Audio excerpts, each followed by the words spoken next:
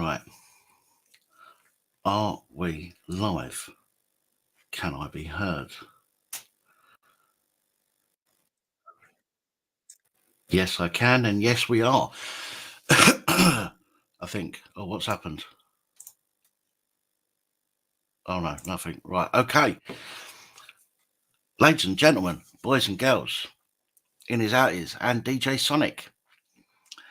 How's everybody doing?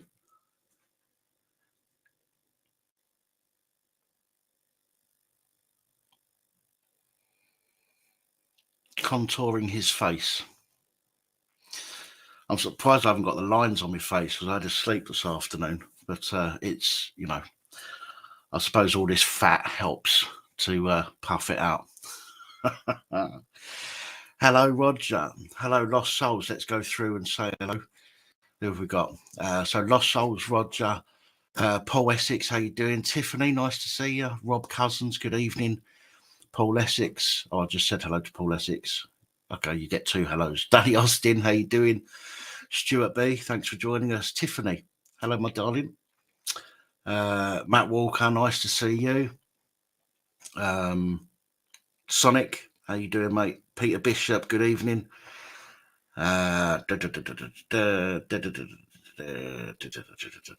Rob Cousins. Who else we got? Anybody else? I think that's it for now. I hope everybody's well.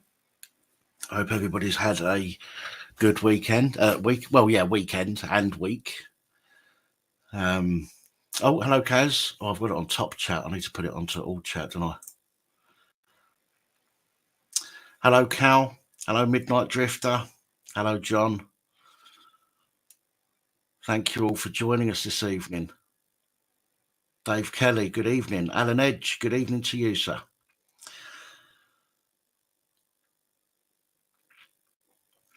Criminals hate cameras. They do. Absolutely right, they do. Especially the ones in the blue uniform. How you doing, mate? Criminals hate cameras. How you doing?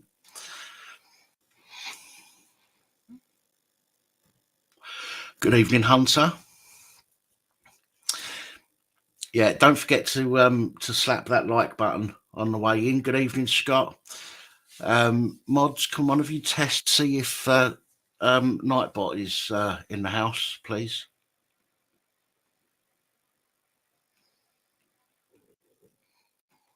Wonga Tonga. How you doing?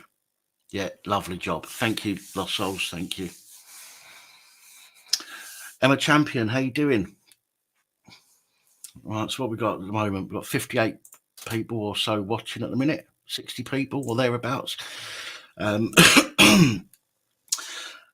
me get this done and dusted out of the way first, nice and early, so we don't have to deal with it later, because it's I don't want it to come up later and start causing an issue.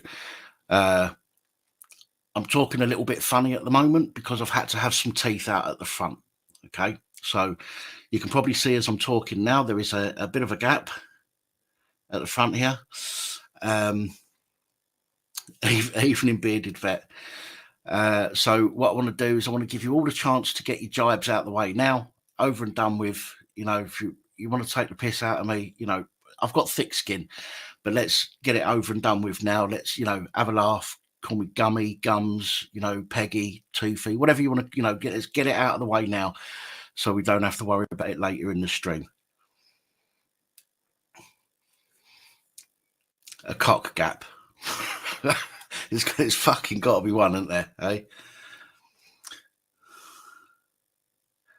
Well, it's not like Sonic. Sonic went to the dentist and asked if they could put hinges on his teeth, so he could take the cock in the mouth and his teeth would just fold open. Popcorn teeth. Yeah. There we go. Come on, let's get it all out there, all out in the open. Chrissy Morris, how you doing, brother?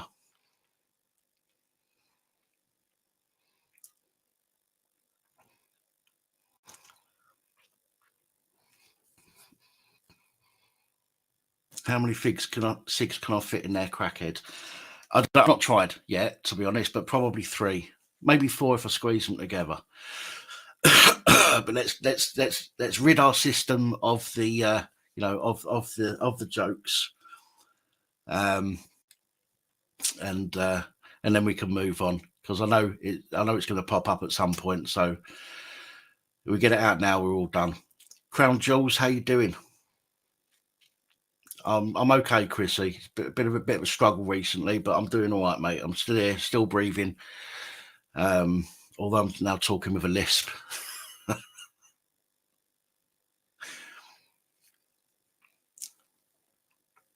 Henry did not know, Scott. No, sorry.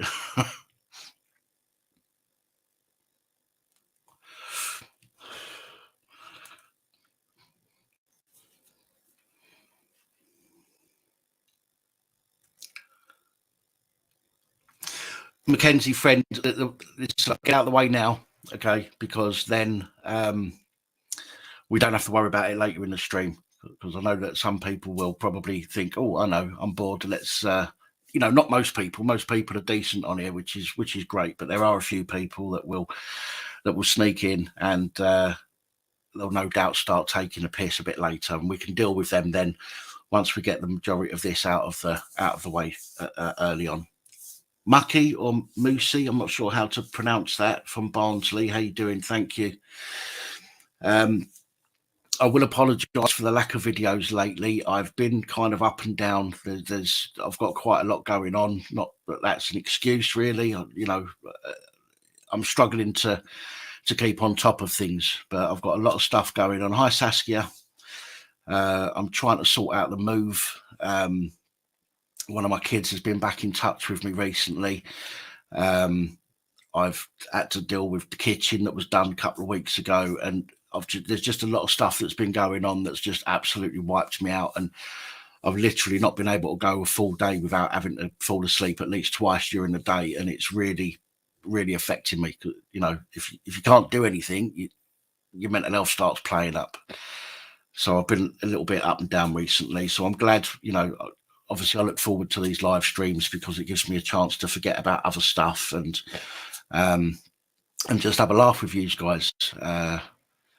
So, as I say, apologies for the lack of videos recently. I know there's been a hell of a lot of stuff that's come out, loads and loads of misconduct hearings, loads of them. Obviously I'm not going anywhere, otherwise I wouldn't be here tonight. I just want to apologise for the lack of videos.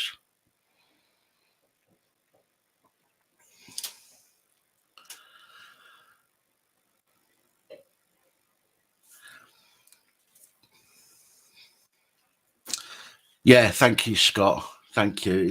It's the youngest boy as well, and he remembers less of me than the others. But yeah, he messaged me the other day out of the blue, and it's kind of you know what it's like. It's been a bit of a emotional roller coaster, shall we say? So it's kind of affected me a little bit. But anyway, moving on. Thank you, Scott. So anyway, right, now with that out of the way, with everybody having got their teeth jokes out of the way, I'm surprised somebody didn't say, why didn't you go live at 2:30 today? Or something like that, 2:30. I'm surprised nobody thought of that one to say, but there we go. Anyway, now that's over and done with. Now that's out of the way. Let's not go into it anymore, because psychologically it's really affecting me having these teeth out. Right, it's really knocked my confidence for six, to be honest. And this is one of the reasons why I'm doing this live tonight as well, is because I need to get through that. I need to push through that whole confidence block thing and deal with it. But I'm going to be like this for about another week and a half.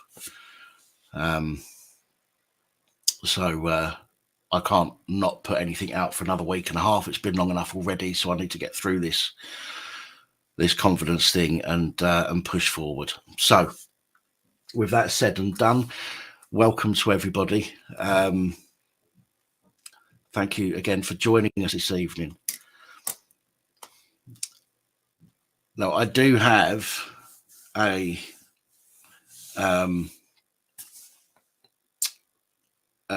video that I want to play through here tonight. I'm not sure if it's going to work or not, but it's something from GB News that popped up on a feed earlier, and I want to play that at some point through the night because I think it's really important at how some people view the police, particularly the people that work with them.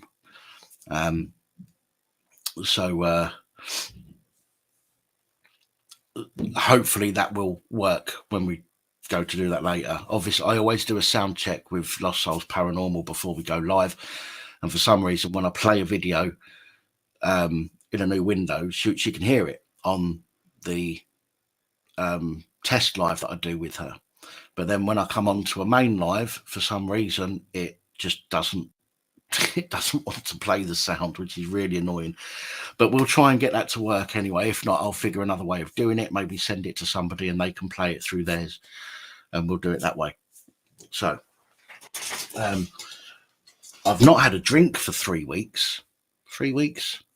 Nearly 3 weeks. I've not had a drink for nearly 3. Was it? No. Did I have a drink last week? I can't remember now. Did I have a drink last week? Somebody will answer me. I can't remember if I had a drink last week. I think I did now. But I've not drunk through the week. I've not had a drink at all. Yes, I did. Okay. I've not had a drink all week since last Sunday. So I will be having a drink tonight. And for those people that seem to have a problem with me having a drink, I've only got a little bit. So, yeah. So fuck you. For those people. You're saying well done, Danny. Like I struggle not to have a drink. I don't. I just haven't bothered. I generally don't drink during the week. This is really the only night that I actually bothered to have a drink.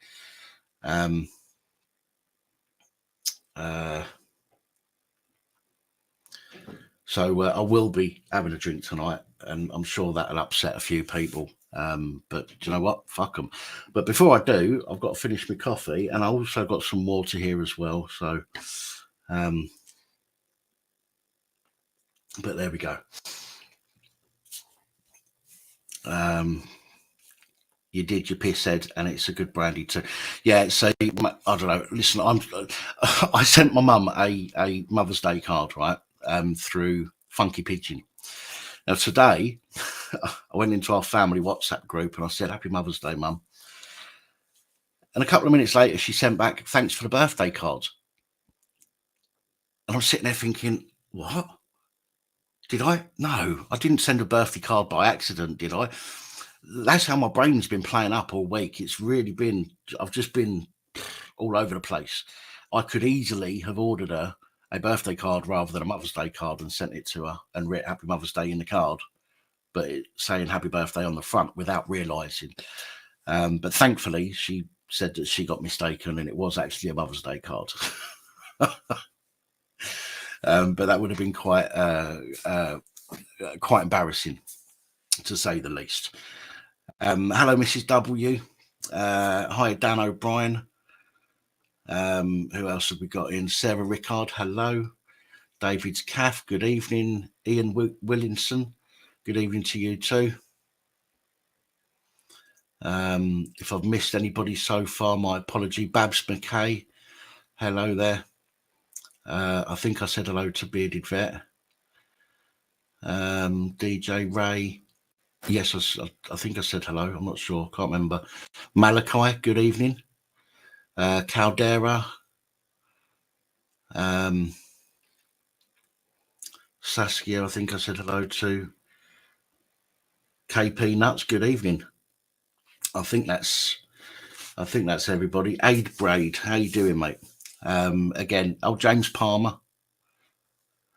Again, if I've missed you, I apologise, but welcome everybody. So we're not going to fuck about too much tonight. You'll probably listen to me just for the next few minutes, and then we'll open the phone lines up like we normally do. We'll get the lines open. We'll take some calls, and then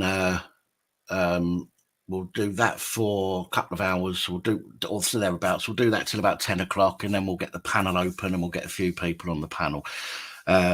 Remember that if you are, if you've not been on the panel before, it would be great to see some people.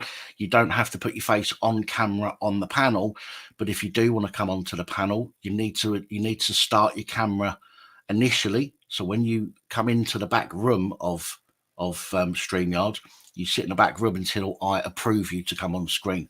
So as long as I can see you in the back room, and I'll ask you to touch your nose with your left hand or touch your ear or whatever it might be, and then I'll give you the opportunity to turn your camera off before I bring you onto stream. So if you're worried about being seen by everybody, we can mitigate that, but we do need to see that you are an actual person wanting to come on in order to let you on, simply to try and help mitigate the fact that some people try to destroy channels. How you doing, Futoy? Also, with the phone lines as well, I know somebody said, hello, Lodger, how you doing? Somebody said it to me, I think last week or the week before. Somebody said to me, what I should do is for the first X amount of time, just ask for new callers, a bit like what the Ginger Whinger used to do. Hello, God bless. Which is a good idea, but remember, he had thousands more, well, tens of thousands more people that follow him and go onto his live streams than I do. So for me to just say, let's just have new callers in first of all, we could be sitting here for 20 minutes, half an hour without any call whatsoever. So rather than doing that at the moment, if we get bigger, as the channel gets bigger, then we might start doing that in the future. But if you are new, it would be great to hear your opinions, or to hear your voice, or to say hello. You know, as we do when we open the lines, you can tell a story, you can talk shit, you can call me names, you know, anything you want really. We'll talk about on the Skype phone calls. So you don't even have to have a reason to call in. You can just phone in and say, hello, how you doing? You know, I love your stuff, or I think you're a fat bastard, whatever. Doesn't make any difference to me. You want to phone up, you can phone up. So there we go. Jackablaze, how you doing? Hello, Mad Brody. The real deal. How you doing? Have we missed anybody else there?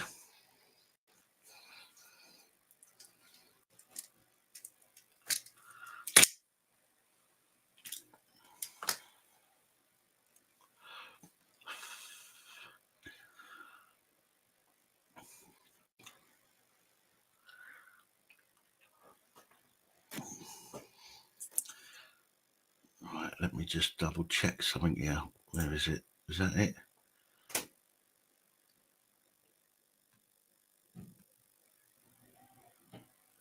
Yeah, is it? Yeah. I think. Yeah, okay. I'll be putting that banner back up on the screen shortly.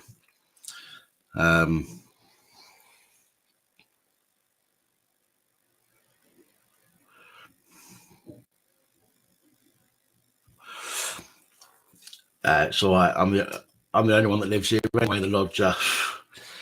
It's like if people say to me, don't know smoking in the workplace. This isn't work. You know, I don't class this. I might call it work because it can be hard work, but I don't class this as work. This is just me doing what I enjoy doing, giving me a purpose in the week. But yeah, thankfully I can do what I want in here because it's my place. Michael Castrian, how you doing? Thank you, Jackablaze.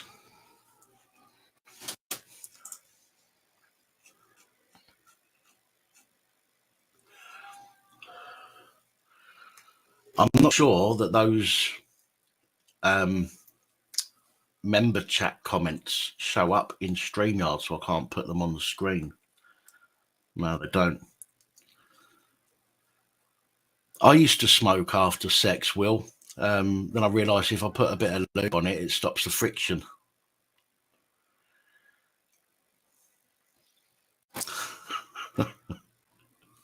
Sorry, it was probably terrible, but there we go. How you doing, Ty? I'm doing all right, thank you, Michael. Yeah, I know you can see the member chats. It's nice. It's nice occasionally to stick a comment or two up on the screen. That's all. Hebe Alex, MZTT, David C. And we're going to give up smoking now. They've gone up. I don't know. I don't know, to be honest. I want to give up smoking. I have tried several times, but just not got the willpower. You know, when you're on your own, when you're living on your own, and you've got you've got nobody to sort of back you up and to say to you, oh look, come on, look, don't have that cigarette, just do this instead or whatever. It's a lot more difficult not to have a cigarette. So I don't know. We'll see.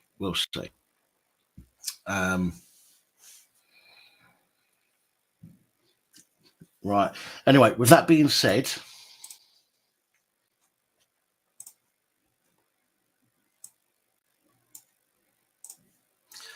I hope this is going to work. We did test it earlier, but as we know, technical difficulties and perhaps live streams go hand in hand. So what we're going to do now is we're going to open the lines there. Cool, I look like a trunk behind this now, don't I? We're going to open the lines. If I let's put that on there, makes it a little bit better. So yeah, so the lines are now open. 01515289590.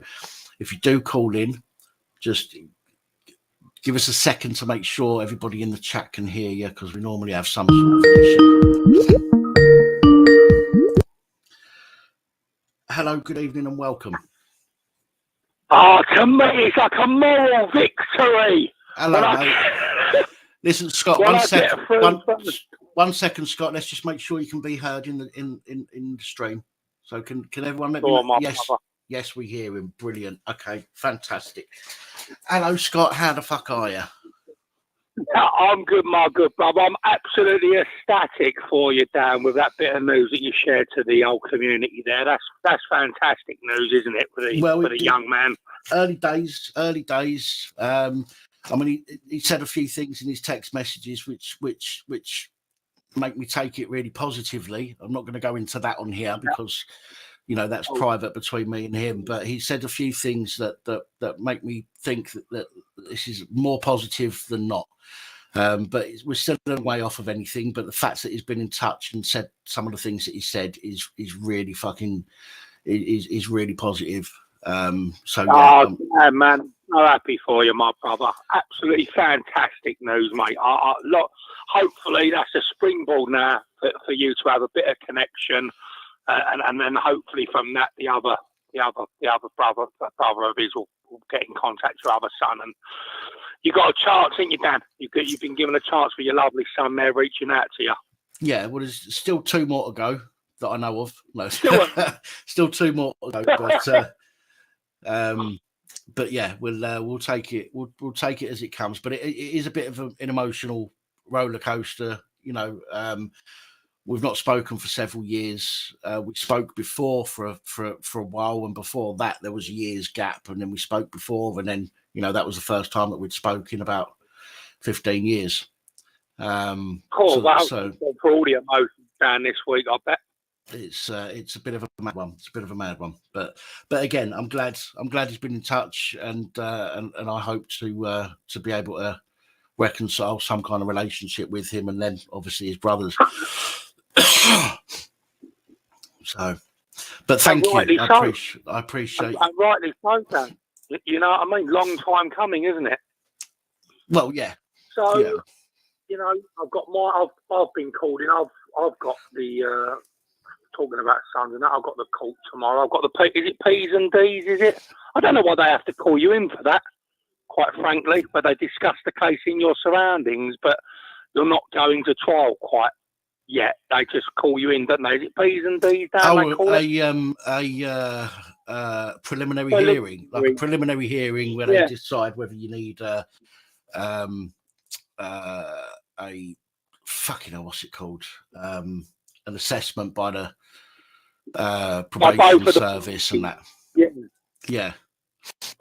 So I've got that tomorrow. And I said in my brief, I said, well, I've got to go to that because I'm all like bent up like a white coat hanger. I've been having a bit of an hard year really this year. I thought last year was difficult. It's ain't been much easier. Yeah. And I've got to do that tomorrow, but I'm hoping that I'll get some positive out of it. And then hopefully my little boy, I say little boy, bloody hell, he's 18 years old now. I'm hoping that then knock that on the head, get that out of the way, hopefully get some justice for a change. And then hopefully Jimmy Joe can start hopefully doing what your boy done and reaching out and getting in contact with me if he so wants to, you know? Yeah. Well, I hope he does, mate. I hope he does. But again, I mean, I've had to, I had to sort of condition myself that, I mean, I've got pictures of my two youngest boys. I've got pictures of my oldest boy, but from many, many years ago. I've got a couple of pictures of my two youngest boys in a frame, which I look at every single day. It's on the mantle. Well, it's on the sideboard in the lounge, and I see that every single day, multiple times a day. But I've almost had to condition myself that I'm not going to see them again. And if I do, that's a bonus. But if I don't, I've kind of conditioned myself to accept that. Although you'll never accept it, it took a long while where I was really up and down, mainly down because of all of it. Of course, and of course I can sympathise with you, Dan, 'cause I've been there. Yeah, and it takes a long time for you to. It's almost like losing. It's almost like somebody dying. Yeah, so somebody dies out of the blue, and you almost have to mourn the loss. And that sounds weird to say. Some people might not understand it, but you almost have to mourn the loss. You'll never get over it, but you learn to live with it. You know. Well, with me, sorry, go on, Dan. No, I was going to say, and that's how I've had to. That's how I've had to sort of coach my mind to think. So if I didn't, then I wouldn't be able to get on every day. It would just be there at the forefront every day, causing me all sorts of anxieties. Yeah, no, I remember when we had me and Lee had Jimmy Joe, and I had the sole of his foot tattooed onto me, sole to sole sort of thing. So the sole of I think it was his right foot, with all the lines on his little foot. Bless him. It's on my arm, his actual foot, his toes, his whole foot shaped from, if you can picture him putting his foot down on the piece of paper and tracing around it. That's on my arm. Now, when I lost Jimmy Joe, when she done what she done, for a little while, which I'm sure you can appreciate with the picture talking that you said about, I was absolutely crucified every time I got in the shower. Yeah, I'd be looking at the arm, or I'd be sort of towel drying myself off, and I'd be catching a glimpse of the tootsies and the sole of the foot, and I'd just break down. And for a little while, I thought, well, I'm going to have this tattooed over, and I just fought through it. And I thought, no, I'm not. I'm not going to have it tattooed off me just because what she's done, and just because it upsets me, because that's the only contact I've got with him now. And I fought on with it, and like you, I've got a few little photographs of when he was born. You look at them, and I had to put them down, though. I had to take them down because I was getting myself too emotional. Yeah. Every time I looked at them. But with your news, Dan, you've given me a bit of positive. I'm thinking it's never over until it's over. You know what I mean? Well, someone said to me the other day, boys always want their dad. And although they might not realise it at first, right, as they're growing up, they you've heard of parental alienation, all that kind of stuff, where the parent that they live with has an issue with the parent that's not there anymore, and that rubs off on the kids. And that parental alienation is where that's done purposely, not subconsciously. So that can happen, and it has happened in my case. And thankfully, as I say, my youngest boy, who really remembers me least of all of the others, but he's also had less time to be conditioned than the others, and he's come looking for me. Now I'm fostered, right? Now, when I was in my early 20s, I needed to find my real dad, because I was going through some health issues, and doctor was asking, does it run in the family? So I needed to find my real dad. And up until that point, I never really thought of it. But there would always come a time where you need to, where your kids will need to reach out to you. And what I've always said to myself is one thing I've always said to myself is I'll never slag off the mum. I will always, I've got evidence of everything that I've tried to do, all the contact I've tried to have. I've got an evidence file yay thick, about 2 inches thick. And all I'm ever going to do is, once I meet up with them, I'm going to go through that with them, and I'll leave it with them, and I'll say that you make up your own mind. If you don't want to talk to me anymore after you've read that, then that is entirely down to you, but my door will always be open. But if they, whatever they take from that file is on them. Do you know what I mean? And they will see that they will see that their mum has tried to cause lots of issues over the years. But again, I'm not going to sit there and say your mum did this, your mum did that, because I would then be doing what she has done to them, to me, over the years. Do you see what I'm saying? So, and I don't want to be like that. I'd rather let them make their own mind up. Her standard, do you? It's like what Wan Lee done, what she's done to me with her family, Danielle and her friends. I've sort of done what you've done. I've used my Facebook as the sort of public speaking journal, and that's my only contact with Jimmy Joe. If he so wants to look at that, I've got no other way of getting hold of him. And of course, when you're being slagged off on Facebook and it's a pack of lies, I have to rebut those lies with damn truth talking, and to the point as well. Yeah. And I'm not ashamed of anything up there. My life's up there. So, like your pamphlet that you've got down in your physical presence, I've done mine a little bit of a different way because I've had no choice. Yeah. And my life's at. So my little boy that I love with all my heart, and I'll always love my little boy. I was one of the first to hold him out of the whole connected family, extended family, and at the time, my earthly family.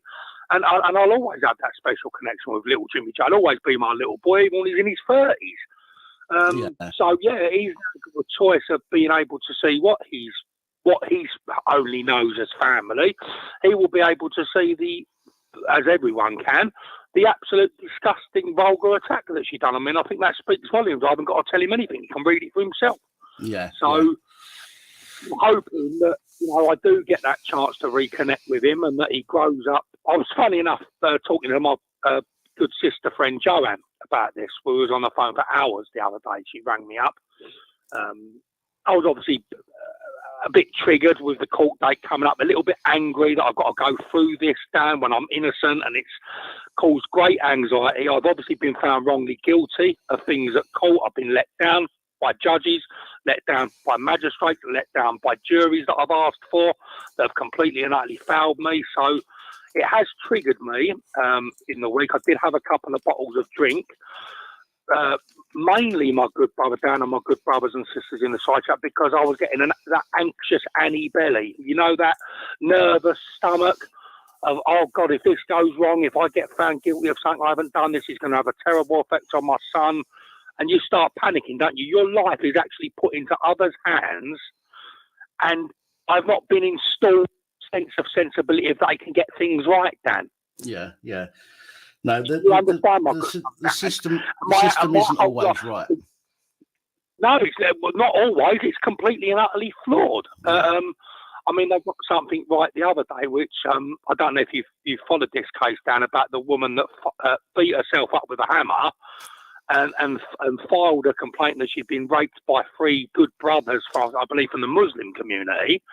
And of course, they've done absolutely nothing wrong. Now, for me, how does that get only an 8.5-year sentence? Quite frankly, she should have been given 8.5 years for each individual. Well, so you take it all into one. This is the thing. The problem is, if they have people in there too long, they, yes, they want as many return visitors as possible. Like we've discussed this, you know what I mean? The prison service nowadays is a money making machine, right? They get paid by the government to house criminals. Now, if they have one person that just keeps coming back, right, that's fine. But the more people that they can get into the prison system, even on short visits, I say short, but shortish visits, then you've got more people that are more likely to come back. Yeah, so it's a money making machine. It's a money spinner for Sodexo and G4S. Yeah, everyone's getting there. The wheels of the cogs are getting greased. Innocent men, innocent women are being wrongly subjected to remands and guilty verdicts to cover up the remands. And of course, if you're not switched on, which I think my son is quite switched on. When I met him at 12 years old, he's a very one thing I will never take away from Lee. She's an horrible person, what she's done to me, but a terrific mother. Yeah, like, raised those two children, Thomas and Jimmy Joe. I can never ever take that away from her. Though when I did say that to my friend, he said she's not a good mother. She's taken away a fantastic father, Scott, out of your boy's life, and that fantastic father is you. And that was my friend Glenn that said that. That obviously choked me up and sort of. I was like, wow, I didn't think of it like that, Glenn. He went, no, it is like that, Scott. But me being me and the humanitarian that I am, a sort of religious man and sort of quite forgiving, you know, where most wouldn't be forgiving. Yeah, I will go along the avenue of whatever disgusting mantra she's done with her and her family's blessing. When I met Jimmy Joe, I was astounded at his whole mantra as a young man. He was really, really sort of well driven. He was sort of very well spoken. He was very educated. And of course, you have to dip your hat to the mother at that. Even though the mother is a, you know, horrible person, what she's done to me is absolutely pure satanic and evil. And it's all been done for her own gain and her own selfishness, that she doesn't want to lose the love of Jimmy Joe. And she will lose the love of Jimmy Joe, or at least some of it, when Jimmy Joe comes in my life, because she's going to see the wonderful human being and the fantastic man that I actually am. And then he's going to start asking questions that you've done this to actually just appease your own selfishness, Mum. It's nothing about Dad to see you NT. It's about you don't want my love wavering from you and me seeing Dad with my human eyesight for the lovely man that his friendships of 15 and 20 years speak volumes about. You don't have friendships of that long, Dan, if you're a monster. And you certainly don't bring someone into someone's life who's a monster. So what I've said before, she signed her own death warrant. She's mugged herself off. Jimmy Joe's not a little boy in sort of tiny little shorts anymore, running around with Mummy's hand and the guidance of Mummy. And he's got his own mind, and he's got his own legs, and he's got his own brain, and he's got his own heart, he's got his own soul. Yeah. So I'm hoping that the courts don't foul me, because if they do foul me again, and he's not educated enough to realise courts make terrible mistakes, women are always sided with, unfortunately, or a good 90% of the time, Dan. Women are believed in the cases in their favour before you've even stood in the jury box, or the trial box, I should say, or the dock, I should say. Yeah. And I've got to hope and pray that these brothers and sisters of ours, Dan, that they actually get this actually correct when it does go to trial, and if it goes to trial. I mean, the joke of it was the CPS, Criminals Protecting Satan. Yeah. They rang my brief, and my brief came to me, and he went, he said, Scott, they're going to drop the trial. They've obviously, this is all they've got, my threat to kill of when Jimmy Joe gets older, he's going to see what you've done. You've signed your own death warrant, meaning that he's not going to be young. She's run around like an headless chicken, citing that he's a threat to kill her, which of course it never was, and it was never meant like that. They've come back to my brief and said, tell Mr. Horn that if he accepts a restraining order, and I jumped down the phone, I went, restraining order? For what? Well, I ain't done fuck all wrong. She's come looking for me. Yeah. Multiple times. So I said, I'm never, ever accepting a restraining order. So you can tell the CPS to cup my balls in a COVID mask and whistle Dixie. Because it ain't happening. I said, I ain't doing it, Gav. I said, I'm never going to. I said, this is about my little boy, and she's trying to rubbish my character to my little boy because he's now 18 and a man and can make his own decisions. I went, absolutely fucking no way am I taking some plea bargain when I ain't done a fucking thing wrong. I went, no way, tell them bollocks. So He went back to them and told them, probably not in my graphic. Can you imagine that? He done it word for word. I'll be arrested. But he's probably gone back there and done it in his diplomatic, professional way. And he said, right, no. He said, I've got you, Scott. He said, I totally understand it. And he said, I know that this is important for you because it is your son. And this one, we've got to hopefully get over the line. And we've got to get over the line with it being in our favour because it deserves to be in our favour. Or words to that effect Gavin used. But, yeah, they can, if they're thinking that I'm coming there tomorrow and they're going to sort of like patchy up my brief and start coming out with sort of this, that and the other, I'm going to tell them there is nothing you're offering me that I'm accepting. You know, you could bring a fucking suitcase in with £10 million in it and go, Scott, please, we want the moral victory. And I'll say, guess what? You know, COVID mask, round the old ball bags, whistle Dixie and Trip Meter like fantastic, please. Because it ain't happening, mate. It ain't happening. It'll be a cold day in hell, mate. If I ever done that, mate, and I'm never doing it, I'm going in there fully armoured up, mate. I'm ready to go. Or what? Let's bring it on. So hopefully things will go well for me tomorrow, or tomorrow, and if it goes to trial, which is, I think I'm in that warned list down where they can call you within 2 weeks. Right. It did unfortunately call to bloody self-harming again, which I'm fucking infuriated about, because unfortunately for me, that mark that's been born out of the which you brothers and sisters of mine that are good, you all know that I've been self-harming the last 2 years since I was wrongly remanded in 2021, and all the nonsense with universal credit. But bloody heck, Dan, that bloody self-harming has become a real terrible habit. And of course, the wound is quite an ugly-looking wound on my forehead. And of course, you can't seem to stop yourself thinking you can make it better, my good brother Dan. And of course, you know, Dan, and Ollie and Danny and all the brothers and sisters in the side chat there that we've got in the community, you'd all be screaming at me, Scotty, you've got to leave it and you've got to accept it for the scar that is, because if I keep on doing it, the scar is just going to get worse and worse and worse, which is what it has been getting. So I'm a little bit anxious about that. That's causing great anxiety. I was saying to my friend Gary, who's going to come with me, I said, Gal, I don't want to go because of the self-harm mark and the anxiety and the fact that I actually was physically sick earlier on, which might be a combination of anxiety and the fact that I'm coming down with a bit of a chest infection, I think, Dan. But it could I've got COVID.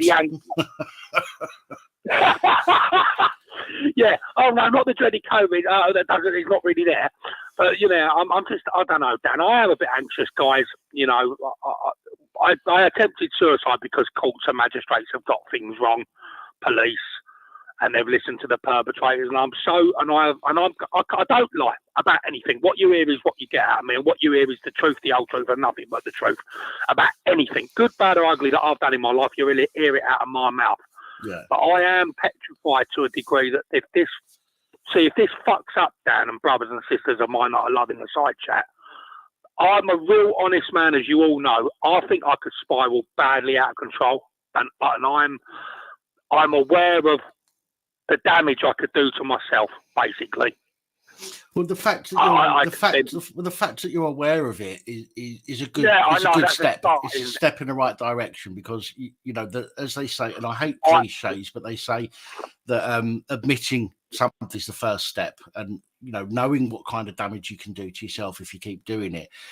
Although you've got, you know, you've got a set of scales. You've got that is your knowing what damage you can do, but this is all the fucking stress, you know, and that is outweighs that knowing that you can do yourself damage. And unfortunately, it's a way of sifting through that mess of shit that's weighing you down one bit at a time, you know, rather than looking at it all as a whole, rather than thinking, how do I deal with all of this? Pick one thing and try and deal with that first, you know. I wouldn't cry, guys, but I mean, you brothers and sisters of mine, and the side chat brothers and sisters, your good self, Dan, was fantastic.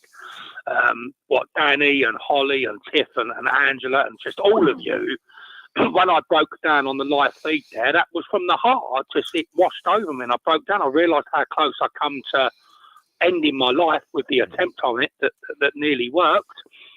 And that is in the back of my mind, my terrific brothers and sisters. And I'm not 20 years out of that. That's only 2 years ago. And that was born out of the magistrates and born out of the police's mistake making and born out of the narcissistic neighbour from hell And I'm like, wow, I come very close then to chucking it all away. Yeah. If, bear in mind, that was, and my son means the world to me. Forget the Ferraris I've had, forget the big successful lifestyle that I carved out.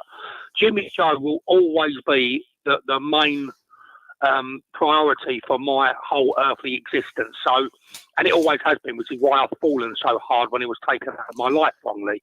Now, if I don't get a fair trial, which I've not ever had, really, ever, quite frankly, I think because I've spoke up against the police, and I watched something on LBT News, I think it was, you know, the talk show news program that they do. GB, I think it's called GB TV or something, isn't it? Or GB News, like, GB News. Or LBT News, you know, the talk show news. I forget what it's LBT. That starts with L. LBT News. Oh, LBC. LBC, the London one. LBC. Yeah. Watched it yesterday. Fantastic brother in the Metropolitan Police Force was on the chat show, and I could have hugged the geezer. He's absolutely slaughtered the police. Criminals protecting Satan. He's gone right in and he's held nothing back. It's well worth a watch, brothers and sisters, by the way. And he has literally said to the guy that was manning the channel show there, the talk show, he has said to Metropolitan Police what they are, which is unprofessional, unkempt, uncouth. Complete lack of support for anyone. They've been trained up incorrectly. All the good brothers and sisters in the police force have left, retired, got out of the force, and now there is all the dregs of society there. And he has absolutely got the honesty stick and started cracking it down, and quite frankly, saved his soul. And while in the comments there was other brothers and sisters like D, sister there. I'm 8 years in the police force. What this man is saying, which is obviously talking about that man I'm talking about, is 100% correct. There was another in there which I admired his honesty. He said that we have been told as police, anyone attacks us, they get attacked. So that's another man, another good brother that's basically said that, look at me, I've stood up against the police and I've been attacked. I've been targeted. I've had my life ruined. I've been wrongly put in jail. And it is basically what that officer said, that you've stood up and banged the truth drum. I mean, this is what I think the officer would have actually said to me. You've got up, Scott, and banged the truth drum, and more power to you. We've been told to slaughter you and anyone else that dared to go against our narrative. And if that means putting you in jail, we'll put you in jail. If that means the CPS scratching our back and we'll scratch theirs, that's what they'll do. And I admire every one of those brothers and sisters in the police force that are getting their souls back from the devil by being honest. Because, Dan, you, I, and all the guys and brothers and sisters in the side chat, we know these things happen. Little Jimmy Joe might not. Yeah. You know, your son not. The younger generation might not know the corruption that breeds through this country like a cancer with these forced positions of power, soulless organisations and soulless establishments. So, fingers crossed. Let's just keep me fingers crossed. Let's hope that we can get over the line this time, and that I don't have to worry about turning to drink or not being on the chat show because you don't hear from me for months on end. Because let me rephrase that. If it goes wrong, if I don't get the fair trial in the eyes of Father Jesus and Granddad God, and I get stiffed again because I represent heaven and these arseholes represent hell, I'm going to be falling into hell in my earthly lifetime, because I'm going to be absolutely slaughtering myself. I'm going to be falling down massively, Dan. I'm going to be smashing the drink, I can imagine. I'm just going to go within myself. And then when you go within yourself and you start turning to bad choices, the suicidal thoughts creep in like a cancer. Right. And they grab hold of you, or you know, you then think you're going to take you much. You know what I mean, Dan? Thing you need to remember, right, is that, and I'm not preaching to you, but alcohol is a depressant, right? Well, hang on, let me rephrase that. Alcohol enhances your emotions. So if you're in a great mood and you have a drink, chances are you'll have a great night. Yeah, you're right.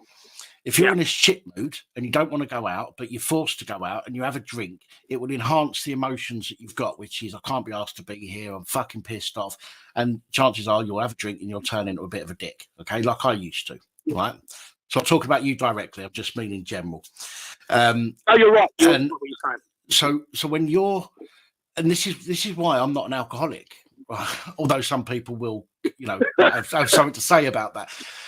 If I drunk every time I was upset, and trust me, there's been plenty of times, right? like yourself, if I drank every time I was upset, I'd be a fucking wreck right now, and I wouldn't be able to do anything that I do now, right? I would have a drink on a Sunday night. That's really the only night that I'll have a drink. And the reason I can have a drink on a Sunday night is because I have a good laugh and I'm in a good mood when I'm on the channel, when I'm doing the live stream. You know what I mean? So I can have fun. If I'm sitting there during the week and I'm having a down day, and you know, thinking about the kids or thinking about the move or thinking about all sorts of different things, and I think to myself, fuck it, I'm gonna have a drink just to make me feel better. It won't make me feel better. It just makes me feel even fucking worse. And then I wake up the next day after falling asleep on the toilet floor, and I wake up the next day and I'll be disappointed in myself, and then my next day's shit as well. You know, so if you're gonna have a drink, you need to have a drink when you're in a good place. You know, sorry, Dan, when I don't even see, for me, my good brothers and sisters, my reaching for the bottle of the Glens, which is the vodka of choice for me by choice, is done to absolutely obliterate that day's pain. So if I've been absolutely slaughtered or someone has absolutely done me a wrong, and because I've got no coping mechanisms after 18 years of misery, especially the last couple of years, they've been really, really hard for me, really hard. And I will then, because there's no coping mechanism there, Dan, I will then find myself storming up the road, whether I've got money or not. I will borrow the money if I've not got it, because obviously I live very tight, as you brothers and sisters of mine that are good know. And I will be going into the Nissers, the local Nissers. I'll be grabbing that bottle, Dan, not to come home and have a couple of reasonable drinks where I sit in the living room and perhaps compose myself, perhaps a cigarette on the balcony, shall we say, and a little rethink and a regathering. I find myself pouring that vodka cap down my neck within an hour. I would have drunk that and passed out, because I want to go to sleep, but I won't be able to sleep if I don't knock myself out, and that's what it's become a coping mechanism, which is not a good coping mechanism for me. Well, listen, let me just finish, because I'm going to have to wrap this up. We've been on for half an hour, and I want to give other people. So I don't want to be rude to you, obviously. But what I want to say before we wrap it up, what I want to say is that since the strokes, my mobility has been getting worse. Okay, and walking to the local shop, which was normally a 4-minute walk away, takes me around 15 minutes, and I have to stop 2 or 3 times to get there. Right. Now, when I get back sometimes, Lost Souls Paranormal will tell you, because I've messaged her when I've got back, literally screaming on a voice message saying, it fucking hurts, I'm in pain, right? Now, I did, I'm not going to lie, I'm not going to be a hypocrite here, okay? I did a couple of times think to myself, fuck it, I'm going to have a drink to try and get rid of this pain, right? Yeah. But I've realised that that doesn't work. It doesn't work. I've literally got to suck it up and find another way of dealing with the pain, because drinking doesn't help. It doesn't get rid of the pain. It makes me think about other things. Which doesn't it, for the day? Well, it takes my mind off of the pain, but it doesn't stop the pain. And that's no good. I need to, because just because you're taking your mind off of it doesn't mean that it's not there still. And I can't deal with it when I've had a drink, and therefore it's a waste of time doing. So, I just want to put that out there, because I don't want to be a hypocrite and say, say to you, don't drink if you know it's going to do you bad, because it's easy to fall into that trap. But I have realised that having the drink just does not fucking help, which is why I try and keep my drinking literally just for a Sunday night now. So. Yeah, that's what I need to get back to. For the social aspect of it, Dan, is what drink's there for. To be around good company, having a glass or two of wine, having a glass or two of brandy, or a glass or two of vodka, if that's your choice drink, and you're sat with good human beings, brothers and sisters, enjoying one another's company. I've now gone from that old way that I used to behave into, right, I've now put it together like a maths equation. Bad problem, nasty soulless people stood with the devil equals attacking me equals drink to numb the pain. And I've got to start getting out of that, which I am gonna fight back and stop doing, because of course the problems don't go away. They're still there, and in fact they're magnified worse than next day with a sore head. Yeah, of course they are. So absolutely. See where that can. All right. So wish me well, guys. Wish me well, and because the birthday's coming up.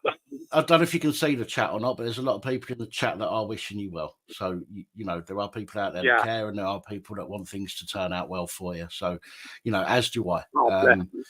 And nice one. I know me saying about my youngest boy getting in touch might touch a nerve with yourself because of the situation you're in, but I think that rather than look at that in a way that, oh, their son's got in touch, why hasn't mine? You have to look at, well, eventually they've got in touch with him, so all I've got to do is hold out a bit more hope. And yeah, no, it has. What you've done tonight, my terrific brother Dan. Sorry to interject and cut across you. You've really G'd me up to think, you know what, that is exactly it, isn't it? Jimmy Joe, whether it's this year, next year, there's always that chance. I've just got to hang on to that with both hands and take your positive, good news story, which I hope blossoms into a wonderful relationship for you and your boys. I really do, Dan. You're a terrific brother, a wonderful human being. You're really, really a credit to this world. And you're righting wrongs you might have made in your yesteryears, and you've grown into a terrific father, which is hopefully what you're going to be allowed to be to your sons, because you're always going to be their dad, as I said about my boy, even when they're 30, 40 and 50. So you've given me a bit of excitement, Dan. I'm going to take that positive from your conversation earlier, and I'm going to think that could be me in the near future. My little boy reaching out. Well, you say about your tattoo as well. This is why I've got my two. Well, I've got two of my kids tattooed on my forearms, on the inside of my forearms, right? And I've got the other one tattooed just below my neck. And although it upsets me not seeing them, etc., I think about them every single day. Even if I didn't have that picture that I've got in the other room, I think about every time I look in the mirror, I see that tattoo. Every time I look at my hands, every time I do anything, that they're there in the forefront of my mind now, and that's a connection that I have.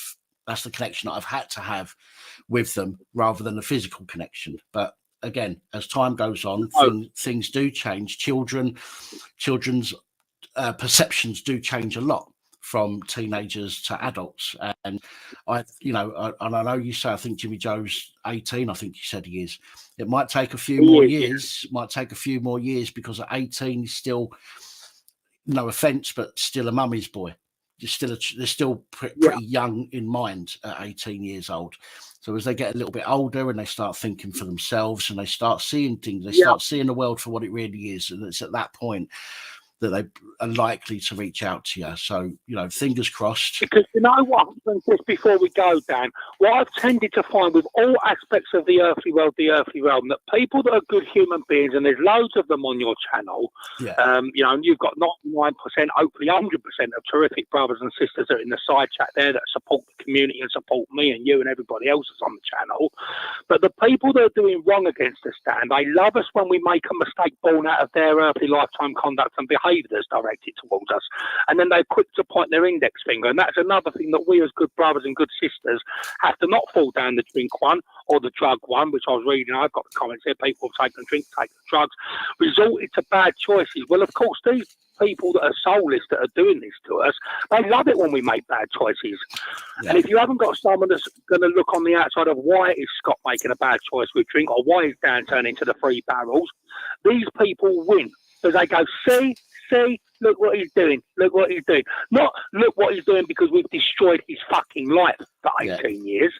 Look what he's doing today. And the narrow-mindedness of the human form doesn't stretch to why is he doing that? Oh, it's because he's lost his son. Oh, it's because he's going to court wrongly. Oh, it's because he was wrongly put in jail. Oh, it's because he's got no money. They will look at the here and you're making a bad choice born out of you've had a wonderful earthly life. But of course, that's not the case, is it? We make bad choices because we've had a bad earthly life born out of other people's behaviour. So I'm going to take what you said on board, Dan, as positive. I'm going to try my hardest not to fall down. And if I do have a negative response with court, I'm going to reach out to you, brothers and sisters, and I'm going to reach out to my other brothers and sisters that are in my physical eyesight, not just my YouTube family. So I'm going to try and remain strong, because I feel quite strong today. And I'm going to try and use that, Dan, and use these conversations I've had tonight with you in the side chat, brothers and sisters. And I'm going to try and push forward now, mate, and not let these bastards get me down. Cool. Brilliant. All right, then, mate. Listen, just remember, stay positive, man, as much as possible. I know it's difficult, but, there's always it's hard to find, but there's always something out there that you can focus on that is in a positive light.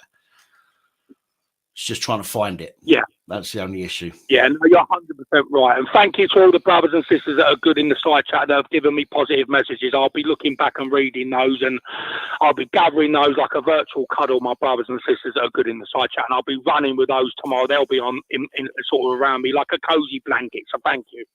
No worries. Scott, Take care, Dan. you look after yourself, mate. All right. I will do. God bless you. God bless everyone in the side chat. Have a lovely week, yeah? All right, brother. Take it easy. Take care, mucker. Ta, mate. Ta. Come on, brother.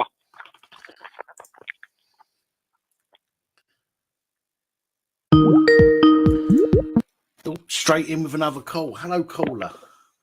Hello. Hello. It's me, Adrian. Hello there. How you doing?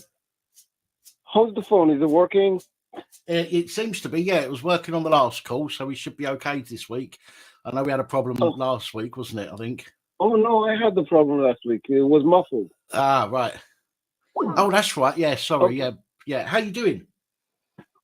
Oh, good. I was thinking about the pandemic time and losing my job that I had like for 5 years. And I got into a state of, I don't know if it was depression or something, but I was very sad and stuff. Yeah. And I ended up calling the suicide line. And okay. I called them not because I wanted to kill myself or anything. I called them to get like some advice, closure or something. Right. Okay. Yeah. So I called them and I started talking to them. I explained to them the situation in which I was, and I told them that I was very, very sad, and I was looking for something to do. How can I? Do you happen to have any steps of helping me or giving me advice on how to pass over this thing?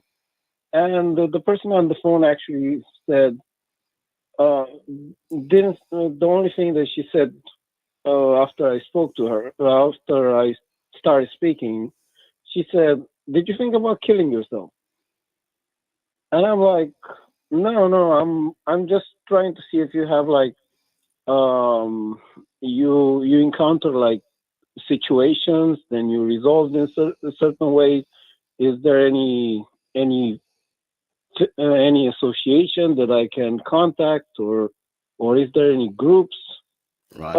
And the person didn't have any advice for me that would be like helpful. And at a certain point, she repeated if I want to kill myself, and I just got angry at that point. I was like, this is just crazy. I thought like this type of line would be like for people that overcame suicidal thoughts or had people that overcame them, and it would be like with all sorts of I think I've had to call the crisis line myself in the past on a few occasions. I think what they're there for is they're not really from what I can gather, what they're there for, okay, is they're there for you to phone up and say that you don't want to be here anymore. Then what they'll do is they won't deal with it. They generally, from my experience, get a doctor to phone you back. Right, that's my experience of it. Now it might be different in different places. I don't know, but up here, I've phoned the crisis line before, and they've said to me, they've asked me some questions, and then they've said, "Okay, we'll get somebody to call you back."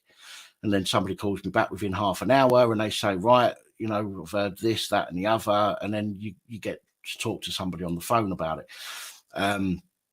Now, as I say, I don't know if that's the same everywhere else. I genuinely don't know, but that's how it was for me. But there are groups in every area. There's some up here that I've been forwarded onto. There are groups in every area that will, that for example, men that suffering from mental health issues, and they'll go and meet up.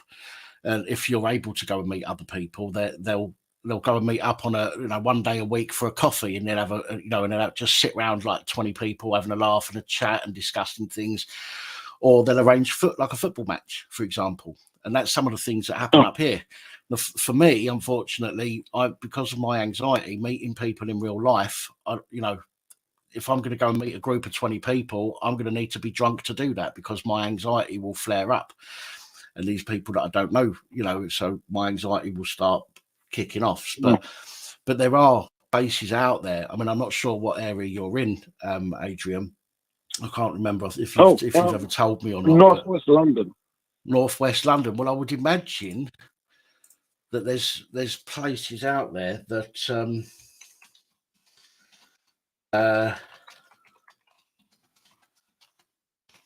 hold on one second. Well, this was before. Like, I just wanted to give like the interaction that I had, and but it's always good to know if it happens again, you know, because let's face it, if you know, people that have been that low will generally slip back there at some point, you know, and it's sad because there's never really a way of fixing mental health completely. And if you've been depressed to that point, then there is a chance that you could end up back there again. And knowing where the support is in the area is always a good idea. And it doesn't necessarily have to be NHS support or council support. Yeah. Well, the thing is that that experience got me angry, and kind of it's a weird thing that actually got me out of that stage. Yeah. I actually had to think about it if I was able to join people, and if join the service and maybe learn a way how to cope with a caller like that. Because the first time I actually called, because I was trying to film how the ambulance was picking up a person that jumped off the bridge into the highway. Yeah. And the police said I should be ashamed.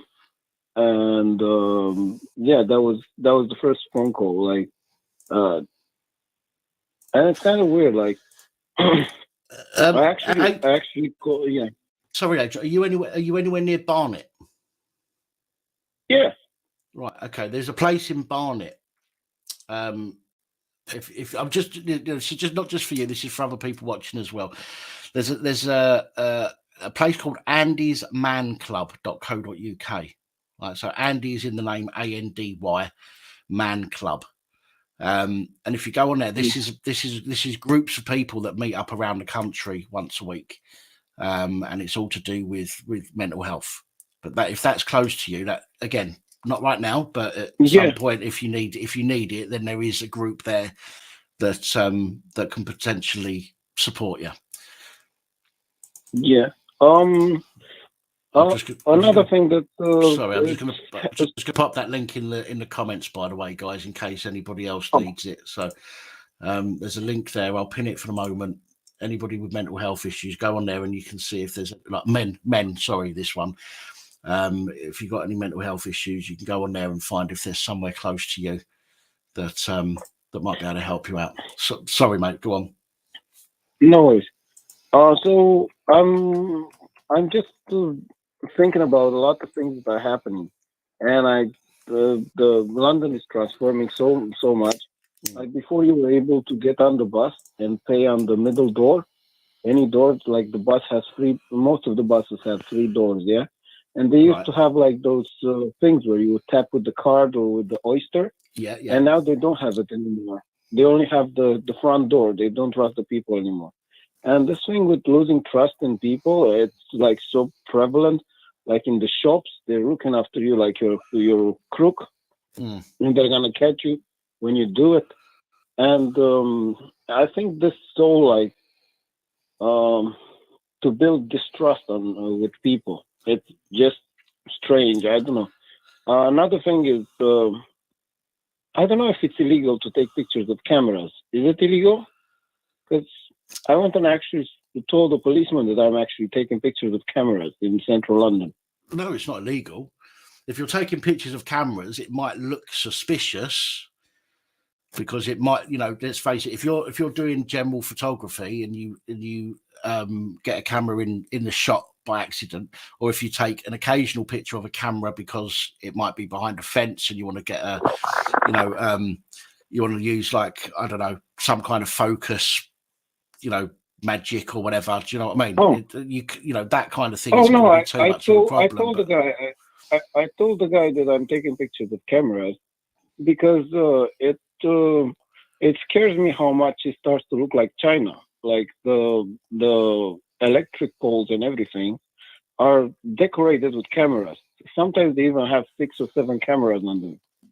Right. So I'm doing like an art project. I told them, and I'm just comparing the cameras from one year to another. Yeah. Well, there's nothing stopping you from doing that. Okay, but you just need to be aware that it will encourage the police or security to come and ask you what you're doing. So it will encourage an interaction of some kind. That's all I'm saying, right? But you are entitled to take photos of stuff, and as long as you're not doing it because you're gonna try and work out their security routine and stuff like that, then there's no real issue. Well, I don't believe in the security stuff, although I have SIA license and stuff. Right. For example, this thing with terrorism, I don't believe in this thing with measures of terrorism. There's just like courses that you have to they have to pay like money from taxpayers. Right. So, for example, when you're on universal credit or something, the first thing they do, they plug you into security SIA course, and that one takes from the government, from the taxpayer, takes £480. Right. So there's so many people that got SIA license, and you can't even find a job. So many people there, and it's just crazy because every time someone goes there, it just pay that thing, and now you pay for the terrorism course. What do you do if you encounter a terrorist? Let's say you go and stop him, jump on him. Well, most people are going to go the other way, aren't they? To be fair. Yeah, no one's actually going to approach them. You can actually do this experiment if you want. You can put some bags in your backpack and go and inflate a balloon somewhere and just pop it in the middle of a crowded place with security.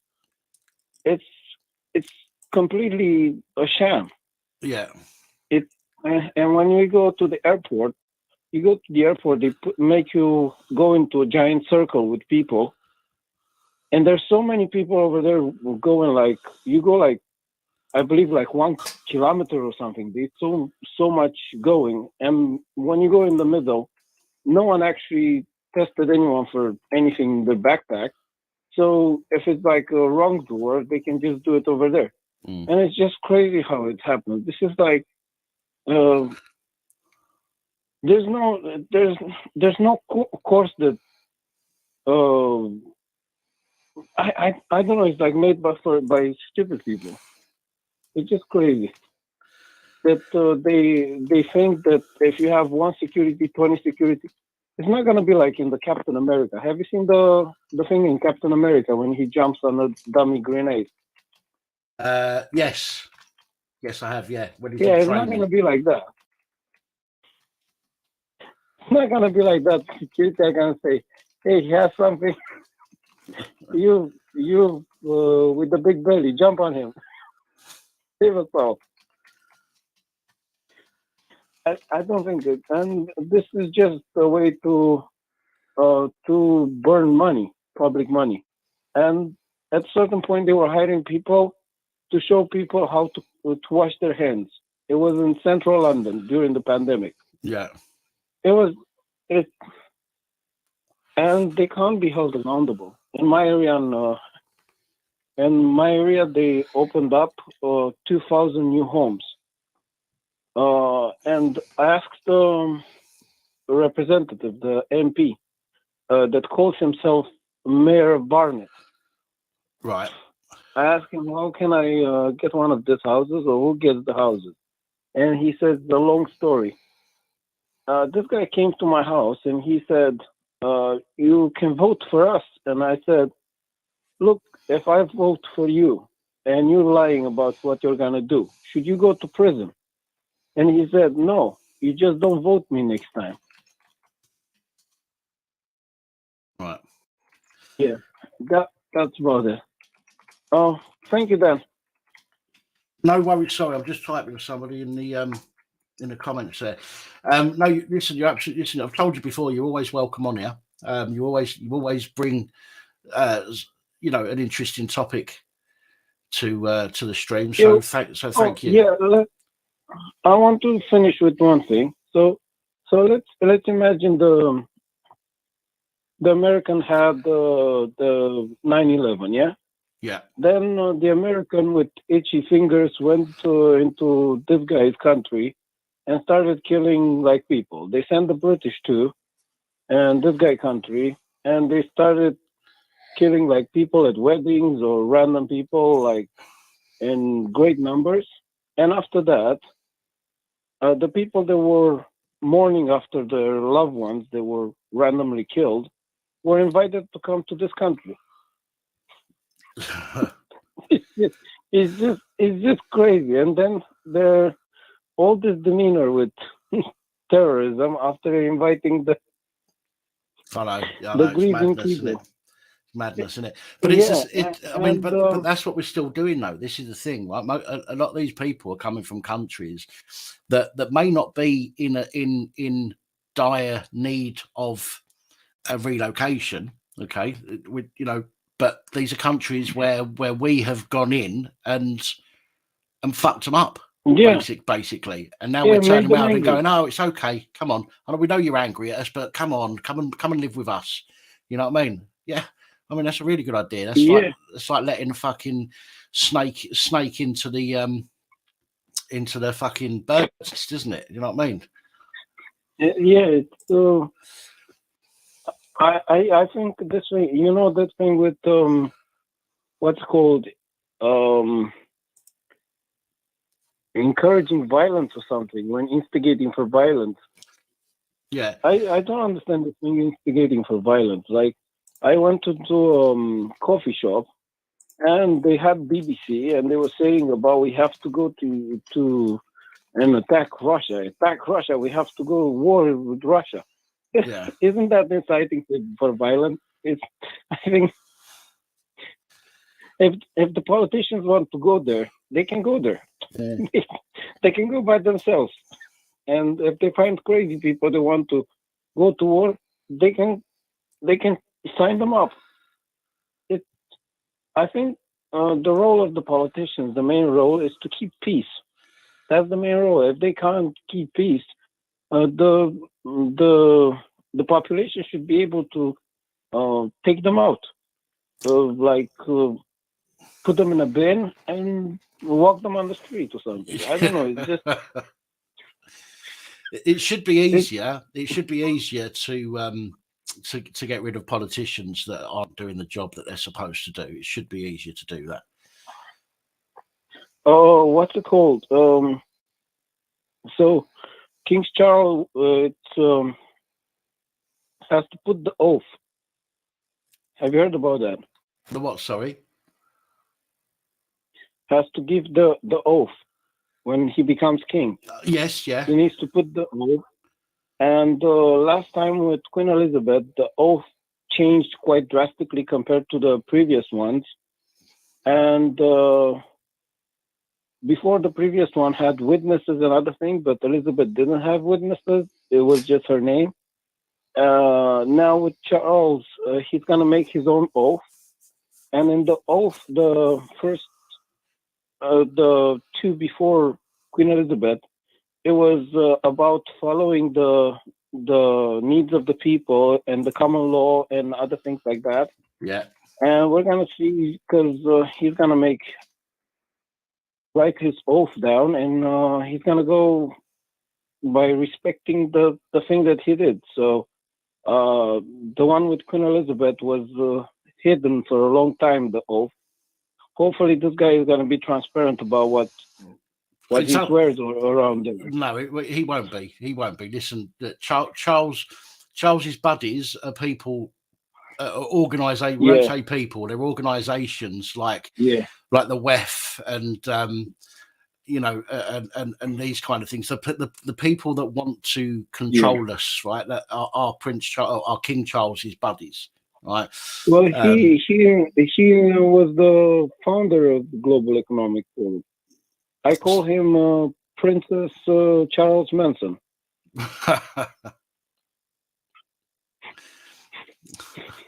Okay. Oh, I'm gonna let other callers No worries. through. Thank you, Dan. Sorry for extending it. So No, much. it's absolutely fine, Adrian. Listen, Take you care. look after yourself. You too, Dan. Take care. Don't get bothered by stuff. Just be calm. Follow the river, and the bodies of your enemies would come down the river. Yeah, man. That's like a Chinese proverb or something.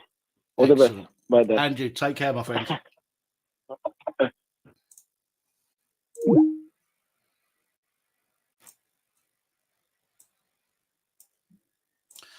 Right, guys, I need to go for a pee. So I've just turned the volume down on the Skype for a moment, but I've got to go and have a leak. So I won't be more than a couple of minutes, but please stay where you are. If you haven't already, hit that like button. It helps push the videos out to more people. And I will be back in just a second. I'm sorry for whoever is ringing at the moment, but I will be back in a moment. Bear with me, and I'll be right back.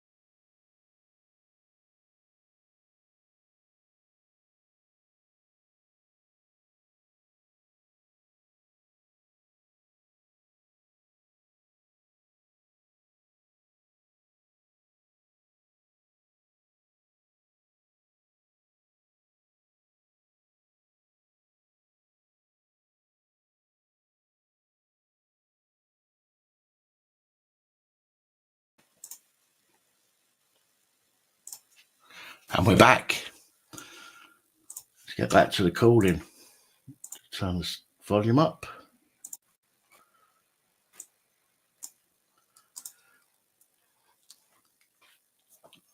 Okay.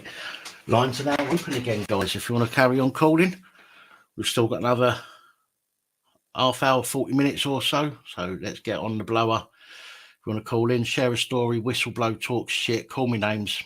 I don't mind. It keeps the chat interesting.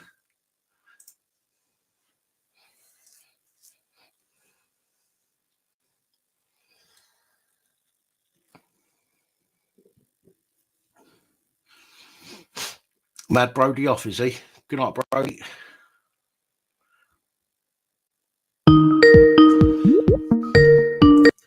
Not today, Danny Austin. I haven't. Hello, Hi, Dan. Hello, mate. How you doing? All right. Good stuff. Yeah. I talked about the Mr. Khan. He's putting all this money in for the who are coming across the water. Yeah. What about all the I know your callers are probably people like me and my brothers and sisters that have served in the country. They're getting a bad deal at the moment, and it's just not on. No, well, he's getting called out a lot recently, isn't he, old Sadiq Khan? He was in the he had a meeting last week, didn't he? Over the ULEZ. Yeah. It wasn't over what we're talking about now, but it was over ULEZ, and he got ripped to pieces, and he showed his true colours there. He is an obnoxious little fucking knobhead who, when he can't get his own way or when he can't say something that people agree with, will then start attacking people personally. And yet people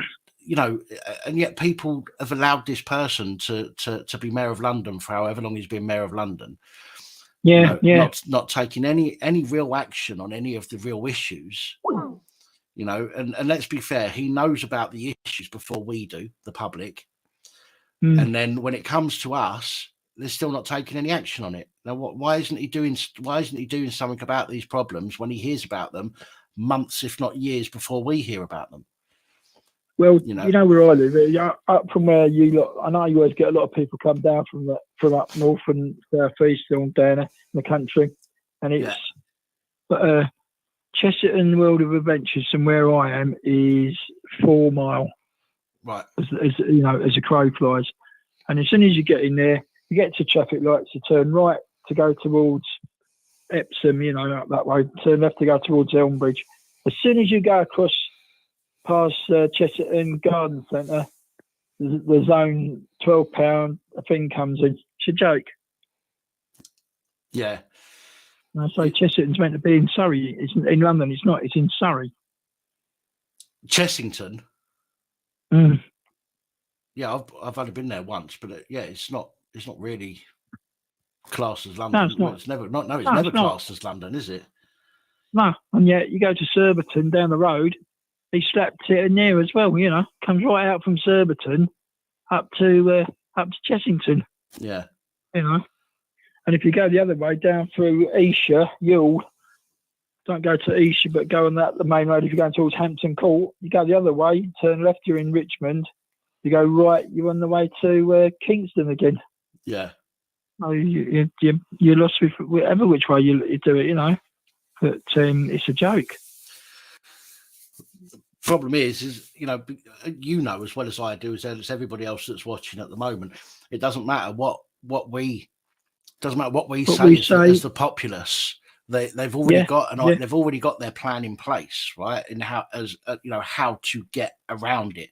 So it's like this whole ULEZ thing, right? Khan had already brought the cameras before putting a consultation out. So he knew he was going to go ahead with it regardless to what the public said. And it's the same with everything else, that not just Khan, but every politician does the same thing. Yeah. And they know exactly what they're going to do before they do it, regardless to what the public stance is on it. And it's sickening. We're paying these people to shit on us ultimately. Well, Serco at the airport, they can't get people to do their job. G4S will another government uses. Oh, they've never been able to do their fucking job. They've never been able to do it full stop. And yet you go there. And I speak to a brakes bloke the other day. He come from where is it? Up near Barnet, and he's jacking it in. He's thinking of jacking it in because the in its rear steer went to KFC where we are at where Leverett. The guy couldn't even turn his lorry around, and it's a rear steer. They're closing the car park, closing the high street off. The guy can just about turn it around, and this woman goes, "Well, and she got anything smaller?" He said to the lady, "This is not a car, lady. This is a 15-ton Class 2 rear steer lorry. Yeah. Not electric bloody car, And they say, "Oh, these electric cars are catching." They're just a pile of rubbish. Yeah. Look at a truck. Yeah, that's why people complain. Oh, we haven't got this. Well, if you paid the truck drivers instead of mucking about with all the other because no one's going to get. You're not going to get the power out of an electric truck. Just not going to. Haven't got the range. Yeah, no, of course not. I mean, the more weight you've got in, the more power it's going to use. And okay, well, they've got room for larger battery cells, but if they're you've no got good. There's not enough infrastructure anyway, and it's unlikely it's unlikely there'll ever be enough infrastructure for everybody having electric cars. To be fair, No. But you're not going to be able to drive from one end of the country to the other. No, you're not. Without having to stop 3 or 4 times. It's like you say, Dan. People say, "Oh, we got this in the food. There's a food shortage here and a bit there." Yeah. End of the day, it's all right. I all complain, old Mumsy and Rich up and down the road, and where, and someone, hang on, and if it doesn't come in by a 40-foot lorry. And someone say, "Oh, you haven't emptied my bin this week or last week. 2 weeks ago, you haven't emptied my bin." Oh, hang on. All comes in by a 40-foot lorry. It all goes out by a dust cart, doesn't it? And I say, "Oh, I don't know about that. Or I can't do this." And my council tax down where I am, it's an A-Bade, is £1,400 for the year. Yeah. And it's a joke. So I've got some people in the comments. So Lisa's saying that town centres are going to die due to ULEZ, which is 100% true. Amanda says, I don't think they want anybody to have a vehicle, which I agree with. I think that, if you've got a vehicle, you've got freedom, haven't you? You've got freedom of movement if you've got a vehicle. You're right there. It's like our town centres. Our town centres like bloody Beirut. Nothing bloody there. Personal transportation means that you're not restricted by anybody. Okay, you can get in a car and you can literally, at the moment, just go where the fuck you want, can't you? Let's face it. But if you have to take public transport, so if they don't want people to have a vehicle, if you have to take public transport, then the powers that be can stop public transport when they want. Basically, can say, right, we don't want you going to that area, or we don't want you going here or there, or we don't want a train going to this destination, and they can do that far more easily than they can saying to people, you're not allowed to drive somewhere, because people just fucking drive there anyway. But they haven't got Leatherhead it's a graveyard, mate. It's absolutely. They say we got Junction 9 and M25. But for logistic hub, it'd be brilliant. You've got plenty of it's a bit of the couple of business parts, but apart from that, they just haven't got the council where we are. They've never thought about, we might do this. Well, if you're going to do it, and I don't know what to do with it. Yeah. Council, absolutely. They're building on some more green land. The contractors, the dustbin people can't get drivers, can't get the loaders. Nobody wants to work for them. No. And you've got the Derby coming up soon. They'll be there. There's famous golf course people. That can't hospitality. They can't. Nobody wants to work for hospitality up near Headley Court.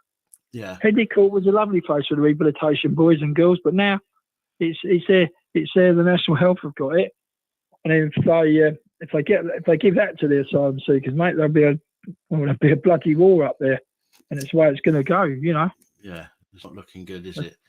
And the coppers don't want to do. We don't know about that. But what do you know? When I see a copper carrying a gun, apart from all our defence establishments, apart from Northern Ireland, I think, well, bugger me, was it worth going to war? And the answer is no, it wasn't. No, it's just. Some of them would turn in their graves today, I think. So let me ask you a quick question. Paul's just put on the in a comment, if you disagree with you, Les, and I know that's not what your initial comment was about, but it says if you disagree against you, Les, the same as if you disagree against migrants, you get called far right. So are you far right, would you say? No, I'm neutral, mate. I'm just saying what I say. Right. So to me, neither of that actually bothers me personally. Okay. None of it, when I say it doesn't bother me, none of it affects me personally. Okay. The ULEZ thing that's going on, nothing like that going on in Liverpool at the moment. But the ULEZ, the 15 minutes is all seem to be, you've got Oxford and you've got London and all that stuff. None of it personally affects me. So I don't really care about it as much as people who it does affect. But I still stand by those people who it does affect, because I think that I think it is inherently bad. I think it is completely against the wishes of the members of the public, regardless to the small number of people who say, climate change is destroying everything, blah blah blah. They seem to completely forget that we go through cycles over millennia, okay, where the North and South Pole flip, and we get cold spots and hot, we get the temperature, we go through massive temperature changes for periods of time throughout history, and that's all proven scientifically. And yet, because we are around now, because human beings or Homo sapiens are around this time round, instead of just saying, okay, it's fucking nature, it's going to happen whether we like it or not, you know what I mean? Okay, perhaps we've sped it up by a few years, perhaps, I don't know, I'm not a scientist, but it was going to happen anyway at some point. Do you know what I mean? And yet everybody's making a fuss about it, going, "Oh my God, we're going to die." No, we're not. I'll tell you who's going to die: the weak people who believe everything the governments say. They're the people that are going to die, because they've got no idea how to look after themselves. They've got no idea of how to deal with these issues. How to make a fire, how to cook things without a fucking gas or electric cooker. Those are the people that are going to suffer, and those are the people that are arguing for it. These are the people saying, we've got. Some people can't even cook. Yeah, exactly. And most of these are the people that are screaming about, oh, we can't have gas and electric and all that kind of, it's got to be green energy. Okay, so no gas, all electric. Okay, but then when they turn around and say, right, we're going to cut the electric off, like they do in some countries, we're going to cut the electric off for a few hours, and it turns out to be dinner time, and you've got to cook for the kids. Half of these people are going to sit in a corner crying their fucking eyes out because they've got no idea how to deal with it. Do you know what I mean? It's people like you and me and many other people watching that will just go, okay, we'll build a fire. You get these people saying about, the environment's been knackered for the last 50 or 60 years. But answer this question. I think I'll tell you now. How many million tons of rubbish, just household rubbish, a year do we dump? There's a nice one for you. Ask one of your people. How many millions of tons of rubbish do we dump a year? Have a guess. It's got to be over 100 million, I would have thought. It's 110 million tons a year. That's just on household rubbish. Yeah. And people say, "Oh yeah," but remember, you've got rats, you've got the drains. Who sweeps the streets? A road sweeper. If a road sweeper doesn't turn in, or I can't get the diesel to do that, or electric and all that. Yeah, it's all right. I tried electric dust carts and LPG dust carts 20 years ago, and it still wasn't working then. Yeah. Yeah. So, I remember that. I used to work on the dust carts when I started bringing in the electric ones, but you rarely see. Up here, you never see an electric one up here. And I'll be surprised if they've rolled them out anywhere really to any great extent. They might have a few to virtue signal and say, "Oh look, we've got an electric one," but other than that, they've not rolled it out, across the board. There's a well-known road sweeper company that was made down here. It used to be called Johnson's Engineering. Yeah, and it's Scarab now because they're German and they're pretty big, but. There's one manufacturing base in Dorking. You've got Crawley down the road. There's no lovely countryside. Don't get me wrong. People give their right arm to come and live down where I live, but you just can't get. There's no infrastructure. Like the buses aren't too bad, but you can't even get a dentist in there. That's how bad it is. Really? Yeah, it's just stupid now. Fucking mental, isn't it? The whole thing is completely fucked up, man. You've got kids are riding down electric scooters and all that. Some woman nearly got run over about, I think it was a week ago, coming out of Sponge Shop, and she was, sat there and these kids just laugh, and you can't touch them, Yeah. Something's got to be done where it's actually come to the end of the days where some schools, the teachers I don't know what they teach them, but they don't teach them a lot these days. I'm just worried about, can I afford to pay my mortgage? Well, down the road, there's a school down there where it's £30,000 a term. It's mad, isn't it? So even Amanda's just put in the comments, you can start a fire with a bag of water. In fact, I was going to say a little while ago when I was saying to you about if we've got no gas and electric only, and then they decide to cut the electric off, and lots of people won't be able to cope with that because they won't know how to do anything. No. I know how. You say bag of water, you can actually do it with a bag of piss. If you're that desperate and your water's been cut off, you can actually you can use piss for the same thing on a sunny day. You can use it. You can use it with silver foil or wire wool with electric battery. Yeah, simple. So there's lots of ways to live still. It's just that most people, and again, people that are arguing that the rest of us are destroying the world, they're the people that are going to suffer. They just don't see it. Yeah, but some people say, "Oh, I don't know about that," but you sit there and since COVID's gone down, been happening, it's got say about Black Lives Do Matter, but at the end of the day, some of them you can't say anything now. I mean, how can you say the guy does this, the guy does that? But at the end of the day, we had them in the army 30 years ago before some of these youngsters today were even born. Yeah, and I'm 63, so some of these youngsters in their 40s and 30s, what do they know about the world? They know nothing. And so I say, "Oh, you're talking about you and your youngsters. Yeah, good luck to you." But so you get people saying, "Oh, kids are getting abused." Well, hang on, that works both ways. It works when the parents grow up. Did they get abused when they were kids? And that goes, as you know, it goes down the line, and it shouldn't really. But it's so sad that that's the type of society that we live in. But social workers are useless. Yeah. But coppers are, well, they're just nuts. Firemen, I give a respect for, and the ambulance drivers, the road sweeper people, the binmen, but they just totally screwed up. That's what's going to happen. It's going to go. I just want to say, I noticed you mentioned social workers there. Now, generally, I'm 100% behind you. I think social workers, in the grand scheme of things, are absolutely wank.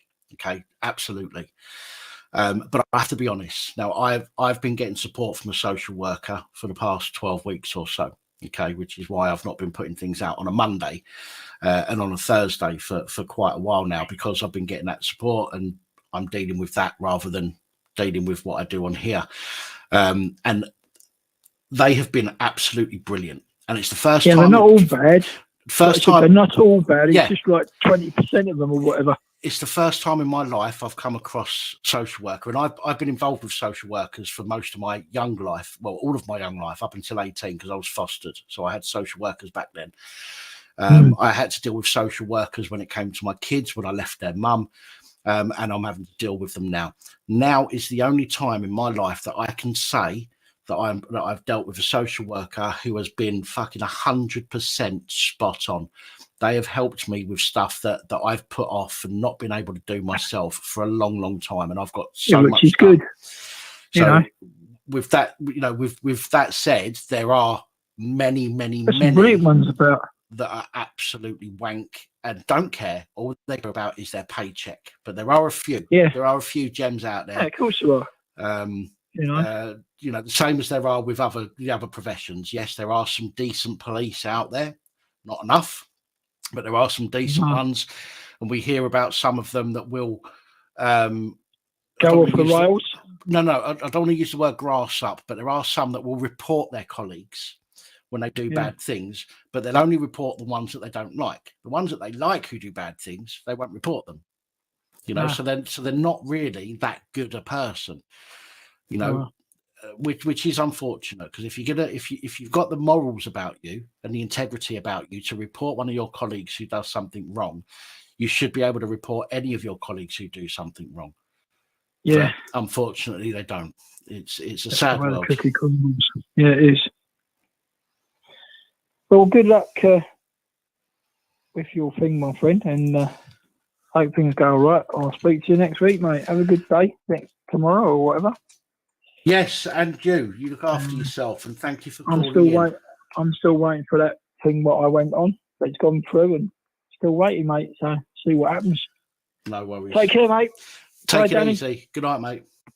Bye, mate. Right, got time for probably one more call if anybody wants to call in. Lisa, we'll look after you. Don't you worry about that. You can tell your hubby that we'll take good care of you here.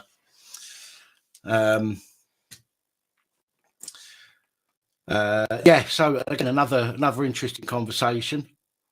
I know that initially he called in and was talking about the visitors as such, and I think I kind of moved on to the ULEZ, but it's all always an interesting conversation. Hello, caller. Good evening. Good evening, Dan. How are you doing? Hello, I'm all right. Who's this? It's Ray again. Hello, mate. How you doing? You have to. Sorry, listen. No. Honestly, I forget so easily people's names unless I talk to them on a regular basis and see their faces. It's very difficult for me to remember people's names. So my apologies. But how you doing? Don't worry about it, buddy. I completely understand. How are you? Oh, a little bit pissed off with the local plod. What's going on there? There's a family that live a couple of doors down. They've got 3 kids, 2 girls and a boy. Just quickly, you're under your Cheshire Police, aren't you? Yes. Yeah. Okay. One of the worst police forces after the Met. Right. Anyway, I found out Wednesday last week that their oldest daughter, who's 9, has been getting, just let's say, really bad messages. Okay. From a bloke. So as soon as the father found out, he's called the police and said, this is going on. They said, yeah, okay, we've logged it. One of the sex offence officers will be in touch because it's a minor. Well, apparently the police turned up today, looked at the phone and said, well, your daughter's has been replying to this sex offender. Right. From the offender lives in Warrington, which is about 6 or 7 miles away from us. Yeah. And the copper said, well, she's been talking back to him. The girl's 9 years old. Right. And she doesn't know right from wrong other than what she gets told by her parents. The police are fucked off and they're not doing anything about it. Right.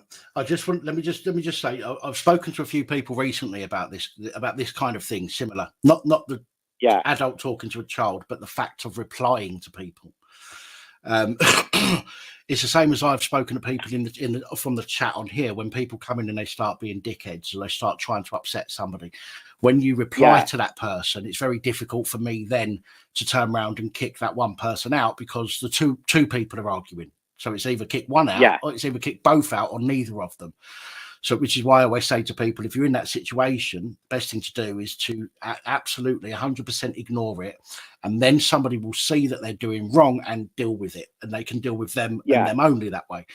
Now, I'm not suggesting that that's the right thing to do in the situation you're talking about, because regardless to whether the girl's 9, 10, 11, 12, 13, 14 or 15 makes no difference, right? Because this is a serious, potentially serious sexual offence. So we class it as a sexual offence still. Grooming a child, any more than one message exchanged between the two is classed as grooming. And therefore the police should act on that, regardless to whether the child has responded or not, because a child, as you've quite rightly said, and I'm sorry to take over here, but as you've quite rightly said, a child isn't in the right mind to be able to understand in many cases what's right and what's wrong in in the wider picture. But as adults, Yeah. as police, we do, and we should be putting a stop to it, regardless of whether they've responded or not. But go ahead. Yeah. Sorry, carry on. I apologise for taking No, over there for a second. No, you're totally right, and I understand. It's just the way that the copper was so bolshy about Yeah. it, that he was like trying to blame the kid Yeah. for what the adult was doing, but she hadn't replied anything sexual back. Was I'm this just person being going sexual? through- Was this person Yes. messaging her being sexual?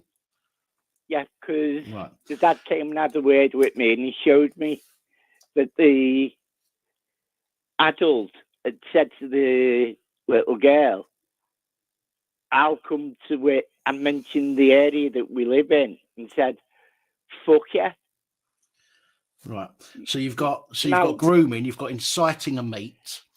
Yeah. You've got potentially, and from what you've said, I've absolutely no doubt that this person has been teaching her how to do things through text message. Although I don't know, but from what I know about like the paedophile hunter things that I watch, you generally don't get a person speaking to a child that don't try and teach them how to do things they shouldn't be doing. So I'm presuming you've got inciting a child to engage in a sexual activity of some kind. Yeah. It's not just a mistake there. Okay, this is a prolonged thing from what you're saying. Child's age should be the child's age should be paramount in this. Okay. And if they're 9 years old or any age under 16, even if they're 16 or 17, I think it's disgusting, to be honest, for a fully grown man. But a child of any age should be the main focus, and they should be protected and safeguarded. So the police have turned around and tried to blame it on the child, which I know they do in some cases. They always try to blame the victim. Is absolutely fucking sickening. Absolutely. Yeah. But when you just want to go and thump them because they're not doing the job right, but that'd make me wrong, and I'm the one who's going to end up in cling because they're not doing the job. Yeah. But I just had to ring and vent my anger. Oh, bloody hell. Anyway, how's things with you? I'm not so bad. Sorry, I'm just sorry about that. Just reading a message there.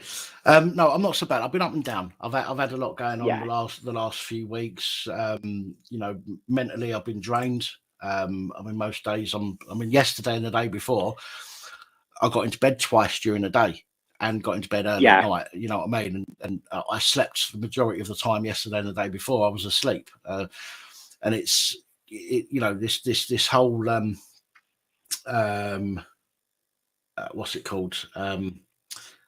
Chronic exhaustion is an absolute killer. In fact, about this time, 9 o'clock at night, 10 o'clock at night, this is about the time that I had my first stroke 2 years ago. So it's almost probably exactly the time that I had my first stroke 2 years ago. Yeah. So it's my anniversary. It's my stroke anniversary, people. We're not celebrating it though, because it didn't do me any good. But it is today. About this time on this day 2 years ago was when my life changed. Really. Well, all week, because you've not put out any videos, I've been worried about you, but I didn't want to message you on Facebook in case you was tired. And like you said earlier, you've been to bed a couple of times during the day. And I know for a fact from watching your YouTube regular, you will put out when you're fit and well, not when you're absolutely buggered and I will. you need some sleep. Well, even when the last 2 years, the fatigue has got slightly worse. It wasn't so bad initially, but the fatigue has got slightly worse, and my mobility has got really bad now as well. But for me, if I just sit there and dwell on that, that causes me more issues. So which is why I normally work so hard on the channel, because it gives me something to concentrate on. But what with everything that's going on, even that has got to a point where I'm struggling to keep up, and it does get on top of me occasionally. But the last couple of weeks since I had the new kitchen installed, then I've had some teeth out beginning of this week, which has affected me as well. It's causing me some issues, but my youngest boy has been in touch again, which is causing, all these things come at once, and it does, it gets on top. And as much as I'd like to push through it, sometimes it just really pulls you down to the point where you're so wiped out that it's really difficult to struggle.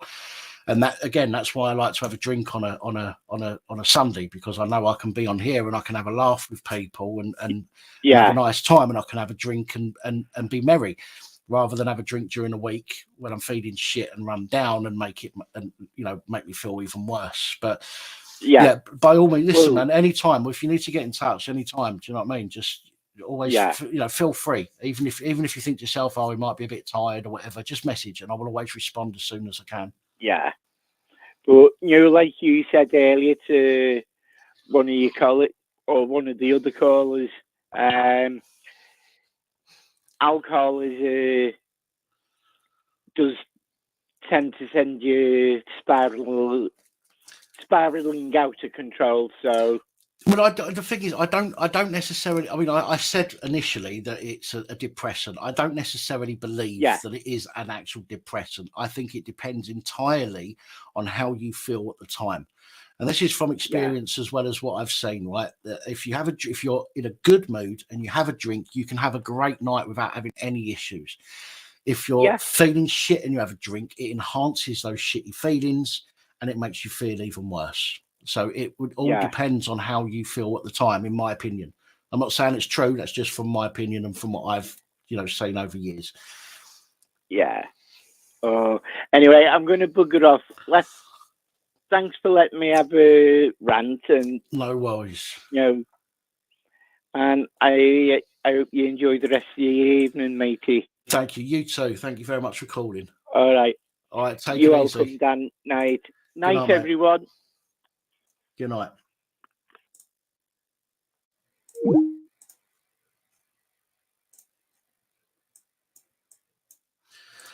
Right, guys, that's it for the calls today. If you haven't had a chance to call in, I apologise. We have to try and split the night up between the calls and the panel. So my apologies for that. T, listen, again, I don't drink during the week. A weekend is really the only time that I'll have a drink these days, unless it's a special occasion, then I'll have a drink. Or, for example, when my birthday comes round again in June, I'm not sure what day that's on, but it won't be a weekend, I don't think. Let me double check. It's a Friday. Okay, so my birthday's a Friday next time. But I'll have a drink on my birthday, for example, or if it's somebody else's birthday, but I won't drink to excess other than if it's a celebration of some kind. But yeah,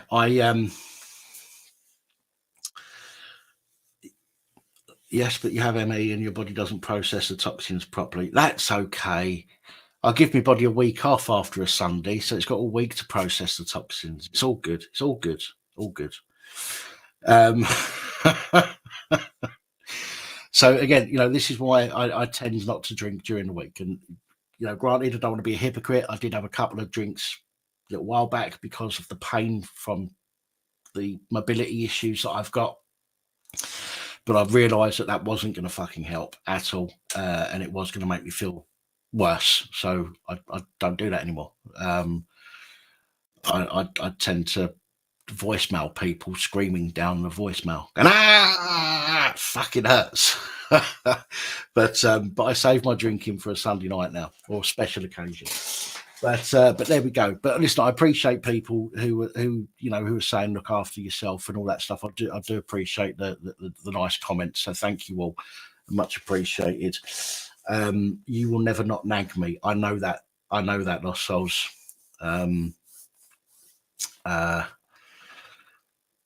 But there we go. Anyway, guys, I'm going to now get the panel going. I'm going to get some people onto the panel, and let's see what topics we come up with today.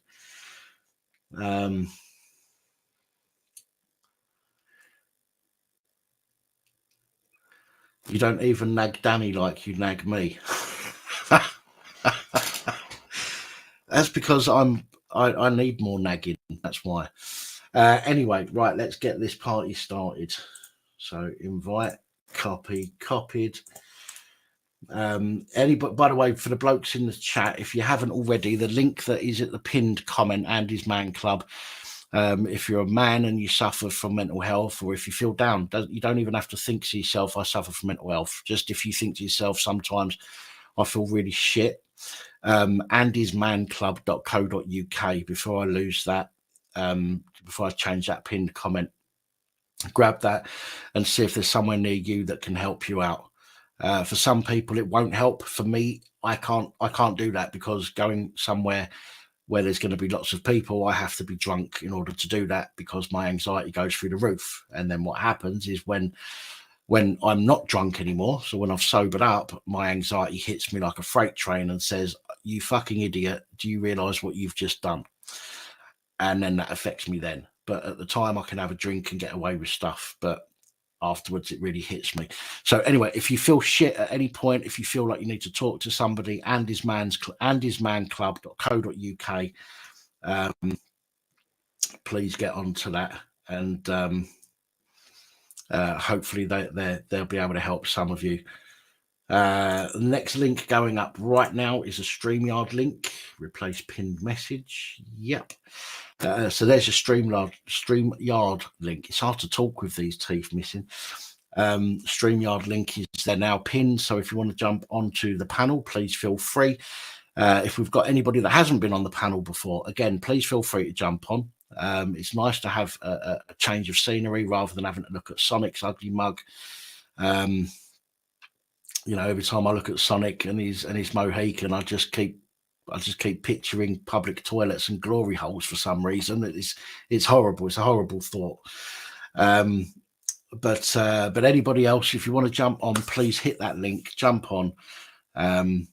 Remember that I do need you to be on camera initially before I bring you onto screen, just so I can verify that you are a real person. Jack Ablaze, do us a favour, touch your nose with your right hand, please, mate. Yeah, you had to think about that then, didn't you? Left, right. Hello. How you doing? Does my microphone sound okay, by the way? Pardon? Does I my can see your lips move, but I can't hear you. You taking a mic, ain't you? Yeah, you just muted, man. Roger Whittington, just touch your nose, mate, if with either hand. Not that hand. No, I'm joking. Good evening, gentlemen and ladies in the chat. How you doing? How are you, Grand Wizard? Yeah, not bad, mate. Not bad. Not bad. I'm only the assistant Grand Wizard, though, aren't I? Hello, Heather, sweetheart. How are you? I'm good, thanks, darling. Good. Glad to hear it. I'm not so bad, thank you. Getting by. You sound Flogging absolutely fine. I can't. No, not in my ears. I don't. As I've said to a few people, I'm hearing my voice since having these teeth out, and I sound like one of those chavs outside the job centre asking. I noticed your voice sounds a little bit different. They can build a joint before they go in for their job interview. Sonic, I'm not letting you off until you change your name, you little bitch. Simple as that, mate. Hi, everybody in the chat. Why does Roger's mic looks not Mike? His camera looks so much more clearer. Or is it just lower quality? I've cut down. It's the high def one, Right. But what I've cut down is I've cut it down in the computer to 720 rather than 1080. Okay.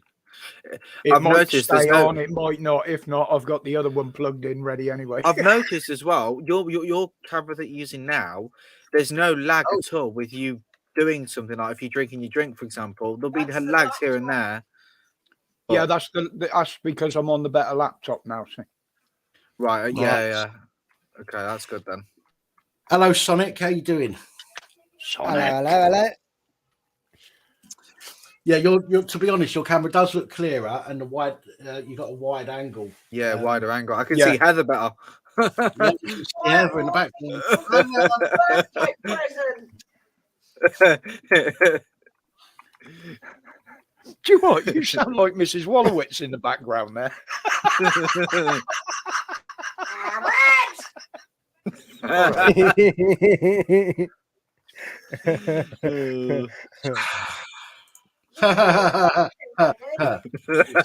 Yeah, we're well lit tonight, Eden, but it's going to cost an absolute fortune.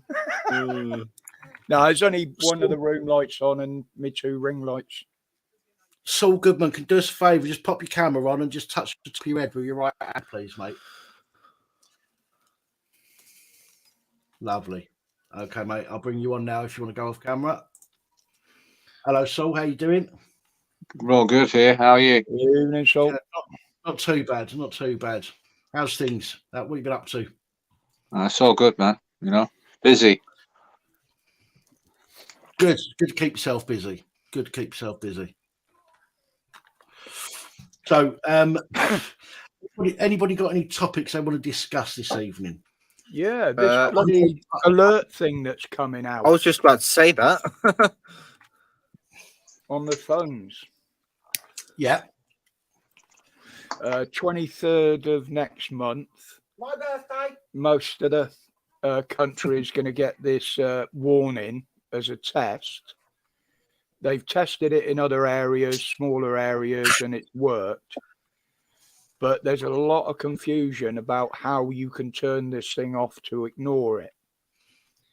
I've looked into it, and basically what I get from the government site is when you get the alert, you get a chance to either dismiss it, opt out. But by then, you're already screwed because they've got your data and your details because they know who's replying. But they've got details. They've got all that anyway. They don't remember what they did with during the COVID. Everybody got text. Yeah, this one's not a text. It's not through an app. It's going to go out to every single phone on every single provider. I get that, but it's going to be the same kind of technology that's used. So they've got information. They've got everybody's device information that they need in order to send that out. So regardless to whether you reply or not, they already know who owns what phone number, all that kind of stuff. Do you know what I mean? Because let's face it, they deal with data these days, don't they? We are a commodity, and they deal with our data. Yeah. So, I've also found out that it's only going to happen on 4 and 5G. Now, I've got a phone here that's quite happily running on 2 and 3G because Vodafone have cut it down to that because I haven't updated it. Yeah. And it works fine. Calls and stuff like that. So I'm hoping both my phones are too old to accept it because I haven't got any emergency settings on there. So it shouldn't be able to receive them. I mean, I get that in some cases it's not a bad idea, right? For example, in America, I don't know why they don't do it over here, but in America, right, you get like Amber Alerts, okay? When a child goes in, they'll send out an Amber Alert and they'll say to everybody in that particular area, keep an eye out for this child or whatever, or a child has gone missing or whatever it might be. Yeah, like the tornado warnings. That's great. That, again, I totally agree with, and I can't believe that we don't do that kind of thing over here, to be honest, because we have a vast amount of children that go missing, and I think that kind of system would help recover a lot of children because people would be more aware of what's going on. Danny, it doesn't cut. It's not going to come through as a normal text, mate. It's not coming through that system. Yeah. It's supposed to be an actual alert. Like, I don't know if have you watched what's that one with Gerard Butler in it, where the comet comes down and they have to go to Canada and basically. Well, basically, there's lots of films like it. They'll get like a government warning, a special ringtone on their phone, and it will affect the TV as well in some cases. Do you know what I mean? It will come up on the TV. This is a government warning, and it's like a ringtone basically, but it's an alert tone that comes through your phone. I mean, other countries have got it. The one that uses it the most, obviously, is China. Yeah, you know they can send out alerts to just like a few hundred people, so in your homes, or you're going to be shot on the street. Yeah. Oh, it's called Greenland. Oh, that's right. Yeah, the film Greenland. Gerard Butler in it. There is a TV show that also has this Amber Alert thing you mentioned about, like a warning thing. It was, I don't know if you've ever heard of The Rookie. It's a TV show. It's about cops, rookies and whatnot. You might have heard of it. You might not have. I've heard of it. I don't watch any of that. Yeah, shit, there was an episode. No, it's just okay. There's an episode in that. It's called Fallout. Is the episode name for that, and it's about supposed ballistic missile strike that's heading towards Los Angeles. It was a hoax, but it was sent out to every single phone in the entirety of Los Angeles, and everyone was panicking. It was making a really loud noise. It kept going off for a good 5 minutes, and it said it had a message that said there's with like a red triangle on it. It said there's a ballistic missile heading to Los Angeles. Seek shelter. I think it's going to head like within like a certain period of time, or whatever. Something similar like that, except obviously the text would be different. But that's what it reminds me of. At least. Well, can anybody remember the time where this actually happened? Oh, it's like the Independence Day thing. It was a radio broadcast. No, way before that. And they tuned into that. it, and people thought it was real. Way before that. That's what I'm saying. It was like the 1920s or 30s or some shit like that, like years ago. It was Orson like Welles. It was a radio The broadcast. TV program out and the radio program out saying we've been invaded by Mars, and the whole fucking country over there panicked. Aye, I've heard about that shit. War of the Worlds. Yeah. Yeah. That was the first time that was you. I mean, they used propaganda like that during the war on the radio, but now they can beam it to anybody to their personal device. That shouts a warning straight away. Look, we know that we already know that they have got they've got access to all our data. We already know that, right? Yeah. The phone companies, right, will. Listen, all the government's got to do is say, look, if you don't do what we say, we're going to penalise you in some way. And most of the companies, their arse will fall out, and they'll go, okay, we'll do as you say. Right. Yeah. Unfortunately, this is why we can't trust anybody anymore. You know, unfortunately, we have to use these services, but we can't fucking trust them anymore. I know that I was talking to Umbrella Grape Solutions earlier, and she said to me about doing a national leave your phone at home day, right? So on the day that they're supposed to be sending this alert through, everybody just turn your phone off. Everybody just fucking ignore it. The problem is not enough people will do that.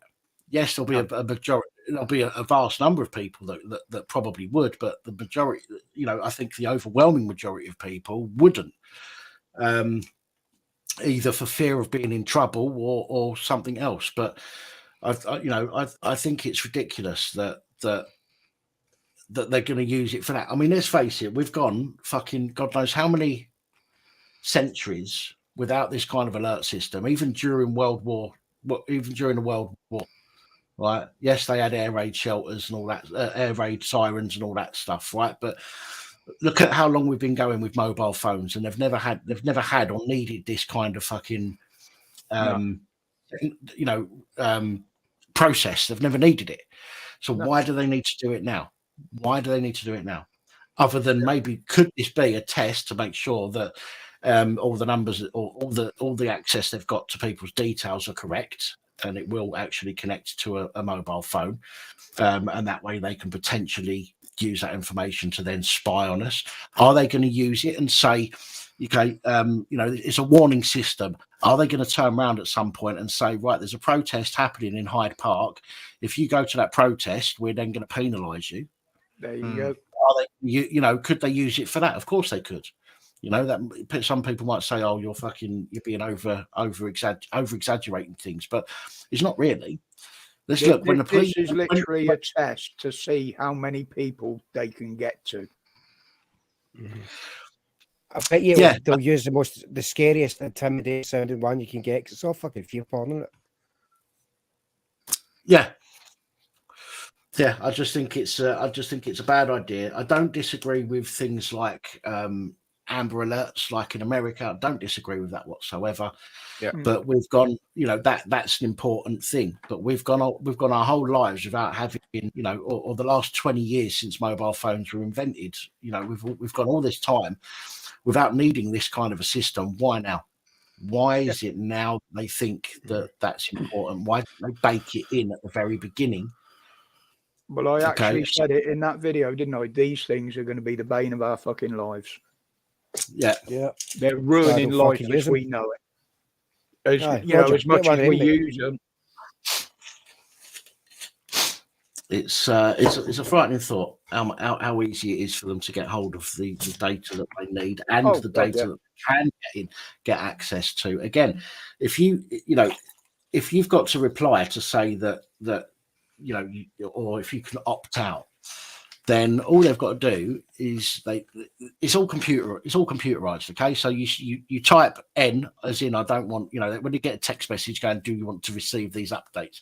Yes or no. And you type no and you send it back, and they know straight away that you could potentially be a problem to them when it all goes tits up. Okay, so then they're going to start monitoring you because you're a person.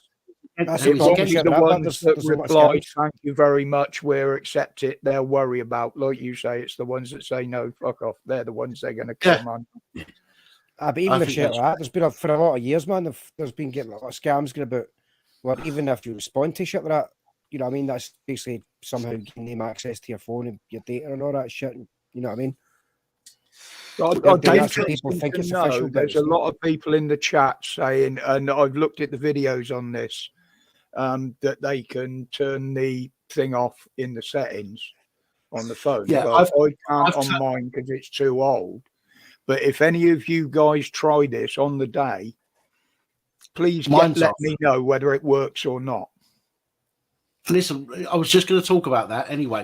I saw Dave Kelly's comment says, I've turned off my emergency alert. I never had mine on, and I know there's a lot of other people that never had them on because I ain't got it on my phone. Generally, you have to go into the settings to turn it on yourself. I don't believe that it comes as pre-switched on. So I think you have to go in and change that. Now, I would suggest that, excuse me, I would suggest that if now you've turned that off, if you still receive that alert, I'd suggest you write or phone or email your telephone provider and tell them that you've turned it off. You don't want the government contact. You don't want anybody contacting you. You don't want any of those alerts. They actually got that on the government page on it. It says, you can opt out of it there. If your phone don't accept it, get in touch with your phone provider, and that is on the government website. Yeah, but what my point is, if you've turned off the settings on your phone and you still receive that alert, that means that your phone provider is giving your data to the government in order for them to do that, which means it's a breach of data as far as I'm concerned, because you've explicitly said in your settings that you do not want those alerts. So if you do receive an alert, and I'll be keeping an eye out on mine because mine's switched off, if you do receive that alert, I would suggest everybody that does get in touch with their phone provider and tell them that they've breached data protection. Yeah. So absolutely. I mean, they're not going to give us. Don't get me wrong; they're not going to give a shit. To be fair, but if everybody phones up and completely fucking hammers their systems with phone calls and emails and going, "What the fuck are you doing? You've just completely breached our data by allowing the government to contact us."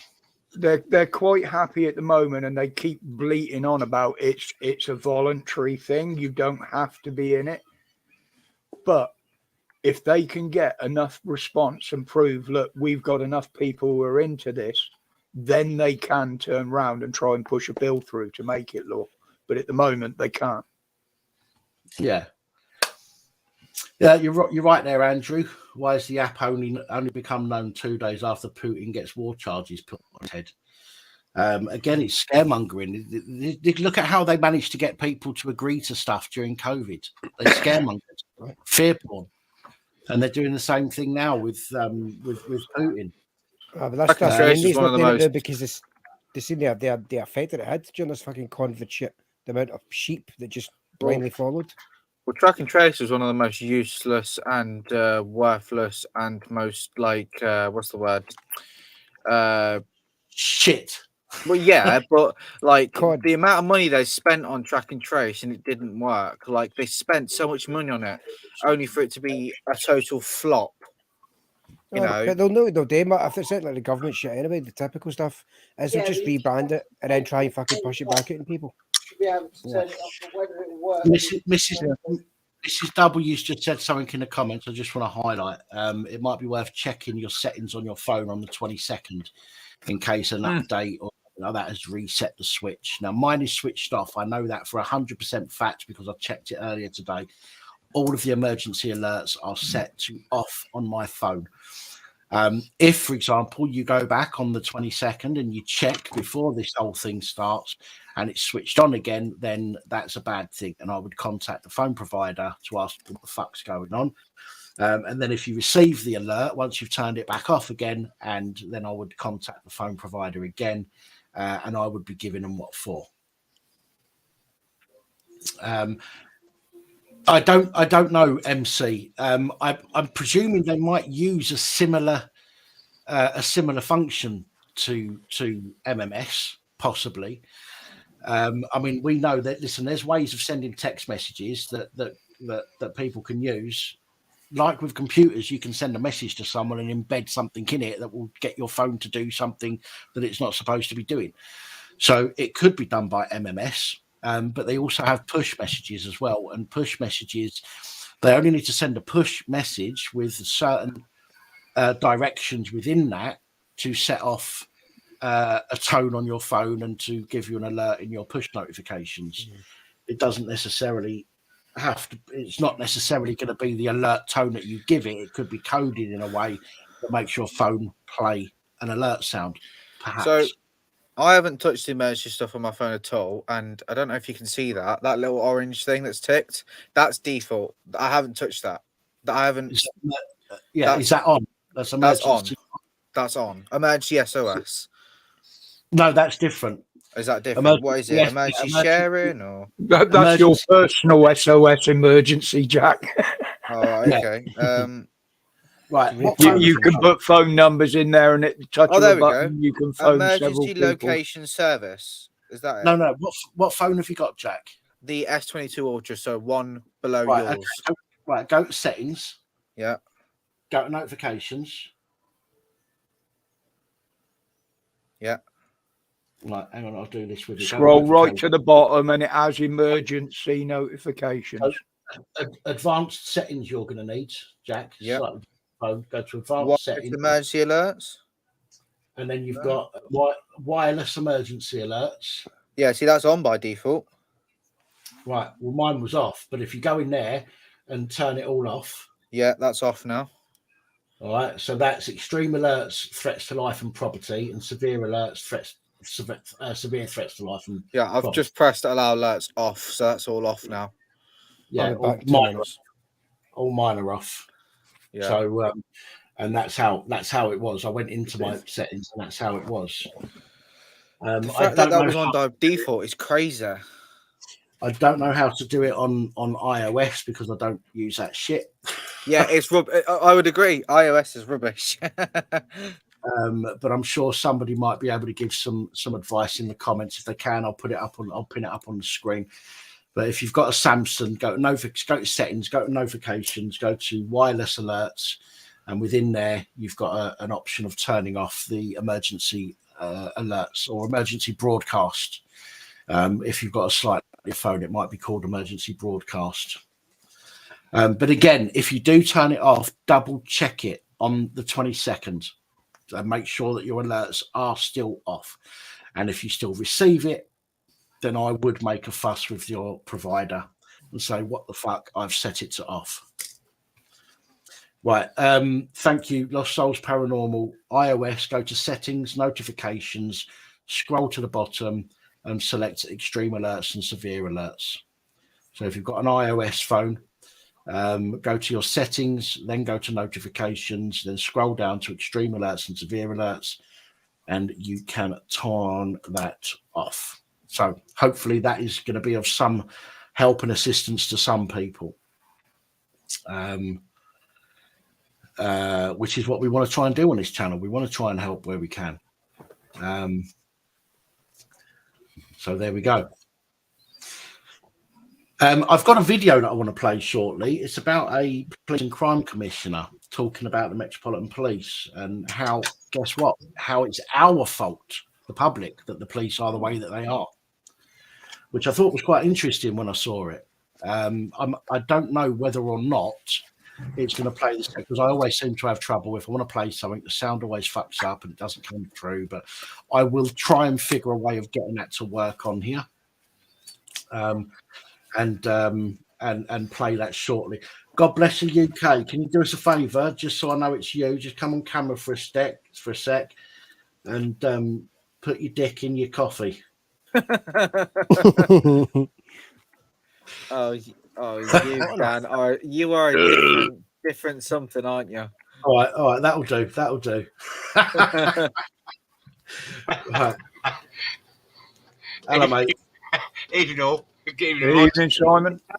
Simon, I didn't even see you sitting in the back there, Simon. I know. Do I get my refund? What refund?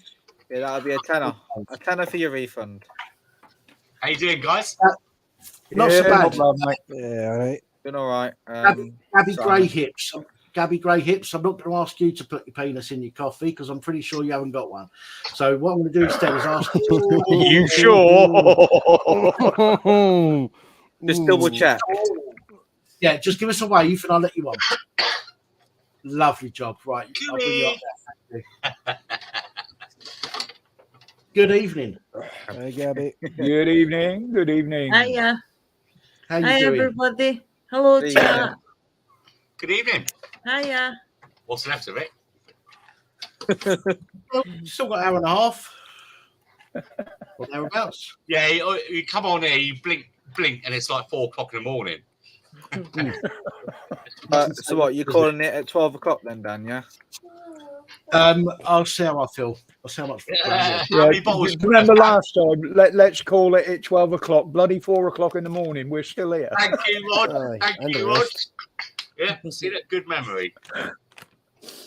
I did have a sleep this afternoon. Roger will confirm this, not because he was spooning me. Spooning. I asked him. I said to Roger and to Lost Souls Paranormal. I said to both of them. I said, look, I need a sleep. I'm wiped out. Can you please give me a shout about 11 o'clock? And both of them said, yeah, which is absolutely brilliant. 7 o'clock, but I woke up at 5 to 7 instead, and which was handy. So I've had a sleep this afternoon, but we'll see, because sometimes I will, I'll just hit a wall for no reason at all. It's ridiculous. Right, is there a problem with people hearing me? No. What? LSP says that she doesn't know for my mic settings, but when I'm talking and anybody else makes a noise, I cut out. No, all perfect. I'll have a look on Danny said he couldn't hear you either just then. Look, if everyone says Mary had a little lamb while Dan is talking, we can test it out. So on a 3, 2, 1, Mary had a little lamb. Its fleece was white. Yeah, it's still working all right. Yeah, it's perfect. Must be an audio internet thing your end, guys, because it's everyone on the panel when you did that on here. It's perfect. Yeah, it's good. Nothing wrong with that. Mary had a little lamb, stood against the pylon, 1,000 volts shut up his ass and swooped on, didn't it? On. It might be on YouTube. Sorry, Heather? Listening through StreamYard, not through YouTube. Yeah, they're listening through YouTube, not StreamYard. So you're listening to it through StreamYard. Oh, It's not okay. the same audio though. So you do it again then? Oh no, fuck it. It's okay. I don't know. Was there an issue there, folks? I mean, is it that bad? Is it that bad, or can you hear me? Yeah, Because I can people on the panel saying it's okay. every time I want to speak, I can just tell everybody to shut the fuck up. Yep. Shut up! Silence! They kill you. Yeah. Silence! Yes, here comes the judge. Gabby, how you been? Yeah, I'm okay, thanks. I was listening to your show and the callers you had as well. Quite very interesting. Yeah, which is one of the reasons why, because there are some people that don't like to come onto a panel for one reason or another, and so if I open, I'll try and give people the best chance that they can of coming on and speaking. So I always do the phone lines first, and then the panel afterwards. But yeah, we do get some really interesting comments on the phone call sometimes. Right. From people that always bring up really good points. Yeah, we've had some right twats as well, but just ignore them. Just go to the territory. What about you, Simon? How are you? Yeah, it's all right. It's been a good day actually. Looked after my boy last night, and his mates all come round, and since he's finished with that other girl and he's got his new friends now, he's becoming a teenager again, going out and enjoying life. They ran out of alcohol about 1 o'clock, and I bought my bottle of Bacardi spiced rum, and I got me a load of food. And yeah, it's been a good night. Didn't get up till late today. It's a good day, really. Yeah, Getting kids be kids. Yeah. Did you not remember telling me this last night? Yeah. Oh, but not everyone else. Kind of word of you, fucker. I thought you forgot. I thought you forgot. I know you had a wee tipple. I know you had a wee tipple last night, so I was wondering. God, yeah. I don't really drink spirits, but I had the rest of that Captain Morgan's spiced rum, and then she brought back home a bottle of Bacardi spiced rum. It's all right.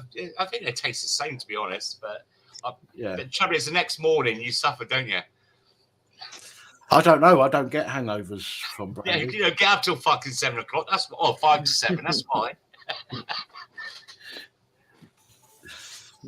No, I don't do hangovers when it comes to brandy. I might feel extra tired, but I don't have the hangover like headache and feeling shit and all that stuff. I just feel shit all the time anyway. So, well, change your toilet paper. Well, stop buying that cheap shit. Literally.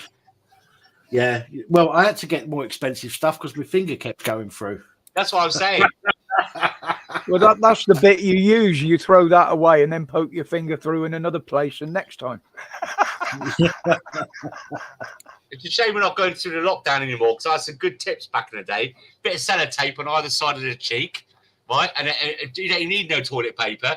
Or when you're sat in the toilet and you need a wet wipe, blow your nose in the toilet paper, becomes instantly as a wet wipe when you do your ass. So thank you later. You're welcome. So failing that, just use the 3 seashells, isn't it? Yeah. I've seen a lot of channels. I watch some of these tech channels now and again, and I see a lot of them going on about these smart toilet seats. Oh God, yeah. First of all, they heat up and make it feel like somebody's just got off the seat before you sit on it yourself, and then it has like a bidet thing that extends out the back and sprays up your jacksie. Which I've got to be honest, right? I don't necessarily, listen, bidets are a great idea. Do you know what I mean? You ain't got to worry about trying to reach your crap and give yourself a good clean. But I can't see how it would clean properly.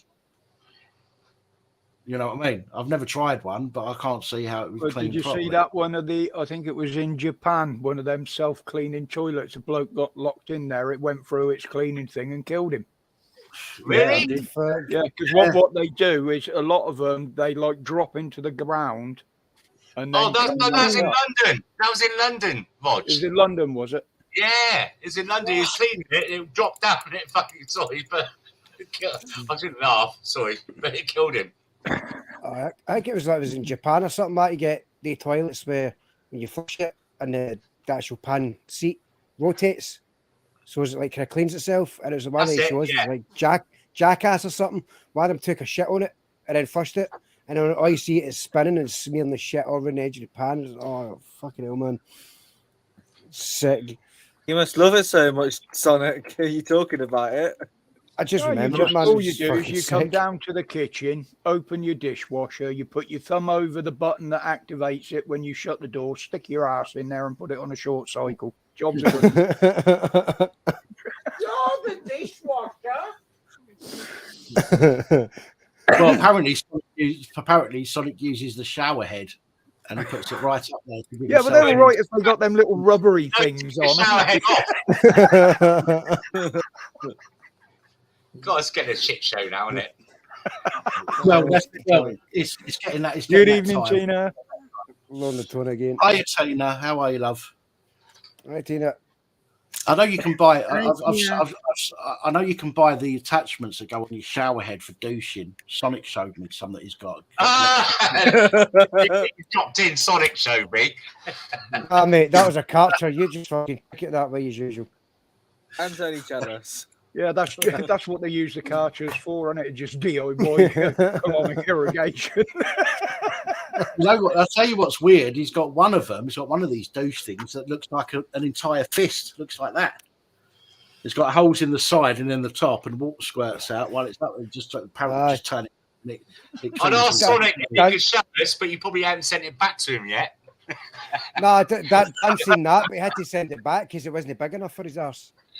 Oh, like, you know when it's in the old westerns where it's a call for dinner with a ding-a-ling-a-ling-a-ling. Bucket bum. Pat, what was the video you were ready to show us? I'm going to try and bring that up shortly. I sent it to myself by email. Right. Open my email. I'll leave you guys. Oh yeah, your audio is kind of a bit funny now. Your audio was breaking up then, done. Yeah. Yeah, the audio went funny because the computer was trying to open another browser. Right. So hold on a minute, Dan. So what we did the other day, is that fixed your camera now then? No. Oh. Can you delete that part of the stream? We're going to do the BIOS. That's the next thing. We'll do the BIOS next. Well, what I'm going to do is I'm going to try and reinstall the old. I mean, it was the older version of OBS that I had when the problem started, but I'm going to try reinstalling the old version of OBS again anyway to see if that makes a difference. Yeah, we'll have to go to red files and that. We'll do it tomorrow if you want. I tried it tonight. I opened OBS. I've got a list of how to open everything in order to get it to work properly. So voice meter first, then Skype, then OBS, then StreamYard. But as soon as I open StreamYard and I'm running the camera for OBS, then I go green and purple and black and white. And it's fucked up. I don't know why. It's just still doing it. So so I've come on here straight. I've just come on here straight through StreamYard. It's working, isn't it? If it ain't, thank you, T. That's kind of you, T. Thank you very much. Oh, thank you. Well done, mate. Thank you very much. Much appreciated. $5 each. Tina, give us a wave with your left hand, please, sweetheart. Tina, left hand, give us a wave. There we go. Thank you. Hello there. Good evening, Tina. Tina. Good evening, everybody. How are we doing? Are we all okay? Yeah, Tina. Where am I? Right, Oh, guys, yes, I can guys, see you. I will be back in just a moment. I do need a pee, so I'm going to Oh. go. Tina, but I will leave you guys. You must I'll need try to- if you keep going wee that much, Dan, you need to wear nappy pads when you're doing your chat, right? No, he's about to play the show again. I need to go and ring, that's what I've got to go and ring out. No. Right, I'll be back in just a Hi, second. everyone. Who else have we got here? I'll trust you all to yourselves while I'm on. Right, Tina. Wrong one. Sorry, wrong one. Block it all out, why don't you? Can we have Thank you. toilet now? Hi, He Jack. needs, he You're needs right, one of Tina. them stadium buddies. That's what he wants. No, don't think Roger, that- there is no toilet cam. So, Look at that Just mong. replace him. DJ, Everybody having a good evening so far? yeah, Yeah. Tina, I found out some more information since we last Yes. spoke. I know it was on I think it was members live stream, wasn't it? Yes. Everything is correct. The way they work it out based on 4 weeks. Sorry. They work it out based on a month, and because unless it's February, it won't be a month because February 28 days. Every other month is like 30 or 31.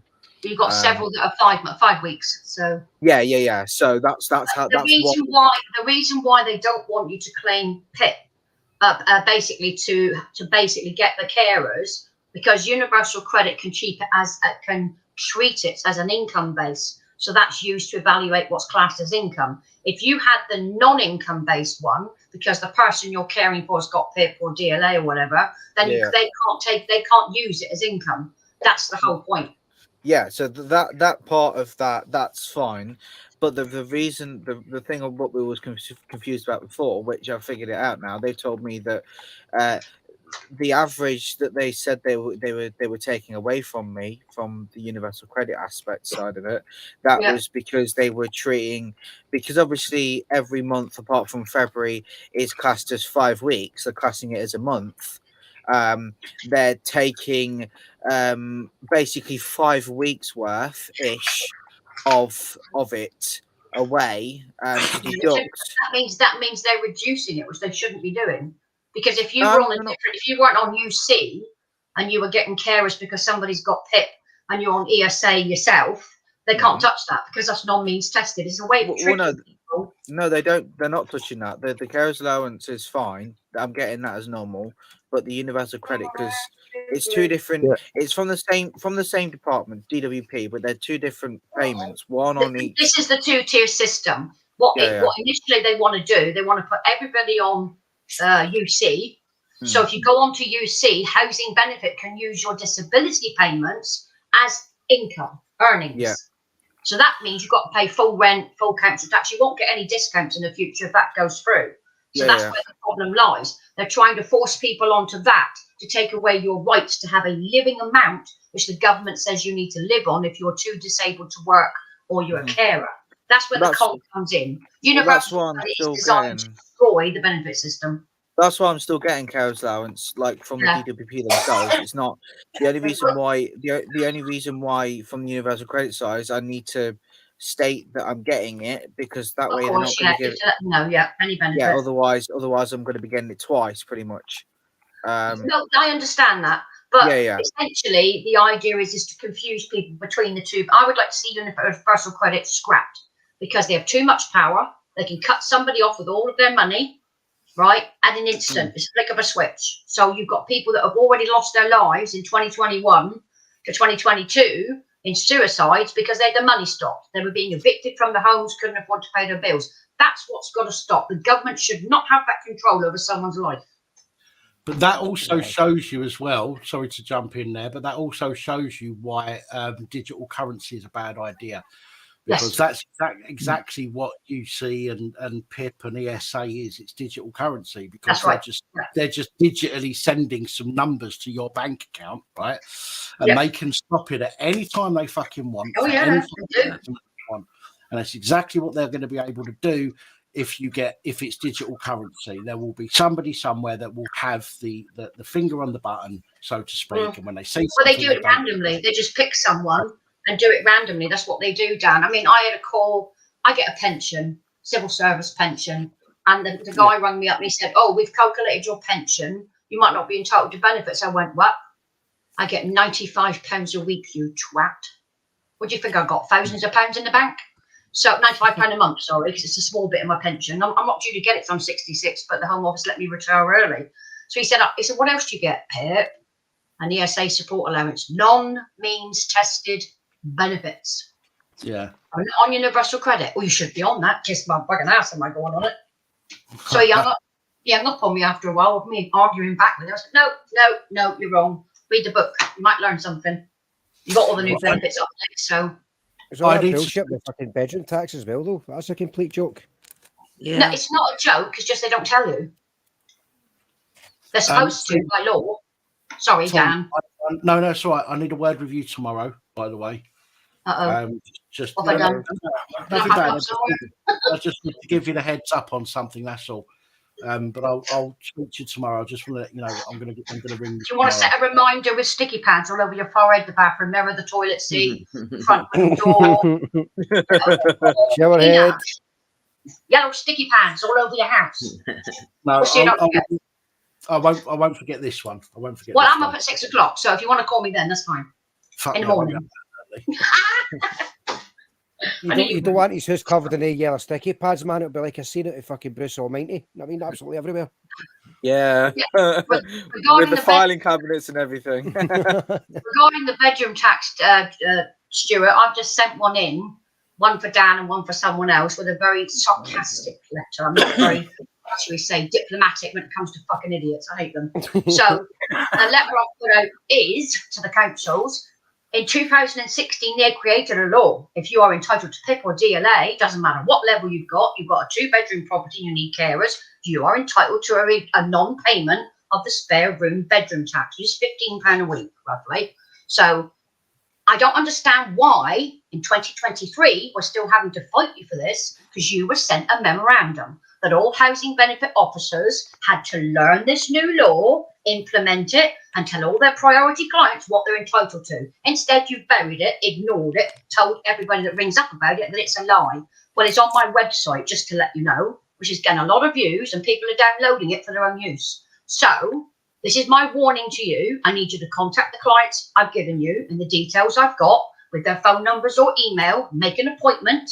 They're too disabled to leave their houses, so you will go to them and you will sort out the removal of this bedroom tax. That's all I'm going to say. If I don't get a response in 7 days, I'll be talking to your boss. And that's what I left out.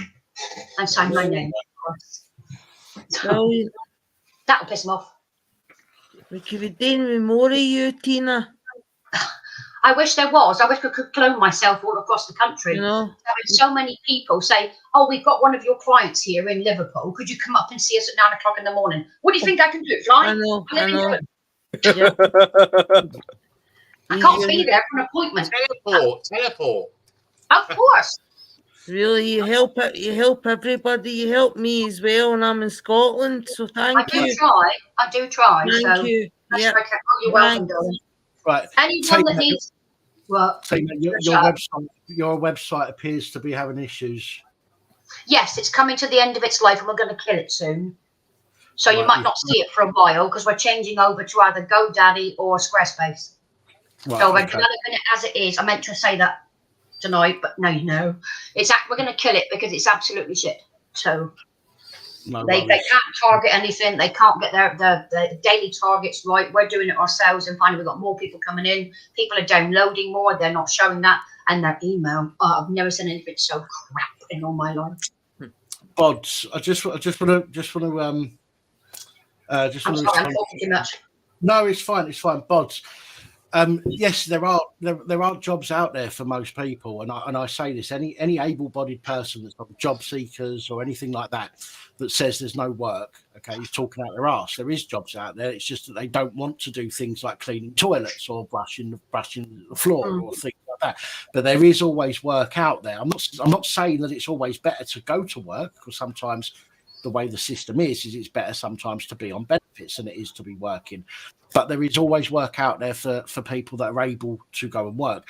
And yes, for physically impaired people, again, yes, there is jobs out there that they can do. Not as many as there are for physically able-bodied people, and not just physically able-bodied people, but mentally able-bodied people. Yeah. I for myself, and there are other people out there as well that will suffer, like Roger, who has chronic fatigue, or ME, as they call it. Yeah. Okay. I don't call it ME. I've not been diagnosed specifically with ME, but ME and chronic fatigue is apparently exactly the same thing. So I always say chronic fatigue rather than ME, because that's just the way that I am. But when you have chronic fatigue, you don't know when that's going to hit you. I've had a sleep. I woke up at 5 to 7 tonight. I could go through till 4 o'clock this morning, right? Or I could in the next 10 minutes hit a wall and have to end early. I just simply don't know. And for most jobs, and I'm not digging at you, by the way, Bods, don't take this as an attack on you, by the way. But most jobs require you to work between specific hours. There are some jobs that will say, well, as long as you get it done this week, that's fine. But the majority of jobs are, this has to be done between these specific hours. And there is people out there, for example, with ME, just as an example, or even fibromyalgia, okay, where you could be okay 1 minute and the next minute everything fucking hurts. And, and again, you don't do anything but have to go to bed. And even going to bed is painful. Well, that's what I get because I've got the polycythemia with the stroke effects and the chronic fatigue as well.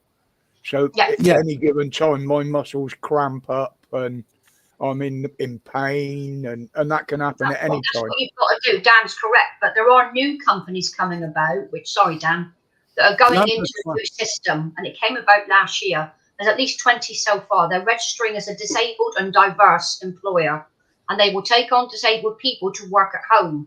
Now, what they give you is either part-time or full-time to suit your needs. If you need to stop working because you've had a war, because of your illness, you need to sleep for the day, doesn't matter. You can do it midnight to midnight, whenever you've got the time to do your work. It doesn't matter. As long as you're safe and you're healthy, they put all the equipment in for you. And there are 20 companies now across the Southwest at the moment. And more companies are taking on the diversity and disabled emblem as a company that hires disabled people. For a lot of us that haven't got like brain fog a lot of the time, especially with mental health, and also with Down strokes as well, he gets that blank.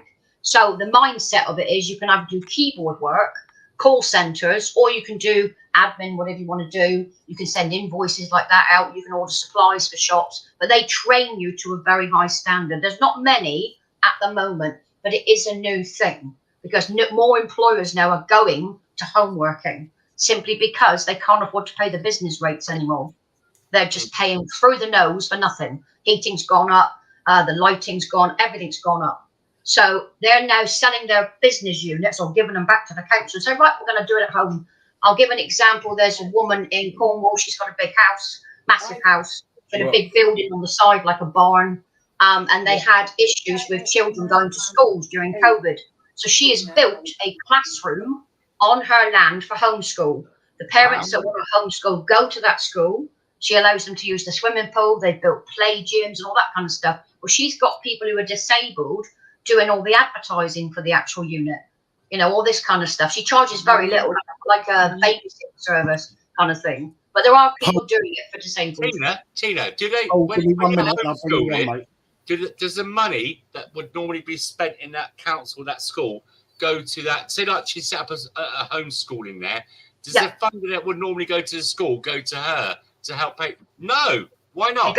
It goes back to government. If they private. If you go to private schools, I know a friend of mine is sending his daughter to a private school, and because he sent it to a private school, the money that would be is being subsidised on the cost of the private school. Yeah, well, this woman is like kind of stinkingly rich, so she doesn't really need any money.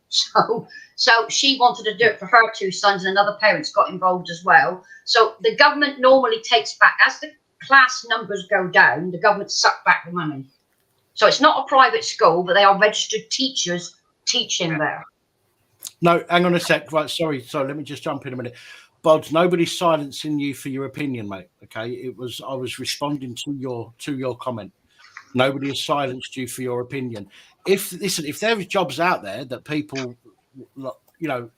like myself and Roger, for example, can do, and it is worth our while doing, i.e., we're not left with a pound at the end of it because we've got to pay our rent and everything else on top of what we're earning, and we're only doing a part-time shift, for example.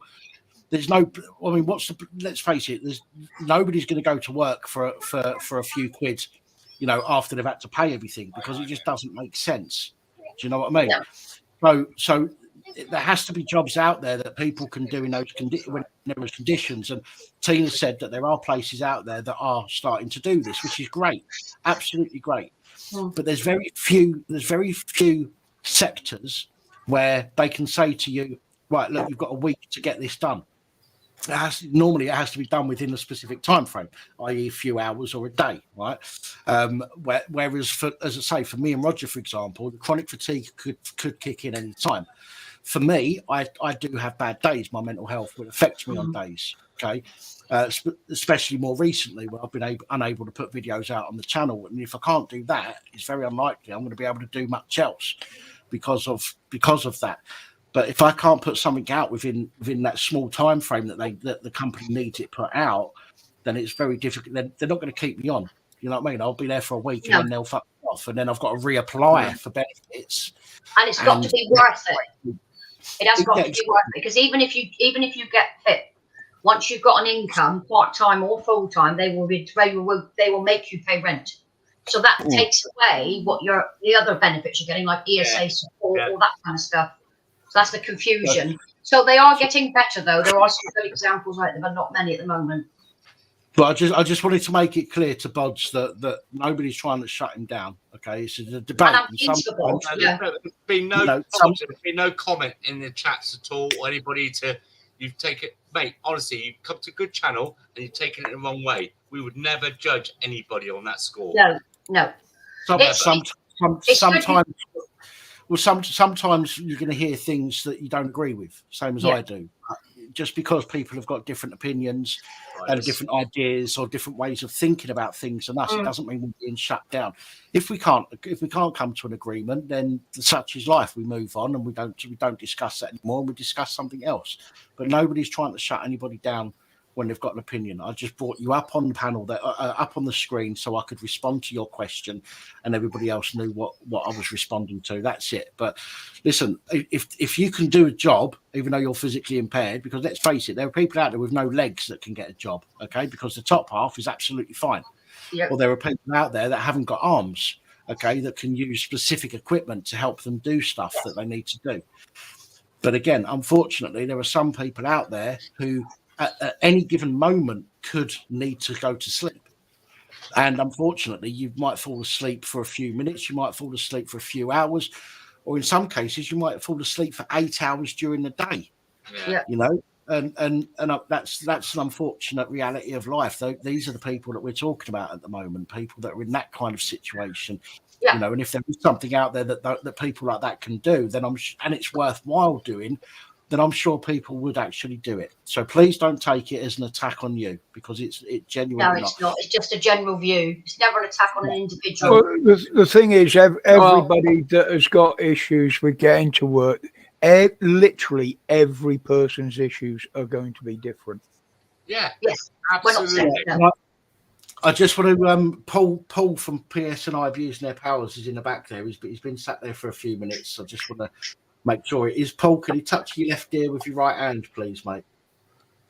Right, I just wanted to say something. Right, that'll do.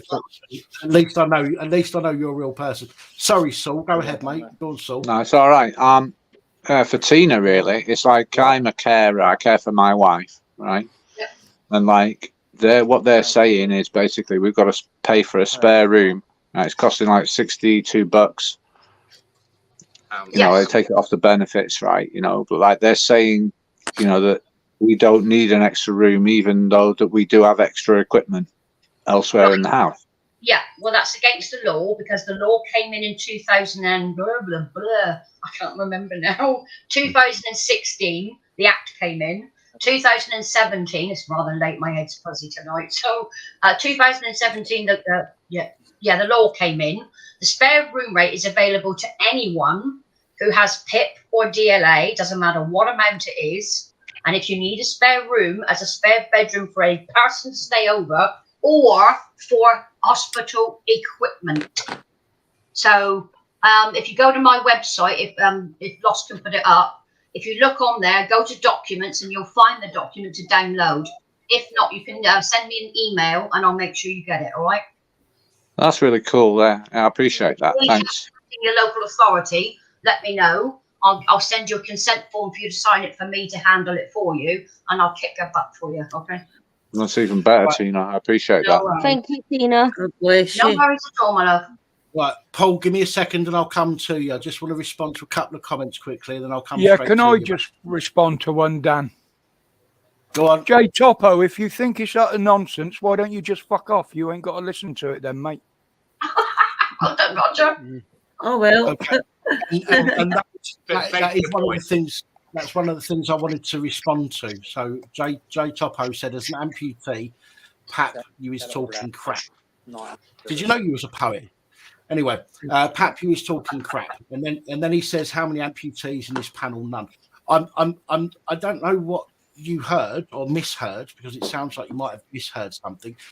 I've not said anything disparaging about anybody that might be an amputee. What I'm saying is that people could have no legs, but be perfectly able from their waist upwards to be able to do work at a computer or whatever it might be.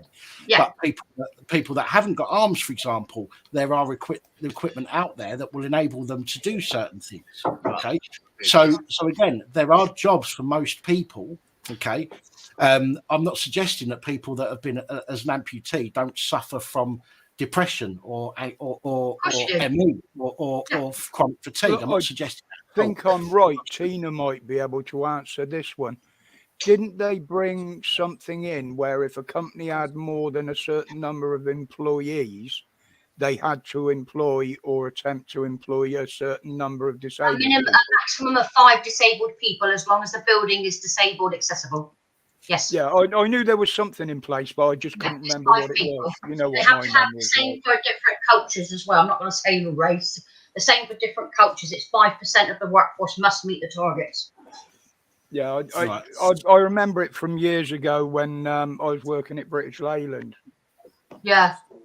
And for those who don't know in the chat, remember me, Tina. Hello. I worked for the council for 14 years as a housing homeless officer, immigration trained, etc. So I know what I'm talking about. Okay, so let's just get past that, shall we? Question on screen, Tina, and then I want to go to Paul because he's been sitting there quietly, like a really good boy.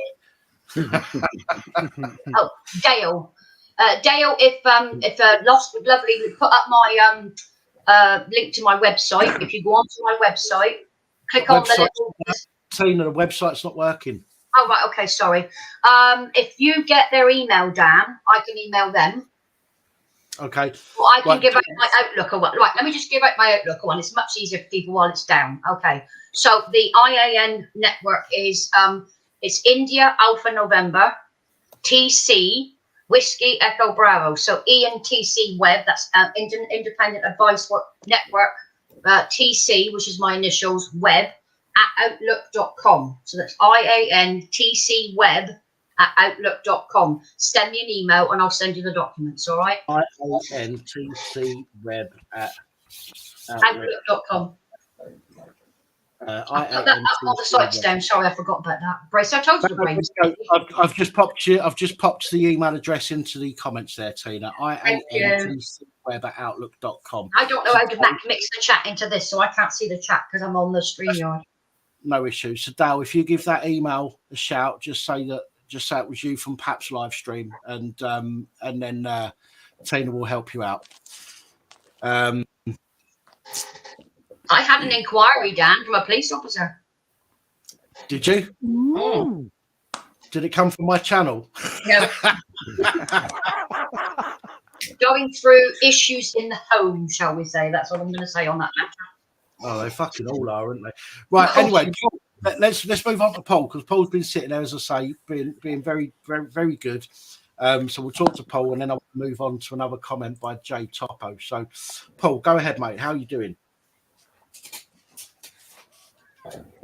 No problem. Just wanted to double check here first. Can you all hear me okay there? Because I was working my last here, just simply breaking up. I can see you. I can't hear you, mate. Oh, don't play that game again, Dan. Anyway, did you have a wee look at my live streams of me being kidnapped by Northern Ireland Police Service? I saw the one where they stole your phone, but I haven't seen the others yet. Brian, they came back 5 nights later. The same little rat, Mr. Jones, along with a female colleague, to reach me a non-molestation order where He snatched the paper out of the female constable's hand and threw it at me. Right. Now, when they took your anyway, phone, when they if took I'm your only gonna phone, break Paul, it did, down- right, when they took your phone, did he actually Sorry, take Dan? it and drive off? When he took your phone, because I saw that, as he snatched it out of your hand, I saw that bit. Did he actually take your phone and fuck off in the car and disappear with it? No, I'll tell you exactly what happened. What you seen there, they came here, get out here now, you're under arrest. And I state, what am I arrested right. for? Just get out That's here right. now. He was walking up and down, the big bald one, swinging his arm about, get out here right now till we get our hands on you. Then the other wee one there, and I'm still asking him, what am I arrested for? Now, bear in mind, no warrant to search my property. And what they're actually after, and I'll be straight with you, is because I have been calling them out on their child trafficking paedophile ring here in Northern Ireland and abusing our children and sexually abusing other people. They stole my phone because I have people on my phone now, and their lives are in danger now with the police service of Northern Ireland, that they have my phone. Now, they come up, they didn't even state what they're arresting me for. They went through my house looking for a tablet, laptop, whatever else, any mobile device that is connected to the internet. I declared less to them. Small Nokia, which is internet accessible, which was left on my table. They didn't seize that. There's Constable Jones, the one that put his hand inside my living room window and stole my phone out of my hand. Yeah. Now, he's walking up down there swinging his arms as well. Get out here now. But before I carry on, I have actually another video evidence here where he snatched a woman's phone, a mentally ill patient's phone, out of her hand in a hospital. She's in court here on Tuesday, where he's taking her to court. Was she trying to film him at the time as well? Was she filming him at the time? Is that why he took the phone, or did he take the phone for another reason? With this, no, they didn't. They have complaints all them.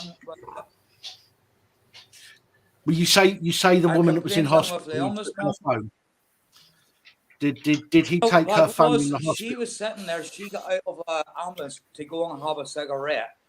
Now, I can't talk much of the case, but why would a policeman say, why are you videoing us when we're trying to help you? And at that stage, he steals her mobile phone. Same constable. Yeah. Now, you are giving them down myself there in that video, which you've seen there, Danny, sorry, the live stream. He reached his hand into my living room window. He was outside my house because I refused to open the door. Now, they had no warrants. So, as you heard, I said, right, I was offering one of them to come into the house while I went and get dressed. He proceeded 2 minutes, 27 seconds exactly. Whenever he stole my phone, he didn't call out, I'm seizing your phone or anything like that. I asked him over 1 hour later, whenever I was up in crime suite there, why did you steal my phone off me? He said, I didn't steal the phone. I seized it under pace. I said to him straight, their body cams are still switched on. Something else I want to bring up was with body cams. Yeah. I says to him, why did you steal my phone? He says, I seized it under pace. I says, well, are you not meant to say that at the time you're seizing somebody's phone? Which you didn't do. You're staying up here now, over 1 hour later. And do you know, Constable, under the Criminal Justice and Courts Act, you have no powers to seize my phone whenever I'm recording for your safety, my safety, and my record. His face dropped. Well, the way I see it, and I might be wrong. Paul, sorry, Paul. I might be wrong, but the way I see it is, if they can only seize your stuff once you're under arrest, okay? They might want to arrest you, okay, which is what they knocked at your door for. They wanted to arrest you. Until you're under arrest, and again, I might be wrong, but I'm not 100% sure. Yeah. But until you're actually under arrest, they can't seize your belongings. They can't seize your belongings and say we're seizing this because we're going to arrest you in a minute. It has to be a seizure upon arrest, and they hadn't arrested you at that point. Yeah. And they took your phone. Yeah. However, you know as well as I do. You know as well as I do, Paul. The problem is they're going to go back to the station. They're going to speak to their sergeant inspector. They're going to say, "We took the phone before we arrested him," and they're going to go, "Well, just tell him you've done it under pace, and we'll fucking back you up." And that's unfortunately the way that it works these days. Oh. They can't do nothing because they didn't hear without warrant. They didn't state what I was arrested for. Because I opened my front door, I went out because after he stole my phone, they were expecting me to go out my door with attitude. I turned them upstairs and got dressed and came in the kitchen and pulled a chair to my kitchen door, facing my front door. I proceeded to put my boots on, Danny, and then I got up and opened the door. Now, the first thing he did, grabbed my wrist now, and then put handcuffs on me. I wasn't being aggressive. I wasn't being threatening in any way whatsoever. No right to put the handcuffs on me. Well, again, unfortunately, what they do is the same as what they did with me. I wasn't aggressive when I was outside the police station up here, and there was 8 coppers around me at the time. Okay, they was all bigger than me. I mean, I'm wider than most of them, but they was all fucking bigger than me. And they arrested me. They put me in they handcuffed me behind my back, which they only supposed to handcuff you behind your back if you're a potential danger. Now, they also need to understand that handcuffing people behind their back can actually cause damage. Now, I'm wide. Don't get me wrong. I'm wide. I'm broad. Okay, and to put my hands behind my back to a stacked position is difficult for me. My hands do not reach that situation behind my back. They're like that.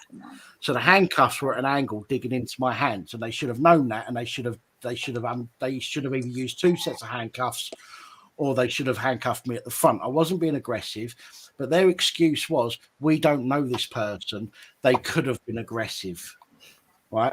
And that's how they get away with it, unfortunately. Do you know what I mean?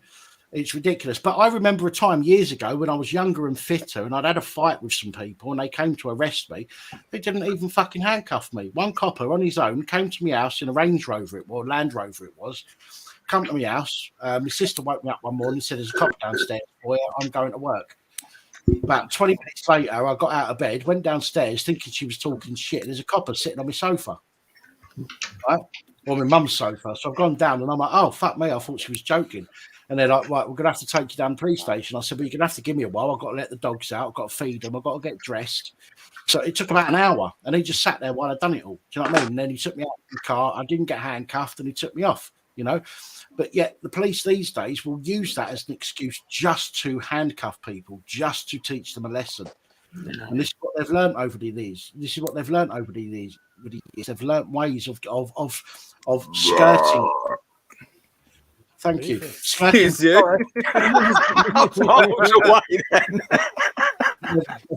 They've learned ways of skirting protocol, okay, and coming up with excuses why they can treat people like shit.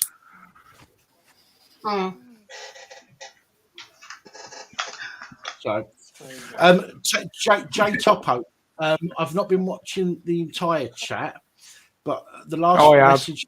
The last message that I've stopped on the StreamYard screen is I'll wind back and check, but from what I heard, he said that all cripples can go back to work as if we're all in the same boat. I 100% did not say that all cripples or all people that are impaired can go back to work. I said that the majority of people should be able to find work. Able-bodied people. Almost everybody should be able to find a job, but most of them refuse because they don't want to clean toilets or sweep the floor. Okay. Also, it's not financially viable for them to go back to work, which is a big issue for people. Yeah. Also, people that are impaired in one way or another. Tina was saying that a lot more places are being inclusive and they're creating these jobs or positions where people can whether it's part-time or full-time. And rather than saying, right, you need to do that now, it's a case of you can do that, but make sure it's done within the 24-hour period, for example. Yeah. Which is great, but it has to be financially viable for somebody to do that. Nobody wants to go to work, be left with £1, £2, £3 at the end of paying for everything because they're now working, and nobody's going to go to work for that. Okay, there has to be an incentive. But unfortunately, there are some people, as I was saying, and again, I'm not having a go at you. I'm just trying to answer your question. The last question that I saw in the chat, and I stopped it on that question. What I was saying is that there are some people who are unable to go to work. He's just replied in the chat, Dan. Jay, I totally agree with you, Dan. I think we've been getting it wrong as well in certain areas. He's saying it's the employers that discriminate against. This is the battle, Roger. It is the employers. If I give you an example, I used to get on a bus with a lovely guy, he'd been blind since birth. Now, when I was about 16, 17, I see this man get on the bus every day to go to Devon County Council, and he was an accountant. They brought in specialist braille equipment for him, and I'm talking about 50 years ago. That guy retired from that job 45 years later, and he was going to work, getting on the bus with his white stick, getting off the bus, doing his job 9 to 5 and going home. He did that because he chose to. It's not easy to find an employer. You have to fight. But the first thing you need to put into your mind, if you want to go out to work, what can I do? What skill have I got? What job can I do? Sometimes with physical, you can't do physical. So you've got to think about other things that you can do using your mind and your voice. What can I do? I think this is where with me, they've actually said it's dangerous. And the social have agreed with me. I've got 2 consultants and the GP have said that I am high risk of blood clots. If I get knocked or bruised badly because of the amount of blood thinners on, I could bleed out internally and nobody would even notice. The fact that I can keel over at any time, and as you've seen, I done it the other week on the live stream. We've only got your word for that. Roger, we've only got your word for that, mate. That was out of view.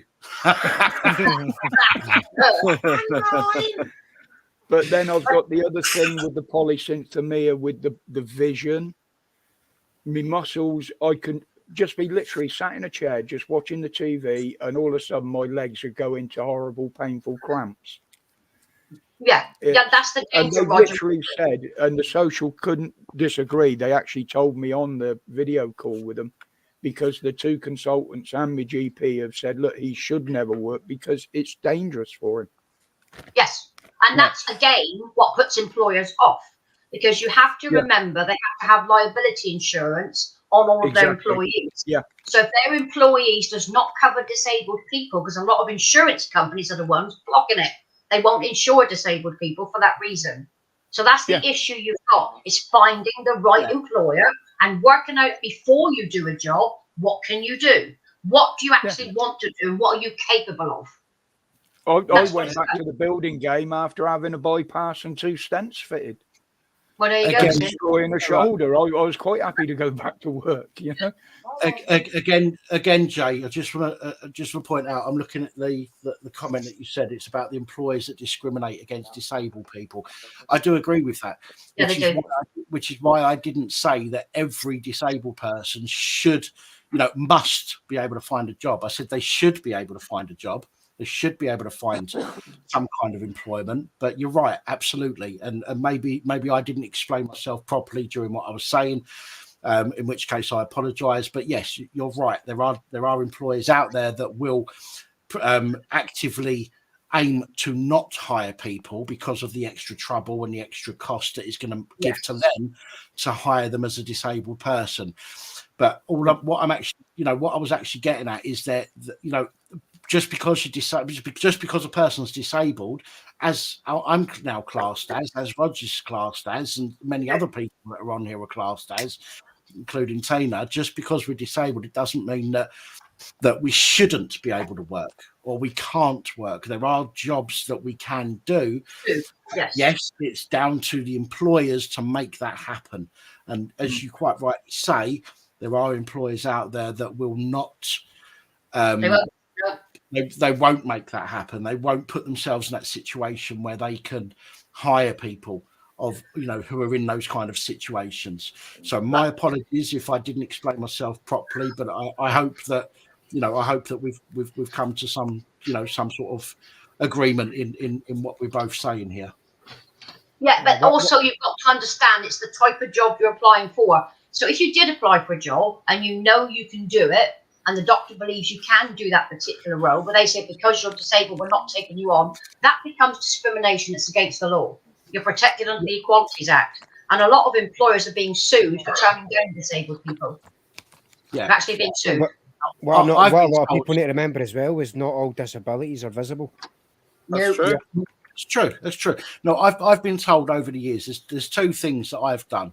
Okay, I'm a chef by trade. Okay, so by trade, almost all of my working life, I've worked in kitchens, but I've also been a plasterer. Okay, now unfortunately, being a chef, carrying, I can't do it now because I've got weakness in one side. I can't even hold the kettle in my left hand and pour the kettle.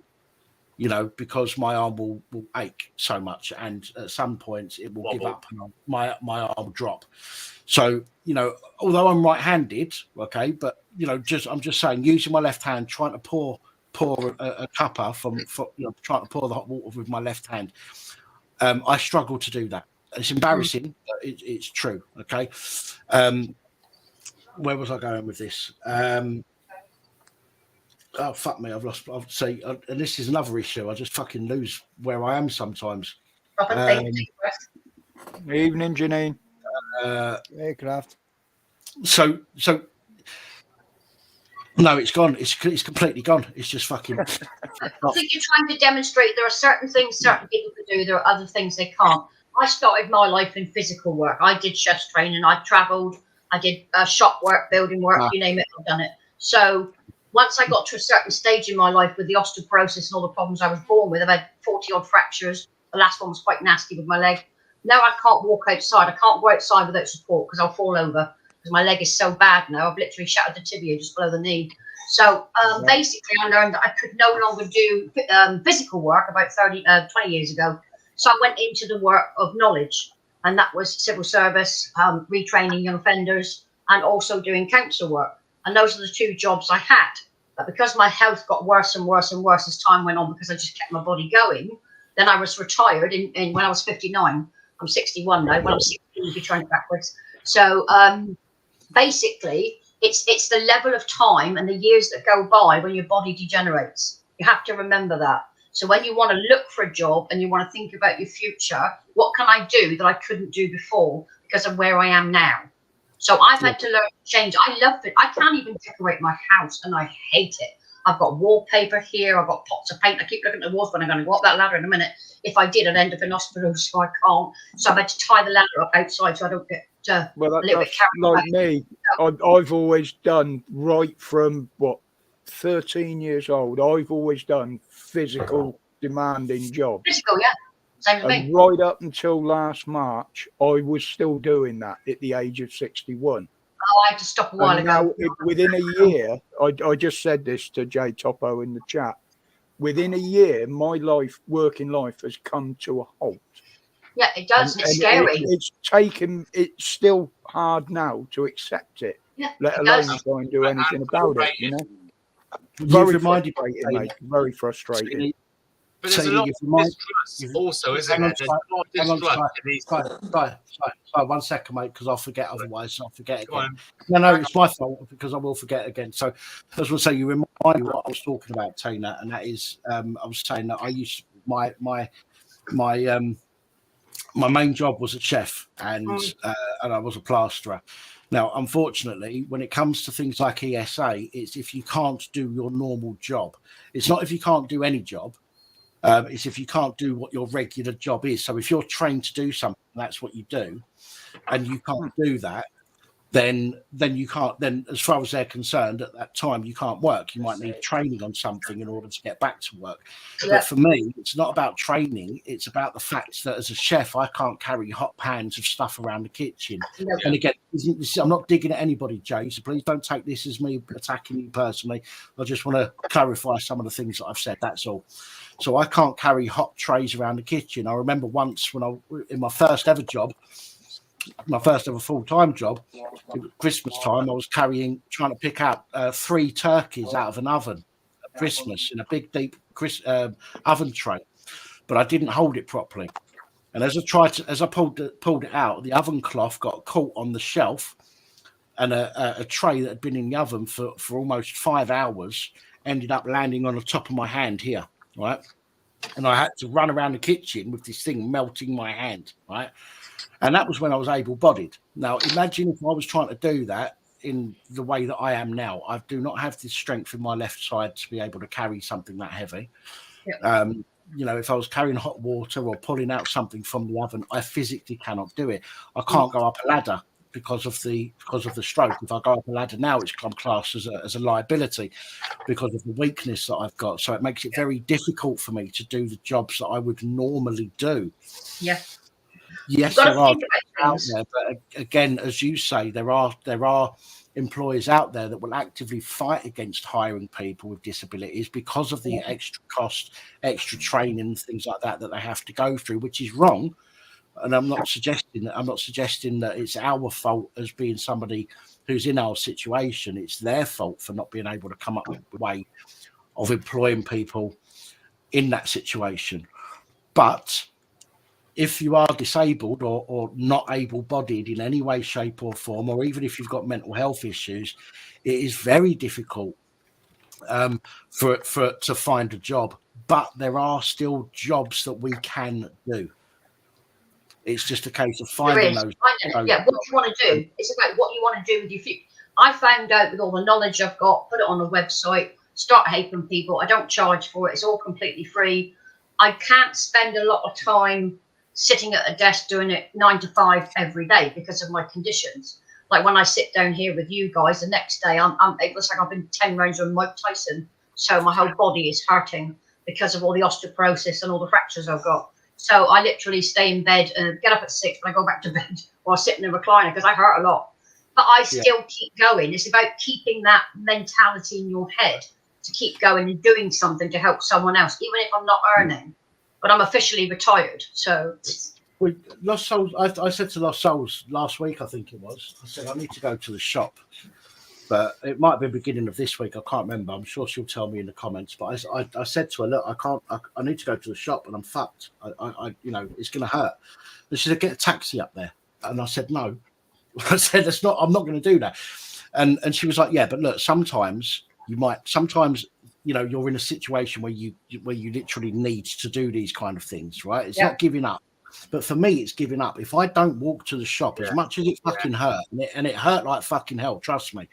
If I don't walk to the shop, if I get used to getting a taxi up there every time I'm in pain, I'm then going to start doing that all the time. And I don't want to be in that situation. I already have to get a taxi into the local village, which is only 8 minutes away from where I live. But I have to get a taxi there now. Once I'm in the village, I'll walk to the post office, the shop, and the chemist if I need to once a week. And then I get a taxi back. And that's as much walking as I can do. And even then I have to stop 2 or 3 times. Why don't you get a mobility scooter? No. No, it won't. It's an image thing. Yeah, because it's going down that It's an image thing with Dan, Gavin. He won't do it. No. I've got one. Yeah, I know, but he won't. He's just a twit. It's trendy. Yeah, No, that's it. us guys don't want to go down that slippery slope. That's what it is. And we feel I had a disability badge for 6 months before I used it. 6 months. So I felt ashamed. Not ashamed. No. It's that blokey thing, isn't it? Us guys won't go to the doctors till we're about to pop our clogs. That's how it is. Honestly, I think really a mobility scooter because really it opens up your life. It does. You can Really socialise. No good for me. They don't do one with a V8 engine. Ladies have a different outlook on life than what us blokes do. us blokes, I think he said he didn't want one. all that kind of stuff. You know, it's Well, different. I spent about 2 years in this just in this house, and I was new. I was a prisoner, and the only way I can get out is with my mobility scooter. And And really, it does keep you sane, I yeah. wish I'd done it years ago. I Yeah. really do. I wish I'd done it years ago. Yeah, It's it stops great. the isolation, Gabby. You're right. It stops all that isolation. But he said he didn't want one, right? Daisy, go away. Say again, Saul. I said the guy there. He said he didn't want one. Yeah. No, I don't. I don't. Look, listen, I don't knock people that have one, because if you've got one, okay, then you feel that you need one, and that's absolutely fine. And you know, I've got no issues with that whatsoever. For me, the way that I see it, and as I said to Lost Souls Paranormal, the way that I see it is if there's only two exercises that I get, okay, really. I mean, I walk around the house, that's irrelevant, okay? But either walk into the local shop, which I do once, maybe twice a week, but I also have to go into the local village once a week to pick up my medication, okay? Now, the walking that I do is the only real exercise that apart from having a wank, but it's the only real exercise. Sorry, I've got to bring it down into the gutter somehow. It's the only real exercise that I get. And if I use a mobility scooter and I give up on that and I get, you know, and I get used to using that, then I'm not going to be able to, you know, the reason I still do the walking, even though it hurts, is because I want to try and get better. I want to try and be able to walk further. I want to try and be able to build my muscles up again. And by getting into a mobility scooter and using a mobility scooter everywhere I go, for example, is going to take me away from trying to build my muscles again. Exactly what I said, actually. And go into the shop and get What my wife said, you know, so. It's a stigma thing, I know, but what you got to worry about, Dan, the seriousness of your health. If you I really honestly, I would, after spending 2 years in this, well, 3 years really, I would recommend it. Honestly, try it. Just try Definitely. it. Or to build your muscles, Dan, you could get yourself an exercise bike or a treadmill in the house. Or a girlfriend. Or a girlfriend. My wife. My wife walks. My wife walks, and I like have a wheelchair, but like she prefers to walk, you know. So, I mean, like you feel like at least if you're mobile, you know. Ambulatory is one thing, right? We got a bloke mindset, haven't we, Dan? I do, and listen. I understand. I get where you're coming from, Gabby. I totally get where you're coming from, Gabby and Tina, and I fully understand that. For some people, it's the right thing. Do you know what I mean? And some people will take that option. For me, I don't want to be in a situation where I give up the only real exercise that I get. I mean, I'm already putting on weight since the strokes, more so than I was before. Exactly what I said to you before, Dan. Yeah, I mean, yes, it hurts like hell. As I said, I came back from the shops the other day after talking to Lost Souls Paranormal, and I literally screamed down a voice message at her, going, it fucking hurts, help me, because it felt like my calves had exploded, right, and my legs. That's what Gabby's trying to say, though, Dan. If you use the scooter to get to where you've got to go, if you want to walk around the shop or go into the town shop and you just park your scooter up, take the key out, and you can go and do your walking. Yeah, but it's again the shop. I mean, I go in the shop. I'm in there for 2 minutes, literally. You know, it's just not enough. It's just not enough exercise for me. You know, in my opinion, it's not enough exercise for me. Got a smartwatch? I do have a smartwatch. Yeah. So, how many steps are you doing every day? About about 200. Wow, really? That's ridiculous. You've got to get better at that. Every time you're awake, you've got to walk around your flat every 10 minutes, every hour for 10 to 15 minutes. I'll tell you what I'm going to do. Oh, actually, my phone's here, so I can show you. I can tell you exactly what I'm doing, stepwise. And this, 2 minutes. You're gonna say to me, "Fucking hell!" Trust me, because it is fucking terrible. Right, stepwise. Okay, today I've done 712.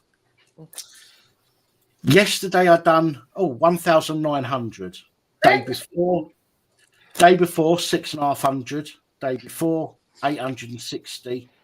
Day before 730. Day before 820. Day before 719. On the 11th, I only done. On the 11th, I only done. Don't be 400. relying on that now, Danny. Dan, Don't be relying on that. God. Dan, can you just share that picture for a couple of seconds so Jay Topo can see it? My step count is fucking terrible. Yeah. And again, if I don't walk to the shop or walk around the local village, then my step count per week is going to be fucking negligible. No, So it doesn't need to be though. If you get up every hour like I do, and I walk around my house, I go upstairs. You haven't got stairs. You can just do a double bit of your hallway for 10 minutes, just walking around. As a diabetic, you should be drinking a lot of fluid. So make sure when you do that, you go to the kitchen, make a brew, have a glass of water, brandy, just pick up some fluids, go back, but walk around the circuit of your house. I do that on a daily basis. My lowest is 2,000 steps. My highest every other day is 6,000 steps in my house. Again, the thing is, when you're in when you're out, it's easier to, because you have to keep walking when you're out. You can't just give up and sit down. You know, Yeah, so I have to lean up against the wall 2 or 3 times on the way to the shop. But if I'm out, what I'm saying is, if I'm indoors and my legs start aching, like if I'm in the kitchen trying to make something to eat, if I peel 5 potatoes, by the time I've peeled those potatoes, standing up, my legs will be hurting. Okay, at which point I'll go and sit down. But if I'm out and I walk to the shop and I have to stop after 100 meters, for example, and I have to lean up against the wall because my legs are hurting, I can't just go and sit down and relax for the rest of the day. I have to carry on. So I have to let that pain subside a little bit, then walk a bit further, and then stop again, and then walk a bit further. Perhaps you should get a cane. Or get I do 98,000 steps a day. You what, Don? It's about moving around. It's not about the step. It's just moving, and it calculates it on your arm. But a walking stick he won't use either because he's a poser. He doesn't want to look old. I think what Simon's saying is to wear the watch on my right hand. Then there's a lot more. Yeah. Left and right.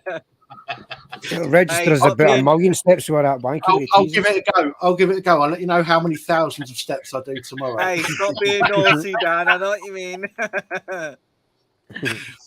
But it is a difficult issue when you've got mobility problems. The problem I've got since with my latest break, I can't go on different platforms. So going onto grass is bad because it moves. Gravel is really bad. Up and down curbs. All those kind of things could cause more breaks in my body. So I've got to go out and get into a car and then go to the doctors and walk on a flat surface. So that's the problem I've got.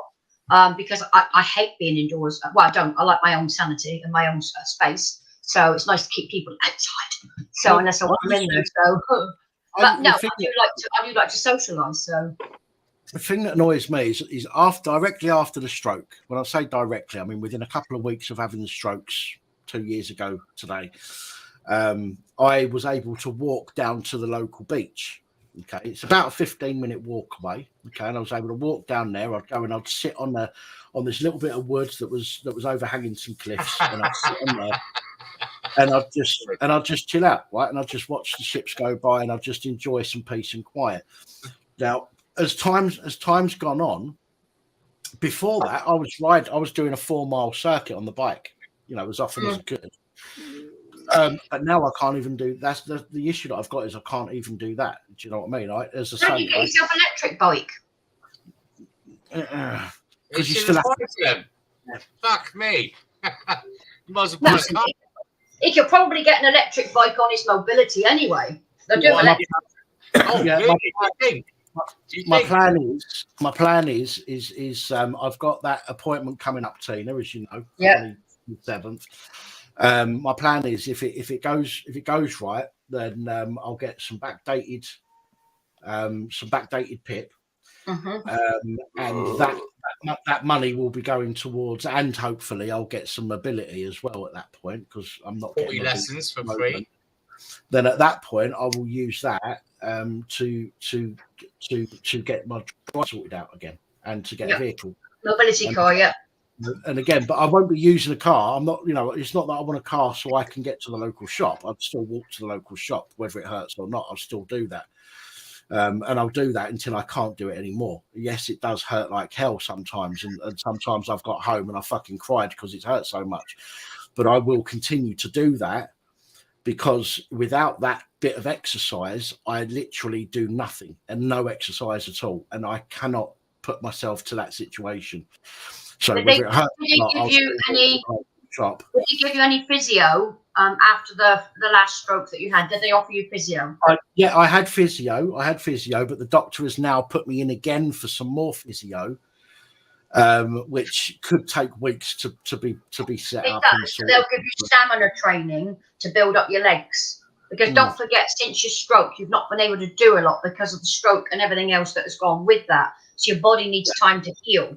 So once that's in place, the physio, but sent me to physio. That was funny as hell. 12 weeks they had me going up there for a chat because they were too scared to let me use the equipment in case I broke a bone. So funny. So what do you want me to come back for? Oh, we can have another chat about how you're doing. I don't need to come in for a chat. Can I use the gym? No. Insurance won't let us do that. No.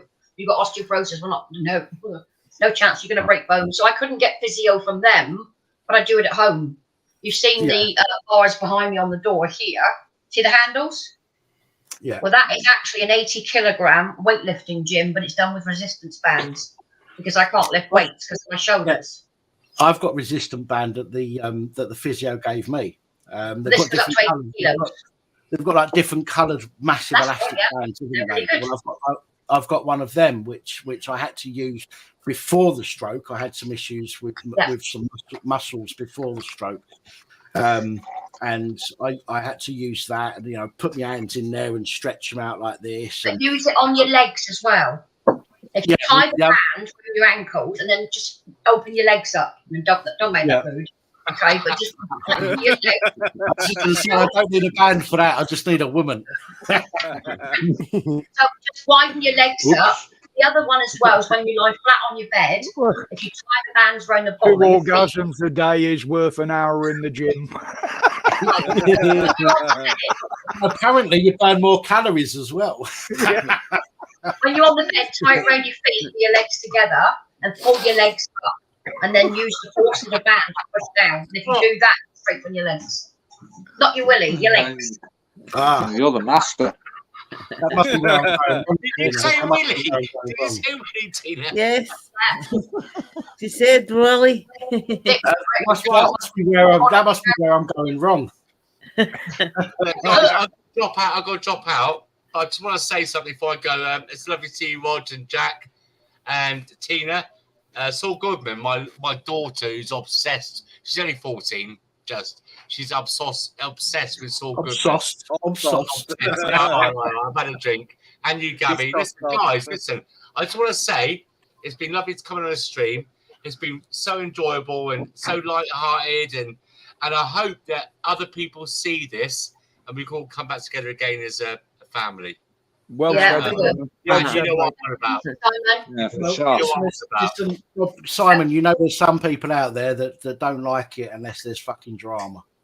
Yeah, that's true. Look at tonight. I'm really gutted to leave right now. I was going to pop over to Glenn's and say hello before I go to bed. I haven't had my dinner yet. And I just look. Do you know what I mean? Look how good it is. There's no need for all this bollocks, hating each other. We've got so much shit coming in anyway. Through Calais, the governments, the NHS, and everything. There's no need for this hatred. Look at the love that's here. Yeah, if anybody wants to see exactly what's going on that score, both me and Simon post daily on Facebook. Yeah, I know. But at the end of the day, right, no one else is going to look after each other except for ourselves right now. That's right. So don't be two-faced. Don't be backstabbing, going off into Discord and all that kind of stuff. Just look after. We need each other, right? And I really enjoyed tonight. Hello, Discord. Yeah. I know I'm a traitor. I even said to Glenn earlier on, right, I'm going to be a traitor now. I'm going to go say hello to Pap. and they got their wishes. It just come. But listen, it's been a beautiful night tonight, and unfortunately it's a school night. It's Sunday. I'll go have a food. I could go over and say hello, but I've absolutely enjoyed myself tonight. Thank you very much. Thanks for your time, Simon. Was a pleasure. You guys are the No, best. later, brother. Take care. God bless. Bye bye. I'll Cheers, speak buddy. to you. 3, 2, 1. I'm gone.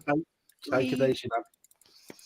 So yeah, Jay, listen, man, I'm sorry to hear that. I've just posted that comment on the screen, and I'm genuinely sorry to hear that. And Yeah, again, sorry to hear that, mate. my comments earlier was not knocking people that are disabled or unable to work. Okay? It was not knocking them. It was simply saying that there are jobs that we can do. However, as you pointed out, unfortunately, employers aren't allowing us to do those jobs because they don't want to spend their money on making. It's litigation. They get sued. Yeah, they get sued, Dan. That's the problem. If they're not prepared for a disabled person and they don't have the right setup, my daughter worked at a major multi-million pound, billion pound yachting company. They built the new place where they moved to with no lift. And they were on a mezzanine floor up top. And she had to walk up 22 steps a day to get to her office. No lift for a disabled person. She could barely walk. She used to go and cry in the loos at work. And when they made her redundant, it was the best thing she ever thought. So she's like, yay, I ain't got to worry about it now. Now she's got a job, like I said, with a very good company from Somerset with equality and diversity for disabled people. She's been an accountant and admin. And she's now got a part-time job. So she's really doing okay now. That's great. Thank you, Jay. Thank you, Jay. I appreciate that comment, man. I did thank him earlier in the chat, mate. He did sort of say, look, we've got the wires crossed here. So yeah, he's good. Yeah, everybody can. They get heated about their beliefs and everything else. You just got to come together with it. But you've got to also look at what the government are doing. They keep going after two different groups in society: pensioners and the disabled. Okay, we're the bad guys. We're the guys that are ripping off this country. We're putting them into a blacklist because we're claiming all this money. Wake up, people. Disabled people. That's true. Right? That's true. Pay for their national insurance. That's true. If listen, have you not heard? Have you not heard? Oxfam made a 90-odd page fucking pamphlet for their workers. They're not allowed to say black anymore. They're not allowed to say blacklist. Do I give a shit? They're not allowed to say anything like that. They're not allowed to say they're not even allowed to say disabled person anymore. I don't care what they think. I've got free speech, and what I think is black's black, white's white. Fuck them. I don't care. So essentially, my point is with employers. My daughter had this issue. She's now working part-time. She doesn't get a lot of money from her full-time job because she's lost that ESA, which means she's got to pay part towards her rent. So it doesn't, you have to balance it out. The other thing I wanted to say is national insurance is paid by all of us when we start working. That is supposed to cover you when you're sick in your older years. It's not a benefit, it's a saving scheme. We've all paid high amounts of NI since we started working. It's our money. It's not come from a government pot somewhere that everybody else is having to pay. We paid for it. Same as pensioners. They call it a state benefit. It's not a fucking benefit. It's a savings scheme. Over the years that I worked, I paid over £400,000 into a pension with my earnings, roughly over the period from starting work at the age of 15. I'm not going to see half of that back because when I die, the government take half. That's why I keep trying to spend it. So they can't fucking have it. But this is what you've got to realise is there is a stigma being produced by government alone about disabled people as scroungers, pensioners as scroungers. They're not. They've earned the right to do what they want to do with their lives. Disabled people want to go to work. There's not enough employers at the moment to do that. So people have to understand that. Yeah. That's my rant over. Sorry, Dan. I'm going to shut up now. No, it's absolutely fine. Absolutely fine. Good evening, Mr. Upton. Oh, here we go. Sorry.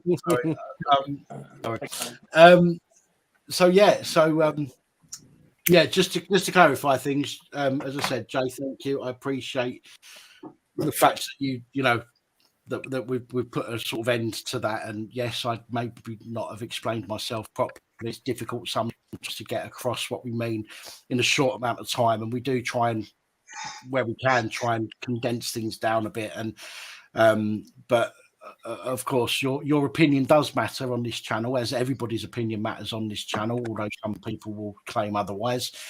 But I'm not going to fall out with people because of crossed wires. Do you know what I mean? So my apologies for not being more explaining things better. But I'm glad I'm glad that we can move on and get over that. So fair play. Yes, Paul. Sorry, mate. Sorry, my friend. How are you? All right, Paul? Dan. No, I'm going. Sorry for my signal coming off. I'm off here at the moment. It's crap here. Are you using McDonald's Wi-Fi like Sonic? Well, just you're on the Wi-Fi. Just something I want. You're breaking up, Paul. Can you hear me okay there?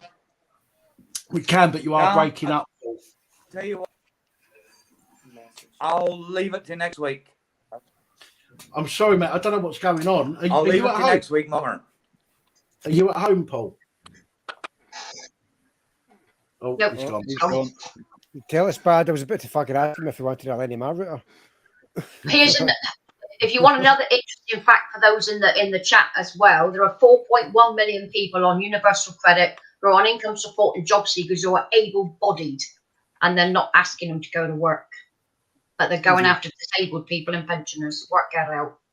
Well, that's the other thing with us here. See, now they've agreed that I should be getting nearly 600 quid a month, but I don't get a penny if Heather's working. What for? Disability? Because she's on a wage that's big enough to override everything. They won't give me a penny if she's working and she goes over. But do you get disability benefits, Roger? To be honest, I'm still talking to him. I don't quite know what I'm bloody getting. Well, let me know, because if you claim PIP, they are allowed to disallow income because it's a disabled person in the household. So that's important you check that. All right, let me know. Roger, keep an eye on things a minute. Got to go for another leak. All right, mate. No worries.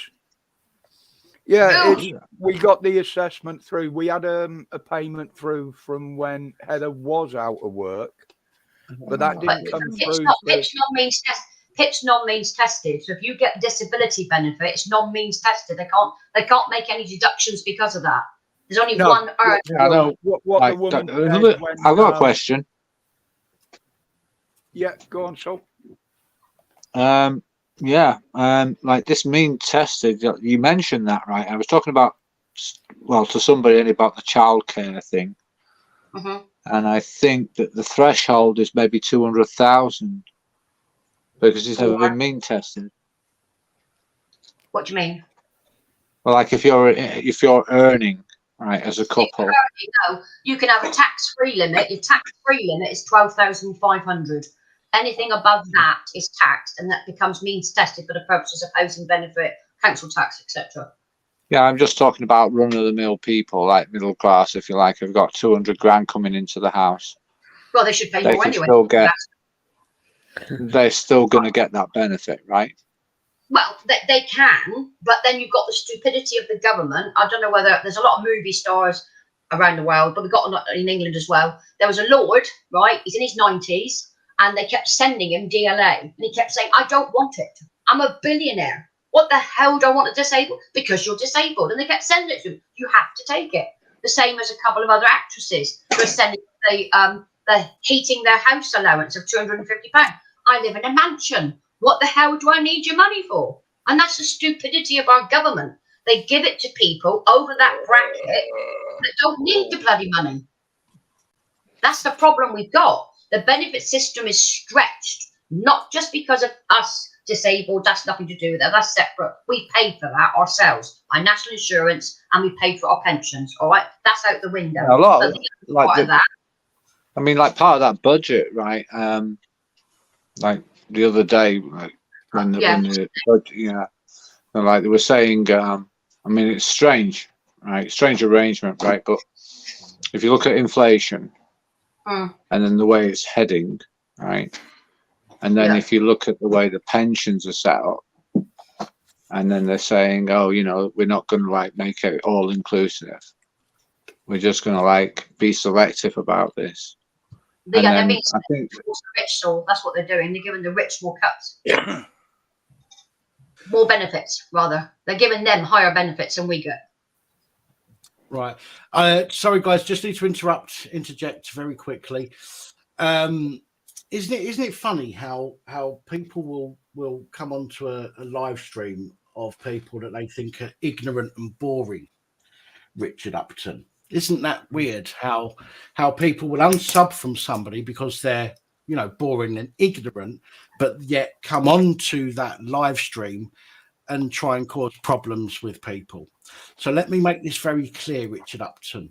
Okay, I'm not going to ban you. Okay, if one of the mods decides to ban you again, that's entirely down to them. But I'm not going to ban you. I will leave that down to them. Okay, but do not come on here trying to cause fucking shit.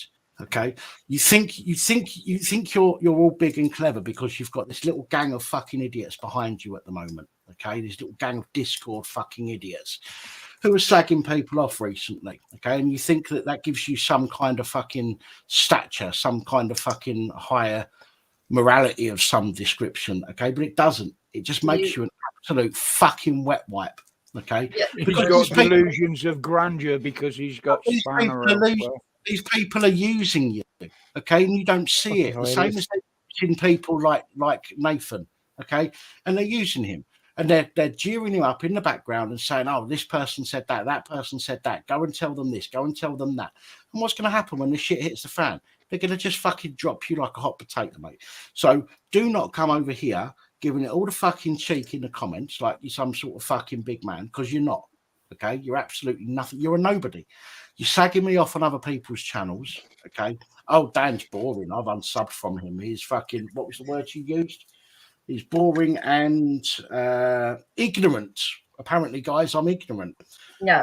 What else? What else have we got? No,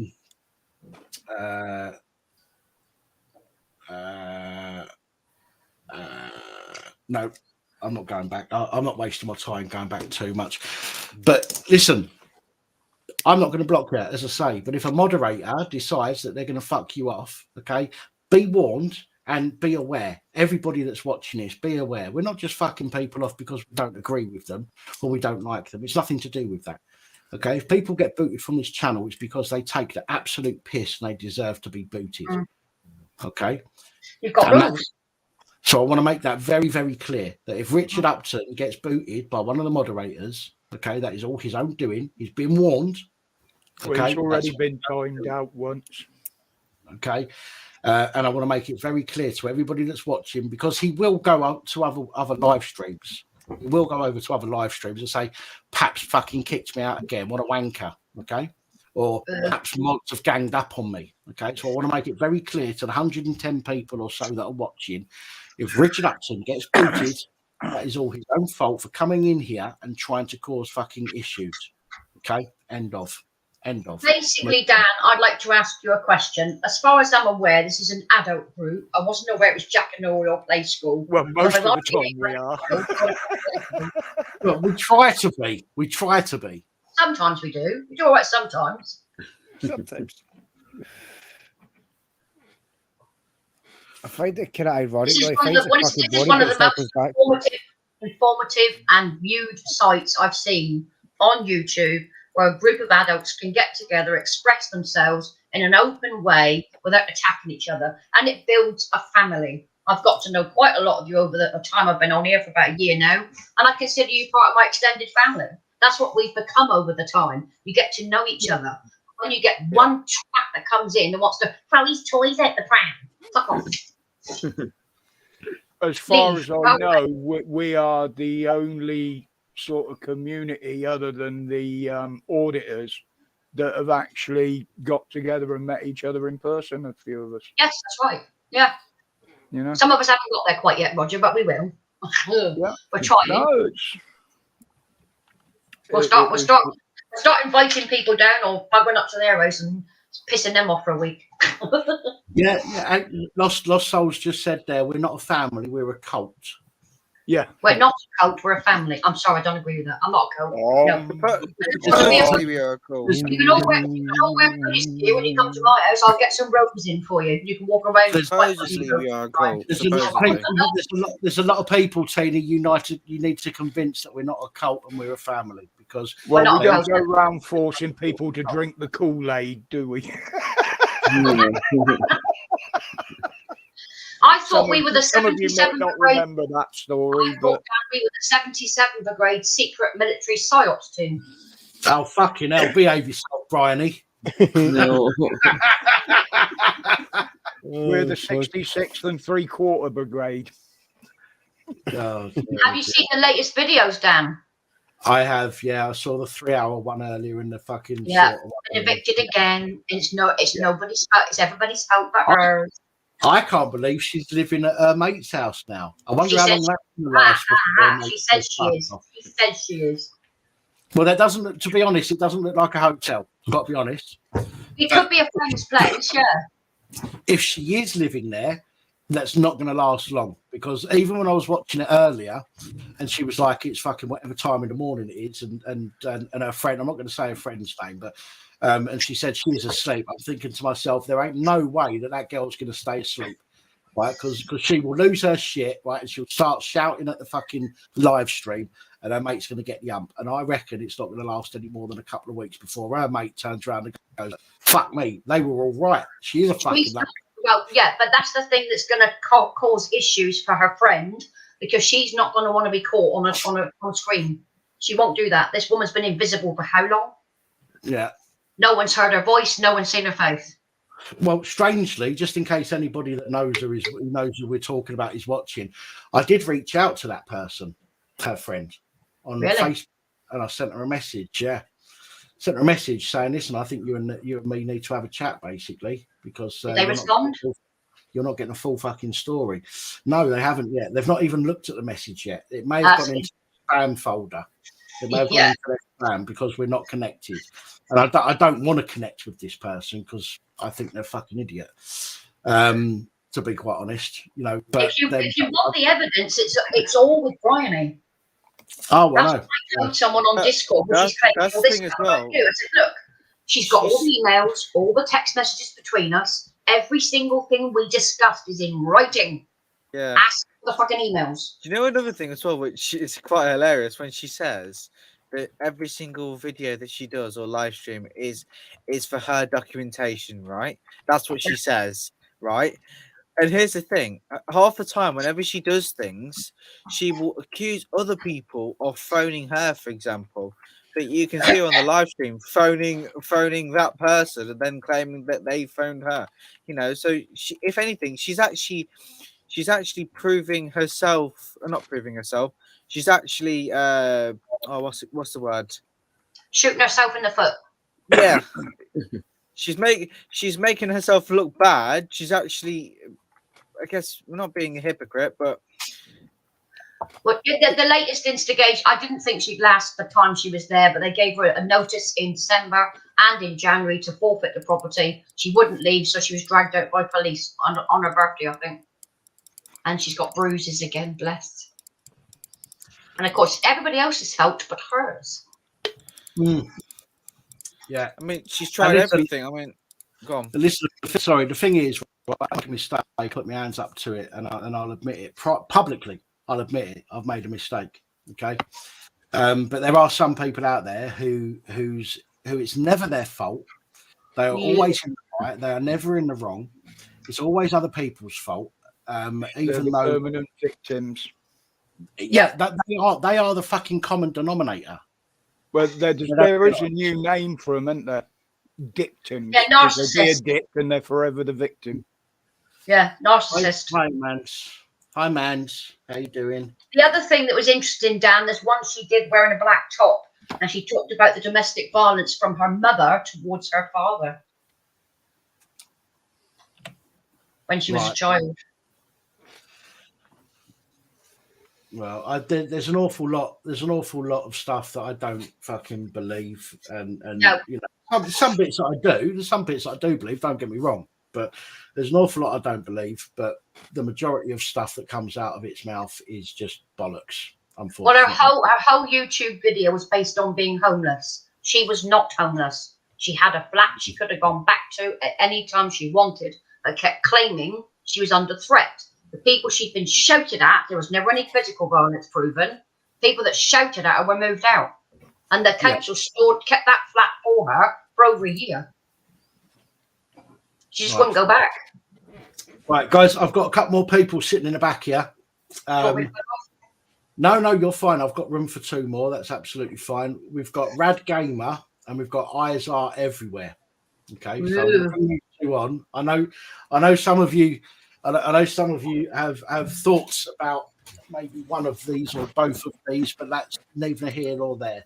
These geezers have come on here. They want to come onto the channel, and unless they do something or say something that's going to fuck the channel up, then everybody's welcome onto the channel where possible. So I'm going to bring Rad Gamer on first of all. Rad, do me a favour, just show me your face and touch your nose. So I'll make sure it's you. Good man. I'll bring you up now. Thank you. And Eyes. Eyes has disappeared, and Man's just come. Man's B has just come on. I don't know when you've got. Okay. But Mans, can you show me your camera in the back room here, please? And just touch the top of your head. Both cameras.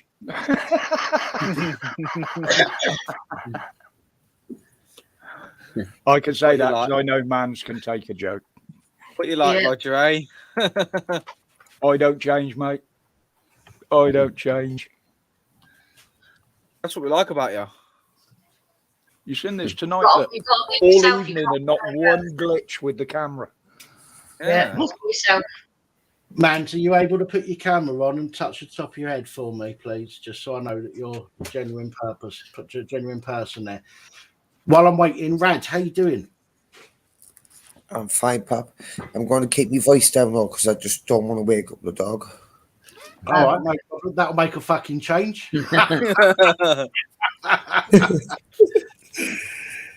So, hi, everyone. How you doing, mate? You all right? Yeah, I'm fine. Yeah. I was just listening. I've been listening about 5 minutes. He was talking about like narcissistic people and stuff like that. But I've been dwelling into all this troll business, mate.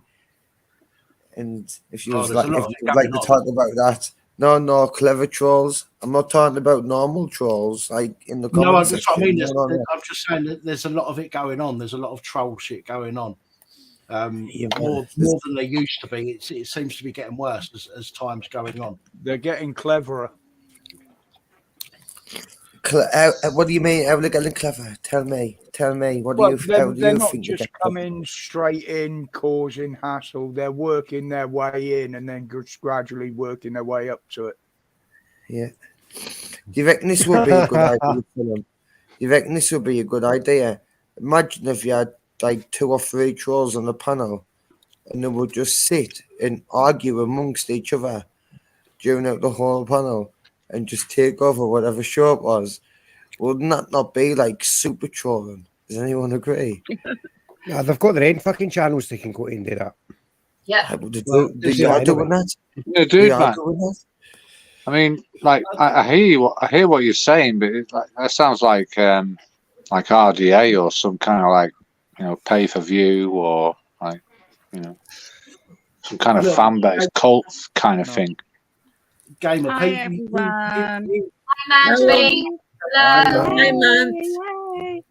Gamer, you've been around long enough to know that I'll let anybody onto the panel. Okay, I'll let anybody onto the channel. Okay, but if they start taking the piss, then they'll get told. And if they don't do as they're told, not do as they're told, but if they don't adhere to the rules that we have on the channel, as every channel has their own rules, if they don't adhere to the rules, they'll get warned. If they continue, then they'll get fucked off. Okay. So we do, there are some people that will come on, they'll just sit in the background watching, and then they'll take screenshots or fucking clips and shit like that and go off and talk shit about us. That I don't care about. I'm really not asked about people like that. What I'm asked about are people that will come onto the channel and be nice to people on here, and then fuck off to a different people that I have issues with. You know, and they go and slag them off somewhere else. Yeah, those are the people that I've got an issue with. So Pat, yes, I yes, followed man. I followed you for ages, as you know. But yeah, since that I've been a mod for like fucking years on different channels.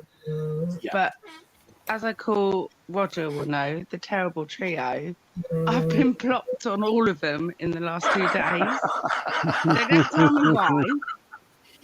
They just say, "Oh, you're a mod elsewhere. Go and mod and do your own thing." And I've just been totally blocked with no fucking reason. Who's the terrible trio? If you don't want to say their names, Roger can message me on WhatsApp. But, Roger knows. Right, Roger can message me on WhatsApp, because again, we don't want to say people's names because it just gives them a reason. Exactly. It just gives them then a reason. I was just wondering the same question, and I don't really know you guys. But anyway. no, you're absolutely right, man. For some reason, people seem to think if you're a mod on one channel, they seem to think that you're all best buddies, and you know it's crazy.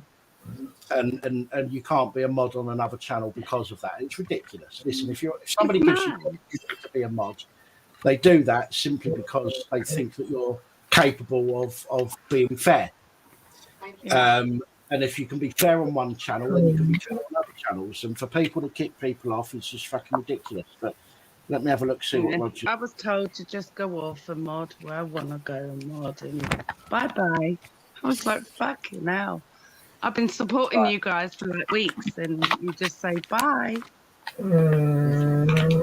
Yeah, you all sound like really nice people. You really do. When I sit and just listen. Doing sound, you know I'm a fucking decent person. You all sound really nice. It's not what I'm used to. I know, but I'm just saying, I'm talking about you chatting like your live stream, not just you in general. I'm talking about your live. It's just like it's always nice and chilled, and you're gonna tolerate it. It's normal. Good moderator. It is sometimes like refreshing. Yeah, sometimes I do like a bit chaos. I'm not gonna lie. If I want chaos, if I want chaos, I'll cause it. I'll just get in with. Absolutely. No, yeah. We managed to do it apparently without even trying. No, I've said this to a few people recently. For a few people Richard, recently, it was bad. I blocked you, Richard. You're just. I've said a few times is that if me and Roger are mates, and we are, I hope. Yeah. But if Roger fell out with somebody, okay, that wouldn't come into my friendship with Roger. Okay, No. so if Roger fell out, let's say Roger and Sonic fell out. Okay, as far as I'm concerned, that's between them. I can still be friends with Sonic. Which, having met him, I could possibly do.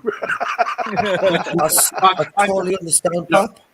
I can still be friends. Bastard. I can still be friends with both people without bringing their grief to me. Do you know what I mean? I just won't talk about the other person when I'm talking. And there's no reason for people to go, because you're friends with Roger, I'm not going to be friends with you. I mean, what fucking bollocks is that? It's childish. Yeah. I'm sure many people's been for it. But when you get slated online, it's like there comes a time when you just have to say, right, fuck you. Especially when you're slated for no reason and just blocked. Well, that's what I do, man. So I just let it go over my head. I just if they want to talk behind me back, there's a reason they're behind me.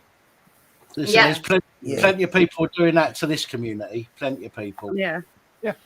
So has everyone on this panel been slated one way or another? Oh yeah. I think most of us.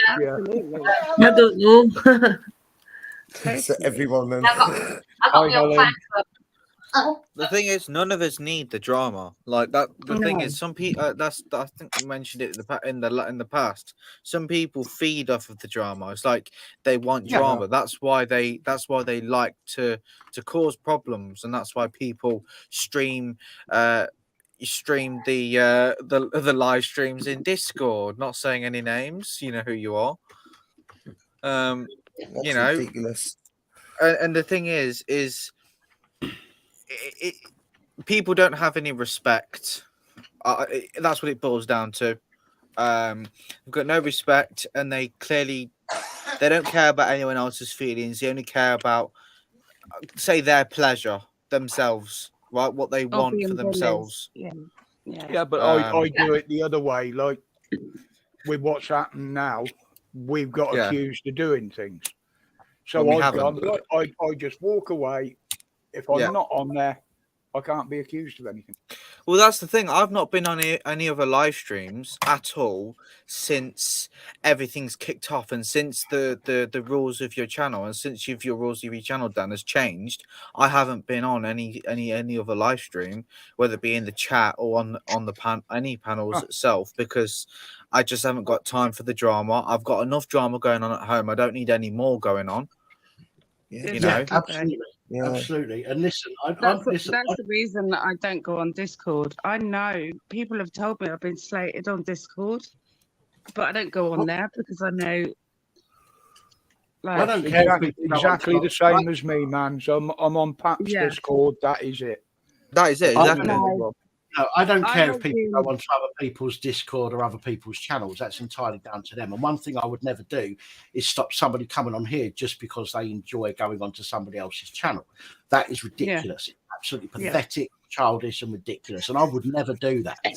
The only reason people get booted from here is if they do something that is against the rules that we have. Okay, like when I say the rules, and we haven't really got rules, okay? The only rules really that we've got is don't say anything, don't target somebody, and don't incite anything criminal. That's the only real rules that I've got on here.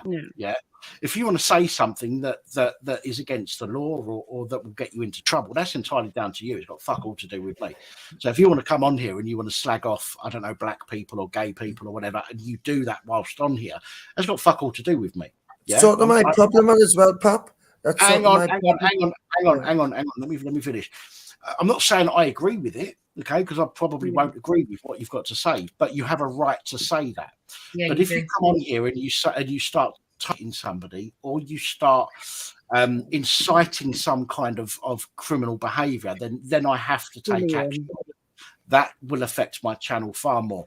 So, But the thing is we've also got like a social thing, haven't we? Which is not rules in general, but it's just how we should act. And being on one channel and going and slagging them off to another channel, it's not really fucking on, is it? Do you know what I mean? It's just not fucking. It's not grown up. It's childish. It's absolutely It's a part of my problem with Discord and YouTube being linked. It's when you've got the people and they're going on Discord. And then they're bringing stuff what they're talking about on Discord, on other people's YouTube channels. They're bringing the problems on Discord onto YouTube, affecting other channels. So what they're doing, they're talking behind the scenes about what they're going to premeditate and do, and then bringing it onto YouTube, onto people's lives, and they're ruining it. And it tends to be the smaller channels. Red Gamer, that's precise. Take 2 before logging into the stream each week, preferably with alcohol. Red Gamer. That's precisely the reason why. That's precisely the reason why Dan brought in some. Let's call it rules in quotations, if you want. Basically, don't stir drama in the Discord. Don't bring drama in the Discord. Don't, just some of those bases which weren't really set out as much because they didn't.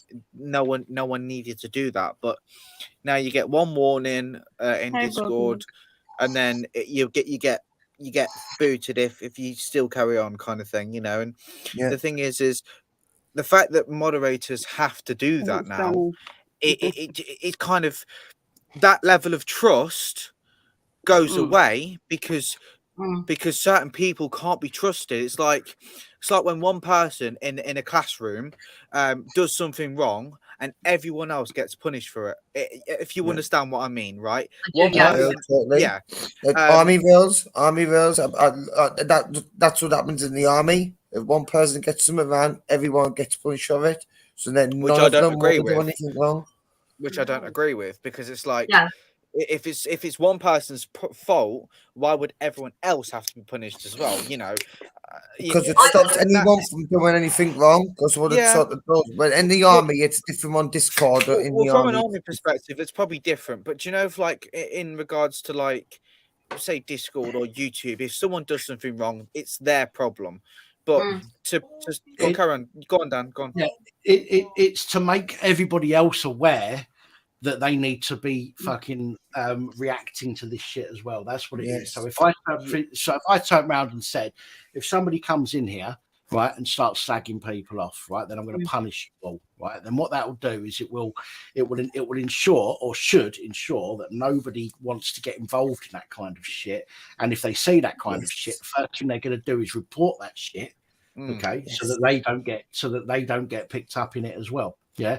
So if somebody comes into Discord and says, I don't know, Jack, excuse me, if somebody comes into Discord and says Jack's a wanker because of XYZ, now somebody will then alert a moderator or an admin or myself, okay, and we will go and deal with it because we know that nobody else is allowing it.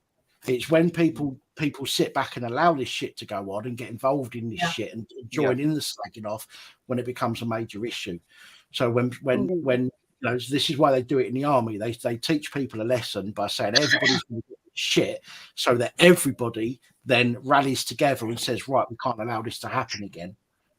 Yeah. I've seen like the militant stuff, what SAS videos with Milton, what he's done. But what happens is if one person gets something wrong, that person's not the one that gets punished. The rest of them get punished and gets mad again, laps around the field, keep on running laps and laps while he's got to stand there and watch all of these.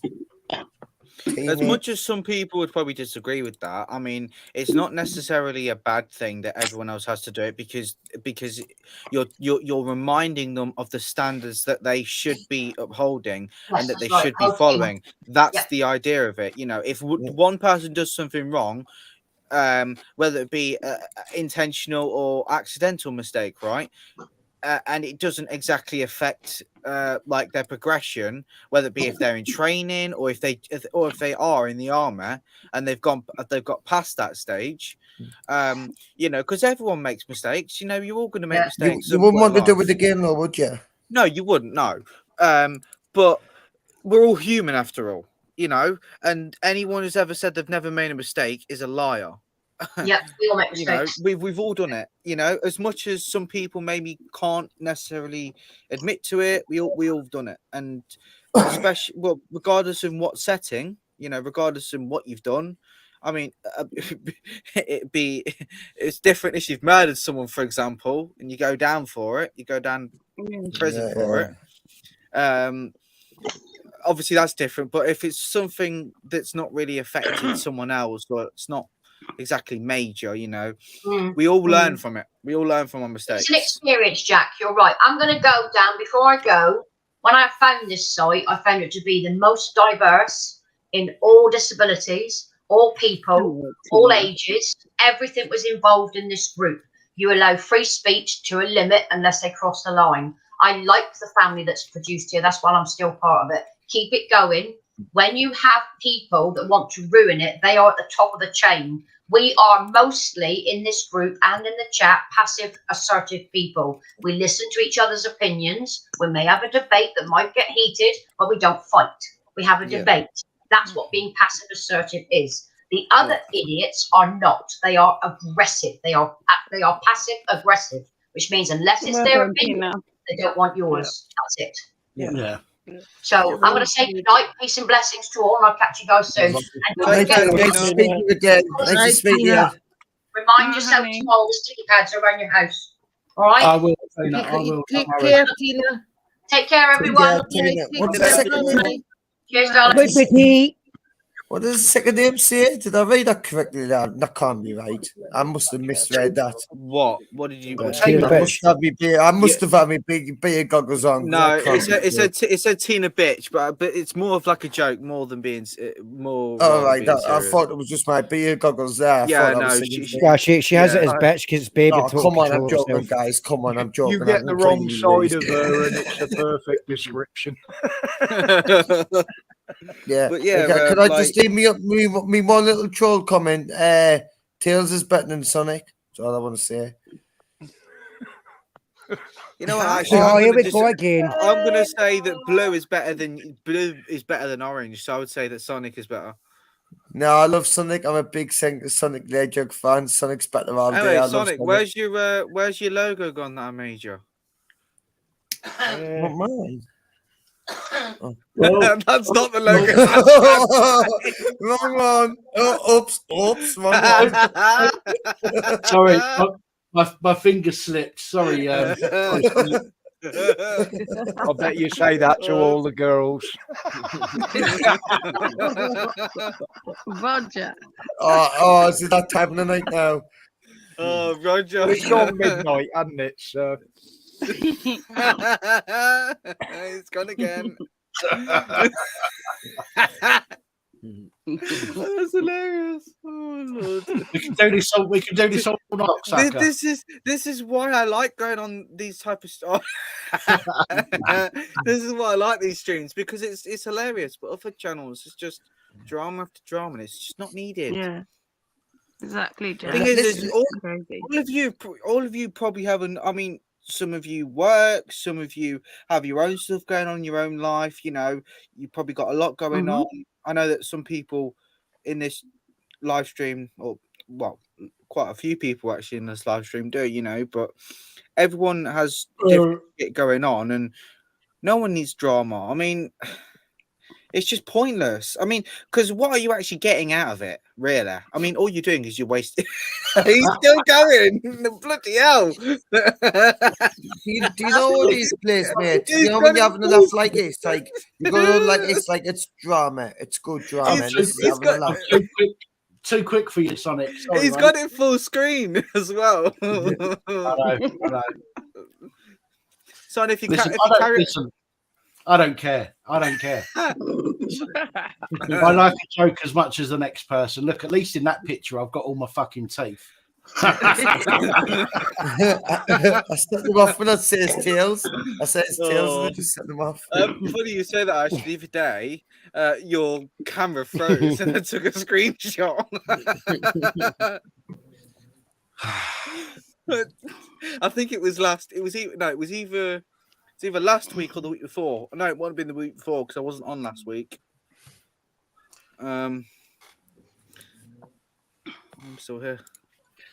Some people just can't help themselves, can they? They just revert. Danny, can I just say it's not all trolls. Sometimes it's streamers. Yeah. Not just trolls. That's what I was talking about. That's what I want to jump on and talk about what I've been doing. Yeah. I've been watching these young'uns and what they do. They're got about trolling them Zooms. You know them Zooms? But they're just like live streams like this. It's exactly the same thing, like these live online forums. And they can't troll them about what they do. They get in with groups. And what they'll do, they'll have an argument between each other on someone else's live stream until they get kicked off. And I've seen grown men doing similar tactics and even using similar phrases. So, no, this is definitely occurring. And I've identified it. I know who it is and who's doing it. Just to protect the schemes. You've had the money, you pop. I'm not a glass, but you've had the money, you bro. That was from the happy birthday. Yeah, that was from your birthday of the channel. Exactly, Lost Souls. Exactly. All we need now is the song. Oh, that's great. That's.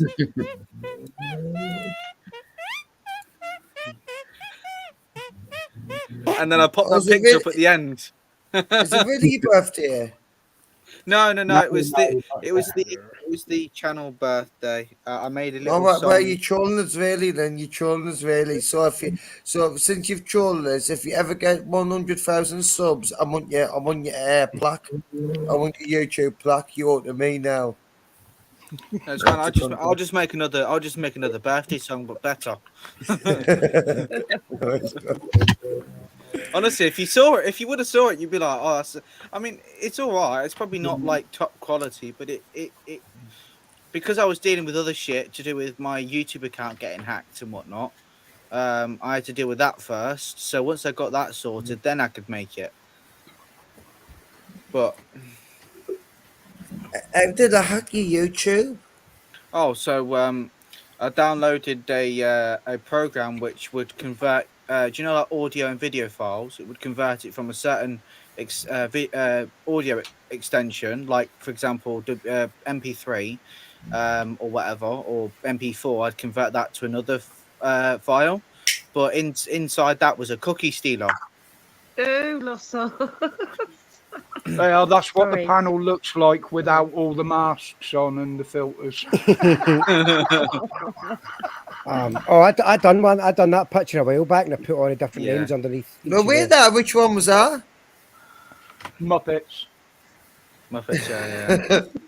Just one of the Muppets. Yeah, Red Game. It was a cookie stealer. Basically, there's like something on your browser, like cookies.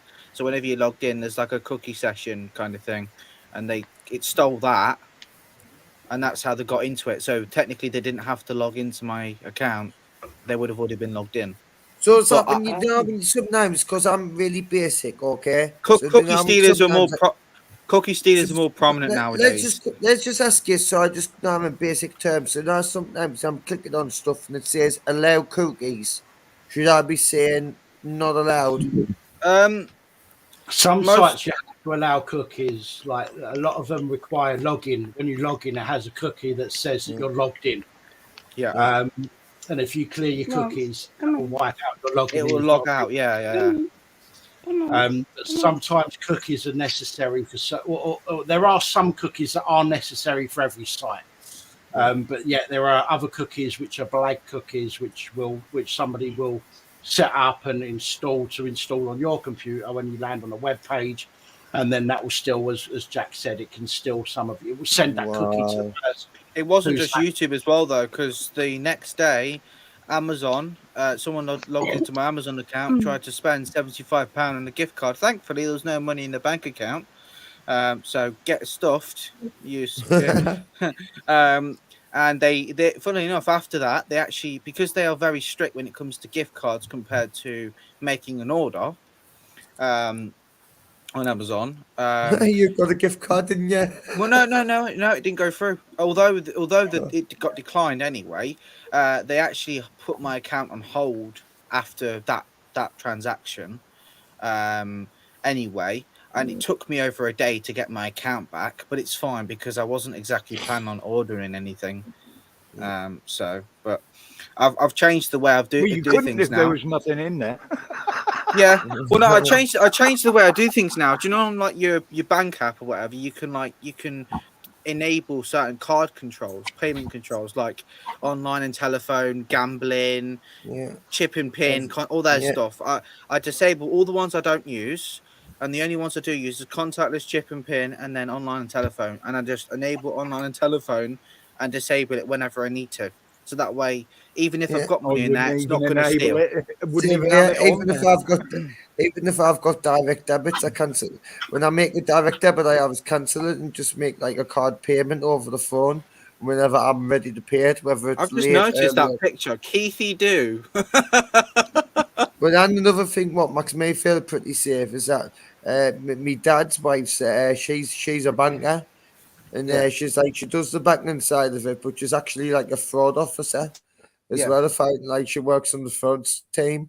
So if I have any problems with my bank account, anything, I'm just going to go and see my dad's wife straight away and get the problem solved. So I'm not that worried. Well, I love scammers when they call you and they claim to be from the bank or whatever. And we just say, we always ask the same question. Can you prove how can I prove it's from the bank? And Are you from America, Law? Because no one in the United Kingdom and our banks over here would ring you from the bank or ask you anything. They would never ever ring you. Yeah, I know they wouldn't. But they try. I've seen videos on YouTube where people claiming to be from the banks have tried. Yeah. If anyone rings you from your bank, it's not them. Oh, obviously, I know that. I mean, we have lots of calls. I mean, my mum had one recently, funny enough. I won't bore you with the whole thing, but effectively he was being all sexual with her and everything. And she proper went and she's like, I beg your pardon. She proper having a go at it. You should just chill him. Let me just say, Jack, tell your mum I'm sorry about that call. I had a few stress. She was like, "You dirty bastard." That's what she said, and she doesn't swear. Well, she must she know how swears. to use the tech because she blocked me when I tried. Well, sometimes, obviously, everyone gets them, don't they? Sometimes I Yeah, get them. When I click on no, didn't I? And they're really aware. They know I know, so they just hang up on me. They know I'm trolling them straight away and they're wasting the time. Well, this is the thing as well. We've got a plate number NE14ABJ. No, joking. We haven't got a plate number like that, but No, I done similar when I had a phone call when I was, this was a few years ago now, when I was with my ex, and phone call when I was at hers, and I don't know why I wasn't recording it or anything. They just phoned me up and they said, "Oh, well, we hear you've been in a motor accident." I was like, "How did you know that?" And they said, "Oh, the Bureau of Accidents or some shit." I'm like, "Oh, fuck me!" I said, "I don't know how they know that. I only had the accident yesterday, so I'm surprised that they know about it." Been on the scene. They must have been on the scene, walking past. Then they go, yeah. They've told us all about it. Blah blah blah. They're asking me for details of the car, and I'm like, but I thought they've told you. I thought the Bureau of Accidents has already told you like the information. And why are you asking me? We need to verify it's the same information. So I'm like, yeah, it was like a Talbot, like an old fucking Talbot, and blah blah blah. And they was like, yeah, that's the information we've got, yeah. And they've said, can you confirm the number plate? And I was like, yeah, of course I can. It's Papa Indigo 155. I know where this is going. And before I could say any more, he went, "Piss, OFF," and hung up on me. But, listen, you've got to waste these people's time. Listen, if you waste their time, right, and have a joke about it, have a laugh about it, right? It's not wasting your time if you're taking the piss out of it. So if you have a laugh about it, it's wasting their time on the next victim. Ringing someone else, I know. Yeah. That's the point. Keep them on the phone as long as you can, because while they're on the phone to you, while you're ripping the piss out them, they're not ripping the piss out this old woman trying to rob them. Another good one to do. Sorry, Jack. 1 second. Another good one to do is just to say yes. They ask for somebody, and you just say, "Yeah, let me just go and get them for you. I'll put you on hold." Then you turn the radio on, put the phone in front of the radio, and then go fuck off and do something else. That's a good one. Do you know what? Right, the one thing that confuses me, right, is I don't get any phone calls from just random people or scammers or anything like that, but my mum will, right? And I'm right in saying that. Do you like your phone company in that, especially the fact that mum's got lots of bills and all these different kinds of stuff? Are they selling her data on? Are they selling their phone number on? Oh, you've got no idea, you use mate. your phone online, the more you'll attract them. Right. Every time So you what I don't understand is how is she getting more phone calls then? Can I just explain something? Because I've worked for sales companies, right? And the one which I used to sell or even give it away, the most data for was SafeStyle UK, which was a really, really might still be a big window and door firm in the United Kingdom.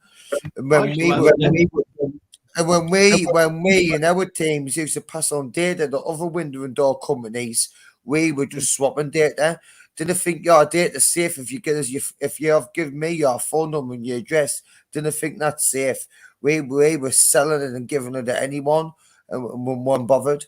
We were selling data and giving it away, mate.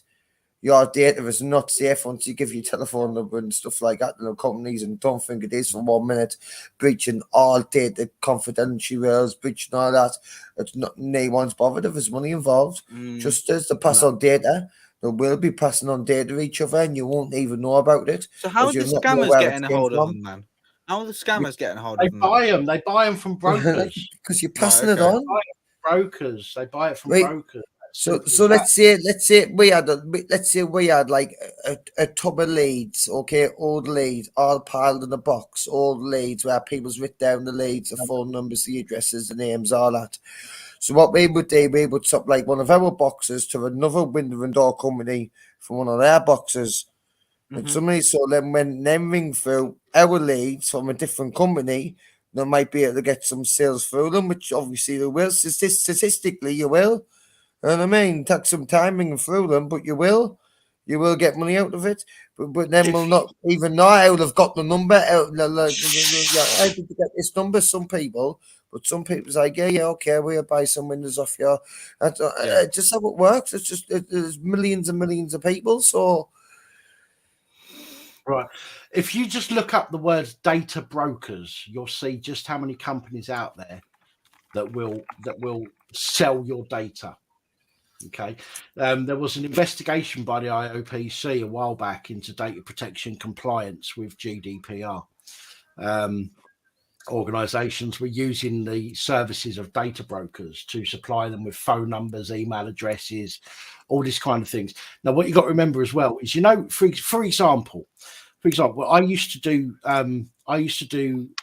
solar panels. Okay, I used to sell the solar panel systems. Okay, and I feel Big bad money. about it. I feel bad about it now because I realised just how fucked up it was. But I had my own websites. I had 3 websites set up. Okay, and those websites were just landing pages. People would land on those pages, they'd search for solar panels UK. They'd land on my page. They would input all their details, and I would use those details to take to my supplier who done the who done the installation. Okay, but I could have collected all of that information and sold it. I never did, but I could have sold it to a data broker who would have paid me X amount of money, and they could have made a lot of money off of that. Do you know what I mean? But I would have had phone numbers. Just off the data. I would have had phone numbers, addresses, names, email addresses, positioning company, things like that. I would have had all that information, and I could have sold all of that data. Do you know what I mean?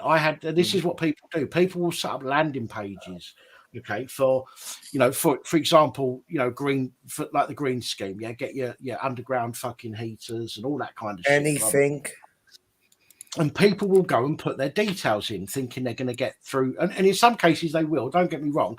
In the case of what I was doing, I was getting jobs around the country, and I was then giving that job to other company. When I had my own company, I had satellite offices around the country. I had one in Southampton, I had one in Birmingham, and I would then give that lead to the company closest to them. They would send somebody out and say, "What subcontracted then?" Yeah, we've had this information. Then I would get the money, the 700 quid or whatever per sale, and then I would pay the company. And the company would use out of that money, they would pay their salesperson and keep the rest. And that's how it works. But some companies, I know. Solely not to make a sale themselves, but solely to make a sale themselves and also sell that information on. And they're making double. Got that to do it all yourself. I never used to do that. No. I know it's easy for me to say, but I didn't know all of this back then. All I used to do was I thought to myself, fuck it, I'm not giving this to anybody else. I'm going to use this myself. But I could have made a lot more money doing it that way and selling the data, but I didn't, because I didn't know about it at the time. I know, but data is worth money because obviously companies want that data, they want them numbers because then they can contact that data. It's like look at cold calling. When people cold call people, where do they think they get that data from? Sometimes they do just get it through like the phone books and stuff like that. Like sort of like it's not really called the phone book how them do it, but they can just get access to numbers and randomly ring them. But if you've got previous customers or similar things that they've bought and you sell that data on, it's like there's definitely money in there for the other company. There is. Oh yeah, 100%. He's a good boy. Who's a good boy? Who just said that? I'm a good gamer talking to his dog.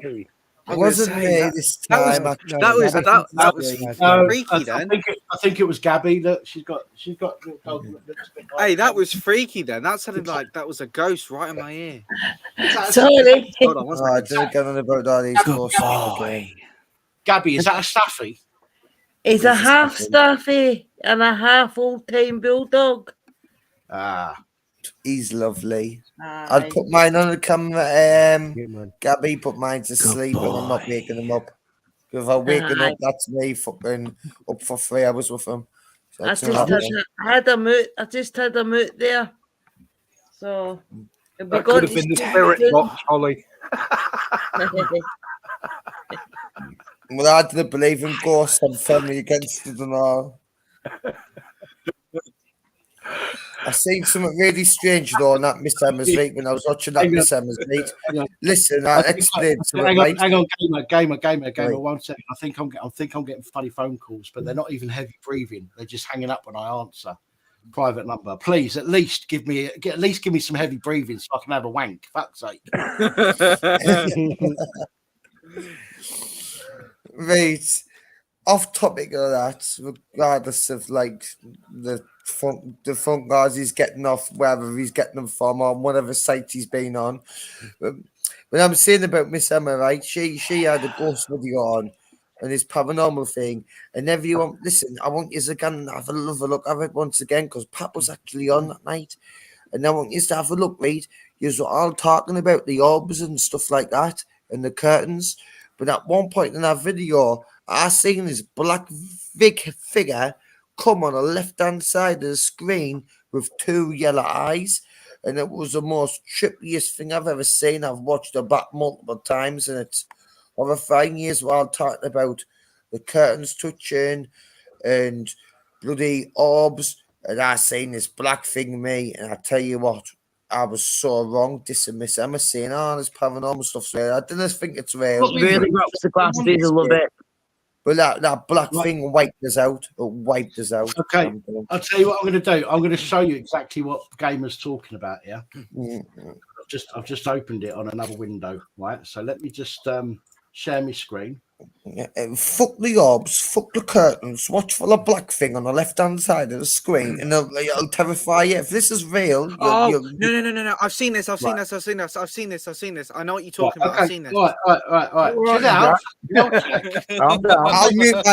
I'll mute my mic. Right. I've muted this because I point out where this happens anyway. Okay, so just watch this and see if you can see it yourself. This scares the life out of me. Right, I don't need to. Oh fuck me! It looks bad, doesn't it? I'm fat. So what are we looking at then? Just watch. Right, just watch. This one. Right. I do it in slow motion in a minute as well. Just keep watching. Right. Now just watch this. I'll do it in slow motion now. This comes in. Hang on a sec. It was quick, but I did notice it.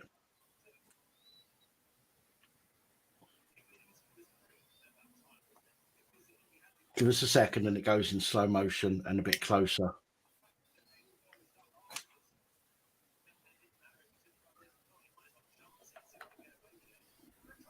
Hmm.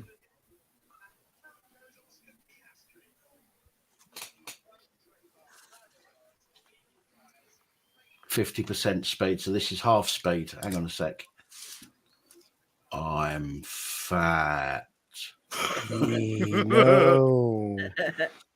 Fuck you. You wish. This is crazy, guys. When you see, if you see it. Here we go. Oh, I see the wispy thing now. Right, now watch from behind her. Again, 50%. You might. It's probably better if you enlarge your screen, but if you can, there is a wisp there that goes across. I see it. No. And then again, there's a bigger wisp that goes across.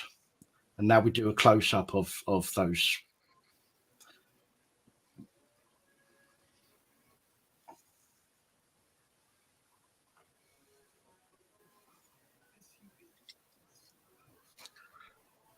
Yeah, I see that. Okay, so there's a wisp, and then you got a big wisp that goes across the whole thing. So that's, I mean, that was weird. And I know some people have said in the comments there, oh, could it like car lights and things like that? Now the curtains were shut. It didn't happen at any other time during live stream. Although it could have been a car passing, it generally it wouldn't have been. It would have looked the same as they were going past. You wouldn't have had like what looked like a ball and then what looked like a tall wisp. It would have looked the same. That's not even the image I wanted you to capture.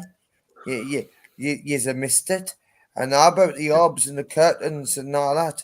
But listen, there was a bit during out that live where this black, and I mean a pitch black figure popped up on directly the left-hand side of the picture for a split second with two bright yellow eyes and suddenly went off for like half a second.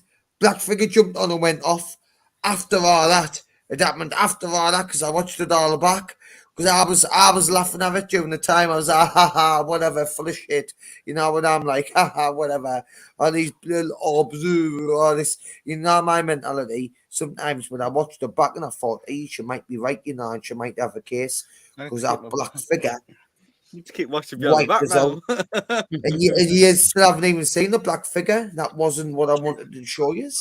That was Do you not need I think you need to lay off the LSD, brother. Right, okay. Myself, Do you know what? You've actually reminded me of something. So a while ago, I saw someone on Discord. It was on a random server, right? And someone posted posted a picture of a TikTok video, just a picture, and it was a pitch. It was a living room, and it was pitch black, right?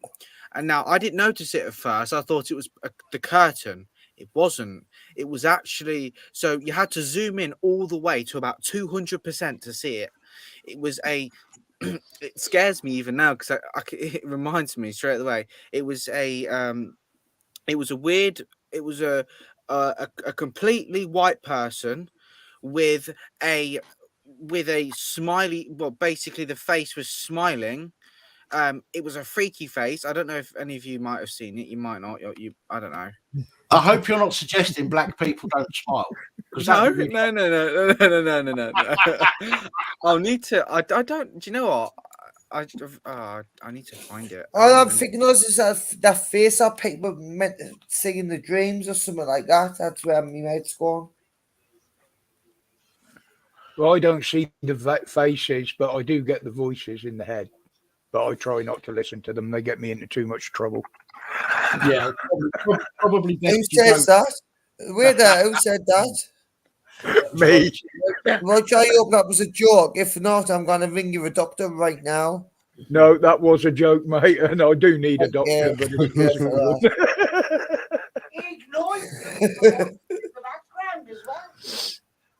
No, I swear to God, yeah, I'm going to find it. Most of those voices Roger hears are actually Heather's. He just pretends that he didn't hear them.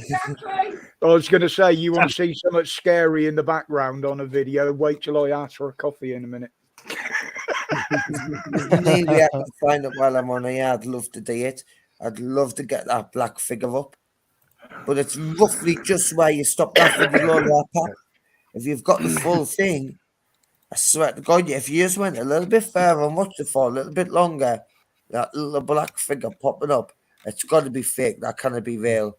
That can't be real. That black figure can't be real. What I'm saying, no way. Have a look in my downloads folder and see if it's in there. Because I haven't got the full. I haven't got the full image. I haven't got the full video now. That's the only video that I. Well, I watched it. When did I watch it? It was on Society X's. We had it up on Society X's, and I watched it back on Society X's. You might have to become a member. We were playing it on there, and I didn't even know which video it was. So I'd have to go through them all to find it and which one we were talking about it on when Laura was on. And we had it on. The worst part about it was genuinely one of the most creepiest things I've ever seen. That was the weirdest thing, was that like I genuinely had to look about 5 times before I could actually see the creepy figure. And the thing is when you zoom it out, you genuinely can't see the face or anything like that. It just looks like a curtain. but you zoom in closer and closer and closer, and you can see it. Well, And I you'll be don't have it. horrified. You'll be horrified when you go half an hour later in a video and you actually see the real fucking demon and black figure, which is absolutely terrifying than what we've just watched. You think that's scary? Watch. Wait till I find it, because I will find it. I'll do it tomorrow. Whoever's phoning me, for fuck's sake, have the bollocks to talk. Hello? Hello. Oh, I'm getting deep breathing. Oh, 2 deep breaths and they hung up on me. Listen, whoever that is, that's not enough for a wank. I need you to keep going.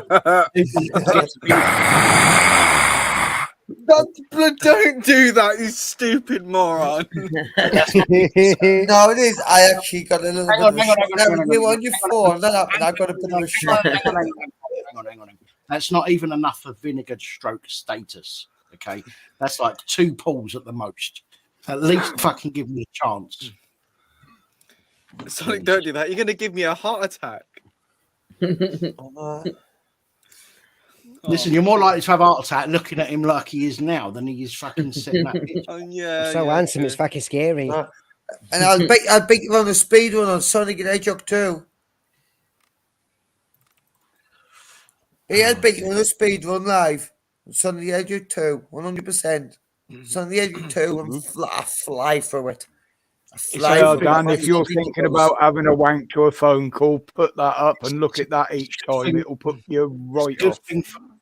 I'll have a look. It's a good thing from 11 o'clock. My phone goes on silent, so I don't actually hear it ringing. The only reason I know it's ringing is because it's in front of me and the phone lights up. But when I get into bed, see, people think they're going to fucking prank call me. No. They're not going to get an answer. They're not going to keep me awake because my phone automatically goes on silent from 11 o'clock. Fucking knobheads. Let's oh, hello. Just remember that one in your head when you get them type of calls. You'll never have another wank again. No, I'll tell you what. It'll be difficult, but not impossible. Do you know what? I was looking at like maybe it's a tip wank. Maybe's. Nah, if Close you your eyes, want a tip really wank. good wank, he just covers the tits up, looks at the face. He's good. That's what I mean. Close your eyes, tip wank. Probably get away with it. Do you know when you said that? All that reminds me of is Tick Wank Tony. No, listen. That it might be a difficult wank, but it certainly wouldn't be impossible. Who the hell's doing that? It's when someone looks up at you and says you're taking a long time, isn't it? Well, sorry, I can't think of anybody at the moment. Hello. Thank you. Hello. Are you gonna? No, look, stop it. Listen, fucking 2 breaths is not enough. For fuck's sake, I keep telling you. I need you to at least be on the phone for a good few minutes. At least get me to fucking, at least get me to vinegar stroke, and then I can. I don't know. I'll crinkle this fuck off. I know. I'll slurping noises. Get me to vinegar stroke, and then I'll think. Then I'll think of Heather in the background there and finish off. Sorry, all Roger. you Sorry. need to finish off is just Sonic's face. Sorry. Carry on Heather. like that. I'm just going to disappear because she'll drag me off up the stairs. And then when Pat, she what gets the me thing into that the phone stroke number and that heart you attack, put I'll on come back earlier? to you and come back down. Sorry, Gamer, what was that? Remember you put on earlier? I still couldn't hear. The missus was chatting in the background. What'd you say, Gamer? I'm sorry, I'm saying I'm ringing the phone number like you put on the screen earlier. No. This is the channel number, the one that's on the, Oh, it's giving me the shivers. head at the top of the channel. Yeah, no, they're ringing that number. But we haven't. But it's clearly it's clearly somebody who's not. Not the type of people. Yeah, we're joking. They've not even got the bollocks to fucking talk. Do you know what I mean? Or at least get me, as I say, at least fucking stay on the phone long enough to get me to vinegar stroke. Let's try this again. No, shall they're we? still getting out. They're still getting out. Time the Hello. one. That's what. Hello. Come on, at least talk dirty to me for fuck's sake. Dust, mold. You've no music in the background. The music ain't no good. I need to hear you moan or deep breathe or something. This music The winning low, Pop. Yeah, the winning low. Because they're still getting all the airtime. Oh, listen, I don't give two fucks. At the end of the day, No, but I'm not bringing bothered It's either. entertainment. It's entertainment. It's a lot. It's entertainment. It's a lot. Right? Hey, man, if you want me, just let me off my leash, pap. Let me off my leash. When I log off of you, it don't matter because this will go on charge. It's on silent. No cunt will wake me up when I go to sleep because it's on silent all night.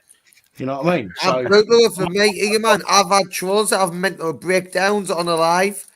Watch. You know what I mean? Just let us roll. I've got to do this for Holly.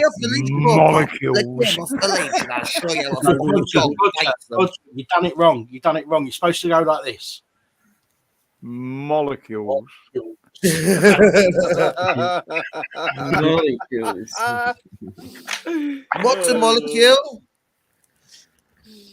Oh God. Oh, don't. It's a bit from a comedy series, The Big Bang Theory.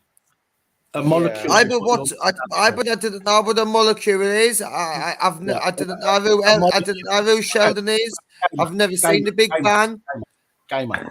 A molecule. Okay, everybody is made up of everything is made up of molecules. Okay, molecules. Atoms. They're a bit like atoms, right? I think I'm trolling you. See what I mean? How easy it is to troll. Well, listen. Well, I'm not losing my shit with you. I'm just explaining because some people don't know. So I'm trying to be polite and trying to. I could probably sing a song. If you want to be a cunt about it, then that's fine. I thought a molecule was one of them cute little black furry things that are blind. Yeah, that's called a bat. I like Sheldon. I like Sheldon, but Penny was better. Oh, excuse you. Oh, Penny would get it. Oh God. I would literally force open the doors of that broken lift and get stuck in there with her happily. If she was sat in a car, I'd fuck the exhaust pipe. I'm sorry, but I'm an Amy Farrah Fowler fan. Oh, you like a bit of Amy, do you? I reckon she's the funniest one on there. She don't get. She looks like a proper nerd on the program, right? But in real life, and she's not like in character. She is pretty nice, I'm not gonna lie. She is a real doctor as well. Yeah. But the thing is, Amy's more likely just to take the tip, whereas the other one will take the length. Sorry, Gabby. Sorry for going down this depraved. No, it's all right. I mentioned Penny. It's me on fault. I opened the can of worms. Dan prefers the girth rather than the length. He stretches the women out too easily. No, in his case, I'm talking about women on the telly like Scarlett Johansson. Oh, I'm sorry, like. No, they'll probably get something like Pam Anderson or something. Scarlett Johansson is not a better looking woman. Listen, I wouldn't even touch Pamela Anderson with Sonic's cock. No, Pamela Anderson's plastic and not like Barbie. Yeah, Are you referring to Sonic's tiny? Yeah. And I'll tell you what, there's one from back in the 50s and 60s could wipe the spots off any of them girls today. Yeah, and like this, guys, order. Bear in mind, we've still got a woman on the panel. Hey, the only extension that Sonic's got is the horns on his t-shirt. and he's fast as fuck. Oh Lord. Sonic's going to turn into the Hulk in a minute. Hold on. Wait for it. He's frozen at the minute. Oh, he doesn't look it. No, I don't think he's frozen. And he's good with rings. That's either an angry glare. He's getting angry. What he's done is put the mic stand up his sleeve so he don't topple over when he falls asleep. Yeah, that's either an angry glare or his fucking McDonald's internet Wi-Fi is fucked up on him. Smashes back Botnick and Green Mile round 2. Green Zone down 2. I think we've upset him. I wish I could have said that in English. Right. Okay. Here's a good question. When it comes to your implied rights of access, right? So when you go to Oh, you're talking about Section 33 of the Criminal Justice Act 1972. No, You speak to your man. No. I'm talking. I'm specifically talking about cold callers that come to your door and they want to offer you, that want to provide you services. Either they want to, whatever it may be, right? Or even, as I call them, Bible bashers, where they come to your door and they try and bash the Bible into you believing into God and stuff like that. Like Mormons. Whatever, like whether it be Christian, people of Christian Mainly believers, Mormons. whatever. Mainly Mormons, mate. Like, am I right in saying that what they're doing is illegal, I guess?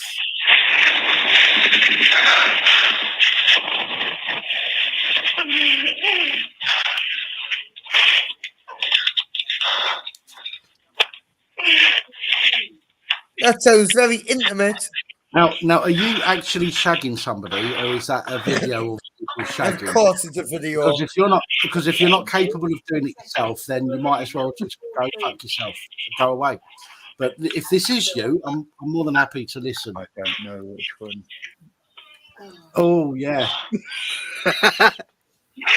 It sounds like you're faking it too much to me. Yeah. Sounds to me like she's faking it. She's definitely.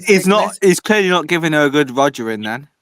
Nah. She's not listening. She's not even screaming. I mean, what the fuck? She's having your life. She's not even screaming. If you can't get her to scream, then you've got a fucking issue, brother. It wasn't even a real scream. It was Right. just one of them fake ones. Keep her happy. The funny thing about that is that was coming from Texas in America. That phone call. Wow. Now, either two things. Either that was. No, that's the truth. That was coming from Texas in America, and I'll prove it. I think it should tell me where it was coming from. Yeah, but can't people spoof their location though?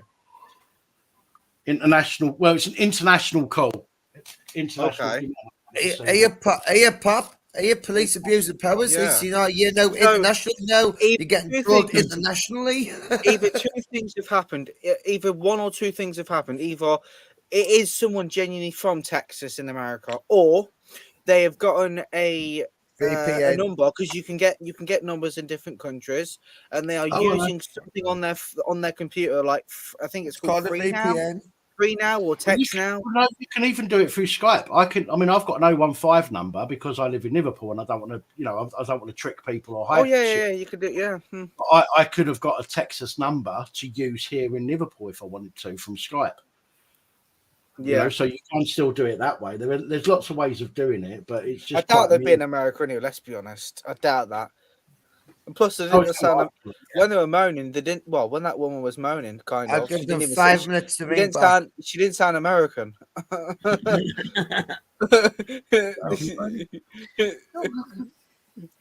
I think it's quite funny. I think it's funny. Yeah.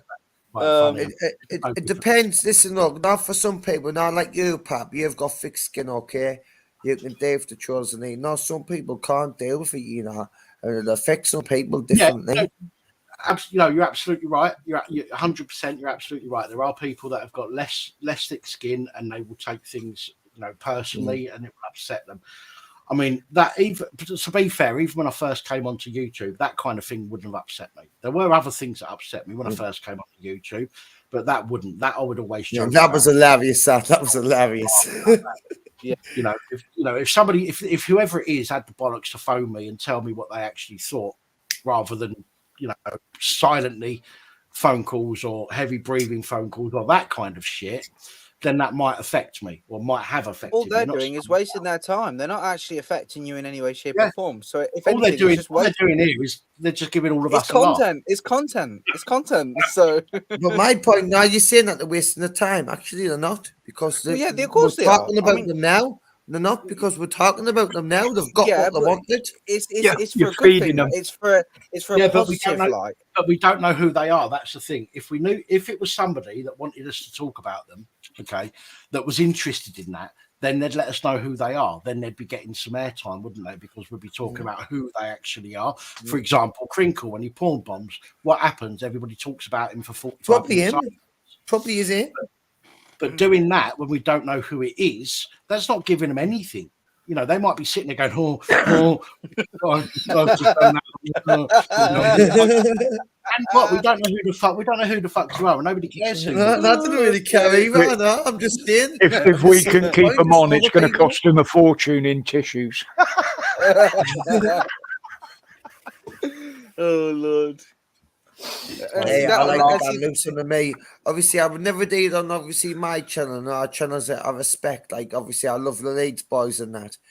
But now some channels when I just see it happen, and just now when it's just trolling everywhere, like the whole panel is just trolling and drama and everyone having it on that. Sometimes after a couple of pina coladas, I'm getting right. I'm gone loose on the mayor. And I give them a damn. I can make people crumble me. But sometimes I wake up the next day, I think, I'm better than that, you know. Why am I going down to this type of level? Precisely, Redgame. Precisely. That's what you got to think Well, there you go, Dan. That's the point. Put in the chat, are you is Spain? Who do we know that lives in Spain? It didn't say Spain. I know a guy who lives in Spain. He's called Steve Farven. It's international code. The dialing code is +1. +1 806. Richard Upton has always said he's living in Spain. And the mountain man, Steve Farven, lives in a mountain in Spain, and he's the only person in Spain I know who comes on these panels. +1 806 302. The thing to take away from it though is let's be honest, Rod Gamer, trolls and stuff. You don't want to entertain them because if anything, you're actually giving them something more to do. You're actually giving them like Dan said, airtime. And sometimes you got to walk away, just like other.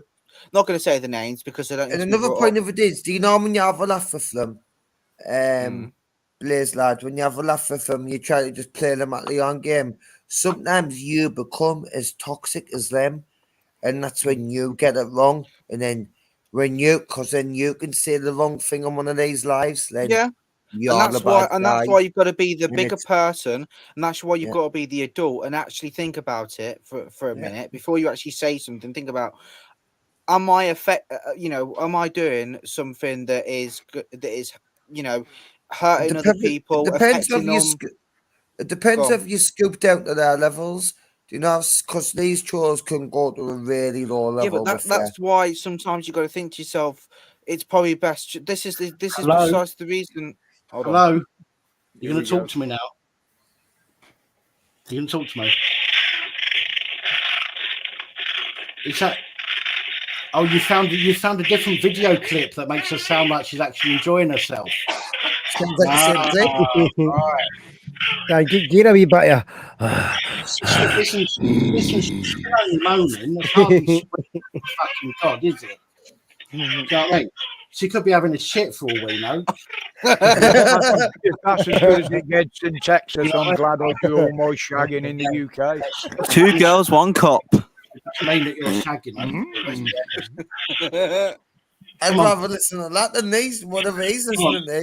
At least say something. At least, I'll tell you what, whilst you're shagging her, shout out Pat. Shout out Pat. Big Pap. A big Pap. Come on. Shout out Pat. Get her to shout out Pat. She said Big Pap, I heard her. She said Big Pap. No, come on, listen, bitch. Shout out Pat. Shout out my name. Say my name, What's bitch. Sonic doing? Sonic's loving this.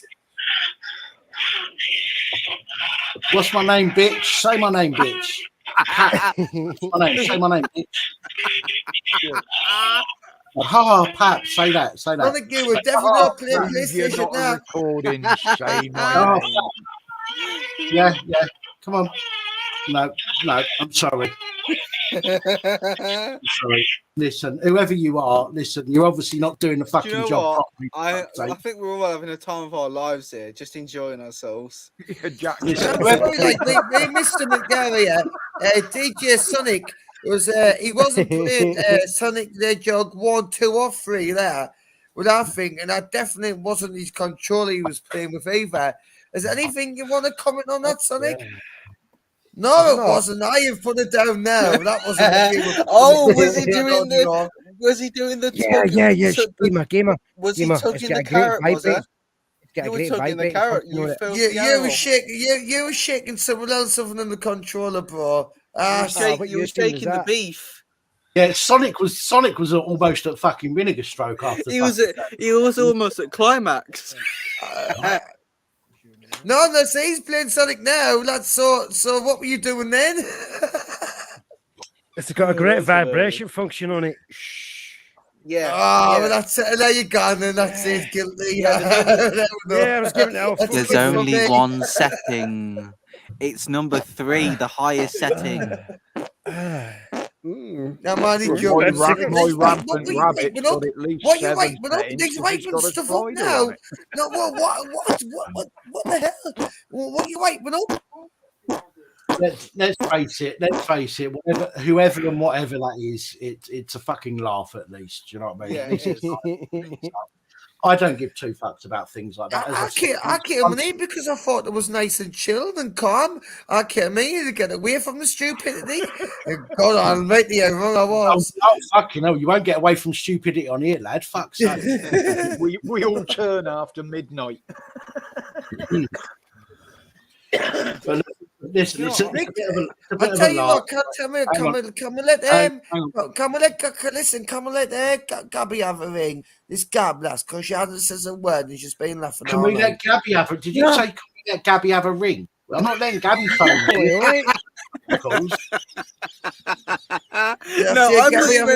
I thought you meant something else. I've got some you're going to bring and I'll get ding ding and I'll collect the rings. I'm sorry. I collect the fucking rings. Certain type of ring you put on something. Come on, let Gabby have a word.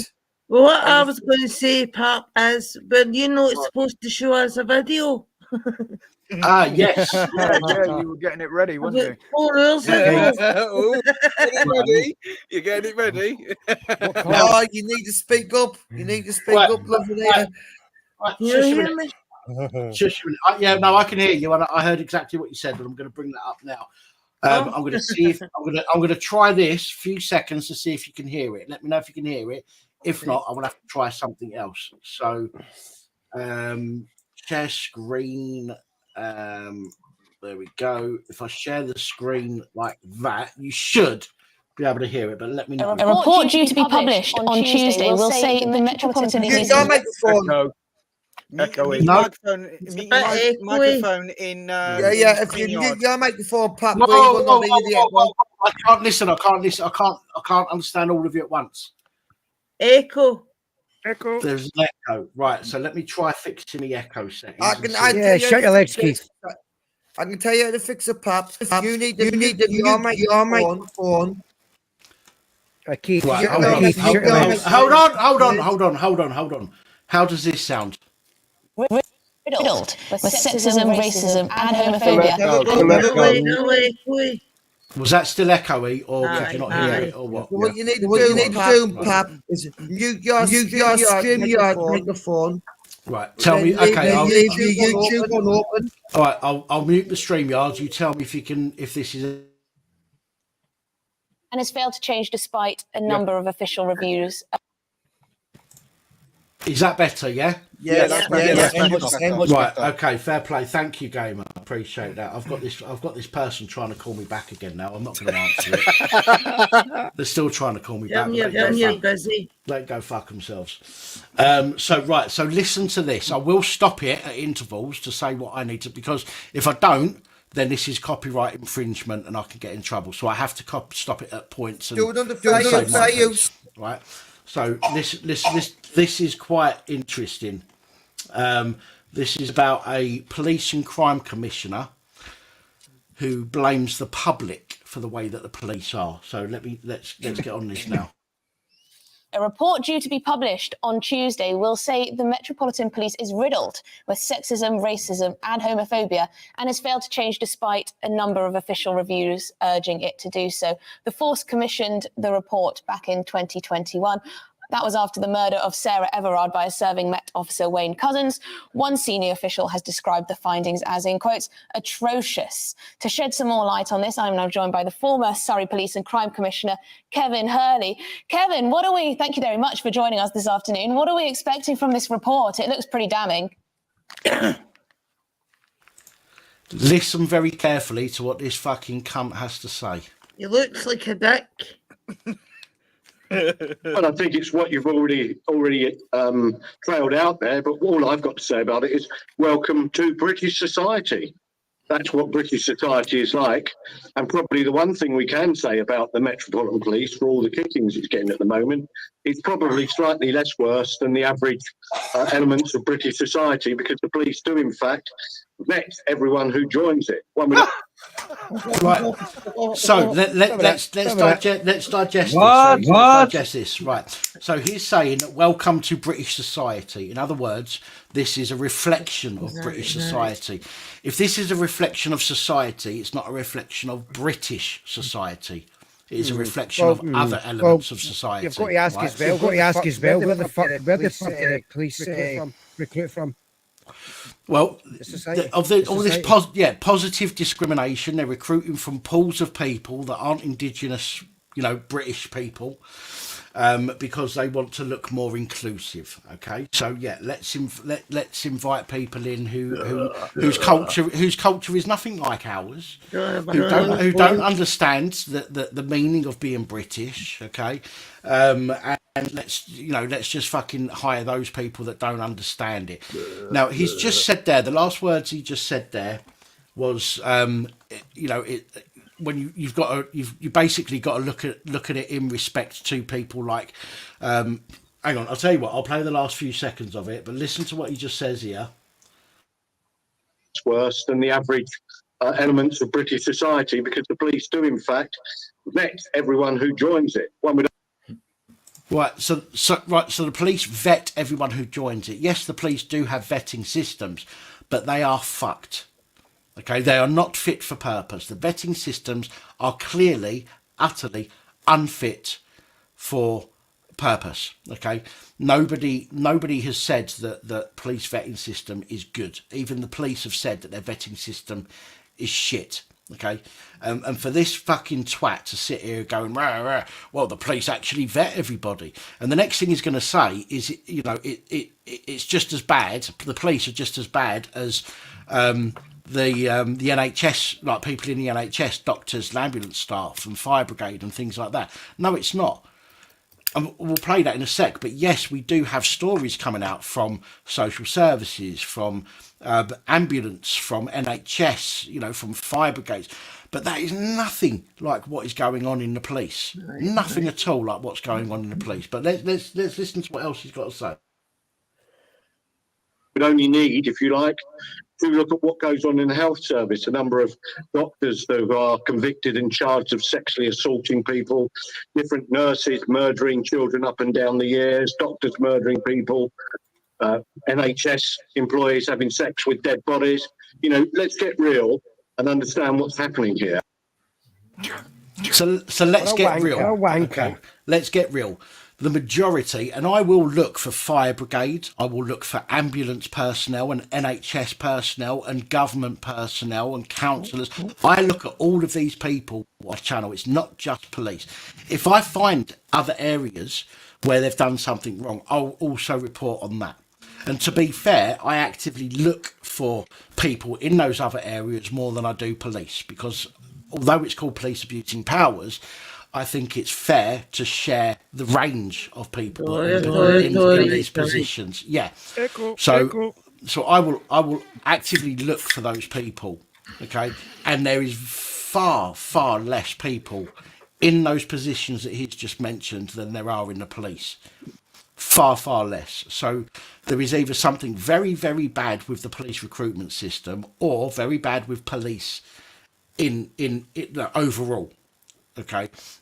more so than there is in the, there's very few doctors that I've ever mentioned, and big stories they are. If a doctor's caught shagging a dead person, that's a big story. Yeah. So I will report on it. Very, very few. What's that fucking doctor that fucking killed loads of people? I can't remember his name now.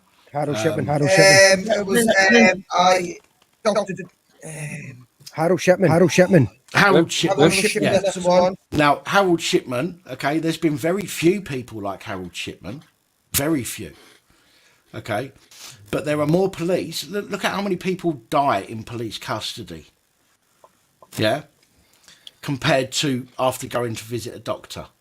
Yeah, people die in hospital, but that's a completely different thing because we can't say whether or not that's down to the necrophilia one was a one-off. I've only ever heard of that one. Oh, that's hell of an echo. I think that's. I've had to turn the echo off in order to play the video, so I apologise for any echo at the moment. But that's a massive difference. If you look at the percentage again, and I love this word recently. Okay, I can't remember the word.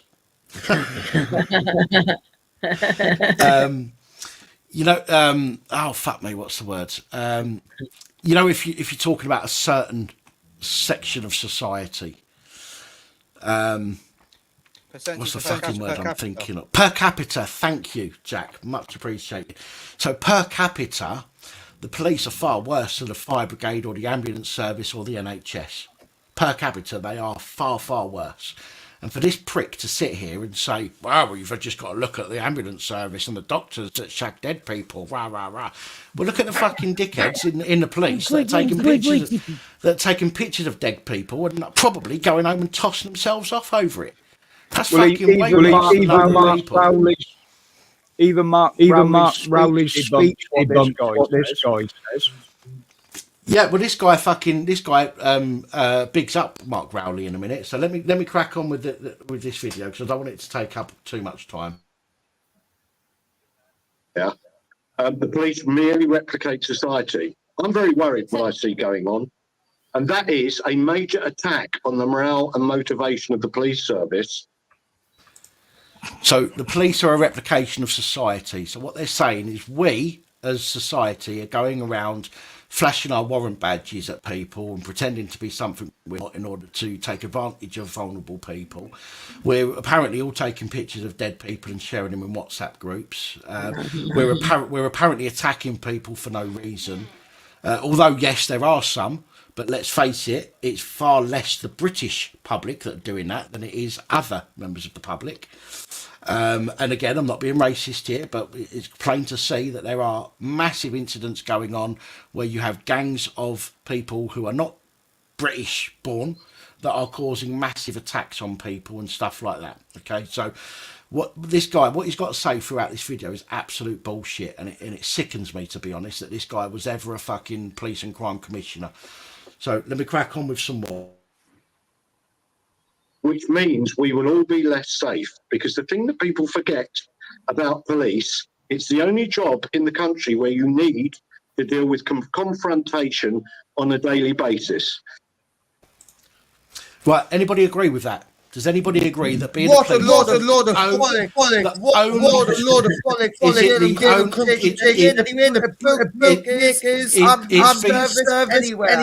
Is being a police the only job where you face confrontation every day?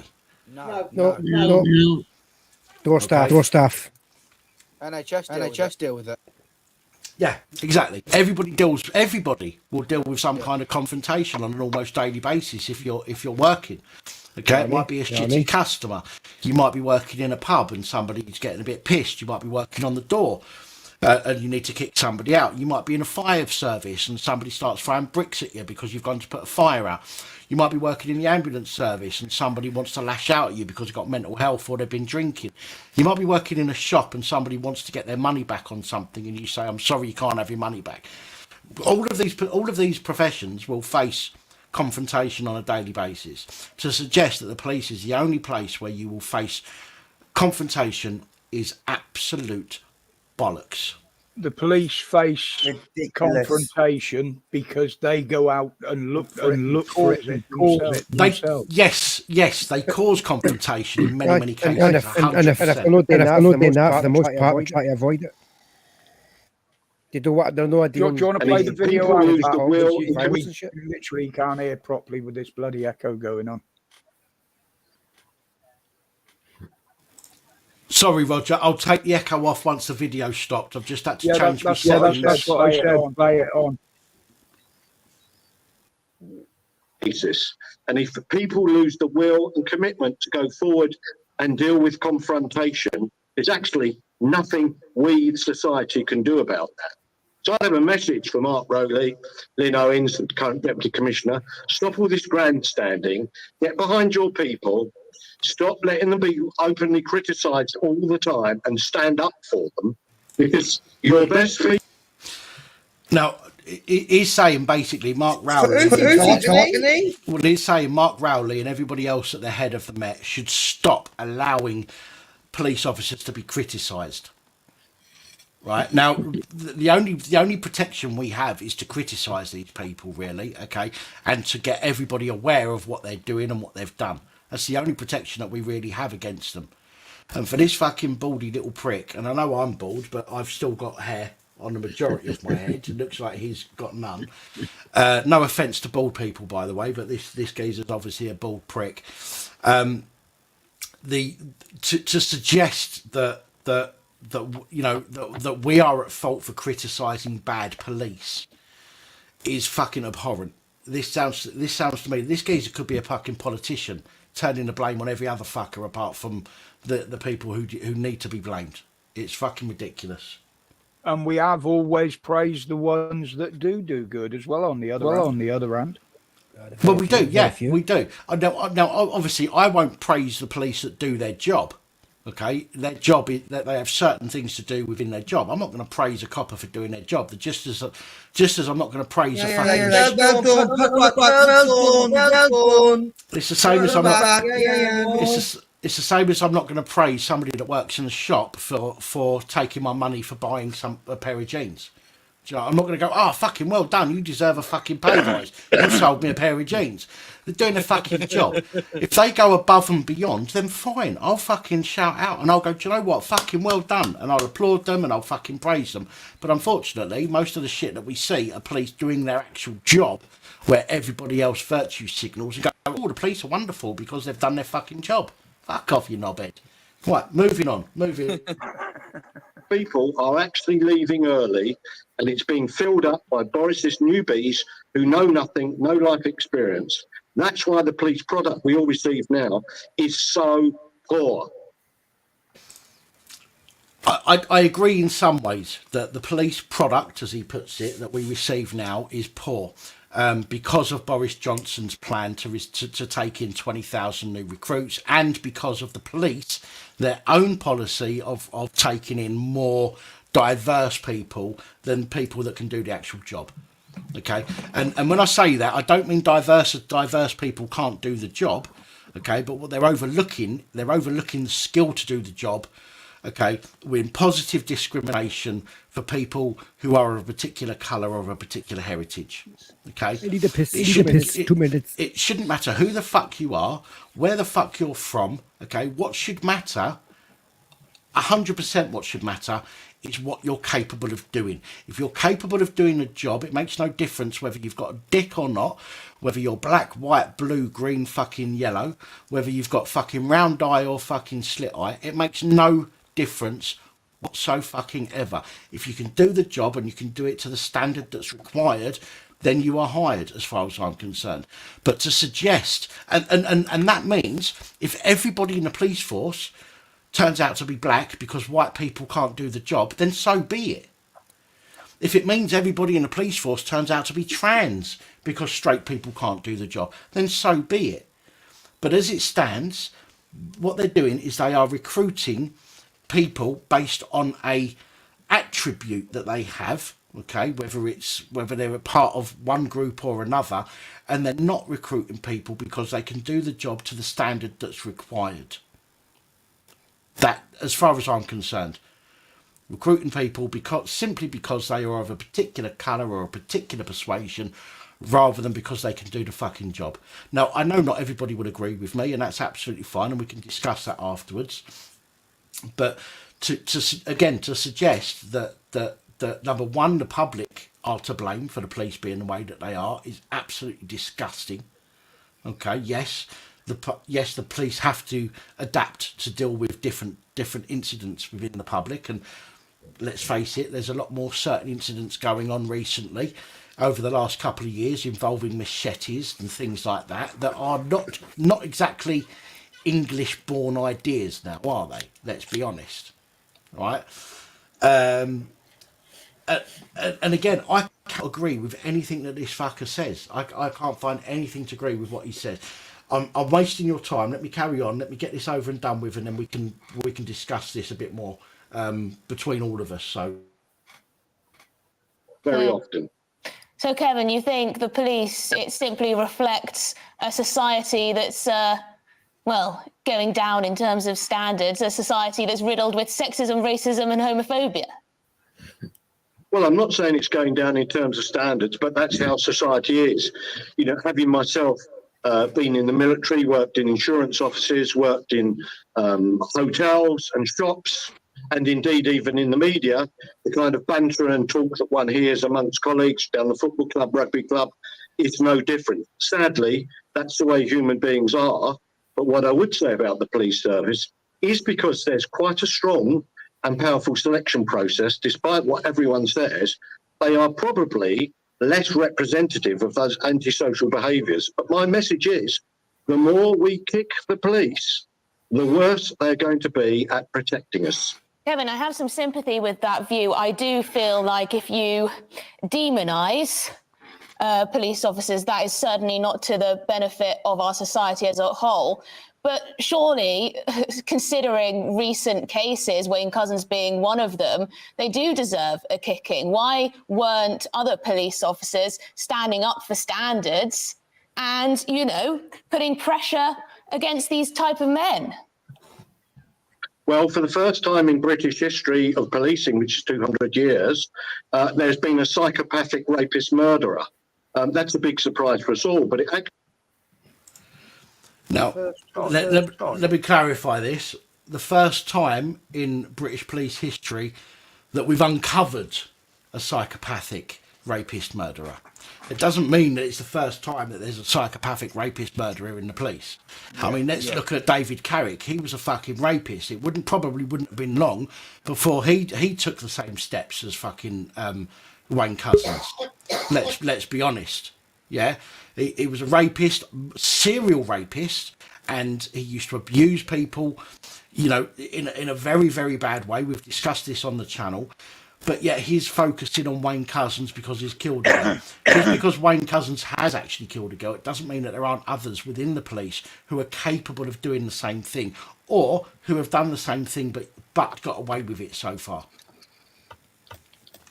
Wasn't there the other one that killed his partner in the car in the pub as well? Yeah, down in Devon, I think that was, wasn't it? Yeah. Again, so it's not a single person. There are multiple out there. Just because they haven't been found yet, let's look at the amount of misconduct hearings that I've reported on, and the hundreds, if not thousands, that I've not had time to report on, of people who have been violent and genuinely, a stone's throw away from being a fucking murderer. Let's move on. We've only got a minute or so left of this, so let's move on with it.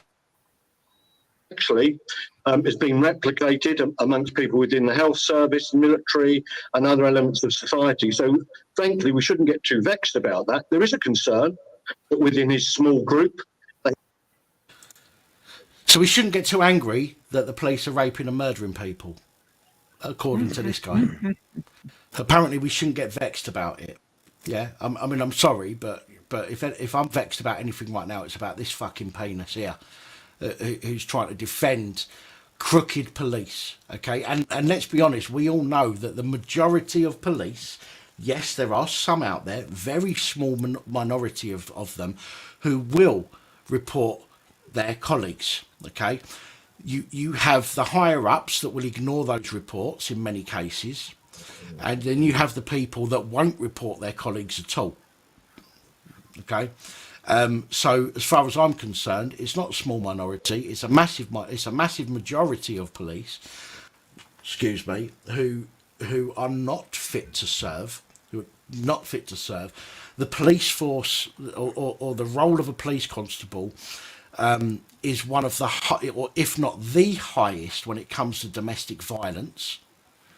Okay, that is proven time after time. That's been proven. Okay, that the police are the most likely to, or police or women are most likely to be victims of domestic abuse per capita by police than they are general members of the public. So that again is a major issue that this fucking idiot is overlooking. They had unpleasant WhatsApp chats going on. That was bad. But the big lesson for me about Wayne Couzens is he should have been caught earlier when he was flashing, because flashing for me as a senior detective is a precursor to people going on to be rapists and murderers. Kevin, I think people are worried that... Let me just finish.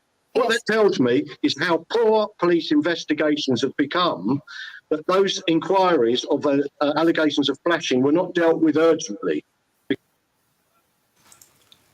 100%. There's finally one thing that I agree with. Okay, that the claims that were made against Wayne Couzens and David Carrick and many others were not dealt with as they should have been dealt with. Again, we're looking at senior officers who get the report, okay, because it's not, you don't just make a report to your sergeant. The sergeant then has to go to the inspector has to go to the chief inspector or the superintendent, who then has to take it to the chief constable.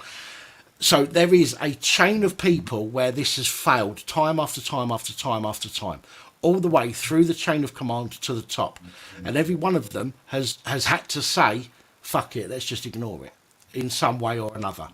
Okay, so this is not just about a person ignoring or the detectives not investigating properly. This is to do with people all the way up the chain making a conscious decision to ignore the reports that have been made. Because in days gone by, they would have done. As someone who's observing this, it does also smack of corruption. Clearly, people looking out at police officers protecting other police officers. Well, it doesn't. How does it smack of corruption? What we know is that a couple of rapes were not a couple of flashings were not investigated promptly due to bureaucratic incompetence. Fuck off, you silly cunt. Bureaucratic incompetence? No, it's got nothing to do with bureaucratic incompetence. It's to do with people up the chain of command, as I've just said, who quite literally have purposely overlooked complaints that have been made. Okay? If you make a complaint to any copper, they'll go, yeah, whatever. Right? They don't want to hear it. If you're involved in a situation where one copper assaults you, for example, and you say to another copper who's there, look, he's just assaulted me, what will they do? They won't do fuck all about it. They will back their colleague up to the fucking hilt, okay? And then they will go back, the pair of them will go back after they've had a little discussion in their car before going back to the police station and making up some cock and bull story why you are the issue, why it's all your fault and not their fault. It's fucking bollocks. And the investigative processes within the police being run down so badly, like so many other hundreds of thousands of crimes. Unfortunately, Wayne Couzens should have been caught earlier, but it's got nothing to do with corruption. It's got to do with police cuts and incompetence. Right, incompetence, not corruption. Utter bullshit. It's not just to do with incompetence. Yeah. This is quite clearly, this is fucking corruption as well, because police are under section 20, is it section 26? I can't remember, section 26, is it on here? It's not on my fucking card in front of me. I can't remember the fucking thing now. But listen, they are quite literally abusing positions, okay, for their own personal gain or for the detriment of somebody else. Okay, so they will ignore complaints, quite happily ignore complaints. And for this utter fucking penis to turn around there and say in an interview like that on GB News, I mean, don't get me wrong, GB News is turning out to be more, just as bent as the other fucking media outlets, to be quite honest. But at least they've questioned this guy, not as much as I'd have questioned him. I'd have fucking had him over the barrel, to be honest. But this idiot's fucking sitting there going, yeah, look, it's a reflection of society. So he's basically saying it's all our fault. It's all our fault for criticising the police. But it's only the police's fault because somebody somewhere hasn't investigated something properly. No, it's not just the investigating officer. It's the people above them, because when a copper is up on charges, or when a copper is being investigated, that goes all the way to the top. It's not just a sergeant or an inspector that looks at it. If a PC gets accused of something, that will go all the way up the fucking ladder to the top. So you've got a sergeant, an inspector, a chief inspector, a superintendent, a chief superintendent, an assistant fucking chief constable, and a chief constable. You've got 7 layers, and that's 7 people that ignore the fucking problem. I'm going to let you talk about it for a moment while I go and relieve myself again. So I'll be back in a second. Can you take our vehicle chip? Yeah, take that echo off. Yeah, I will. I'll do that now. Sorry. Hang on. Hold on. Let me do it this way. Right. Is that any better? Testes 1 2 10. Testes. Yeah, that's Right. right. I think we're good. That's better. Yeah, Go for I piss. don't want to hear an echo wank. Shut up. Talk amongst yourselves. Back in a second. All right, how are you doing, Rog? I'm all right. I said, Right, talk amongst- it's not quite talk amongst yourselves, is it? But Anywho.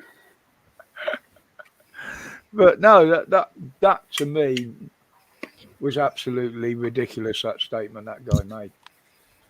But Yeah. this cunt's a fucking ex-cop, and I mean, this is going to be like the cunts that are still serving. I mean, the police hierarchy now have admitted everything he says they're not. You know what I mean? The fact that someone can go and like say that it's effectively the public's fault and that we're the reason the police are the way they are today is just it's unfathomable. The fact that they would go out and say that. But the point I was making was, well, if we, the public, right, are these fucking assholes, then we are the fucking people that the coppers are recruiting for in the first place. So we're just taking the same the fucking biggest cunts, putting them mistake in and they keeping them made, which made the people stand up and look, is the way they turned on the public during the protests and the pandemic and the lockdown. Aye. Yeah. And the People way the fact started that they seeing would just them in a stop people for different COVID light, stuff. and then they started investigating and looking, and that's how these cases have come up now. Absolutely, Roger. Absolutely. Because when they had the BLM and all the other things, Where did you on, nothing. But when they had people like us, or someone sat in Hyde Park having a coffee with his girlfriend, and then Gestapo brown shirt snatching, that's when the public started to say, "Oi, oi." How long have you been in there? And also with Boris having his parties as well, and all that Yep. kind of stuff. Yep. How long have you been in there, Gob? How long have you been in there, Simon? I've been there for a while, but I had to pop to the garage to get some more medication. Oh, I want to say, I've not heard your voice. I'm like, I that's did say hello Simon. to you earlier on. Oh, Good to okay. see you, He Jack. was in here earlier. In and out, in and out. Been shaking all about. Do the hokey cokey in the turnaround. That's what it's all about. I just rode to the garage on a push bike that I bought during the lockdown. Fucking, I could pick it up with one finger, Roger. And I've never rode it. And I rode up to the garage tonight. Fuck me, invigorating, but killed me. But it's worth it.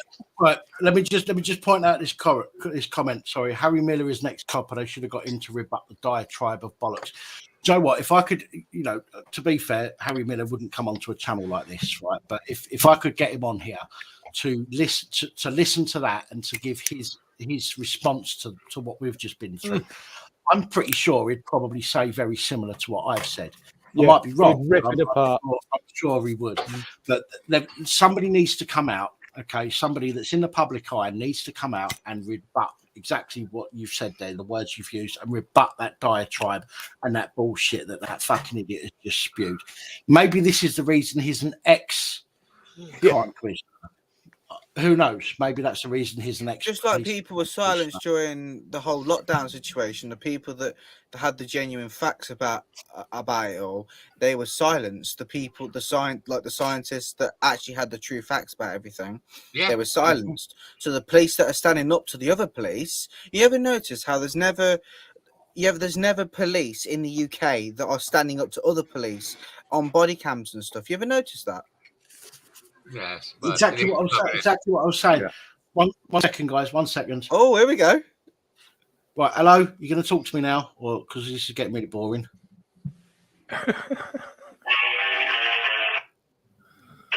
Oh, interesting. Well, you do realise that you're just wasting your time, don't you? All you're doing is giving me content. You're making people laugh, and people are listening to this. And what an absolute fucking pain. Oh, it's someone that keeps ringing in, son. Oh, at least have the bollocks to talk to me. It was heavy breathing and sex earlier on. Hang on a minute. I just see my missus coming here. It's not her. She just came in and went out again. Be a fucking adult and at least tell me I'm a cunt or whatever. I don't care. Do you know what I mean? What you're actually doing is just wasting your time. And all you're doing is you're making people laugh. And we think it's from Texas in America as well, son. Playing some porn again in the background. Yeah. Listen, if you're actually shagging somebody, as I've said to you, you're doing a terrible job. Because at least let's watch. All she's doing is moaning. She's not fucking screaming. You know what I mean? Let us watch. We could do a good fucking laugh. With that in mind, I'm going to cut you off now, and I'm not going to take the call anymore. So waste your time as much as you like. You absolute fucking penis. Anyway, moving on. How dare you assume their gender, Dan? I don't know. It could have been a female penis. Yeah. Okay. Okay. Either they've got a twinkle cave or they've got a tummy banana. Did a number sharp, Dan? So I've missed all this. Yeah, it's a Texas number. Yeah. So they're probably using like a computer to spoof the number. Yeah, bounce it like a VPN. Yeah. Pretty much. Well, they phoned me initially. They phoned me 2, 3, 4, 5, 6, 8 times on a private number. And now they've called me 10, 11, 12, 13 times on a Texas number. Oh. I mean, they've either got a hard-on for me or they've got very, very little going on in their life at the moment. I'd go with the hard-on. I would as well, and I don't, I can't blame them, let's be honest. Pick up yourself. Hey, do you know what I've just realised as well? What's that? You got harder as well. No.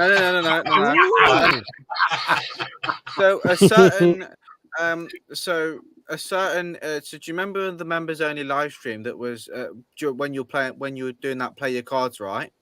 Yeah. And you basically you said hi Discord. Well, we need a piss. The people, I'm not going to say who, but the people that were recording it. Yeah. Well, the person that owns that Discord server, for no reason whatsoever, I've checked, and I've been kicked out of it, so I can't see if they're spying on us. Oh, they are. They are. I'll go private chat, Jack, and I'll just put one letter. Just put your thumbs up, yes or no. Oh, hang on, does it come up? Hang on a minute. Wait, what have you put it in? What, private chat? I'm in private chat. Yes. All right, Pat.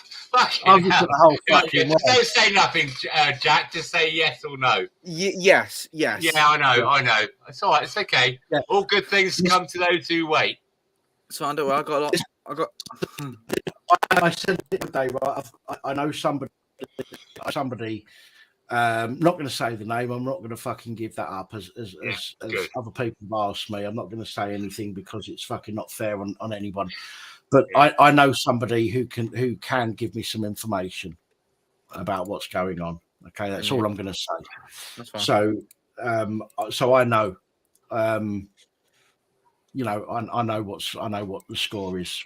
So Yeah, don't worry about that. Don't worry about that. And no, I'm not going to fucking share it with any of you lot. Not tonight, anyway. Don't give a shit. Right, we've got. Oh, is that Spunkfish in the back there? Blimey, there's the name I've not seen for a long time. Listen, Spunkfish, I'm going to let you on, but remain calm, brother. Okay, remain calm. I know who this guy is. I remember him now. Yeah, and just suck it up, Jack, for now, right? And I know. Yeah, I know Spunkfish. Yeah, he's all right. He's got a good. Yeah, hello, mate. I haven't seen you for ages. Yeah, I'm old school, mate. Yeah. Yeah, I know you are. No, that's what I like about you. You don't fuck about, do you? And you let No, it I'm go. a one-man band. Yeah, I just do my own shit. Yeah. But I know what's right and wrong. What's your name, mate? I'll try and remember it. God bless the UK, innit? God bless the UK. We spoke. Yeah, in the capitals. It's all capitals. Yeah, Is that you, mate? You're a legend. No, you're old school, mate. Oh, bless you. No, you're so mate. So you. Spunkfish, he has to write in capitals. He hasn't learned to write and joined up yet. Yeah,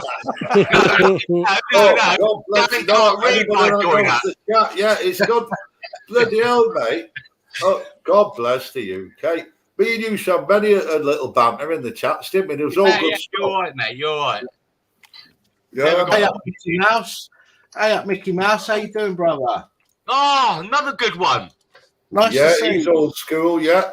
Old values. It's all about the values. Yeah, I've known Mickey a long time. I'll tell you what, guys, you don't know me. He's another good one. They're not He crosses all boundaries. He's unrestricted. Am I right, God bless you, say? Completely unrestricted. Mickey, it's old school, yeah. I mean, that's why Pap let me on, because Pap, I know I've got an alcoholic problem. Sometimes I'm completely oblivious.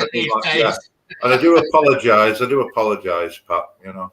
No, listen, I'm like half sober, I'm all right, like, you know what I mean? Listen, we all have our issues, okay? We all have our issues, okay? Yeah. What happened last time. I'm hoping that everybody is adult enough to put that in the past. Yeah, and I appreciate you letting me on, yeah. Because you could have just kept me in the backstage, couldn't you? All I can say, brother, is that if it goes, if that kind of thing happens too many times, then we've got to take action. Do you see what I'm saying? I know. I'm giving you a chance. Look, right, I'm on beer now. I'm on beer. I'm on beer. Look. Twins. There you go. Yeah. See, I'm being cloned. Yeah, I'm being cloned. You ride up on a bike to get that. That's amazing. I need the good stuff. What's the chances of that, see? Yeah, but the thing is, what's the chances of that, mate? Fucking 1 litre, all gone. Can I just ask? So I know, Spunkfish and Jack Ablaze had there was a bit of an issue the other week. I don't think it was me. I think it might have been Nathan. I don't have issues with anybody.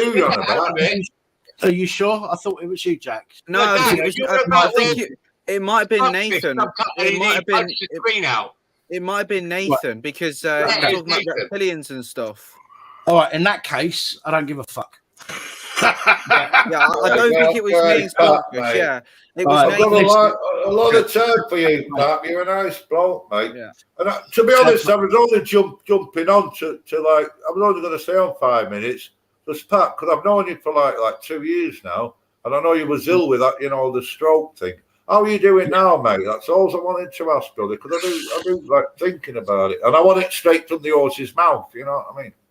I wish it was better. Let's put it that way. I wish it was better. I mean, I'm alive, I'm breathing, and I'm still moving. I've still got function, but I have the weakness in the left side. I've got chronic fatigue now, and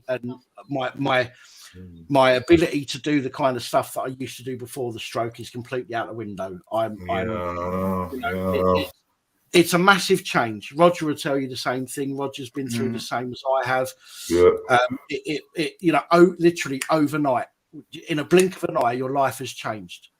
And although initially I had struggled, I had to struggle talking because I couldn't get my words out. And even now, I'll forget very simple words and myself. It's not as bad as it was, but the mobility and the weakness hasn't got any better. In fact, worse over the last couple of years. But and as you get older as well, Pap, as you get older, you're not as virulent, are you? When you get older, you're not as virulent. Oh, I don't know about that, mate. Yeah, go on, my son. It's like a toddler's the arm extra holder. blood pressure that's involved in it all helps out, doesn't it, Dan? If you're still breathing, you can always fire one out while you're still breathing, brother. Well, that's it. Listen. I don't keep these two hands for nothing. Although none of them have been used since I got them a year ago. Yeah. You see, nobody wants. No, the problem is nobody wants a broken man these days, do they? Let's face it. So, well, no. Well, I'm here, Pap, and I'm not part of your community. I just come on here for the simple reason because I cared about you, mate. And it was only like circumstance that I bumped into Gloucester, the UK. You know, and I know I don't come on your panel often, but I thought, no, I like you, mate. I'm not part of your community.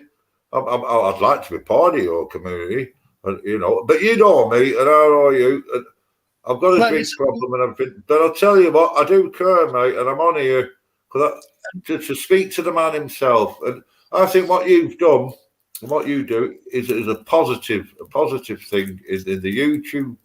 You know, well, I think you break boundaries, don't you? You know what I mean? You're not part of like the audience thing. You're not part of anything, are you? I'm not. No, and I respect you coming on and saying that. So thank you. I do appreciate that. And yes, we all have our problems, and I wouldn't just, you know, and I'm not just going to ban somebody for making a mistake. Okay, I might get too drunk one night and say something fucking wrong. Do you know what I mean? We've all done it, haven't we? Yeah, we all do it. Yeah. We all might make a mistake now and again, and do you know what? I'm not going to boot people or ban people because of a mistake. So I will only, and as will the moderators on this channel, they will always give people a warning beforehand. Do you know what I mean? If it's a mistake, then they'll take the warning on board and whatnot. And if it's not a mistake, they'll carry on and then they'll get booted. So I've got no reason to boot you at the moment, fella. So which is why I've let you on again. Do you know what I mean? Right. So yeah, got no issues with people that genuinely make mistakes. They might have had a drink. Well, I'll let you get on now then. I just wanted to say I wish you all the best, mate. And I do ghost a lot and I do watch your videos because I think what you do is good. Yeah, I do, mate. So I'll let you get on now. You're all right, mate. You're all right. You're a good geezer. Well, when we all have a few drinks in the evening, we all have a few drinks. Some of us, you know, something will wind us up, and there are those kind of people out there that just you can't hold back on, and you ain't got nothing to apologise really for. You're all right. You're a good geezer. Yeah, I'm middle of the road. I ain't one of them. I'm pretty chilled out, but I do say things I regret when I'm completely oblivious. Yeah, completely pissed. I don't mean drunk. I mean, you know, paralytic. I know, mate. I know.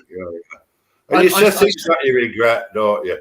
Well, what I always do, God bless you, Kate and Pat, and everybody in the panel, what I always do, if I'm like black, because you can't even remember it, I just hold my hand up and said, look, mate, I'm bloody sorry, like, I was pissed. Yeah, the biggest thing you can do. You know, what more can you do? You can only say, look, I was completely pissed, I can't remember it, but I am sorry.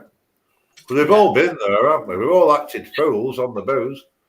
I said it earlier. Do you know what I mean? We all, you know, we're all capable of making mistakes, and we're all capable of making idiots of ourselves on occasions. You know what I mean? And I would never, you know, I would never. I might time somebody out, or a moderator might time somebody out. But not block them. Yeah, that's right. Yeah. I wouldn't block somebody unless they genuinely deserved it. And repetitive, unless it was repetitive. Yeah, and the moderators are the same. Yes, hello, Heather. Fuck, I really forgot your name. Hey, we can see Heather perfectly clear now. Now you've got a wide-angle camera. Yeah, you need. Jack, are you saying you need a wide-angle lens to fit me in? No, definitely not. I wouldn't talk bad about you, Heather. Not at all. It's a good thing big up Roger Richardson in the top right corner, and his missus. Hello. It's a good thing. Hello, Mrs. W. When I'm in the chat, obviously. It's a good thing. Mrs. W. it's a good thing Mrs. W isn't Mrs. E. After forgetting her name like that, I'd get a slap. No, nice to see you, Roger, visiting your wife. Nice to see you. Yeah, lovely. Lovely to see you. I'm just come over to say good night. I'm falling. No disrespect, but I need to go to bed. Long day. We're boring you. Let's be honest, we're boring you. That's what you're trying to do. No. My daughter traipsed me around B&M and Asda yesterday, and then I went to Iceland to get the shopping, and I am aching like, what is it Roger said? Like a bastard. Yeah, bastard. No worries. Good night. Good night, all. Sleep Good night, well. Heather. Have a good sleep. Remember, Heather. Before you go, Heather. Remember, you're you've been gifted a membership, haven't you, tonight? Which means you can get. I'm a sergeant. You can get onto the members live stream on the first. How's that come about? Yeah. Well, fair play, Pat. I did say thank you to Danny at the time. It just means I've got to go upstairs if I want to join in. It's very popular. It's very popular. Our Pat, you know, Mrs. Whittington. It's very popular. Our Pat. Dan's the one I will bring the channel down. Are you saying my face is ugly? Hang on, what was she saying, Heather? I said, you are the one I say molecules to. I know. I'm the one whose photo she puts on Roger's forehead. You're the one I'm thinking about. She got totally flummoxed the other night because I stuck it to my ass. Well, she couldn't tell the difference. Good night. Good night, Mrs. Whittington. God bless Don't wake you up, Roger, when you go to bed. She won't sleep until I goes up there. So I know that's my missus is like as well. You go to bed yet? Why? I'm home. I can't sleep without you. You know, you get all that as well. Yeah, an absolute legend. I can't believe I bumped into you tonight. God bless you. But you're a legend. Because my boyfriend keeps me awake. Well, we've known each other quite a few years, haven't we? Yeah. You're the real deal. You are. Yeah. We used to have the crack back in the day, didn't we? Yeah. Yeah. Always give you you're a one-man band, yeah. You don't give a flying fuck. You like me. Yeah. You see, this is the thing, right? This is the thing, right? We can all have a laugh, okay? We can all have a laugh with each other. We know where each other's boundaries are. I think, but you only know you've gone. You only know you've exceeded that boundary when you've exceeded that boundary, and when people lose their shit over somebody, you know, stepping over that boundary and having a big bitch fit over it and meltdown is ridiculous. Because we only know we've overstepped that boundary when we overstep that boundary. So you know, you've got to be civil. Yeah, you've got to be civil. Well, if I said something to Roger and then Roger, you know, say Roger, then. Well, I heard this, Pat, right? I heard this from experienced people that have panels, yeah? They sooner just do a live with chat. Because it says when you have panels, it's a lot of stress because you've got to, like, keep a control of it because it's unstable, isn't it? It's an unstable environment. It can be. I mean, you've got to keep a strong rod of iron on it. Yeah, you've got to be strict. Yeah. But the thing is, we generally have the same people on the panels. Okay, and to be fair, most of the people on the panels understand where our limits are. As I was saying, if I'd have overstepped the mark, Roger might message me. Is that you just messaging me now, Roger? Yeah, and that's me. Just say yes or no. Just say yes or no. Mate, you sent us together, Dan, and you could never insult her like I did. But what I've noticed, Pat, right? You know what I noticed straight away is that everybody on the panel was very respectful, and they was just all quiet in the background. Because don't forget, I've only just joined the panel. I don't know half the people in the pack. We're not friends or nothing. So I've tried to behave myself the best I can. And it'd be nice now. I was going to leave, but actually, because of the vibe of all the panel members, I actually respect them. And that would be nice for me to maybe get to know them, know the names, things like that. I don't know. Just get your ass on the camera, you'll be all right. as I say, right, the issues that we generally have, the issues that everybody generally has, somebody might say something and someone have a meltdown over it. Now, if I, and I'm using Roger as an example here, but I could be using Jack or Sonic or whatever, or God Bless, for example, right? But I'm using him because I know he'll understand where I'm using this. Yeah. If I said, if I said what I've just said, about his missus putting a picture of me on his forehead, if that was over the line, Roger would message me and say, Dan, listen, man, I know you was having a joke, but that was over the line. And I'd apologise to him, and we would move on. Yeah, it's called nipping it in the bud. You nip it in the bud. The problem with most people is rather than doing that, they will fuck off somewhere else and start slagging off. Yapping. Yeah. 100. Yeah, exactly. 100%. Yeah. But that's the difference between YouTube and the real life. Because if they started yapping, you'd find out the same day, wouldn't you? And they get sorted out. But again, this is one of the reasons. This is one of the reasons we have a core community on this channel. There are multiple people involved in the core community, and if there's ever an issue, we'd all get together and we'll discuss that. Yeah. And I would love for that core community to get bigger, because at the end of the day, the channel is the only reason this channel is here because of the community.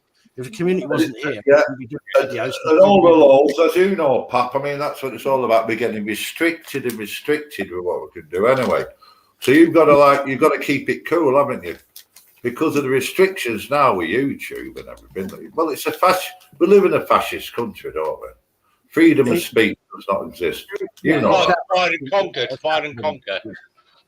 Look, Skunkfish, I just don't elaborate anymore, but I just had to speak to Pat to remind me what this was that you were supposed to have done, and you were fully justified. But if you know what I'm talking about, keep it to yourself. I could completely understand, and you're a good geezer. And I to be honest, right? Oh, what was somebody said in the chat or something? I'll get my glasses on.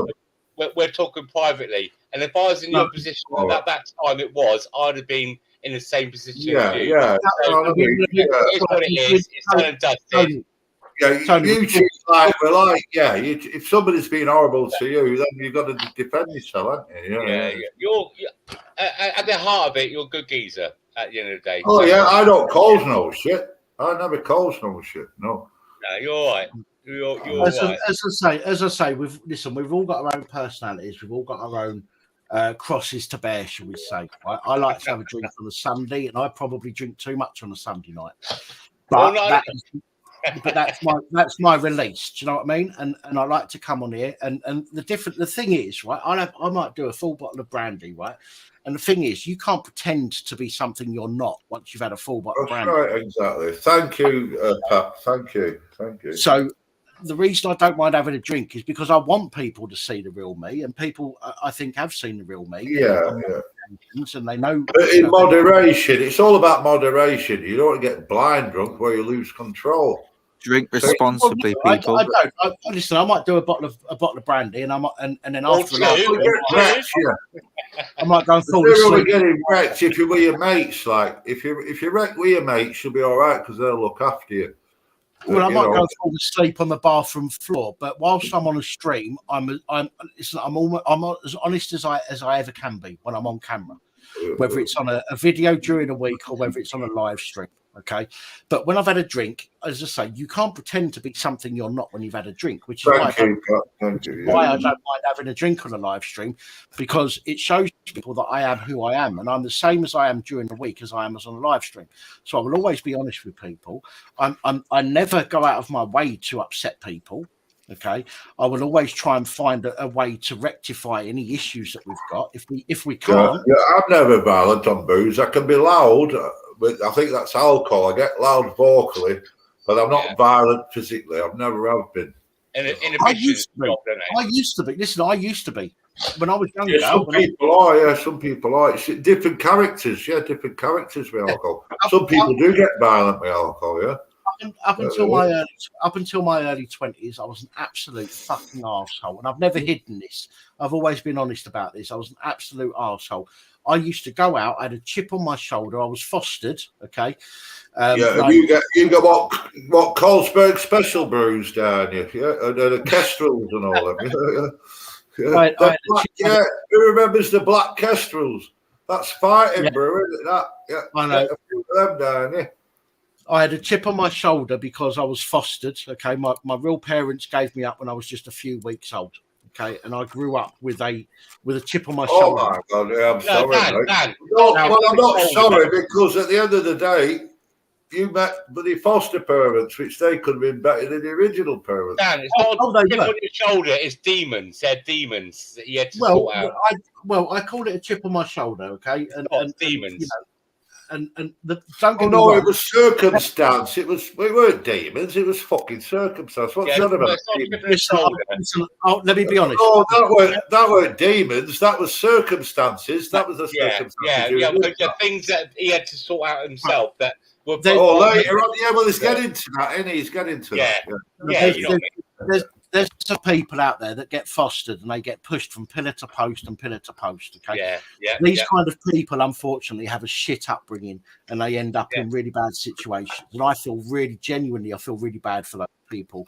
I've been more than fucking lucky in my life. I was put with a family, and they're still my family today. I was put with that family. Just I'll tell you what. Well, can I just say it, please? It'll only take me 10 seconds. Well, I could just say the input that family give you, it shines out now because you're a great guy, man. Full of love and everything, man. Well adjusted and everything, yeah. So they put a lot of love into you. Am I right, Pat? They did. And as I say, I used to be an arsehole. I was even bad to them. Right, and I feel bad about that. Okay, but I had this chip on my shoulder, and I lashed out at everybody. When I was in my late teens, and I used to go out drinking, I'd do a bottle of vodka and a bottle of peach schnapps before I even hit the high street. Okay, Mad Dog 2020. Well, that was when I was in my Thunderbirds. Remember the Thunderbirds? Yeah, the red one. You had the Thunder. Oh, it's all sweet shit. We used to guzzle that down, and the 2020, all the chemical shit. Alcohol. The Tenant soup for the blue ones, they were the best. Tenant soup. Then me and my mate would go out and we'd go to the pub and I remember one night it was I think it was Halloween. I remember one night me and my friend went to a pub. It was a Weatherspoons and he put a few quid in the machine and he won 100 quid. Okay. And it was a pound for a bottle of Holston Pills, and he brought 100 bottles of Holston Pills. Wow! And the Holston Pills is like 5%. It's strong shit, now, isn't it? It's got chemicals. Can you depressive? That shit. Was that before the days of kebab shops? Yeah, I remember the Holston Pills. It gives you a bit like depressive. Hold on. He ordered 100 bottles of Holston Pills, right?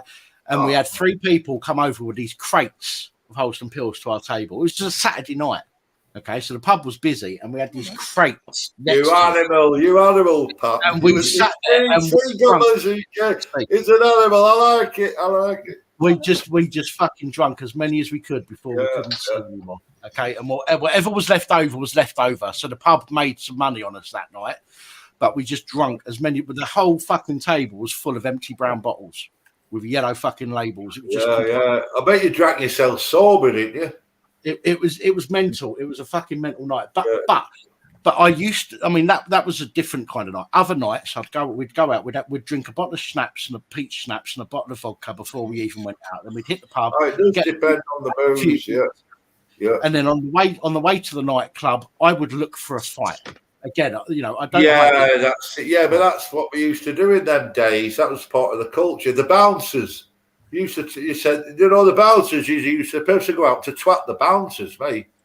Yeah, but I didn't even get that far. I would walk through the high street. You wouldn't even get that far. This is the kind of a cunt that I was, and I don't hide this. I'm honest as the fucking day is long where I can be. Do you know what I mean? So I would walk through the high street, and I'd see somebody, I'd see a group of people, and I'd think to myself, who are you looking at? Who the fuck are you looking at?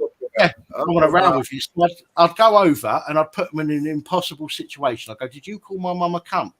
Yeah, I know. Yeah. so you calling me a fucking liar? And they go, no. And so I know, but you only did it now and again, didn't you, Paps? It's an impossible situation. I've done it. We've all done it, mate. God bless the UK. I bet you've done the same shit, haven't you, mate? To be fair, it got to a point where me and my friend, I'm not going to say his name, but me and my friend, we got in a fight. There was 9 people outside a pub in Southend-on-Sea, where I come from. You got taught a lesson, did you? Oh, no. Not this time, I didn't. I have been taught lessons. Don't worry about that. Oh, yeah, but go on then. Because this is the real life, and everybody wants to hear it. This is it. It's all about the real life. There was 4 people outside a pub, and this was on the seafront. Okay, so there was 4 people. Me and my mate were walking past. My mate's a big lad, but he was an amateur boxer. And as we were walking past, he turned round and stopped, grabbed me, and said, "Hang on a minute." And he turned round to one of these blokes and said, "Did you just call me a fat cunt?" And the guy turned around and said, weren't fucking talking to you. Anyway, it escalated, and these guys turned round and said, "There's 5 more of us inside." For me being cowards. Me being me at the time. Hang on. I said, me being me at the time. No, they should have dealt with it there and then instead of saying about this 5 minutes. Am I right, Paps? You're right, but this is the point. That would have pissed me off, and I said, his gang is one of these gang cunts. That's what I'd have thought. Yeah, well, me being me at the time, I said, "Well, go and get the fuckers." Yeah, there you go. Yeah, you think you're odd. Now, that could have been escalated for nothing. But he had to get his mates. Yeah, bring your mates on, you piece of shit. Yeah, exactly. He did. So there was 9 of them, and there was me and my mate. And I'm not saying that I'm fucking big old fucking cunt or anything. Do you know what I mean? I'm lucky I didn't get pasted that night. We put 3 of them in hospital, and the rest of them fucked off. Okay. Now that particular night, we got arrested, and I got done because. I don't give a fuck now. It's 20. Yeah, for defending yourself. You know it happens. Listen, it's 25 years since it happened, so I don't give 2 fucks. So I took the rap for my mate because my mate would have lost his license to fight. I know, but that's what you used to do automatic. Yeah, but that was an automatic thing that you did in like the 80s and the 90s. Yeah, you know. He'd have lost his license to fight as a boxer. So I took the rap. So I said, yeah, it was me. All of it was me. Now I nearly got 18 weeks in prison for that. Okay, and I was lucky that on the day that the court wanted to speak to the witnesses, none of them turned up. Very peculiar, but none of them turned up. I ain't bullshitting here, right? All because of a woman. I pled guilty, a similar scenario to you, but I only thought I was going to get my driving license banned for 18 months because that was the ban. But I didn't realise I was in Northern Ireland, and if you're in Northern Ireland, you've got to retake all your fucking tests and everything. So after 18 months, you've got to pay 600 quid for provisional and then redo everything. Now, if I'd have known that at the court, because I just thought I was getting 18 months. Because in England, if you get banned, I've been done before, your licence comes back through the post, doesn't it, when your ban's over, like? No, not here, mate. To be honest, I got banned over 20 years ago.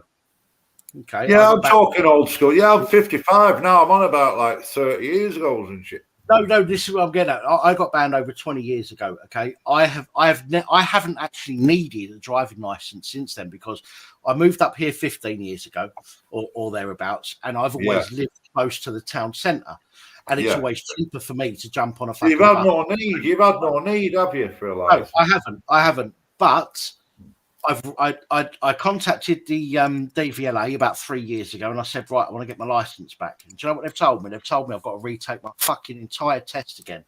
Yeah, there you go. I'm the same. And I used to drive. I used to be a courier driver. And they've told me the same. I've got to do everything again. Do you know what I've got now? I don't give a fuck. I'll show it. Well, I won't give you a provisional.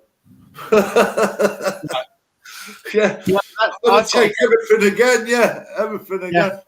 I've got to go through that again, and this time I've got to do the fucking theory as well. Yeah, the theory, which I'm not going to be all this mouth shite, and really, But we make mistakes in life. Do you know what I'm worried about? I'll be honest with you, Paps. You know what I'm worried about? Is that, do you know where you've got to see the number plate? Is it 20 metres? 20 metres, isn't it? 20 metres, yeah. Oh, I'd struggle on that. Even with my glasses on, I'd struggle at that, mate. I've got my eyes, man. I'm okay driving. Get your mobile phone out, zoom in, take a picture, and then tell them. That's what I thought. Yeah, I thought of that. Yeah, but the only problem is the machine that you use viewing the number plate test. You've got use the same facility whilst you're taking and driving the test. So that means I have to drive using the fucking thing going like that. Yeah, guys, let me just interject a minute. Eyes to see. Listen, I understand. Just as I don't know if Scott's still on here or not, but Scott's a very yes, he is. Scott's a very religious person. Well, I understand. Hang on, Spunkfish, 1 second, mate. Sorry. I understand people have their own opinions and their own ideas about different things. When somebody says they're not interested in for example turning to Christ, you have to respect that, man. I respect you for having your opinions and for sharing your opinions, which is absolutely fine. I've got no issues with that whatsoever. So I want to make that very clear. But if somebody says that they're not interested or they're not going to, then you need to respect that, man. Come on. I don't know what's going on. I just see that Jack's respectfully told you. I was actually just going to put that in the chat when you spoke up, Dan. Please remember that everybody's an individual, and we can't force people into doing anything, and we shouldn't force people. Our own ideas and our own beliefs are our own. Can I just force that onto other people? Go on, Jack. Go on, mate. Dan, thank you. Can I just ask, bearing in mind that this has been a while since we've had this conversation, I've already said what I need. Why is Eyes to See still carrying it on? I've already said that I don't. Right. I don't. Yeah, but I don't get it. Jack, you got to remember, it's 2:30 in the morning. Yeah, that people is have true. a few drinks and some people repeat. Eyes to Ear, he's okay. He's a nice geezer. It's just some of us, when we've had a few drinks, you get repetitive and don't take it personally. He's okay. No, I'm not taking it You're okay personally. as well. It's just like, when you say something, you say, look, I'm not interested. Thank you for your opinions. It's Thank being you for your sorted, views. Jack. Don't worry. Yeah. So. This is why I brought it up, Jack. Okay. So, So, to be honest, I was already phased out. I wasn't actually listening to what was going on, and all I heard was my name. And then I saw the chat, and I thought, why is he still carrying it on, kind of thing. I just want to try and cut it off. Do you know what I mean? Which is why I've said what I've said. Yeah. And hopefully we'll leave it at that. As I say, there's no disrespect to anybody. Eyes to See, no disrespect to you. I understand your position and where you're coming from. But we can't force that onto other people. It's the same as everything else, right? If you follow this channel for any amount of time, you'll know that I don't agree with forcing opinions and ideologies onto people. Okay, like transsexualism and all that kind of stuff. I don't agree. And this is old school. Eyes to See. I know you don't mince your words, Eyes to See, which is why I'm saying. And there is some noise coming from somewhere that sounds like someone's. It's not me. I'm awake. Oh, Scott Underhome. That's a name I haven't seen in years, mate. But I just want to make it. Scott Underhome. A long time since I've seen you, brother. 1 second, Tony. Sorry, mate. I just want to make it clear to everybody. I just want to make it clear to everybody. If you give somebody advice and they don't want to take it, we have to leave it there. We can't carry it on because it's not fair. Okay, the same as you probably wouldn't like somebody else trying to force something. Well, I'm going to leave now. Pat. But all I'm saying is I respect your channel. A big love to you. I've said what I had to say, and it's been a great channel. I appreciate it, Tony. Thanks for jumping on, mate. Appreciate it. No worries. I'll get off now. Good night. Yeah. Good night, Roger. Always good to see you, mate. Always good to see you. And the thing is, Spunkfish, right now, you're probably thinking, I've been a bit pissed now. I'm going to jump out. Respect. Good lad. Yeah, man. Yeah, God bless you. Yeah, Paps knows. Me and Paps are mates, man. He knows the score. I just get a bit drunk now and again, that's all. Yeah, hope to see you again soon. Yeah, I will do. A big love to everybody. Yeah, Paps. Take care, buddy. Roger Whittington, top, and the missus. Yeah, big up, mate. Yeah. Take care, buddy. Take it easy, Tony. Mate. Bye-bye. Bye. All right, stop the long goodbyes. Moving on. In So- the coming through the mic, is it? So as I say, just to be clear, let you give somebody words of advice or you share your opinion with them. If they don't want to take it, we can't force them, because it's just no. I know I used to say, all I'm saying is that if Scott knows, I have this conversation with Scott on a regular occasion. Scott's a very religious person. I don't believe in God. Okay, Scott will say to me, for example, you should because of this reason and that reason, but he'll respect the fact that I don't. Okay. Yeah. And he won't keep on about trying to persuade me to go down that route. And I respect him for that. And it's the same as yourself, mate. You need to, if somebody says that they're not interested in a particular subject or a particular way of thinking, we have to just say, okay, I understand.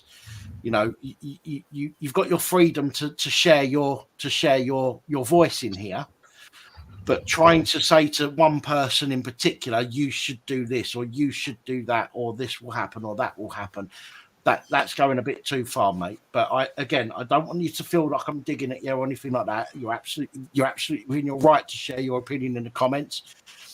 But if it becomes to a point where somebody turns around and says no for any reason, then we have to leave it there, mate. Yeah. Okay.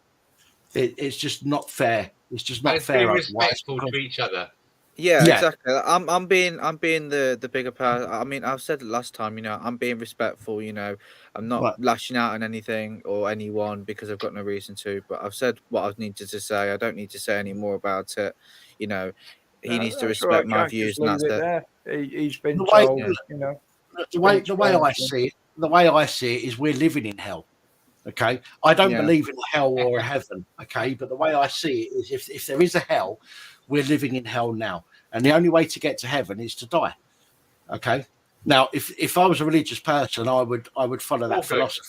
Okay, yeah, but the way I see it is, we are here now, and this is it as far as I'm concerned, and we need to try and make the most of what this is right here, right now. Whatever happens afterwards is between me and whoever runs what is after. Okay, if I don't choose to go to Jesus and all that stuff, that is entirely on me. Yeah, whatever happens to me afterwards is down to me. But again, I wouldn't turn around to you, for example, and try and try and persuade you to see things the way that I see them. Yeah. I will respect your opinion. I will respect your belief. But I certainly wouldn't try and persuade you to think otherwise. I just think that we all have our own way of thinking, and if somebody, if you share facts, if you just say these are the facts X, Y, and Z, and somebody doesn't want to accept those facts, that's entirely down to them. And all you have to do is think to yourself, well, that's down to you. You're the one that's got to deal with the consequences, and we move on to the next person. Do you see what I'm saying? Say amen to that, but I'm scared to say that. Well, I'd much prefer driving down the highway to hell with a nice V8 in front of me than climbing a bloody staircase to heaven. What? Like a bat out of hell, I'll be gone when the morning's come. Lot more. I believe there's a purgatory, if you know what that word means. So. Yeah, I know what purgatory is. It's like the middle ground. It's like the difference between heaven and hell. Yeah, it's like someone chooses whether or not, if you go to that, that's completely different. I believe in that, but I don't believe in everything else regarding it. But... No, and that's fine. Again, everybody's got their own belief. Yeah, exactly. I'm not going to slate anyone for their belief. So. Entitled. I believe that I'm an idiot, and I've been fact checked and proved right. Well, you certainly don't look like an idiot, so. No, I listen. Again, it's the way that I see things. Okay, and I understand that you see things differently to me, and that's absolutely fine. I respect that. Genuinely respect that everybody has their own way of seeing things. But again, I wouldn't sit here and argue with you and say, no, you're wrong because of X, Y, and Z. I just think that we all have our own way of seeing things. We have our own beliefs, and you know, we can share those beliefs with others. But if somebody that we share that belief with isn't interested, we just have to take the knock. We have to take the knock and move on. You know, I don't disrespect anybody for their beliefs, whether you're Christian, Muslim, Jewish, or whatever. I don't disrespect anybody's belief. Okay, I might argue with people's interpretation, but I don't disrespect anybody's belief as they believe it. I think that everybody is entitled to their belief, but we certainly shouldn't, you know, try and persuade anybody else to believe what we believe just because we believe it. But I do get where you're coming from, and I do understand why you would share your belief. But if somebody says, no, I'm not interested, we simply have to take that as a knock and move on, mate. Okay, so yes, Fluke Dog, you can. Yes, you can. I like the idea of Buddhism as well, to be honest, Jocko. In fact, if I could live my life over again, which is quite ironic talking about Buddhism, if I could live my life over again, I would leave school. Okay, I would leave school with my shit exam results that I got, and I would fuck off. I would save money and I would fuck off over to Thailand. Okay, and I wouldn't be sucking any lady boys' penises, but I would be going up into the hills, and I would genuinely 1,000,000%. I would go in and join a fucking ministry for at least a couple of years, and learn some things about myself and learn some things about life, and you know, I know it's a different. Why don't you do that, then? Why don't you do that? I listen. I can't leave all you lot without PAP reports, can I? Who's going to run the police abuse and power? Fair enough. Fair enough. Do you know what? Judaism is actually is it Judaism? Is that the religion? I think it is, isn't it? Judaism, right? I don't know. Well, that's Jewish. Yeah, I know. I think it's a religion. Listen, Jesus was a Jew. I don't know if it's a race or I don't know. Jesus was a Jew. Do you know what I mean? Yeah. And then Christianity came from that, but Jesus was a Jew. And everybody's got this idea of Jesus or God, okay? And you know, the thing is, ultimately, the God is the same fucking person. It's just interpreted differently by different fucking cultures. But it's all the same person. It's all a person that, in my opinion, and no offense to anybody, by the way, but in my opinion, it's all the same person that has been constructed to explain certain things. Okay. That's the way that I see it, and that's the way that I will probably always see it. And again, that's not to diss people. And I see what you're saying there. You stood before Jesus Christ wide awake in your spirit. He is very real, brother. And the people that reject Christ, the punishment is hell, not on earth. Sorry, brother. Freedom of speech. Absolutely, you have freedom of speech. Absolutely, but again, that is an experience that you have had. Unless other people have that experience, you can't expect them to understand where you're coming from. And that's what my issue is. You can't try and persuade somebody based on an experience that you have had yourself. Okay, we have to let other people have that experience, okay, in order for them to believe. And that's where I'm coming from. It's not dissing you and your belief and your opinion. Okay, absolutely it's not. But you cannot take your experience and try and put that onto somebody else and get them to understand your experience, because we all have our own experiences in life and they're all completely different, you know. Again, I respect you for having an opinion, and I respect you for sharing your opinion, and you're still here. Nobody's booted you. so we do respect freedom of speech in here. But again, if some people don't believe in heaven and hell, again, that's down to them as an individual, and that's for them to deal with when they die, if there is something after for them to deal with it, you know. But we just have to live our own lives. That's the thing. We've got to live our own lives. We can't live other people's lives for them, you know. Yeah. I know that might sound like I'm having a bit of a dig, and I do apologise if it sounds like I'm having a dig at your eyes to see. It genuinely isn't. Okay, I want you to have your opinion, and I thank you for sharing your opinion. But as I say, we are all individuals. We all have our own experiences in life, and our own experiences will dictate which direction we take in life. You know, so I'm glad you've got that. I'm glad you've got religion as a comfort, and whatever it might be for you. But for many people, unfortunately, it's not a comfort because we simply haven't seen anything that proves that ourselves. So again, your experience, we can only understand if we experience it ourselves. You see what I'm saying? So again, I hope you're not offended by me saying that. Just want to try and clear that up. But let's move on anyway, because I don't want to get stuck on this religion. Yeah, can I just ask you a question, please, Pat? Well, I don't want a sarky comment. What's the 8.5 inches. What's the difference between a PCSO, a sergeant, and a superintendent? A super what? Intention.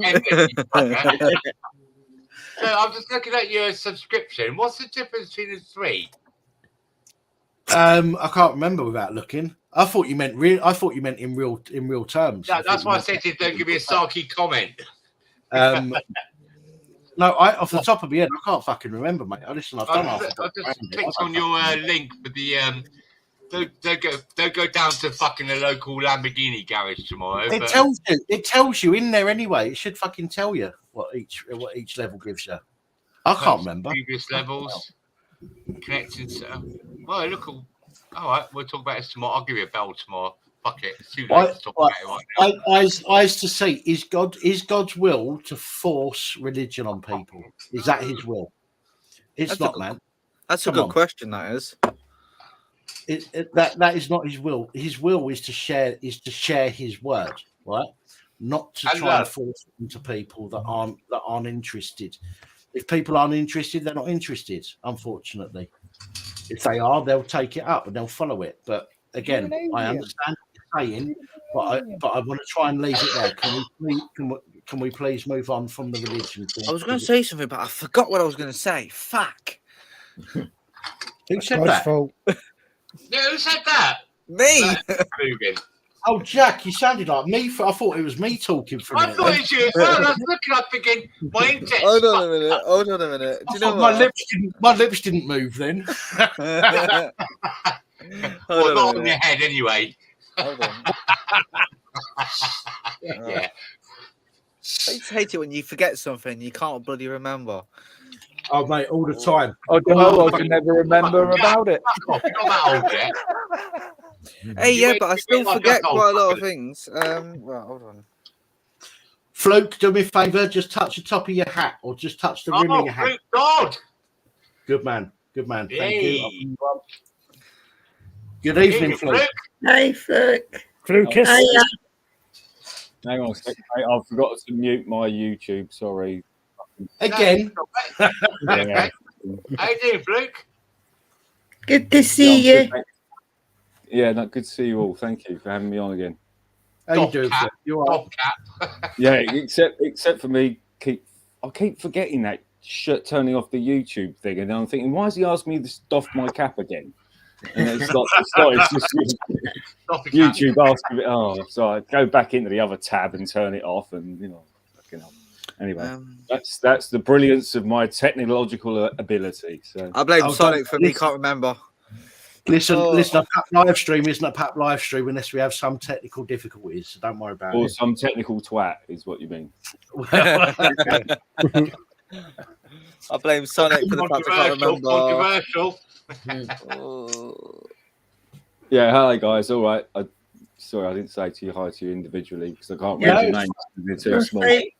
Oh, I can make it bigger, can't I? Hang on. I can't remember what I was going to say. Oh, there you go, yeah. All good?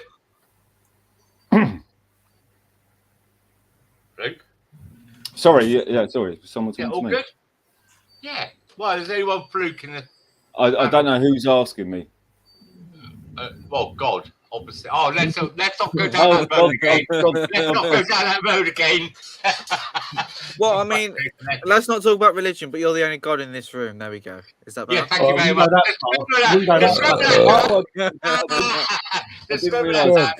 I didn't realise God was on the panel. I wouldn't have come on. God, oh! Do you want me to disappear and you can come back on? Dan's on the chief constable. Get it? Constable? Constable? Because he's You're talking about me there, Jack? No, definitely not. I hope not, because my finger might slip. Oh! So, no, I was just talking about Sonic's tiny insert here. What? Oh, you want about his... Just say it's Sonic. It's not. It's tiny. You went. It's tiny, and you went quiet. His tiny Sonic. Oh, that. What did they call it? That's even worse. Magic Wonder. Sonic's tiny head. Sonic's tiny hedgehog. Magic Wonder. Gabby, is your dog next to you sleeping? Yeah, snoring. What? Mute them. Where the noise is coming from? No, sorry. I thought Danny's ass. Just trying to figure out where it was coming from. That's all. I thought you were talking about God bless. I thought you were talking about Danny's ass. Where the fuck have you gone, Jack? Where have you gone? There's no picture of you on screen. Yeah, there is. No, there ain't. No, there ain't, mate. You're visible. No, I'm not. Oh, you've gone there and then came back off. Do it I again. can't see you. You've gone. You've disappeared. You have. Can anybody else see Jack ablaze? No, he came on for about a second then. Yeah, the fire came up. Yeah. And then Oh, yeah, I am not here. 1 second. I yeah, can't see, you thought I was fucking lying then, didn't you? There you go. There we go. There you go. It's fine. I'll just change it to Dan's face. Dan's beautiful face. Oh. Right, so we drop out, guys. Just leave him to it. Wait, DJ Sonic is. I was frozen there for a second. Yeah, Sonic has frozen. He was doing the Egyptian. No, I've got a dance on my hand. You've got your little hedgehog in your hand. Oh, bless you. Hey, put that back in your trousers. At least I can use my hand in these fucking tweezers. That's what you need to use it for. Tweezers. I'll put you back. How you been, down Fluke? here. Anyway, let's change the subject because Sonic wants to take it into the gutter again. How you been, Fluke? Yeah, I'm good, thanks. Sorry, mate. I was going to try and pop on earlier, and I've had internet problems and all sorts, and wires popping out where they shouldn't be popping out, and all sorts of bollocks. So, and then my neighbour popped round like to go and give him a hand with something. So that was that done.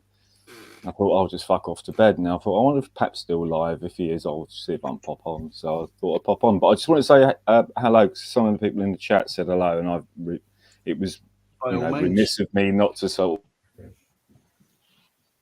of, so hi to everyone in the chat as well. Hello. Yeah, I've been all right, mate. Just Hello, nurse. few dramas here and there, but that's how life is, isn't it? I suppose. Yep. So, what have you guys been chatting about tonight? Lots of things. Yeah. All sorts. A 5-hour job, so you must have covered every topic Well, on I'm the coming off planet. soon anyway, because I shouldn't even be up this long anyway. Well, 6 3/4 hours. I should have been in bed at 1:30. Well, you're lucky I've not hit a wall yet. Although I have run out of Coca-Cola now, so the brand ain't going to keep you awake for much longer. Before I do This go, got interesting. is Simon still here, or is he gone? Simon, as in God bless the UK. Yes. No, he's still here.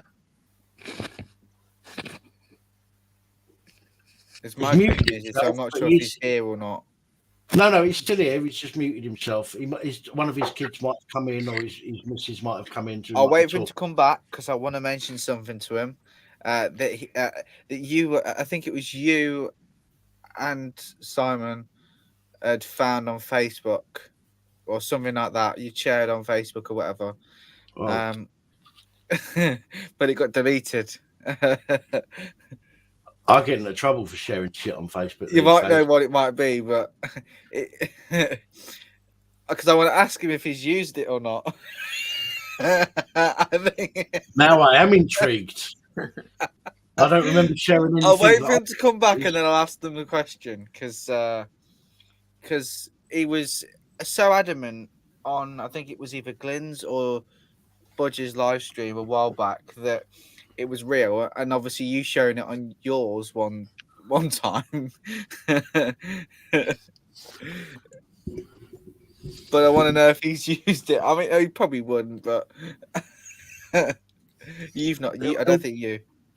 It'll be back. I'm not sure entirely what you're talking about because I don't remember sharing anything. I'll mention it now while he's gone. So the 3 babies that you would insert into your where. The babies that you stick up your arse and give birth to. I was going to ask him if he's used them. If he's got all 3 of them. He ordered them before I even knew about them.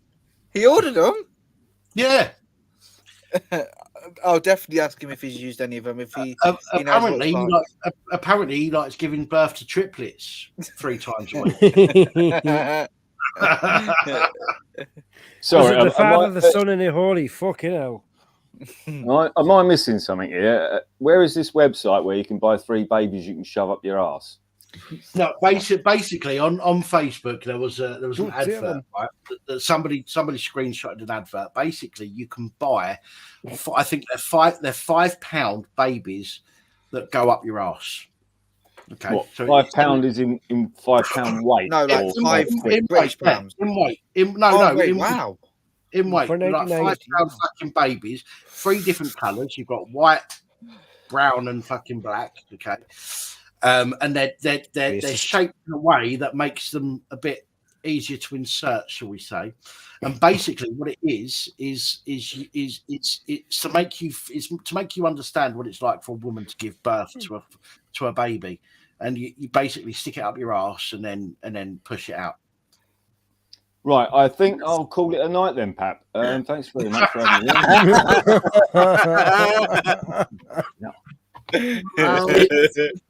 No, it's fucking mad. This used to be a great live stream, and it's suddenly gone very downhill.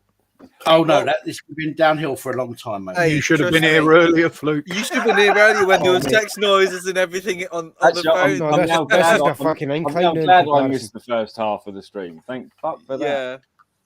I don't even think I've got any screenshots of it anymore. I think I deleted it. Thank God for that. Can we move on to the next subject, please? Yeah. Well, Dan's been getting a lot of crank phone calls again today. Yeah, I know what they're like. Yeah. I have had some crank phone calls. That's absolutely true. Yeah, heavy breathing and women making sex noises. But the usual. And nobody got more excited than Jack. No, I don't get excited over him. Poor sort had to turn his fucking camera off for a start. Well, that's Pap, if I'd known, I would have called you up while I was delivering triplets out of my arsehole. I would have given you that's nothing like having a baby. It's like having a big shit is basically. Aye. I think most people know that. Yeah, I think well, except for those of us that were born in a test tube. Aye. Three triplets, aka 3 poos. Speak for yourself, Roger. Speak for yourself. Second test tube on the left, my place of birth. Is that what you're going to put down of location of origin? I put it down, mate, on my hospital admission forms when I went in for my bypass, and they wouldn't accept it. Same as they wouldn't accept me religion as a Jedi Druid Buddhist. That's fucking weird, man. Mine was a petri dish. Well, if people can assume a gender nowadays, they can assume whatever gender they want. Then why can't you put that down? You know. Yeah, but don't forget this was back in 2010, maybe a bit later. I'm trying to find the image on Google, but I've got to be very, very careful that the search term that I use, because I'm going to end up with a fucking national crime agency knocking at the door if I'm not careful. Did you not share it on Facebook, Pap? It might be on your page there, mate. I think I did. I'm sure I did, but rather than go through that, I'm trying to find it. That's where I first saw it, to be honest. Google, but again, I don't think I'm going to find it because I have to be very careful in the search term that I use. Otherwise, I will have the police knocking at the door. When it comes to men, babies, birth, and arseholes. So does that mean I can identify as a butt baby there and change my passport for it? Yeah. So I'm not going to find it on there. Searching for that. Blue lights outside the window in 10 minutes. There will be. I'm telling you, there will be. You could just use like a Tor browser or something. I'll tell you what, I remember one thing someone just put in the chat that they put it was Dave Kelly. Hello, Dave. Jedi Drew, Buddhist. Put Jedi on the census, and apparently they were doing the same thing in America. They were trying to get as many people to put their religion down on the census as a Jedi, so that the Jedi would have to be recognised as a religion in America. And I think the same was in the UK, if I remember rightly. But yeah, I thought that was quite amusing as well. They got it through as a recognised legal religion. Do you know the census, right? Obviously, is it every 10 years? I'm not too sure.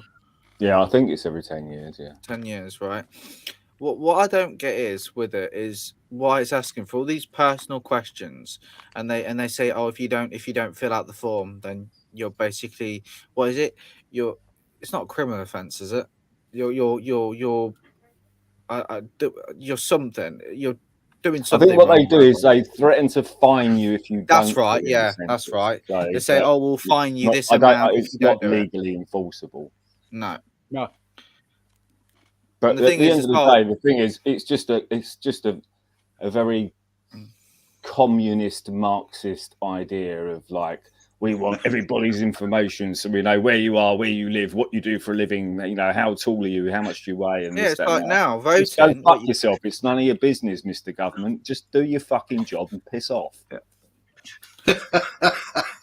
Introducing the butts baby.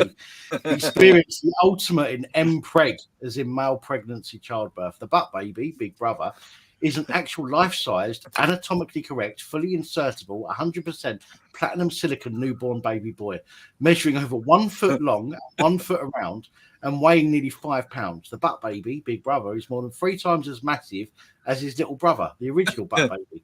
Giving birth to this bad boy is a labour of Herculean proportion.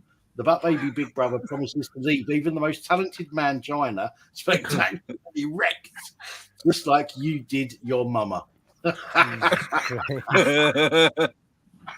that's great. On the upside, it will get rid of your piles for you on the way out. See the image of that, right? If you were to download and save it again, you know what I mean? Do I get That's a money? weird thing. Do I get any credits for that? That's a weird thing as well, as they call it Big Brother. Well, yeah, it is. Yeah. Well, listen. God bless. Listen, I believe that you get a freebie anyway. You brought all 3, didn't you? I thought if you buy 3, you get 1 free. Yeah, but you haven't returned them back to me yet. I'm still waiting. Now that's the question. Before I go, because I'm going to head off shortly. Have you used them yet, Simon? I don't know. I haven't them back yet. Dan, what they put like? Is it good? Multiple times. It must be good. It's fucking lost its teeth. Let me know what male pregnancy feels like, and then get back to us. So if you wanted to Let's put it this way, save that I picture, didn't need to use much of this. so if you wanted to download and save that picture, would you Dan, think? Dan, you know that's going to be used tomorrow on the streams, don't you? Like my toilet paper. Listen, that lube I use for the fucking hinges on the doors, by the way. Just get WD-40 instead. Stop some squeaking. Just get WD-40. Oh yeah, I didn't think of that. that solves the job, you know. You can always get some of that Coppersmith's grease. Do you remember that from when we were It's kids? like- Coppersmith's grease. For the chain on your push bike. Oh yeah. Yeah, that will slide anything through anything. Oh, that's what she said.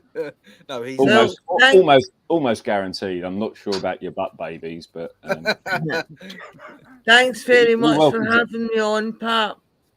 I think No, it's Gav, time you're I up. went. It's been great, so thank you very much. No, I don't you're know- absolutely welcome, Gabby. Thanks for joining us. How do I get out of here? I can help. Just shout the words "fuck off" and turn off your I've got it. computer. I know what I'm doing.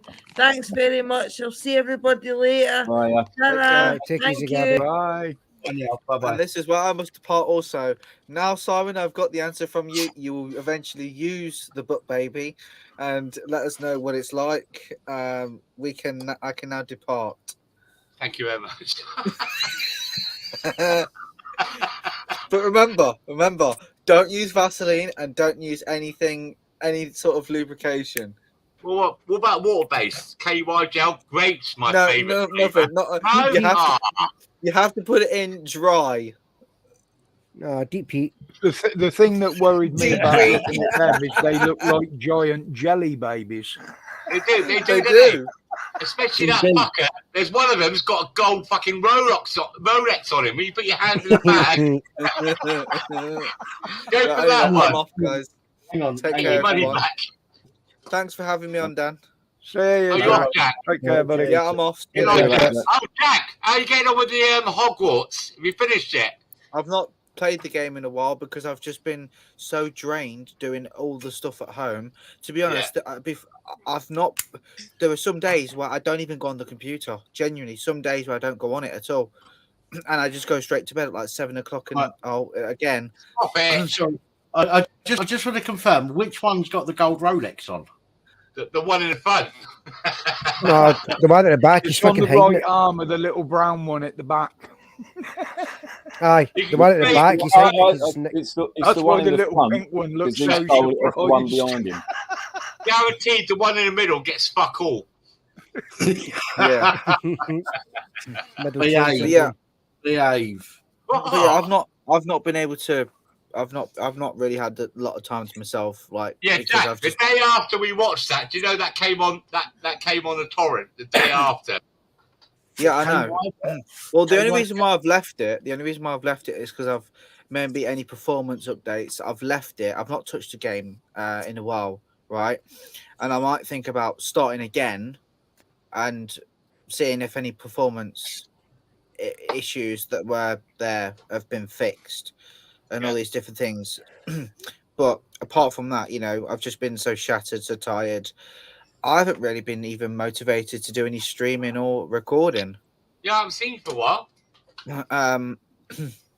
I've been trying here and there, but the thing is, every time I try and do something, I always get a bloody call, either phone call or ding-a-ling-a-ling. yeah, from my parents. Can you come down and do this? Can you come down and do that? And it's like, you're downstairs not doing anything. My dad will be downstairs not doing anything. Why can't he do it? And this is the same thing I say to mum all the time. Just stop. It's like he does it to do it to my brother as well. Unless dad is busy doing something or he's asleep or whatever, then fine. But stop nagging me every 5 seconds. And that's the thing. I've told him. Or sometimes I just want to be left alone. I mean, at night. I think I changed the time actually. At 10 o'clock at night, every night, my phone goes on Do Not Disturb. My phone does the same thing. No, yes, okay. My phone does the same thing as what yours does, Dan.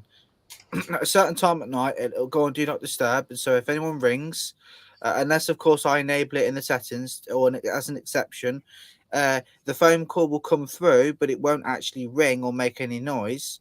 So it won't wake me up. And I know that I shouldn't do it because what if mum genuinely needed me for something? But if I'm asleep, I'm not going to be woken up because if I've got no sleep. Jack, can I just jump in there? Lowfish Sheffield, it may have been me that timed you out by mistake, mate. I do apologise for that. Sorry, Ollie, if you're taking the flak for it. And one thing I more, went Jack. to time somebody out, and I think I get the wrong one. And Jack, I'll put my number in the back there. If you ever want to call me during the day and everything, up to about 10, 11 o'clock at night, it's my number. If you want a WhatsApp call or whatever, yeah? Okay. You got it? Yeah, I can see it. All right, okay. Don't read it out. I'm not going to read it out. You silly moron.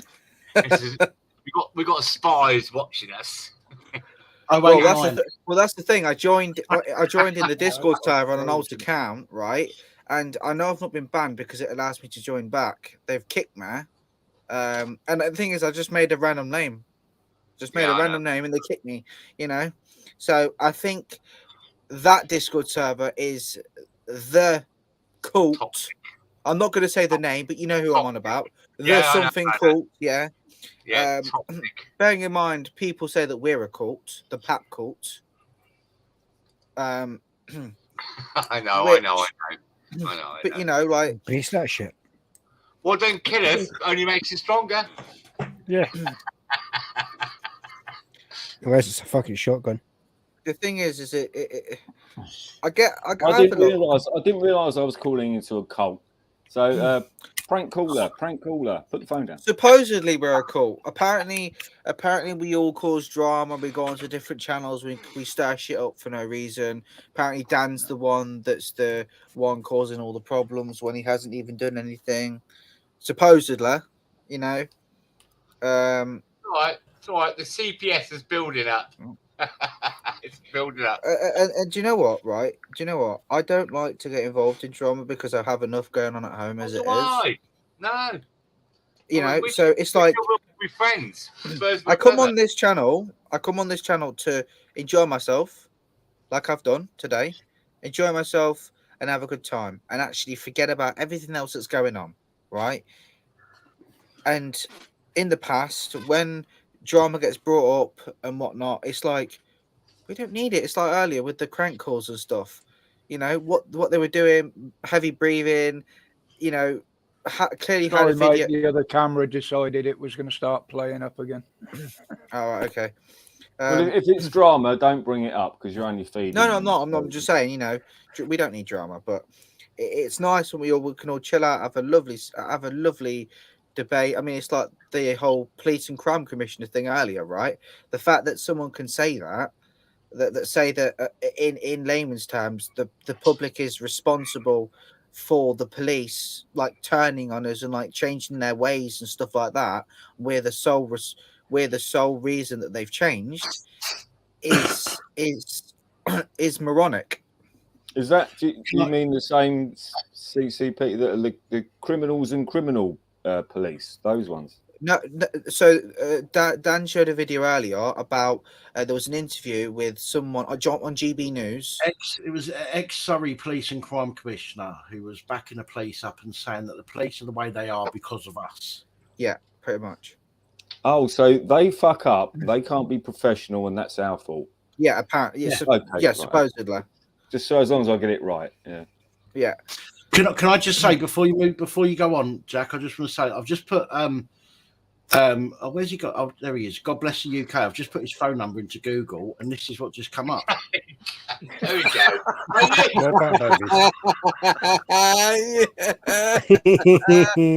I don't know why, mate, but that's right.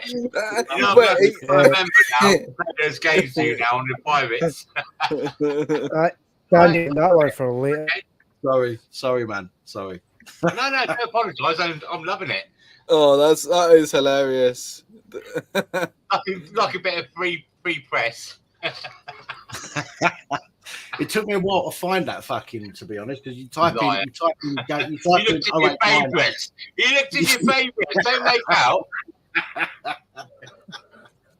You type in gay chat 0898 numbers, and it's fucking. You have to go through about 10 before you find one. You're like fucking hell. Anyway, moving. Right. I don't know if this will show up. I'll have to look. Hold on. Do you know how hard this is? Sat here drinking orange squash when I've got 48 cans of fucking energy drink out there. Are you on WhatsApp? I've still got half a bottle of brandy, but I've run out of Coca-Cola, so I'm stuck on fucking flavoured I've water. run out of fucking alcohol. Well, I haven't run out of alcohol. I've got alcohol just behind about 3 fruit machines and on top of about 10 boxes. Simon, are you on WhatsApp? Yeah. Because it's saying that you're not even on it. It says Yes, I invite am. to WhatsApp. Yes, I am. Hold on.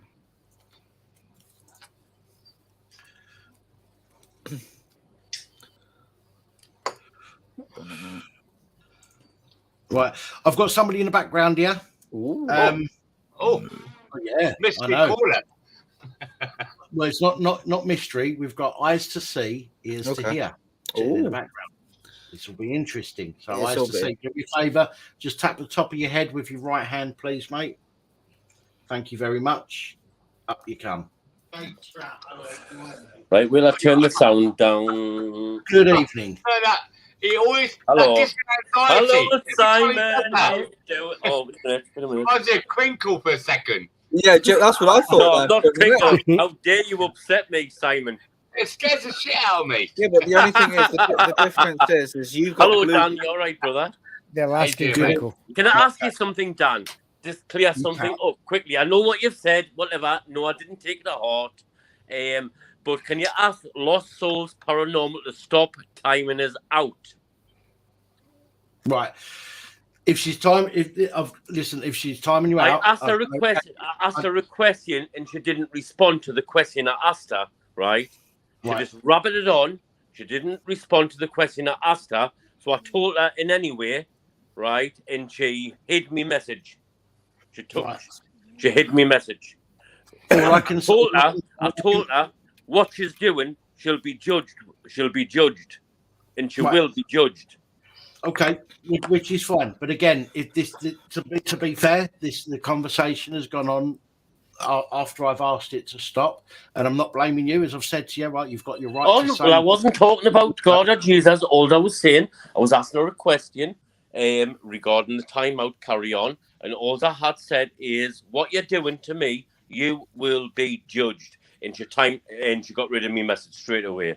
That's all I said. Dan, just quickly. I don't. Sorry, Fluke. 1 second. I don't know what happened. I would need to go through the comments. I can ask Lost Souls if she can come on to the panel and explain, maybe, or explain in the comments what happened. But again, I But anyway, that's water off the duck's back in anyway. It's water off the duck's back. All I want to say is that if the moderators make a decision, I will. I'll back the moderators until I see an issue with it. Okay. That's fine. That's fine. She was only doing what you said, but I wasn't talking about the Lord as a whole. All I had said, I was asking her a question that for her timing me out, you will be judged because everything is recorded in real time. That's exactly what I said, and she got rid of me message straight away. She hid it. Okay. Guys, again, it wasn't just Lost Souls. I timed you out once as well. Fair enough. I don't know, because it's difficult to keep up with the comments while I'm talking on panel, because I concentrate on the panel. Never mind. Let's move on. How you doing, brother Dan? You all right? I'm okay, mate. I've got loads of corruption cases as well. Have you got loads of corruption cases from the busies? Well, unfortunately, there's been far more this last few weeks than I could report on anyway. But I've not been myself the last couple of weeks. I've been up and down. I've had teeth removed. I've been in contact with my youngest boy, which has been an emotional roller coaster. I've had the kitchen fitted a couple of weeks ago, which has caused me some issues as well. And I've been all over the place. But I'm still here. I'm still alive. I'm still. I'm still moving, you know what I mean, and that's that. That's the positives I've got to look at. So what's your new kitchen like? Is it nice? It's okay. It's okay. No, I did post a picture on Facebook. Well, I'm not on. I'm not on. Simon, I'm not on Facebook. You know why? They deleted us for no reason at all, because I'm straight to the point. Dan knows this. I'm straight to the point. I just want to bring Loafer on. Loafer's sitting in the back there. Loafer, do us a favour. Just touch your nose with your right hand, please, mate. Simon. What? Good. Thank you very much. Simon. Yes, mate. Yes, sorry. I created my Facebook account back in 2008, and it was deleted, I think, back in 2021. I hadn't done anything wrong whatsoever. It was just totally taken down. I don't know who took it down, but it was taken down. And I thought, you know what it is? Fuck it. I thought, frig it. I didn't care. And you know what it is? It's bad. And anyway, Facebook's bad. And I know it's metaverse now, but it's all bad and evil and wicked and horrible, so I didn't care. I deleted my Facebook account years ago because there was too many things coming up that I thought was strange. And you know, Facebook was created. Oh, it sounds like you're in a polytunnel or something, brother, whoever you're. Oh, God, I've not done a bloody mic test. It sounds like you're in a polytunnel. Try moving closer to You're an engineer. How's that? You're an electronics engineer. No, I'm a plumber. So I'm just looking at your little workshop there, but I'm worried about the salt and pepper there. And the vapor rub. Yeah. I don't know how many people subscribe to Joe Rogan podcast, but he did some very interesting interviews with Mark Zuckerberg and the former CEO of Twitter, with Tim Pool. They're well worth watching. There's a few hot mic takes on that, but it's pretty obvious to me that the social media platforms are entirely corrupted and biased. Yeah. Oh, of course. Tell you what, if anyone's listening to Joe Rogan or Tim Pool, they're a fucking idiot.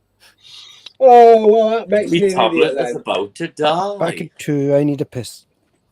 But I'm dropping out for a little while. I'm going to go put my balls in a shower. I'll be back. Bye. Right. Yeah, I need to go for a quick squirt as well. Everyone's TMI. Simon, can I ask you something? My tablet is about to die. My tablet is about to die.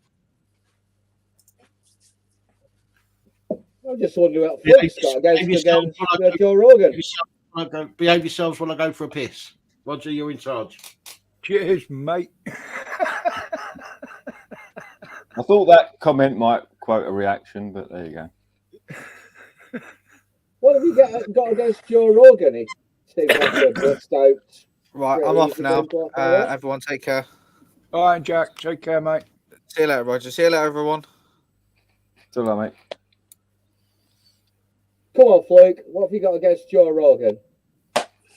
I'll tell you what I've got against is people that can go on live streams on YouTube and talk about the same stuff that I talk about, and they don't get deleted. Their channel's fully monetized. They earn millions of pounds a month out of it, and they don't get deleted. It's fantastic when you don't get deleted for your free speech. It's fantastic. Yeah, exactly. So that's what I've got to say about that. Because if people in the chat on here delete your free speech. Listen, this goes for quite a few other channels. I'm not just talking about Joe Rogan and Tim Pool. Tim Pool's a fucking idiot, right? I can write him off straight off the bat. There's another one called the Anonymous Official Channel. Anonymous is supposed to be this, behind the scenes group that hack into the FBI and the CIA and the US government and various other governments around the world, and they put out all these videos about how they're publishing stuff, and you must watch this. Most of their, if you go on their YouTube account, look at most of their videos, and it's literally in every title of every video, it says you must watch this video before it's deleted, right? Because they're so scared of themselves being deleted. But they've been on there for 12 fucking years. How can you go 12 years putting on stuff like that and you're worried about it getting deleted? And then someone mirrors it and they get and they've got a fully verified, fully monetized YouTube channel. And if you go back through their archives, and even over the last month, if you like, not one single one of their videos has been deleted. But they always put in the title, watch this in the next 48 hours before it's deleted. bullshitters, mate. They're all bullshitters. They're all fucking shills, a lot of them. And that includes Joe Rogan, it includes Tim Pool. Because anyone that's got a fully monetized, verified YouTube money video that's getting 1 million fucking followers a month and 1 million views every other day is definitely a shill. I'm telling you that for nothing. Because if I said what they said on a live stream on my channel with 7,000 subscribers, I'd get deleted tomorrow. I suppose it's because they're too big to fail, but I like Joe Rogan. I'm county on that. But Tim Pool does engage in hyperbole, doesn't he? He likes to put the clickbait out. I'm not saying who you should watch and who you shouldn't watch. All I'm trying to say is in the background, bear those sort of things in mind. When these people go on, why is it they get all of these views and all of this money and all of this exposure? They're on the news, they're on this, that, and the other. Why is that? You need to ask yourself that question. Why is it they can talk about it? But if I talked about the same thing they talked about, you know, and I've only got 7,000 subscribers, why would I get booted off YouTube, but Joe Rogan doesn't? You've got to ask yourself that question, because there's a certain reason that they get to stay on and earn millions of pounds every year, like Alex Jones and people like that, and earn millions of pounds every year out of Google. So there's got to be a reason why Google would censor me but wouldn't censor Joe Rogan. That's the question. It might just be the fact that they're more well known. Loafer, I'm not saying you personally. What I'm saying is, in general, if and people in the chat and everybody else on the panel, just think about it. Why is it they're allowed to stay on and anybody else that would say the same thing gets kicked off? It's a really good point, mate. But I think it's because like they're so well known. The fact that they're on their channels, Too big to fail. Getting Too big to fail. Getting so many fucking views on YouTube. They're getting all these views. And I think that's a big part of why they're doing it. YouTube know they can make a fortune out of it if they can advertise on those videos on channels that have got millions of subscribers. YouTube are making wedge, whereas us we make them hardly anything. But that's not my point, Pap. My point is, Pap, if I do a live stream, for argument's sake, and I had 50 people watching me, right, and I talked about the very same things that Joe Rogan spoke about, they would ban me from it. So why would they ban me and earn nothing but keep him and earn millions? Now, I understand the monetary aspect, but what I'm saying is, if people miss the point, is the fact that if I spoke about the very same things Joe Rogan spoke about, I'd get banned, but he doesn't. And it's not just a monetary thing. So Joe Rogan can speak about the same topics I want to speak about, but I'll get banned and he won't. But you've also got the fact that you've got publicizing. So everybody will say, you know, if Joe Rogan says something that goes against the grain, everybody will say Joe Rogan has said on YouTube, and they'll start publicizing YouTube in all of the articles and highlighting YouTube, and everyone will go, "Oh, YouTube!" It's all advertisement. You know, no publicity is bad publicity, as they say. Yeah, I understand that. Nobody's going to say Fluke. Nobody's going to say Fluke has said this on his channel in a national newspaper. So why would YouTube kick me off their platform for saying the same things or talk about the same thing Joe Rogan's talking about? Because in whether comparison, they earn money out of me or not is irrelevant. What I'm saying is, if he's got the right to say it, why haven't I got the right to say it? Because you're basically, as far as they're concerned, someone like you in comparison to these big names, you're nothing. So you're easier to silence, you're easier to control, because very little people are going to kick off. Is if I'm nothing, why do they care about kicking me off their platform if I'm nothing? Yeah, because they want to do it because they're trying to do it before it gets to the point where you get recognised. They shouldn't give two hoots about me, right? They shouldn't give two hoots about me. And if they're worried about me getting too big, for argument's sake, like any small channel has to start somewhere, then if they want me to get big, then we go back to the argument that they're going to earn shitloads of money. If I turn into 1 million subscribers in the next 2 weeks, for argument's sake, just for argument's sake, then YouTube won't kick me off for doing the same stuff that Joe Rogan does, because they're going to earn a shitload of money out of it. So it works both ways. It's a decrepit argument. It's a fucked up system. It is. It's a fucked up system. I don't think anybody can answer that. I don't think anybody can answer. I don't even think YouTube themselves can answer that. If you spoke to anybody at YouTube, who, let's say somebody left YouTube today and came on here and they said, right, I want to whistle blow. I think if you ask that very question to somebody that works at YouTube, they wouldn't even be able to answer that themselves. I'll tell you what, I watched a video the other day. We were talking about this banking collapse stuff, right? Just to go off track a little bit, right? But this goes back to YouTube. This guy put up a video on YouTube talking about the Silicon Valley Bank that went bust a couple of weeks ago or a week ago. And he put up all that, and he was talking about then a Signature Bank, they went bust. Now, Citigroup are the next under the spotlight. He was talking about the fact that Credit Suisse has had their share price just absolutely kicked in the nuts. Do you know what I mean? It was all to do with this financial banking crisis type stuff, right? He got his video banned from YouTube. Guess what for? I'm gonna... Fluke, just before we carry on, Dan just noticed there I was starting to droop and fall asleep there. I'm absolutely shattered. I've pushed my limits a bit again tonight, and I don't want to push them any further. So I'll say, Dan, thank you for having me on, mate, as always. Always Thank welcome. you to the panel, guys. Everybody that's been on tonight has more or less behaved themselves, shall I say. And to everybody in the chat, I won't go through and name you all because there's just too many still in there for this time of the morning. But I will say good night to everybody and stay safe and stay free out there. All right, take it easy, bro. Take care, guys. Good night, mate. Yeah, man. Sorry, just going back to my point, if I could finish it, because it's kind of Yeah, important. well, So he literally talks about the financial crash and, you know, the inflation and interest rates, the bond markets. All of this was all, you know, but talking about the bank crashes, whatever.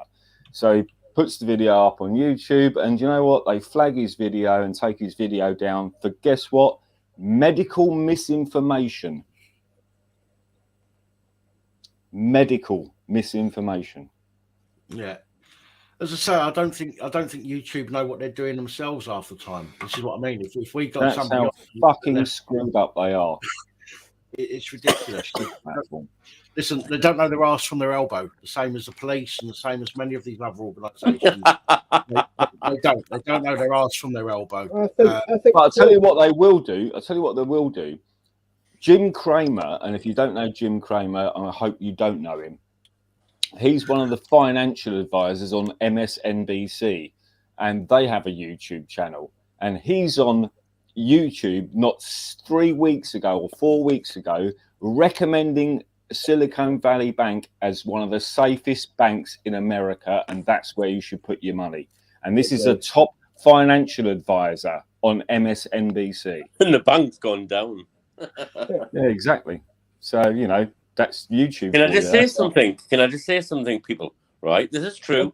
I never mince my words and I don't lie. Never lie, never mince my words. Everything I say is correct. Right? Sometimes I can't prove it, but it will come eventually. You know, like you've mentioned, you know, the bank in Silicon Valley's gone down. There's lots of banks in America gone down. They're all coming down across the planet, right? There's bank runs all over. There's a bank run in the UK next, which is being confirmed. There's a bank run soon in the UK across England. Well, I've gotten out anyway, so I didn't care. But anyway, I'm poor. But there's bank runs, and I'll tell you exactly what's going to happen very, very soon. All the stock markets on this planet are all going to crash. Every stock market will cease. Every bank will cease. Every bank, TSB, Lloyds, the Royal Bank of Scotland, Santander, the whole lot will cease. Honestly, make no mistake, they will all cease. All money, all cash will be worthless. All gold and silver will be worthless. Trust us, I'm telling you. all gold and silver and cash will be worthless because they I are. don't know about gold and silver because No. I'm telling you, gold and Yeah, silver well, will be worthless. I'm telling you. What I'm saying to you, Don't take my word for it. if somebody gave me £1,000 tomorrow and said you could put it in gold, silver, or a bank stock, Yeah. I would take the other two over a bank stock. Well, no, any I'm day telling of you, the week. brother. I'm telling you. I don't know who you are. Like I said, cash will be worthless. Gold will be worthless. Silver will be worthless. Cash has always been worthless. Cash was worthless from its I know it's not inception. backed by anything, but you know what I mean. I'm saying you're not going to spend it in any shops or anything. Like, gold, pure gold, pure silver will be totally 1 trillion% worthless, right across the entire I'll hold planet. you to that comment. Even the because, millionaires, the millionaires and the billionaires and the trillionaires and zillionaires, all them who are super, super rich and they live luxurious lifestyles are going to have because nothing.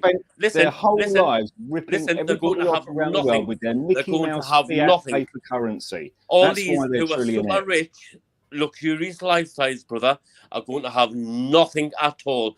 All their bank accounts are all going to be emptied and they're all going to be begging on the streets, just like the homeless. They're going to be begging on the streets. So the Rothschilds are going to be begging down your local I'm street. telling you that everyone's going to be begging on the streets. You've got I'm telling your you. head stuck well up your culo, mate. No. I'll tell you how it works, right? This is how it works. You set up a Mickey Mouse bank. You get loads of fucking Mickey Mouse investors who think they're going to make money out of it. They stick their money in the bank, and then what the bankers do, funny how it was, 4 days before SVB collapsed, right? All of their marketing, all their directors paid themselves massive bonuses and sold all of their shares 2 days before the bank collapsed. What do you think they're going to do with that money? I could say a few things to you, brother. Hang on. Do you think they're going to take that money and stick it in another bank? You must be joking. I'm saying I could say a few things to you, brother. They take that money and they buy real estate, and they'll buy a car or they'll buy a yacht. They buy physical assets. They buy physical real estate. They buy physical things that you can hold on to, right? They don't go out and buy another asset in another shitty bank. That's how it's done. It's called the transference of wealth. Why do you think BlackRock and Vanguard? I could say a few things to you, but buying houses and houses and houses. They're buying real estate. BlackRock do not invest money in shares. They invest money in property. Right. Property. The Rothschilds. That's where the money is. At the end of the day, you need somewhere to live. You can't live on a $10 bill, right? You have to live in a house. You have to live on land, on a farm, in an apartment, in a block of flats, wherever it is. You've got to live somewhere. I'm saying the Rothschilds, the Rockefellers, they're going to have nothing at all. They're going to be begging on the streets. Well, you'll find out. You know what it is? You're dreaming, mate. Don't take my word for it. Don't believe it. I don't care. Mate, I tell you what, I'd agree with you. All I'm saying is, don't believe it. I would love to see David Rockefeller. You'll find out when the rich are on the streets begging. Then you'll wish you had to listen to eyes. Because when I speak, everything will come to pass. The fucking begging on the street is the day you can come round my house and shoot me in the face. It's only because what I know, what I've been. You think Prince Charles is going to be begging in the streets? You're fucking mad. Prince Charles is dead, man. Charles is dead. Oh, he's dead. Like Hillary. Dead. Apparently, there's a lot of right-wing people in America that think Hillary Clinton's in jail. I'm saying you're on about King Charles. He's dead. He's been dead years. Have you ever heard of body doubles and clones and CGI? Yeah, body doubles and clones, very real. They make clones underground, man. Underground. They've got factories under America in California where they make clones. They've got them all over the world. They've got them in Switzerland or somewhere, right? Charles is been dead years. Or somewhere. It's not the real Charles. What you see? London or Switzerland? They do body doubles and clones. No, listen to me. Body doubles and clones exist. CGI technology, computer graphic imagery exists. I don't deny that. What I'm saying to you, this isn't about fucking the Rothschilds ending up on the streets. This is about a consolidation of wealth. What happens is regional banks, you've got 20 regional banks, they all go to shit, and then who buys up their fucking assets?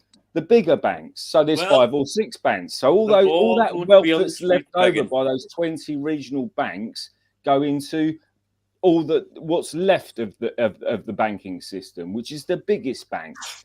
And if two Well, or and three anyway, of those the whole banks, banking system's going to crash, right? hang on, The stock markets are going to two crash. or three, say you left with 6 The massive Great corporate Reset is banks, coming. right? Then another 2 of those fail. That means the other 4 are left to pick up the pieces of that bank, and all they pick up is what's profitable. They don't pick up the bank's shit. That goes to the wall. You can chase them for it. That's how it works. It's Well, a anyway, I think consolidation of wealth. the Great Right? Reset's coming. Just If the people like same. it or Just not. hang on. If you let me finish, it's a consolidation of wealth, just like the European Union is a consolidation of power. You consolidate rather than have 20. Oh, the monsters in the European Union. Right, rather than have 28 independent states, right, that you can't control, you invent the European Union, and then you consolidate those 28 countries into one parliament. You consolidate power into fewer and fewer hands, and that works on a corporate scale and a banking scale just as much as works on a political scale. It's the consolidation of wealth. They take Right. more money. Can I ask you something? Hang Can I on, ask they you something, take- though? Please, hang on. please, let us ask you. Let me finish because I'll make my point. So they take more wealth and consolidate it into smaller hands. They take more corporate power and consolidate it into smaller hands. They take more political power and consolidate it into smaller hands. By the way, in the last 3 years, they've taken every fundamental right that you've got away from you. So even the fucking your government has taken every fucking fundamental human right you've had away from you. So that's the banks have got the power, the corporations have got the money, the government's got the fucking power now because they've taken all your power away from you.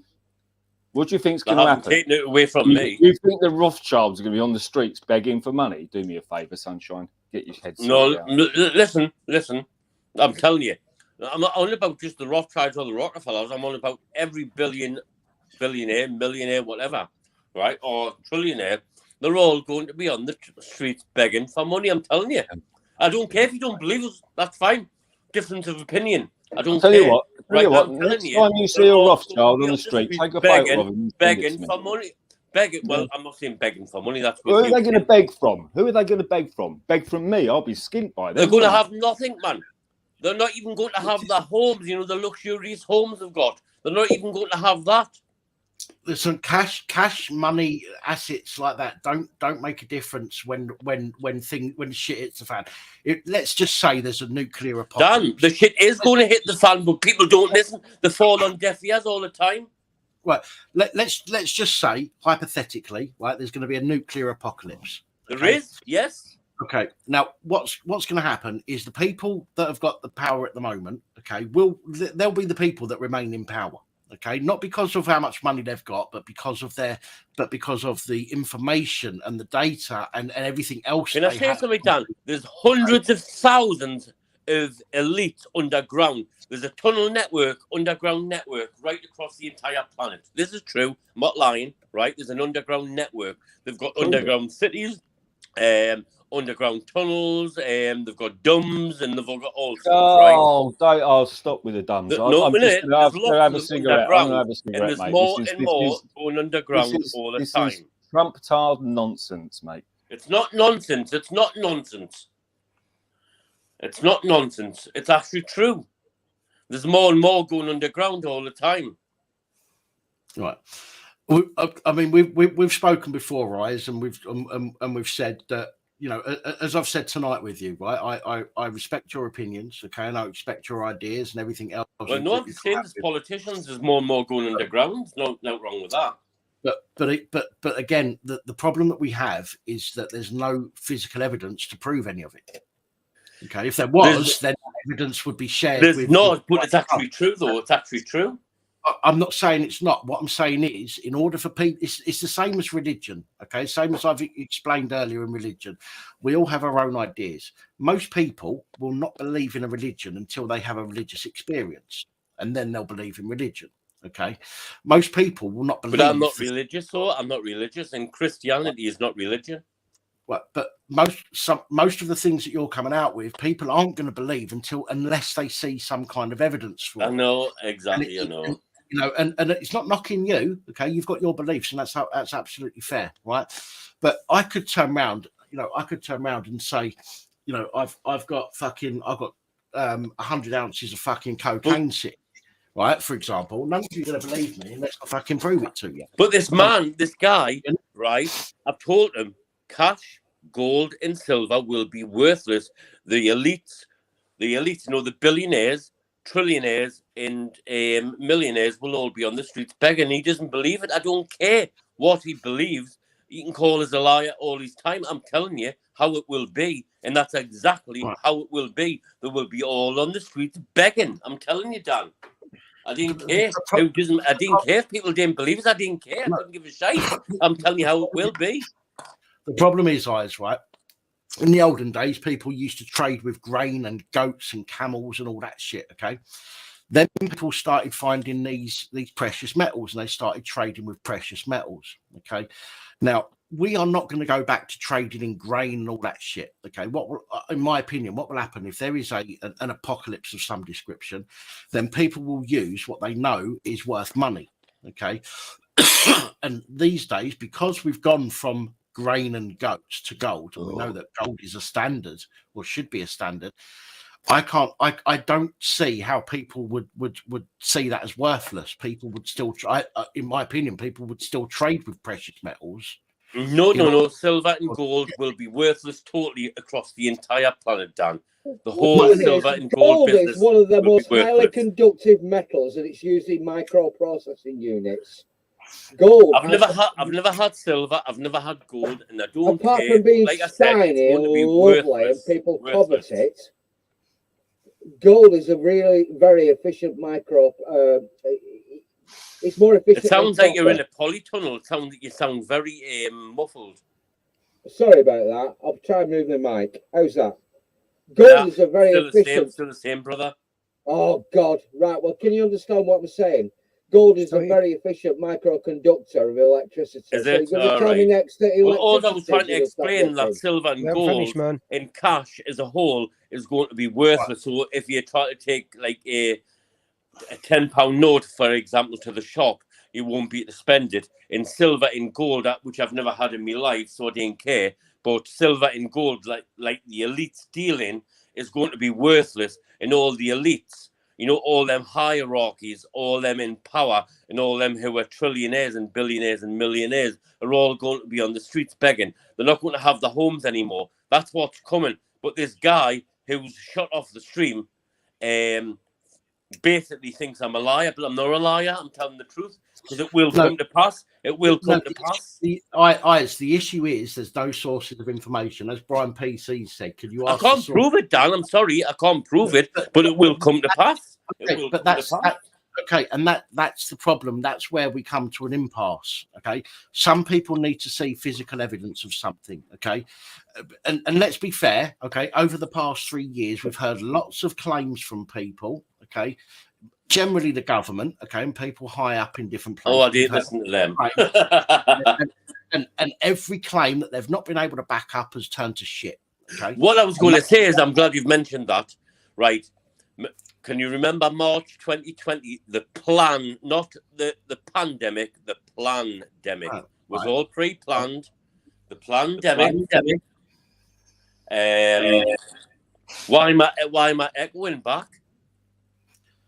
I don't know. I can't hear. All right, I'm not now. But anyway, the plandemic 2020, then the jibby jab, then you don't get your stream strike. The jibby jab. That's killed hundreds of millions, and they haven't been killed, they've been murdered by the jibby jab. This is fact, and there's people dropping down dead every day by the jibby. Because some people drop down dead straight away, some it took weeks, some it took months, some it's taken 18 months before they drop down dead. Well, I've never wore a gimp mask, and I've never had the jibby. I will not capitulate or acquiesce to evil. Because that's all it is. It's all evil done, right? Then now they've got the climate bollocks, which there's no climate agenda. But that's what they're doing with the 15-minute cities and the 20-minute cities and 50-minute all-ish crap, right? It's all about money, power, and control, right? Yeah.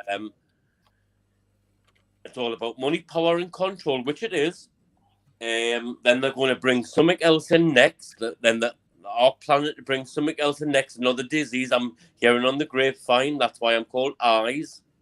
Apparently the planet to bring something else in next. And the masses will fall for it because it's going to be on the fake stream media, and it's going to be pushed out through the papers and the media, and people are going to fall for it. Honestly, it's so heartbreaking. As everything, especially the last few years, we've seen this happen. But the issue is, again, it's yes, there's a lot of people that have predicted what's going to happen over the past few years, and it's come to pass. That's absolutely true.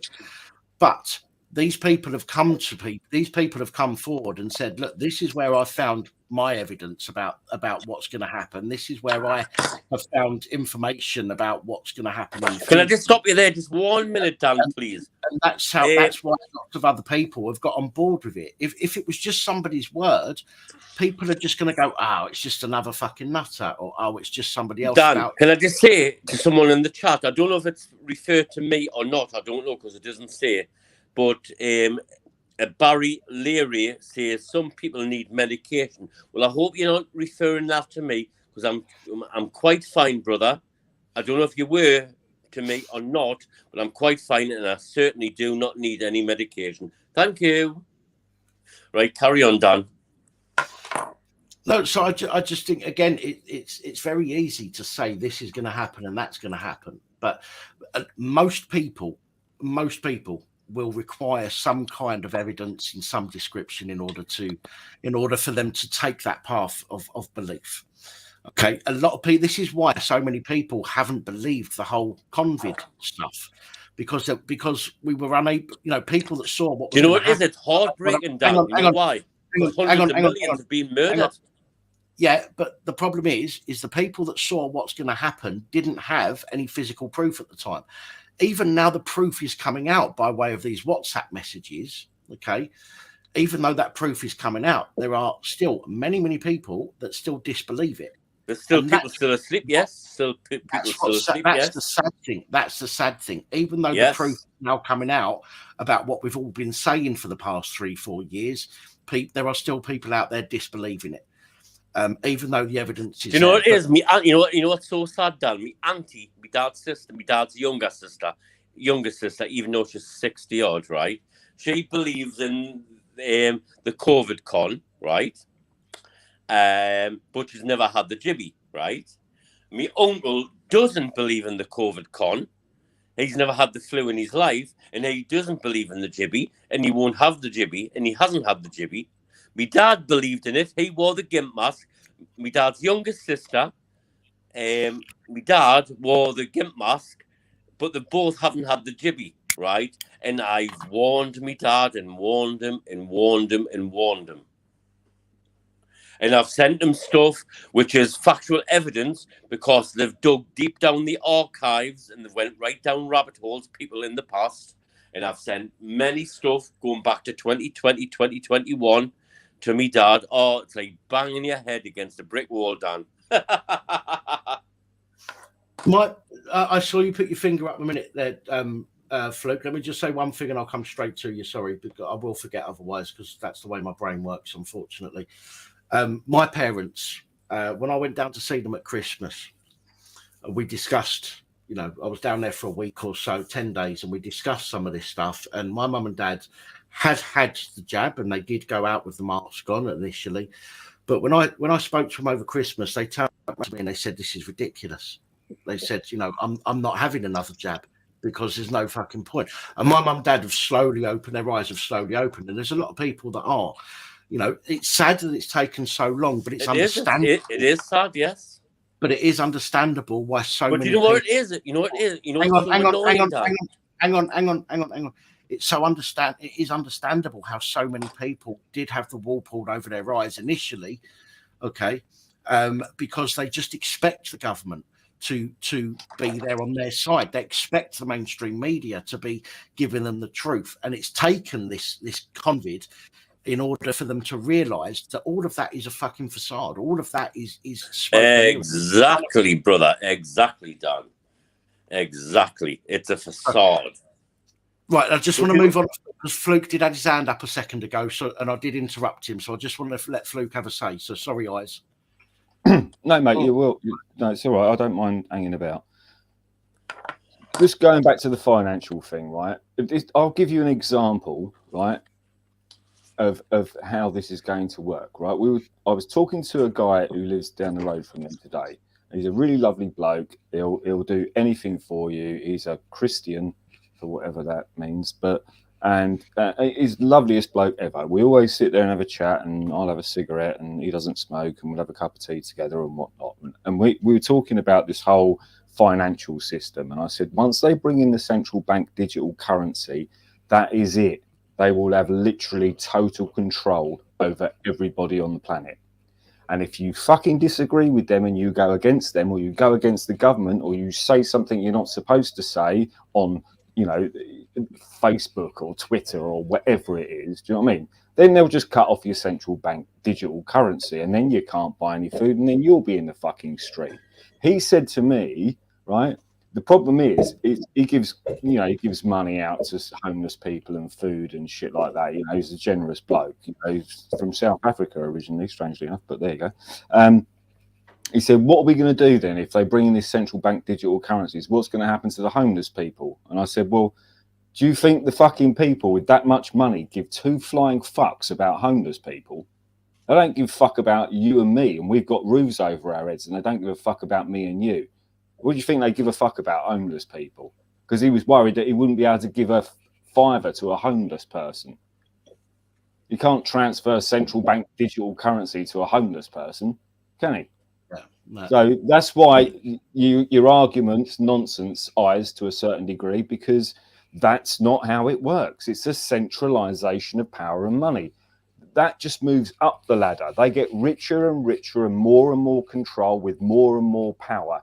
You get less and less money, right? And less power and less civil rights, and they have complete control over you. And if you don't like their control and you speak out against it, they turn your currency off and you can't buy food and you end up on the street where nobody can donate to you. How's that for a fucking life lesson?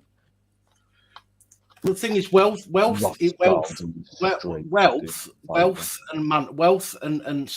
money, and not money, but wealth is whatever we perceive it to be. Okay, now whether that's shells, whether it's fucking shiny stones, whether it's gold and silver, whether it's promissory notes, whatever it is, whatever we, the majority of people, decide to trade with, okay, then that can become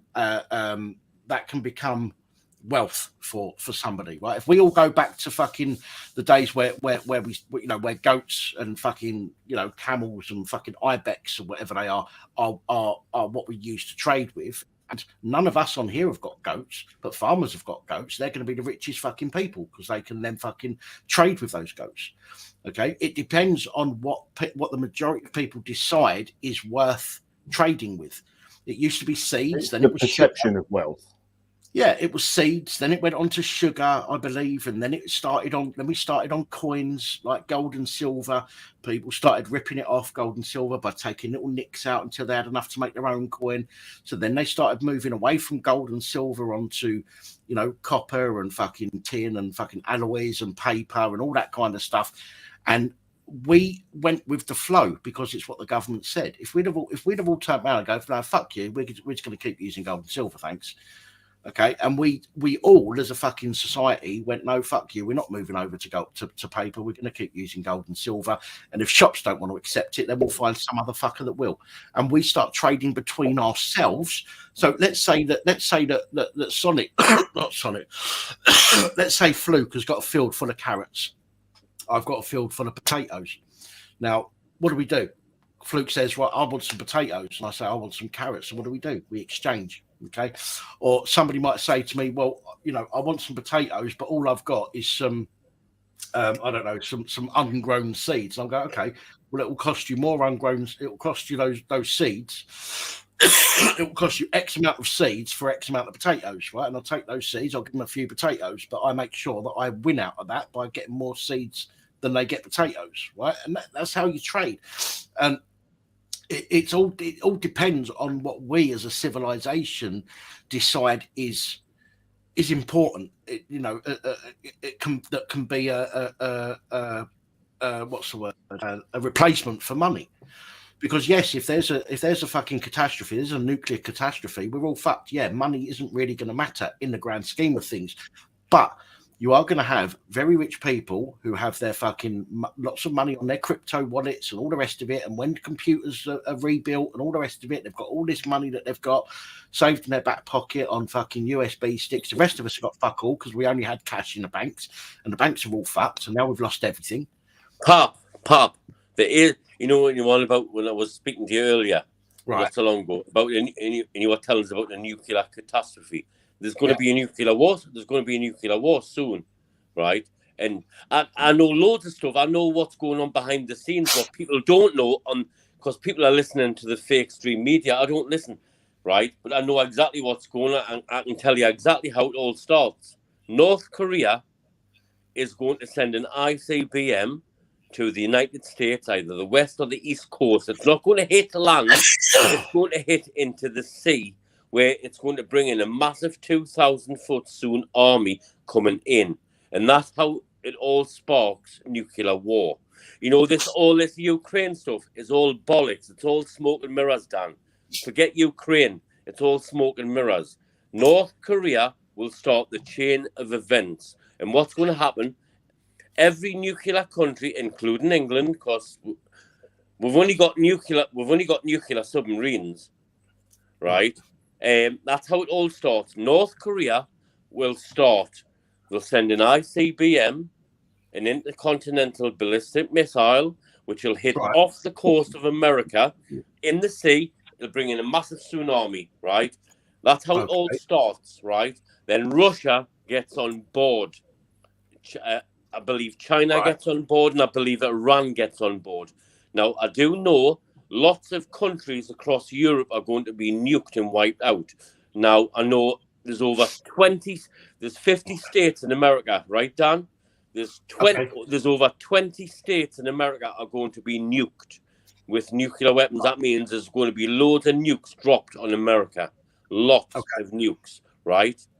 They're going to I'm not sure about Canada. It is a vast possibility, but I'm not sure, right? But I know it's going to happen across Europe, and I know Vladimir Putin is going to blow London a kiss. What that means is there's 2 ICBMs going to come into London and going to wipe London off the map. You see, Russia keeps saying London, then he says the whole of the UK, then he goes back to London, then the whole of the UK. He keeps changing his mind backwards and forwards from London to the whole of the UK, right? I'm telling you now, I've been saying it for over a year now. Vladimir Putin will nuke London. Not the whole of the UK, not the whole of England. It will be London only. The city of London will be... Just going to nuke London. Just London. So his ICBM is only going to go within the M25. London will be no more. London will be no more. The issue that we have, guys, is as soon as Russia or North Korea launch anything, okay, they are going to get a barrage from all of the other countries, okay, that are in the UN. Like I said, North Korea sparks nuclear war off. Yeah, but my point is, why would a country like North Korea, very small country, to be fair, let's face it, bigger than us, but very small country, why would they start a nuclear war when they know they're being threatening the United States? No. But yes, it's a threat. There's a difference between a threat and actually doing it. A nuclear. Dan, I know lots of stuff that you have no idea, but you don't believe. You don't believe in God, so it's the point of telling you. Right, it's already come from the heavens, Dan.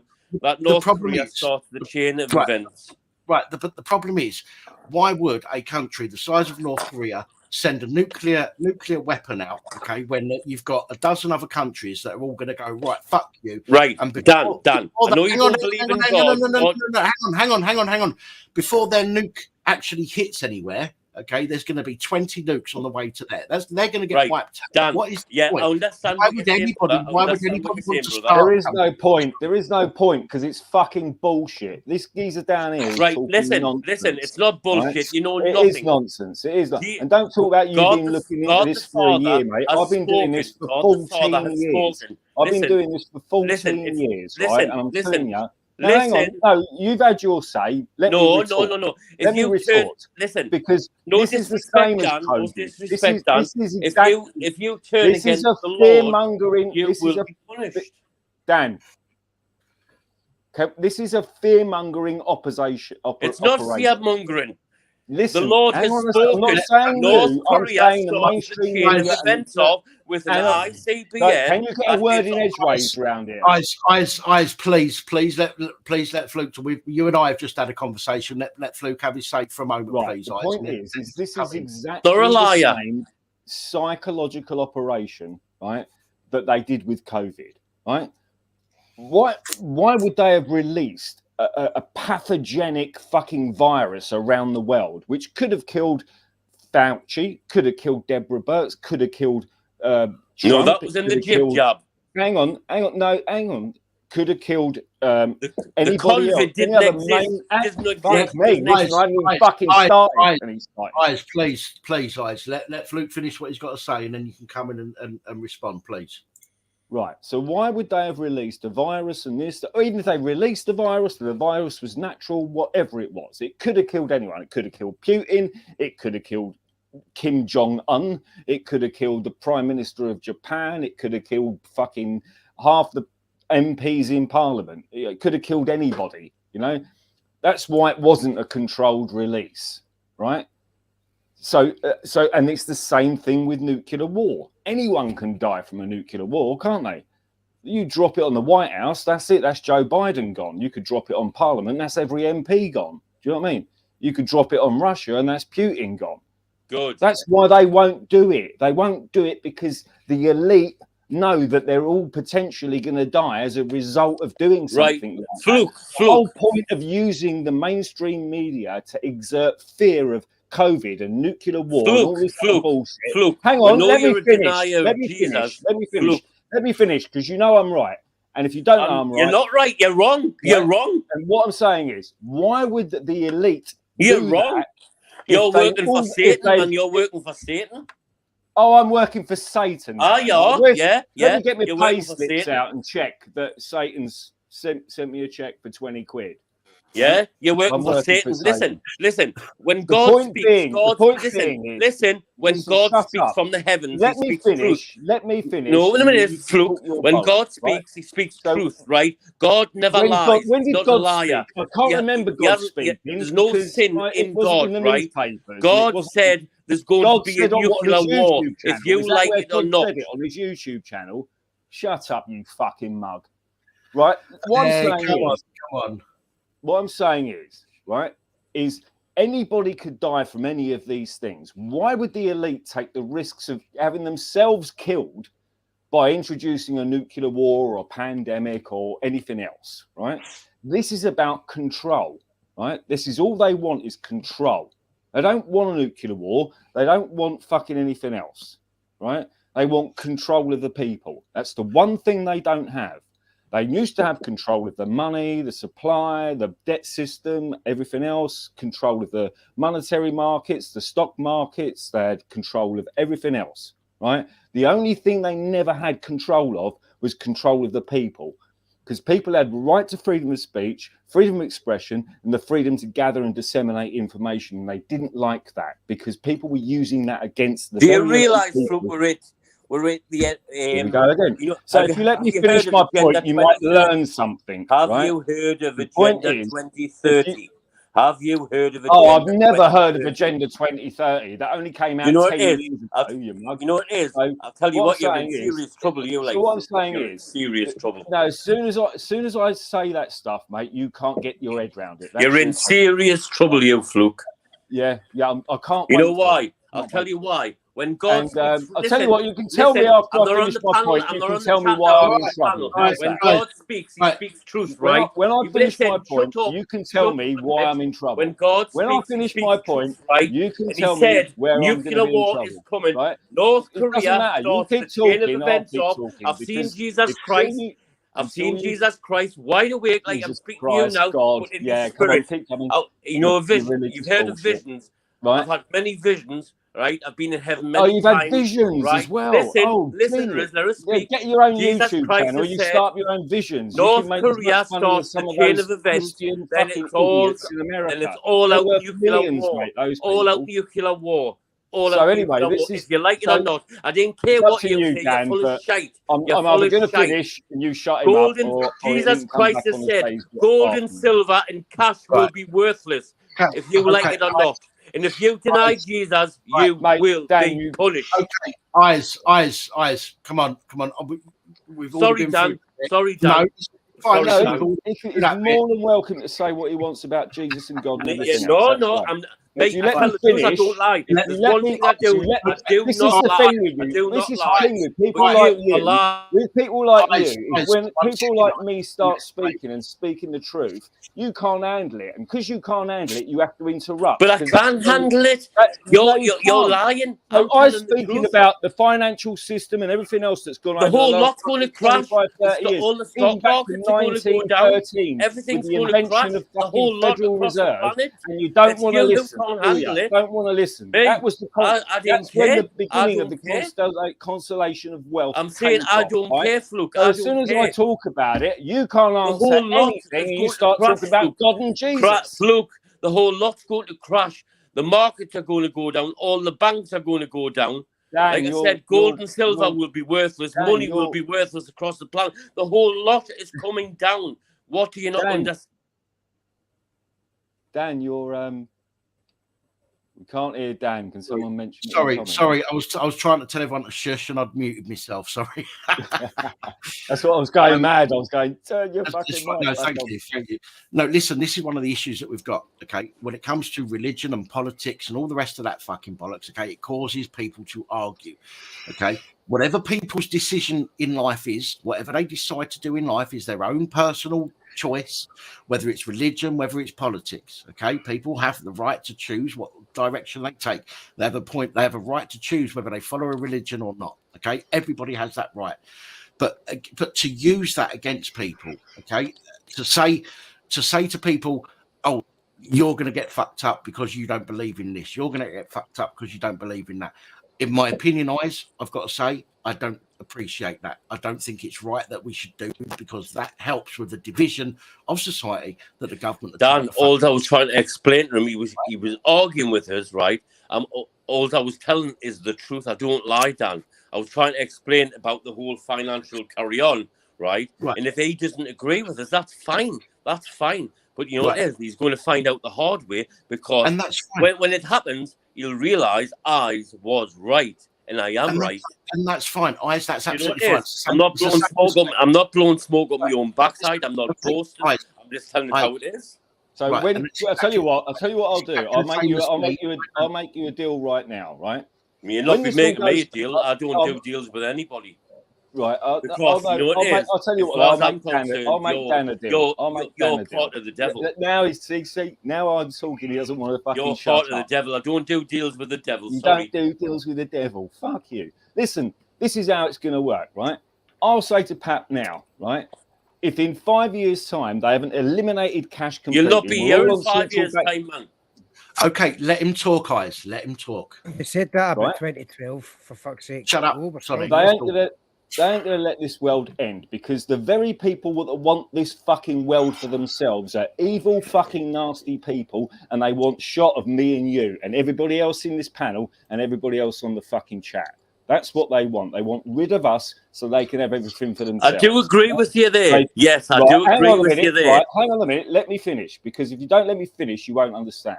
So once they've got rid of once they've got the cashless society, everyone's stuck on central bank digital currencies, and everyone's mobile phone is mapped and tracked and everything else, and they get rid of cash completely. They can track every transaction, everything you do, everything you say online.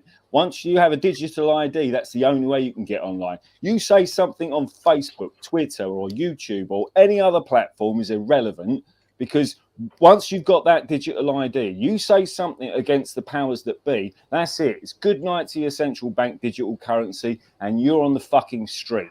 And once you're on the street, do you think anybody's going to give a fuck about you? And even if they do, all they're going to be able to do is give you a can of fucking beans. That's all they're going to be able to give you. So the more and more people they marginalise, the more and more people it benefits them. Because the more people they can get rid of with the jibby jabby or the homelessness or whatever it is, it doesn't matter. They don't matter. They don't care how they. Not to mention Medazolan. They want to get rid of you. It's as simple as that. And don't talk to me about fucking God and Jesus like some bloke's going to float down on a cloud and save the world. Ridiculous. Oh, you'll regret that. You'll regret that, Fluke. You'll regret that. Right. Listen, Eyes, you know, I've told you I'm not a religious person. I don't believe in God. I don't believe in any of that stuff. Okay, that's all I've said, you'll regret what he's just said. You'll regret that. That's all I said. Well, I know. I'm just saying. Right, I'm just saying. Why would I regret something I don't believe in? Right, I don't believe in any of that You'll stuff. find out. You'll find out. Well, if I don't believe in it, I don't really give a shit, do I? But then, okay, you've said you'll find out. That should be the end of it. You've said, you've said to him, you'll regret it. You're going to find out why, on D-Day or whatever you want to call it, and that's fine. We should leave it there. Okay, we shouldn't be getting into this arguing with each other, because this is exactly. No, you're right. Life's too short to start with. You're right. I get we have. We all all just wind us up. I know, but we all have contradicting views. I don't mean to get wound up. You know what it is? I get righteously angry, Dan. Righteously angry. And as I say, when people take a pop at Yahweh and Yeshua, I get wound up. Right. And I get because if somebody said something disparaging against my parents, for example, who I believe in because I know they're real physical people, no offense to you, I would get the ump. Okay, you've said that you've had experiences and you now believe, or you believe in Jesus or God or Yahweh or whatever you want to call it. Dan, I've stood before him, Dan, wide awake. Okay, I know, and we've had this discussion. Okay, this is my point. We don't need to keep going over the same thing, because what it does is it causes arguments with people, and I don't want people to argue. I don't want people having a debate, and sometimes a heated debate is good. Okay, but it gets to a point where we've literally got to turn around and say, well, you don't agree with what I've just said, and that is for you to deal with on your own, and move on. And keep bringing it up. It just keeps bringing up arguments and falling out. And I don't want people to fall out. I want us to agree to disagree. I don't want people to fall out either. If we agree to disagree and move on, then all's good. Do you know what I mean? So if Fluke doesn't agree with what you've said, or you don't agree with what Fluke said, just realised, Dan. Hang on. If Fluke said something you disagree with, or you say something Fluke disagrees with, you've both got an absolute right to say you disagree with it, okay? But to carry it on and to bring it up again 10 minutes later or whatever it might be, and I'm not just digging at you, Eyes, I'm talking to everybody that's watching and listening. To keep bringing it up will just continue to turn over the soil, okay? And all we'll be doing is constantly bickering with each other, and that is what we need to fucking stop. Can I make a point here? Because we had a conversation on a live stream, and I was with Kat. You know, Kat woman. Yes. Yeah, you know Kat. So we were on a live stream, and there was only 4 of us on the panel, and somebody in the chat asked me if I believed in aliens. Right.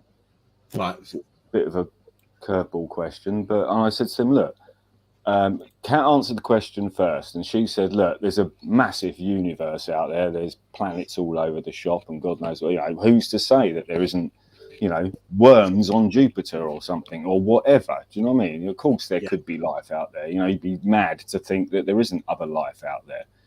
Whether I believe in little green men in aeroplanes, do you know what I mean, or little green men in spaceships, do you know what I mean, is irrelevant. And I said. And my response to the question was, I don't believe in anything, right? I can only believe in the knowledge that I have of what's going on around me physically, right? So if we were talking, say, from a financial perspective or a political perspective, that all affects all of our lives. All of that affects all of our lives. If an alien came down tomorrow and solved all our problems, I'd be like, great, what a cool alien. Do you know what I mean? If a god came down, you know, and by the way, I'm God, by the way. Sorry, I've been away for a bit and the world's got a bit fucked up, you know, and I'll put it all right. And you go, oh, cool, I'll believe in God again. Do you know what I mean? Yeah. But what I said in that, I said to them, the difference with belief and knowledge is two fundamentally different things, because you could believe that a tree grows from the top downwards, right? You can believe in that as much as you like. You can believe that until your arsehole bleeds, right? And I don't have a problem with that, because I have knowledge that a tree grows from the ground upwards. And we all have knowledge of that, right? We all have knowledge that a tree grows from the ground upwards. You can believe it goes from the top down, right? So that's all. That's the only place I come from, is belief. Knowledge, not belief. Because belief is, you can believe in anything. Here's a mug. You can believe in this mug. You can pray to this mug. Do you know what I mean? And hopefully the mug will bring you all that you desire. Do you know what I mean? Or you can have knowledge that it's just a bit of fucking china you pour a drink into and drink out of it. Do you know what I mean? That's what it is. You know, and I'm not being funny, Pat, and it doesn't matter how long you've been doing this shit or how long he's been doing this shit or whoever else has been doing this shit, but anyone that's gone into any of this stuff, and I started this, the 2008-2009 financial crash, that's when I woke up to how much bullshit was going on in this world. And I'm fucking well researched, you know I am, I'm fucking knowledgeable. If I don't know something, I'll ask somebody else, do you know what I mean? I just... You know, I unless I can verify something for myself, I ain't going to fucking talk about it. Unless somebody else can give me the knowledge and say, right, this, look into that, research this, research that. Do you know what I mean? That's how I work, you know? Because without facts, everything else is fucking fiction, isn't it? Very true, in my opinion. Right, guys, listen, it's 4:10 in the morning. I need to go get some sleep now. I've now been awake for 4 hours, for 9 hours, and I need to get some fucking sleep. So I want to thank everybody that's joined us this evening. If you know, let's all leave this live stream, okay, with a agree to disagree mentality. All right, let's not. You know, I don't want people falling out. I don't want people leaving here thinking someone's a dickhead or anything like that. Let's just leave the stream tonight with a I agree to disagree mentality. All right, I think that's probably the best way to do it. But Eyes, Fluke, Sonic, Loafer, thank you for jumping on. Much appreciated. You're welcome. Everybody in the comments, again, much appreciated for your sticking by us this evening. Well, tonight, it's been a long one tonight again. 8.25 hours this one's been on for, so fucking hell. Thank you for being with us this evening. Much appreciated. I will see you at some point during the week, no doubt. Whether it's with video that I pop out or comments or something else, but I will see probably most of you. Are you doing loads of videos of the busies through the week, Dan? I'm going to try to, yeah. I'm going to try to. I know I've got some stuff going on over the next 2 weeks. I don't want to take 2 weeks before I come back and start doing what I do normally, but I've got some stuff going on over the next 2 weeks. Next week, I think, not this week coming, but the week after, I think I've got something happening on Monday, Wednesday, and Friday, which limits what I can put out. But I'm going to be trying to put some stuff out over the next few days. Can I ask you, Dan? You know, when you do your monthly show for private members, where when you put your monthly show out, it never, you know, when you put your stream out, it never shows up. Would it only show up if I paid the membership? It only shows to people that are members. So what happens on your membership show? What happens? We have less people on. we have a laugh. I mean, we do have a laugh. It's easier to talk to people because we've got less going on. I mean, what I might try and do is I might try and take some clips of some of the member streams and put them up as little shorts or something like that, and give people. I am interested. But yeah, I mean, to be honest, it's not much different from a public live stream. It's just that it's the people that are core members of the community. So we tend to have a much a much easier live stream. We don't have to worry about people coming in and trying. You're still doing it all night, though, like till 4 o'clock in the morning. Oh no, not on the members one. I don't know. No, you know. I wasn't meant to be up this late tonight, to be honest. But what did you say? You were going to bed at 12 o'clock. Well, I was just going to say, I remember you did say you were going to bed about 12 o'clock. There's a few people that just said hi to me in the chat, and thanks very much. I really appreciate it. And I just wanted to say to Sonic, thanks for those memes you put up while the live stream was going, then, mate. Because religion for the masses is a quality one. And Dan, thanks for having me on. No worries. Thanks for having me on. I appreciate it. Eyes, we have to agree to disagree. And yeah, I didn't really say anything, but he's more than welcome, obviously. But anyway, I'm going to pop off, mate. I know you got to go, guys, as well. So thanks for having me on again, Pap. I appreciate it. No worries. Look after yourself, Luke. All right. Take care, guys. Take it easy. Right. And for everybody else, I'm going to end the broadcast now. So thank you again for joining us. Thank you to most of you for not taking a piss out of my gummy, lispy talk this evening. Yeah, I forgot about that granddad popcorn teeth.